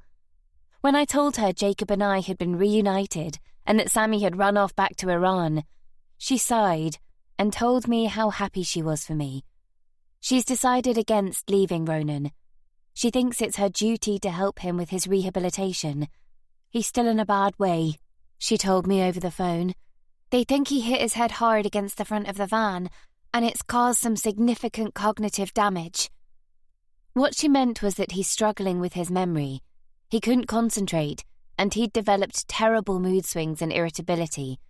That was in addition to the horrific facial wounds he'd suffered. Although I found it hard to show much sympathy after what he'd put me through. It's going to be months before he heals, she told me. He's had to have plastic surgery to rebuild the left side of his face and his nose. So much for his looks. He's going to be permanently scarred. I don't want to say he deserved what happened, but who knows how many women he's charmed with that twinkle in his eye and his rugged good looks. I don't think he'll be doing much charming in the future. He's lucky to have Polly by his side. Maybe she'll finally mould him into the man she's always wanted him to be. And good luck to her. They deserve each other. A young man with acne-pocked skin hands me my coffee without so much as a smile. I take it to the table by the window and wipe down the grease with a paper napkin before I sit. I hardly ever venture into these types of fast food burger restaurants, and now I'm reminded why. But it was where Jacob suggested we meet, and if this is where he's comfortable, who am I to argue? He ambles in with his head down, staring at his phone. I spot him instantly. I've been watching the door, waiting for him. "Hey, Jacob, over here," I call out, waving. He glances up, and his cheeks flush. "All right," he says, trudging over. "Are you hungry? Do you want a burger?" I ask. He shakes his head as he slides onto a plastic seat on the opposite side of the table. "Nah, I'm fine." I persuade him to at least have a milkshake. "So how are things at home?" "All right." "Okay, that's good. Have you heard from your dad at all?" "Nope." Secretly, I'm delighted. Jacob's 14. I can't stop him communicating with Sammy if that's what he wants, but I hope that now he knows who he really is, he'll choose not to. And India? How's she coping? "She cries a lot," he says. "Sometimes I hear her on the phone shouting. I think she's talking to Dad. She says they're getting a divorce." "And how do you feel about that?" He shrugs and slurps through his straw. "Yeah, whatever." It's yet more upheaval in his young life, but it's for the best. We came to an agreement with India that for the time being, Jacob will continue to live with her. He's happy in the house with his brother and sister, and I don't want to tear the family apart. Besides, there's not much room in my flat. I've started looking for somewhere bigger, but prices are so expensive. I've discovered I definitely can't afford anywhere in Richmond, and Jacob is adamant he doesn't want to change schools. With his exams not that far in the future, I can accept that a major disruption like that's not going to be good for him. It's not exactly the perfect outcome, but at least I have Jacob back in my life, and it's not all about what I want anyway. The main thing is that Jacob is happy. India's obviously a good mother, and I realise now she had no idea how Sammy came to have custody of Jacob. He'd spun her the same lies as he's told Jacob, that I was an unfit, unstable mother with serious mental health issues, who'd walked out on her son when he was small. She had no reason to disbelieve him. The arrangement we've tentatively hammered out is that we'll co-parent. Jacob will continue to live with India and her 2 children, but I'll see him whenever I like. We'll make joint decisions about his future and share any other parental duties, like parents' evenings, attending sports days and helping him with homework and choosing options. It's all a bit unorthodox, but nothing about my story is normal. "Do you fancy going to the cinema this afternoon?" I ask. "There's a new Marvel film I thought we could see." "Nah, thanks. I've arranged to meet my mates to play football." "Oh," I say, deflated. I thought we were going to spend the day together, but he's not a child anymore. I've missed those years when he'd happily spend his time with his parents. He's a teenager now, spreading his wings, finding his own way in life. He must sense my disappointment. "I could tell them I can't make it," he offers. "Don't be silly. We can go to the cinema another day, or do something else you'd like." "Okay." "Actually, there's something I wanted to ask you." I finish the last of my coffee. It's possibly the worst coffee I've ever had. Bitter, weak, and served scalding hot. Jacob pushes his milkshake to one side. "Tell me if you don't want me to go, but there's a job that's coming up I'd really like to take. But it means being away for a few weeks, and I wouldn't be able to see you," I say, watching his face carefully for any kind of reaction, although I've discovered teenagers are virtually impossible to read. "What kind of job?" "A photography job, similar to what I used to do before you came along." "Cool." "You don't mind?" "It's not exactly what I did before, but it'll be helping another photographer on a project in Brazil." I'd completely forgotten about the job Frida had mentioned until she told me she put my name forward anyway, and they approached me directly. I must have sounded a complete clown on the phone, blustering and stammering like an idiot. It didn't put them off arranging a formal interview a couple of weeks later, and Kaz, the photographer, and I really hit it off. We spent more time chatting than discussing my CV and why there was a gaping great 10-year hole through the middle of it. She offered me the job on the spot, but I've been delaying making a decision. At first, I thought there was no way I could accept. I'd only just been reunited with Jacob. How could I leave him? It would be unforgivable, abandoning my son when I'd just turned his life upside down. It was Frida who convinced me to give it a shot. "Jacob's going to be fine," she said. "You've put the last 10 years of your life on hold, convinced you'd lost your mind. Now everything's falling into place. You need to do something for you. Take the job, Karina. You'll regret it if you don't." "I can't leave Jacob. It's only temporary. He's a teenager. He doesn't need you to hold his hand. I know you've only just found him, but now you're going to have to learn to let him go again. And anyway, you can call him every day. It's not as if you're going to be totally out of touch." It was hard to argue with her reasoning, but still a part of me felt bad about sacrificing my time with Jacob to pursue my own dreams. I needed to hear what Jacob had to say about it. "Nah, I don't mind. You should do it if you really want it," Jacob says. "You mean it?" "Of course." He shrugs. "I'll be all right. I've got India. And anyway, school's starting again next week. I don't want you to think I'm running out on you again." "I won't," he says. "And anyway, you didn't run out on me, remember? Dad took me." "Yeah," I say, a smile playing across my lips. "I remember." "Good. So you'll take the job?" "Yes." Jacob picks at his thumbnail, his gaze directed at his hands on the table. "I'm glad you found me," he mumbles. "Me too." "It must have been horrible, thinking you were going crazy." "It was the worst thing that's ever happened to me. I'm sorry I wasn't around for all those years. I've missed out on so much." He smiles. "You didn't miss out on much. I'm going to make it up to you. Every birthday, Christmas and Easter I wasn't around. You'll have more chocolate than you'll know what to do with." He laughs. "You don't have to do that." "I know, but I want to. You've missed out on so many things." "Not really. I still celebrated my birthday and Christmas, but it's sad to think you weren't there." "Let's not think about the past," I say. "Let's look to the future and all the things we can do together." "I don't even have any photos of you," Jacob says, chewing his lip. "Dad deleted them all. Do you think I could get one now?" "Oh, God, of course you can," I gush. "Let's have one together we can both keep." He leaps out of his seat with his phone and scoots around to my side of the table, puts his arm around my shoulder and holds up the phone. We stare back at our grinning faces on the screen and hold our smiles as he snaps 3 pictures. "You've got your eyes closed in this one," he laughs as we review them together. "God, I look awful. Will you share them with me?" "Sure." 2 of the photos, the ones where I have my eyes open, ping onto my phone. "I'll tell you what, though.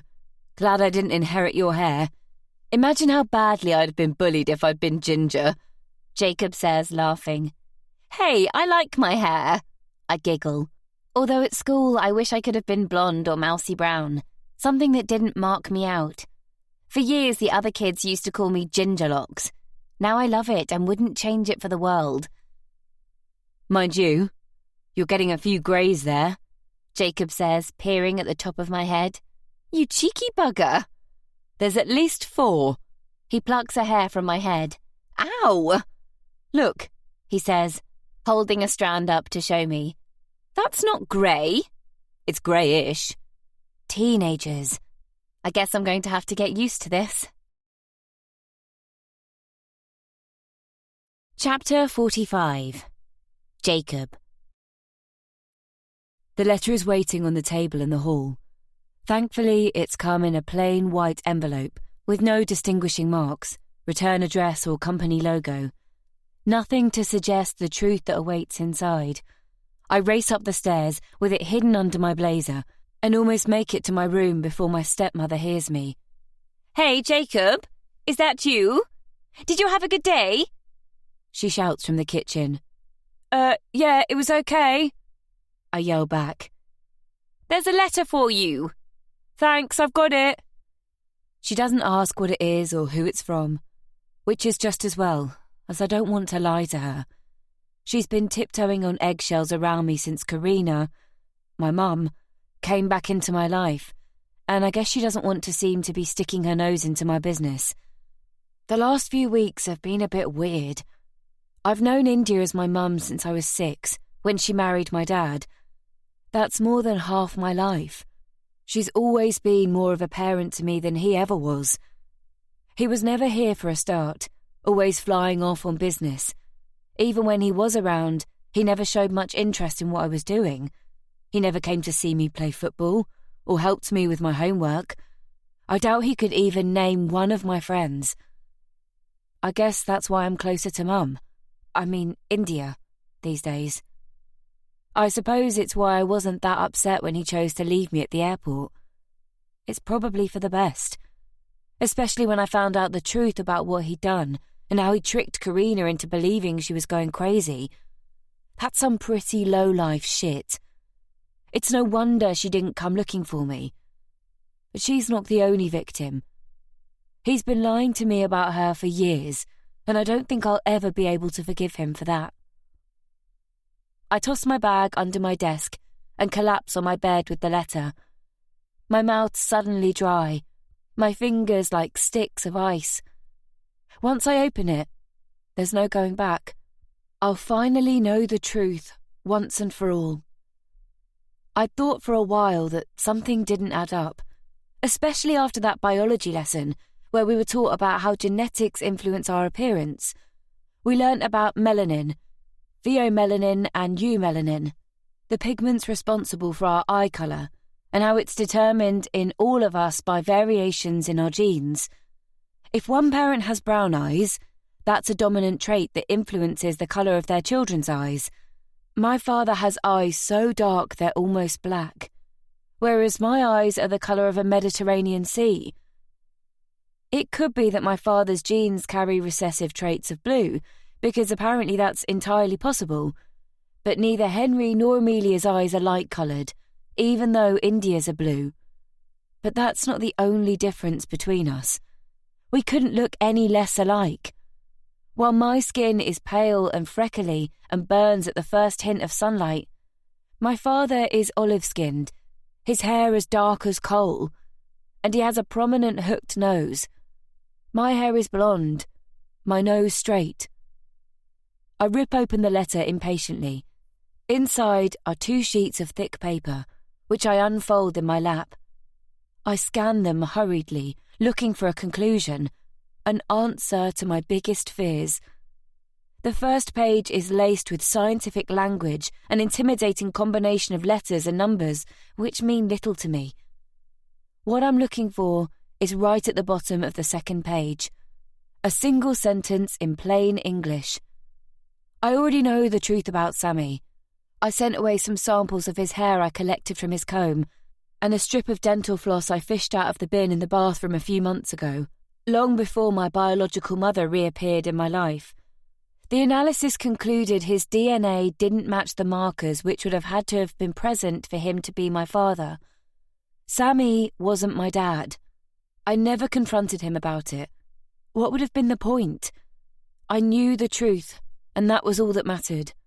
Although it left me wondering about my real father, who he was, what he was doing, how he'd met my mother. And then Karina turned up with the revelation that Sammy had effectively abducted me. It made no sense. If I wasn't really his son, why go to so much trouble? Unless he didn't know himself. And then there's Karina. She's beautiful in a bohemian kind of way.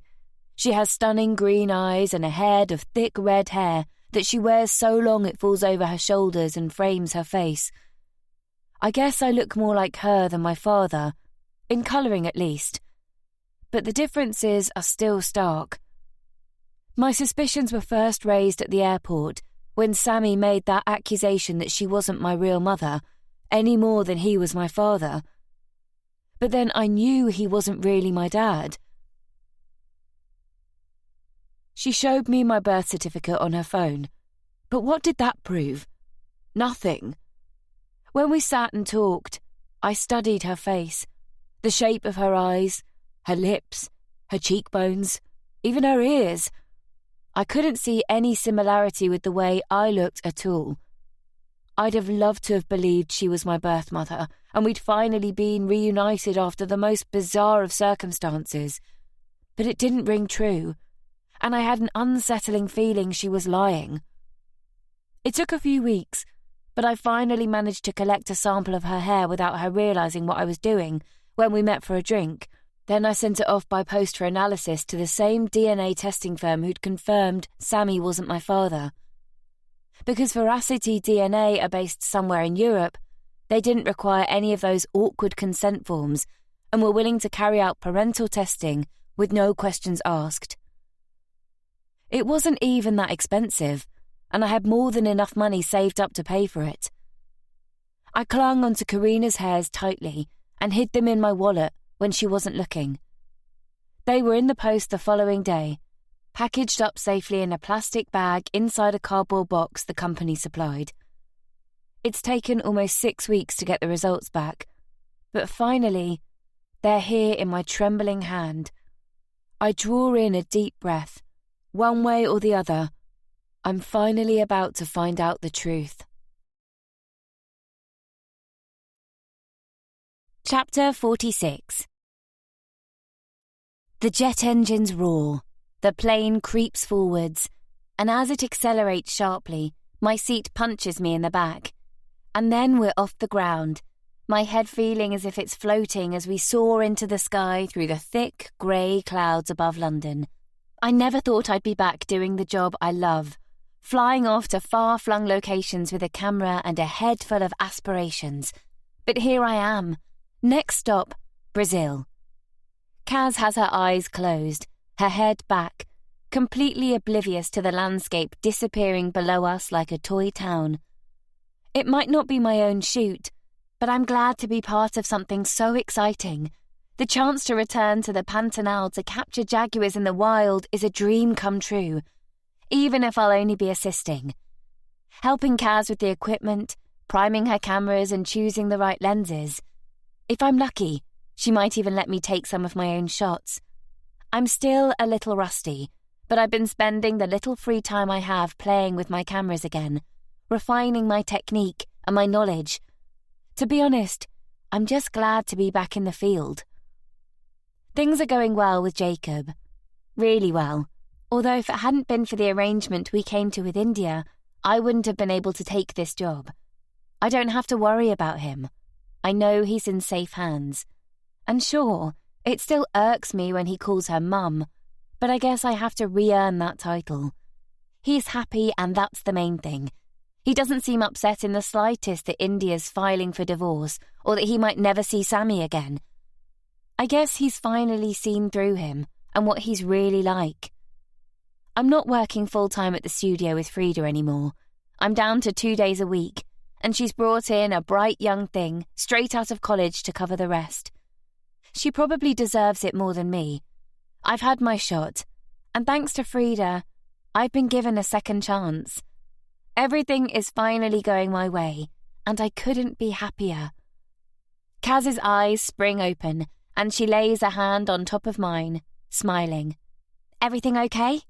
she asks as my ears pop and the plane levels off. "Absolutely. Couldn't be better. We're going to have fun," she says. "It's going to be epic." Yeah, I know. I've had such a run of bad luck in the last 10 years. I deserve some happiness. It's not exactly how I thought my life was going to map out, but it's turned out okay. Polly's still in touch. She gives me regular updates on Ronan's progress and recovery, which seems to be painfully slow. I couldn't really care any less about him, but I don't mind hearing from Polly. I think she's lonely, especially as caring for Ronan appears to have become a full-time job. I only hope he appreciates it. It's more than he deserves. I still can't understand why she stood by him when he was married to me. Surely it couldn't have been worth it, even for all that money Sammy paid them. I certainly couldn't have stood by and watched my boyfriend seduce another woman, propose to her, marry her and move in with her and her young son. It's perverse. But I'm not Polly, and Polly's not me. Her love for him must run deep, and he's lucky to have her. I just hope he treats her right. If he doesn't, he'll have me to answer to. I've not heard from Sammy at all. He's gone to ground. But I'm not surprised. He'd be an idiot to attempt to return to the country, especially as the police have issued a warrant for his arrest and have taken my complaint that he abducted Jacob far more seriously than I thought they would. Sammy's name might be on Jacob's birth certificate, but it gave him no right to take my son to Iran without my consent. It was the lengths he went to deceive me, the complexity of the plot that I think shocked the police and swayed them to take action. I'm not that bothered whether he's prosecuted or not. What's done is done, and nothing's going to change that. I'd rather he stayed in Iran with his head down and none of us had to see him again. The police tried to interview Ronan, but his memory's been so badly affected by the accident, they decided he wouldn't be fit to stand trial. Nor would it be in the public interest to proceed with a prosecution. And after talking to me about what I wanted, we agreed it was best not to proceed. I hate Ronan for what he did, but he's suffered enough and will continue to pay the price for the rest of his life. My sister's so jealous, Kaz says, interrupting my thoughts as the seatbelt lights above our heads ping off and people begin moving around the aircraft, grabbing bags from lockers and queuing for the toilets. She's always wanted to go to Brazil. I've been a few times. It's a fascinating country. Is she older or younger? Younger. But she's settled down now. 3 kids, a husband, a mortgage. Kaz rolls her eyes theatrically. What's her name? Michaela. A lump hardens in my throat, and my pulse beats a little quicker. It's a long time since I've heard that name, but it still has the power to evoke a visceral reaction. I knew a Michaela once, I say. Oh, really? But it was a long time ago. Chapter 47. Jacob. The words swim in front of my eyes. The results conclusive. Not even enough wiggle room for there to be a sliver of doubt. It says it in black and white. The probability of the result being incorrect is less than 1%.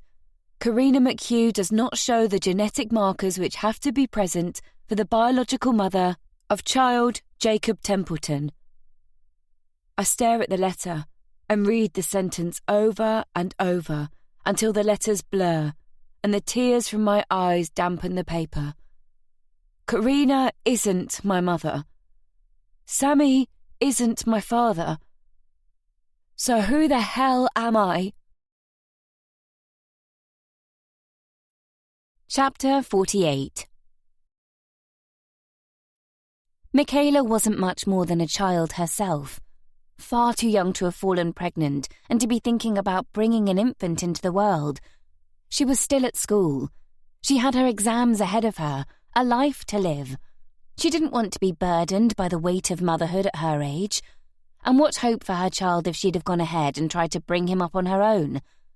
She'd be living on benefits, and lucky if the hapless boyfriend didn't walk out on her at the first chance he had, while her authoritarian father was likely to throw her out of the house as soon as he found out what his precious daughter had been up to behind his back. I don't know what prompted me to speak to her that day outside the abortion clinic. Maybe because she looked so lost, so lonely. A frail and breakable doll cowering inside an oversized coat, shivering in the cold, and my hormones were all over the place. I'd just taken the second pill that within hours would confirm my own termination, and I was already having regrets. The words spilled from my mouth with no thought as to what I was saying. Is everything okay? Her voice was so timid, so weak when she replied and tried to tell me she was fine, that I wanted to pull her into my arms and hug her. Instead, I persuaded her to go with me for a coffee, and we talked. She opened up to me about what she was feeling and thinking. She told me about her fears, her anxieties, her desperation. I think it helped because I was going through the same, and although I was a 33-year-old married woman with a house of my own and a good job, we were sharing a similar experience, the same doubts, the same guilt, the same uncertainty. I'd made my choice, but she still had hers looming ahead of her, and she didn't know what to do. The idea of terminating the pregnancy appalled her sensibilities, but keeping the baby wasn't an option for her either. It's a big decision, I warned her. Whatever you decide will have an enormous impact on you, possibly for the rest of your life. But I can't keep it, she whimpered, her fringe falling over her eyes. How many weeks are you? She shrugged. 6? Maybe 7. In which case you'd be able to take the pills at home. She burst into tears again. I don't think I could. What about your parents? If you talk to them, maybe they'd be more understanding than you think. No, my dad'll kill me, and then he'll kill Nathan. It's all a big mess. Whatever you decide, you have to be sure. If you decide on a termination, there's no going back. You may regret it forever. She looked up at me over the top of her latte. You've done it. Do you regret it? My hand furled around my imaginary bump, picturing the tiny fetus inside me, already doomed. Why had I done it? Out of selfishness? Because a child wouldn't fit in with my lifestyle or our plans? It's not as if we couldn't afford to have a baby or couldn't give it a decent home. Love. I tried hard not to think about the baby inside me, but I'd already given him a name. Jacob. Because I instinctively knew he was a boy. I choked back my emotion, tears rimming my eyes. Yes, I gasped. I think I do. After we chatted for a while, she agreed to go back to the clinic, with me at her side, where her mother should have been. Someone to support her and guide her, an emotional crutch as much as anything. And when we walked out together, a wedge of leaflets clutched in her tiny hand, chipped blue polish on her chewed fingernails, I came to a decision. I didn't want her to go through with a termination. It would haunt her for the rest of her life. There is another option, I said, as we stood outside on the street corner, neither of us sure what was supposed to happen next. There's always adoption. You mean go through with the pregnancy? I don't know if I... Just hear me out, I said, a wonderful idea forming in my head. What if I took your baby? You? Yes, why not? It would be perfect. But you've just had... I didn't want her to say the word. I made a mistake. A terrible, terrible mistake. I don't want you to do the same. My mind was in a whirl, the possibilities and expectations pinballing around my head in a gush of euphoria. Sammy and I could take on Michaela's baby and raise it as our own. But how? We'd need to talk to your parents, obviously, and square it with them. But I'd be by your side every step of the way. We'll help you with whatever you need. You won't want for anything. And it means you don't have to go through with the termination or keep the baby. When it's born, you'll hand it over to us and we'll register it as our own. She blinked rapidly, and I could almost see the cogs in her head turning as she thought it through. I was confident Sammy wouldn't object. He didn't seem to care either way if we had children. He was more concerned with building the business. Is that legal? I shrugged. Probably not, but who cares? We'll sort all that out, if your parents agree. I still have to tell them, I promise it won't be that bad. We'll treat you like a surrogate mum. We can even pay you for your trouble. I bet your parents would appreciate that." She thought about it for a moment, the trace of a smile appearing on her lips. "Yes, probably." "Is that a yes?" Michaela shrugged off her hood and brushed her fringe out of her eyes. "I guess," she said. Chapter 49. Jacob. I dry my eyes with the sleeve of my blazer, telling myself to get a grip. So what if I don't know my real mother and father? There must be plenty of kids in the same situation. It's not as if I'm alone, fending for myself. I have a family and they love me. I fold the letter back into its envelope, lift my mattress and slide it underneath, on top of the other one. I have zero regrets about finding out the truth, but now I know it, I'm not sure what to do with it. I could confront Karina, but what's the point? There's been enough upheaval in both our lives lately. Maybe when I'm 18, I'll take it further. I'm sure that's the age I can legally find out about my birth parents. There must be a good reason they gave me away. Perhaps they couldn't afford to keep a baby, or I was a mistake. An unhappy accident. I could have been a victim of rape or a teenage pregnancy. The possibilities are endless. And one day, I will find out more. But for now, I have enough on my plate. I've started my GCSEs this year, and what with Sammy and India getting a divorce and Karina co-parenting me, it's plenty for me to get my head around. I don't suppose I'll ever see Sammy again.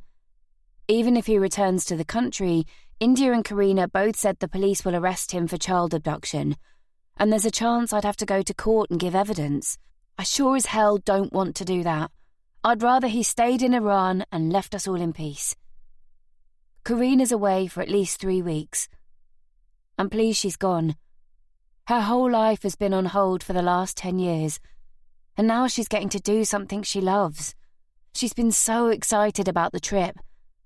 And actually, I do miss her. A bit. I like her. She's funny and she listens to me. She understands me. I don't think she'd take it too well if I announced I'd sneakily taken DNA samples of her hair to prove my parentage. In fact, it would probably kill her after all she's been through. So for now, I'm not going to say anything. I'm going to keep it to myself. But who knows? One day, when life has settled down and I'm feeling brave, I might dig out those letters again and try to find my real parents. Because they're the root of my story, the genesis of my being. And without them, I'm not sure I'll ever feel whole. One day. Chapter 50. A crying baby wakes me with a jolt, and for a moment, I'm completely disorientated. The rumble of jet engines in my ears, the hiss of cool air blasting from a vent above my head, flight attendants floating up and down the aisles with fixed smiles and searching eyes. Of course, I'm on my way to Brazil, Kaz by my side, and a world of adventures ahead. I glance over my shoulder to identify the source of the noise. A hassled-looking woman is pacing up and down, jiggling an infant on her shoulder, patting its back rhythmically. Eventually its cries grow weary and become disgruntled grizzles. The lights are down low, and the skies are dark outside the cabin. I remember when Jacob was a baby. I didn't have a clue what I was doing. Sammy and I paid for Michaela to give birth in a private hospital, in a suite all to herself, where we thought she'd be most comfortable, and there'd be fewer questions asked. It was a relatively easy labour, uncomplicated. We picked her up by car when her contractions began and drove her and her mother straight to the hospital.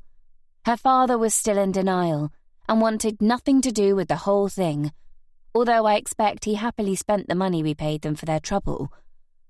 Within 3 hours, Michaela had given birth to a boy, Jacob. He yelled for the first hour, his face all angry and red and crinkled, but Michaela refused to feed him or even hold him. She turned her back on him when the midwife tried to hand him to her and refused to look at him. Instead, I gave him his first feed from a bottle, and he gulped down the whole lot and still seemed hungry. The next day we took him away in the brand new car seat we'd bought, dressed in an oversized white sleepsuit and cotton cap. We drove him back to the house and started our new life as a family together. It was as simple as that. A ready-cooked baby without the morning sickness, swollen ankles and stretch marks. I never heard from Michaela or her family again. That was the arrangement we all agreed. A simple transaction. A way of solving all our problems. I often wonder what happened to her and where she is now. Whether she went on to have a family of her own, lots more children, a caring husband. "You're awake," Kaz said, rolling her head to face me, her eyes bleary with sleep, a blanket pulled up to her chin. "I heard a baby crying." Kaz pulls a face. I have the impression she's not the kind of woman to settle down and have children. She's too much of a free spirit. She reminds me of me in the months before I fell pregnant. "Who's looking after Jacob while you're away?" she asks. I hesitate for a beat. "India, his stepmother." Kaz lifts her head and raises an eyebrow. "Stepmother?" "It's complicated," I say, pulling my own blanket over my shoulders and closing my eyes. "You wouldn't believe it if I told you." "Try me," she says. "Yeah, one day maybe. One day." You've been listening to The Phantom Child by A.J. Wills, narrated by Helen Phillips, published by Quest Audiobooks, an imprint of W.F. Howes Limited. This recording is copyrighted by W.F. Howes Limited.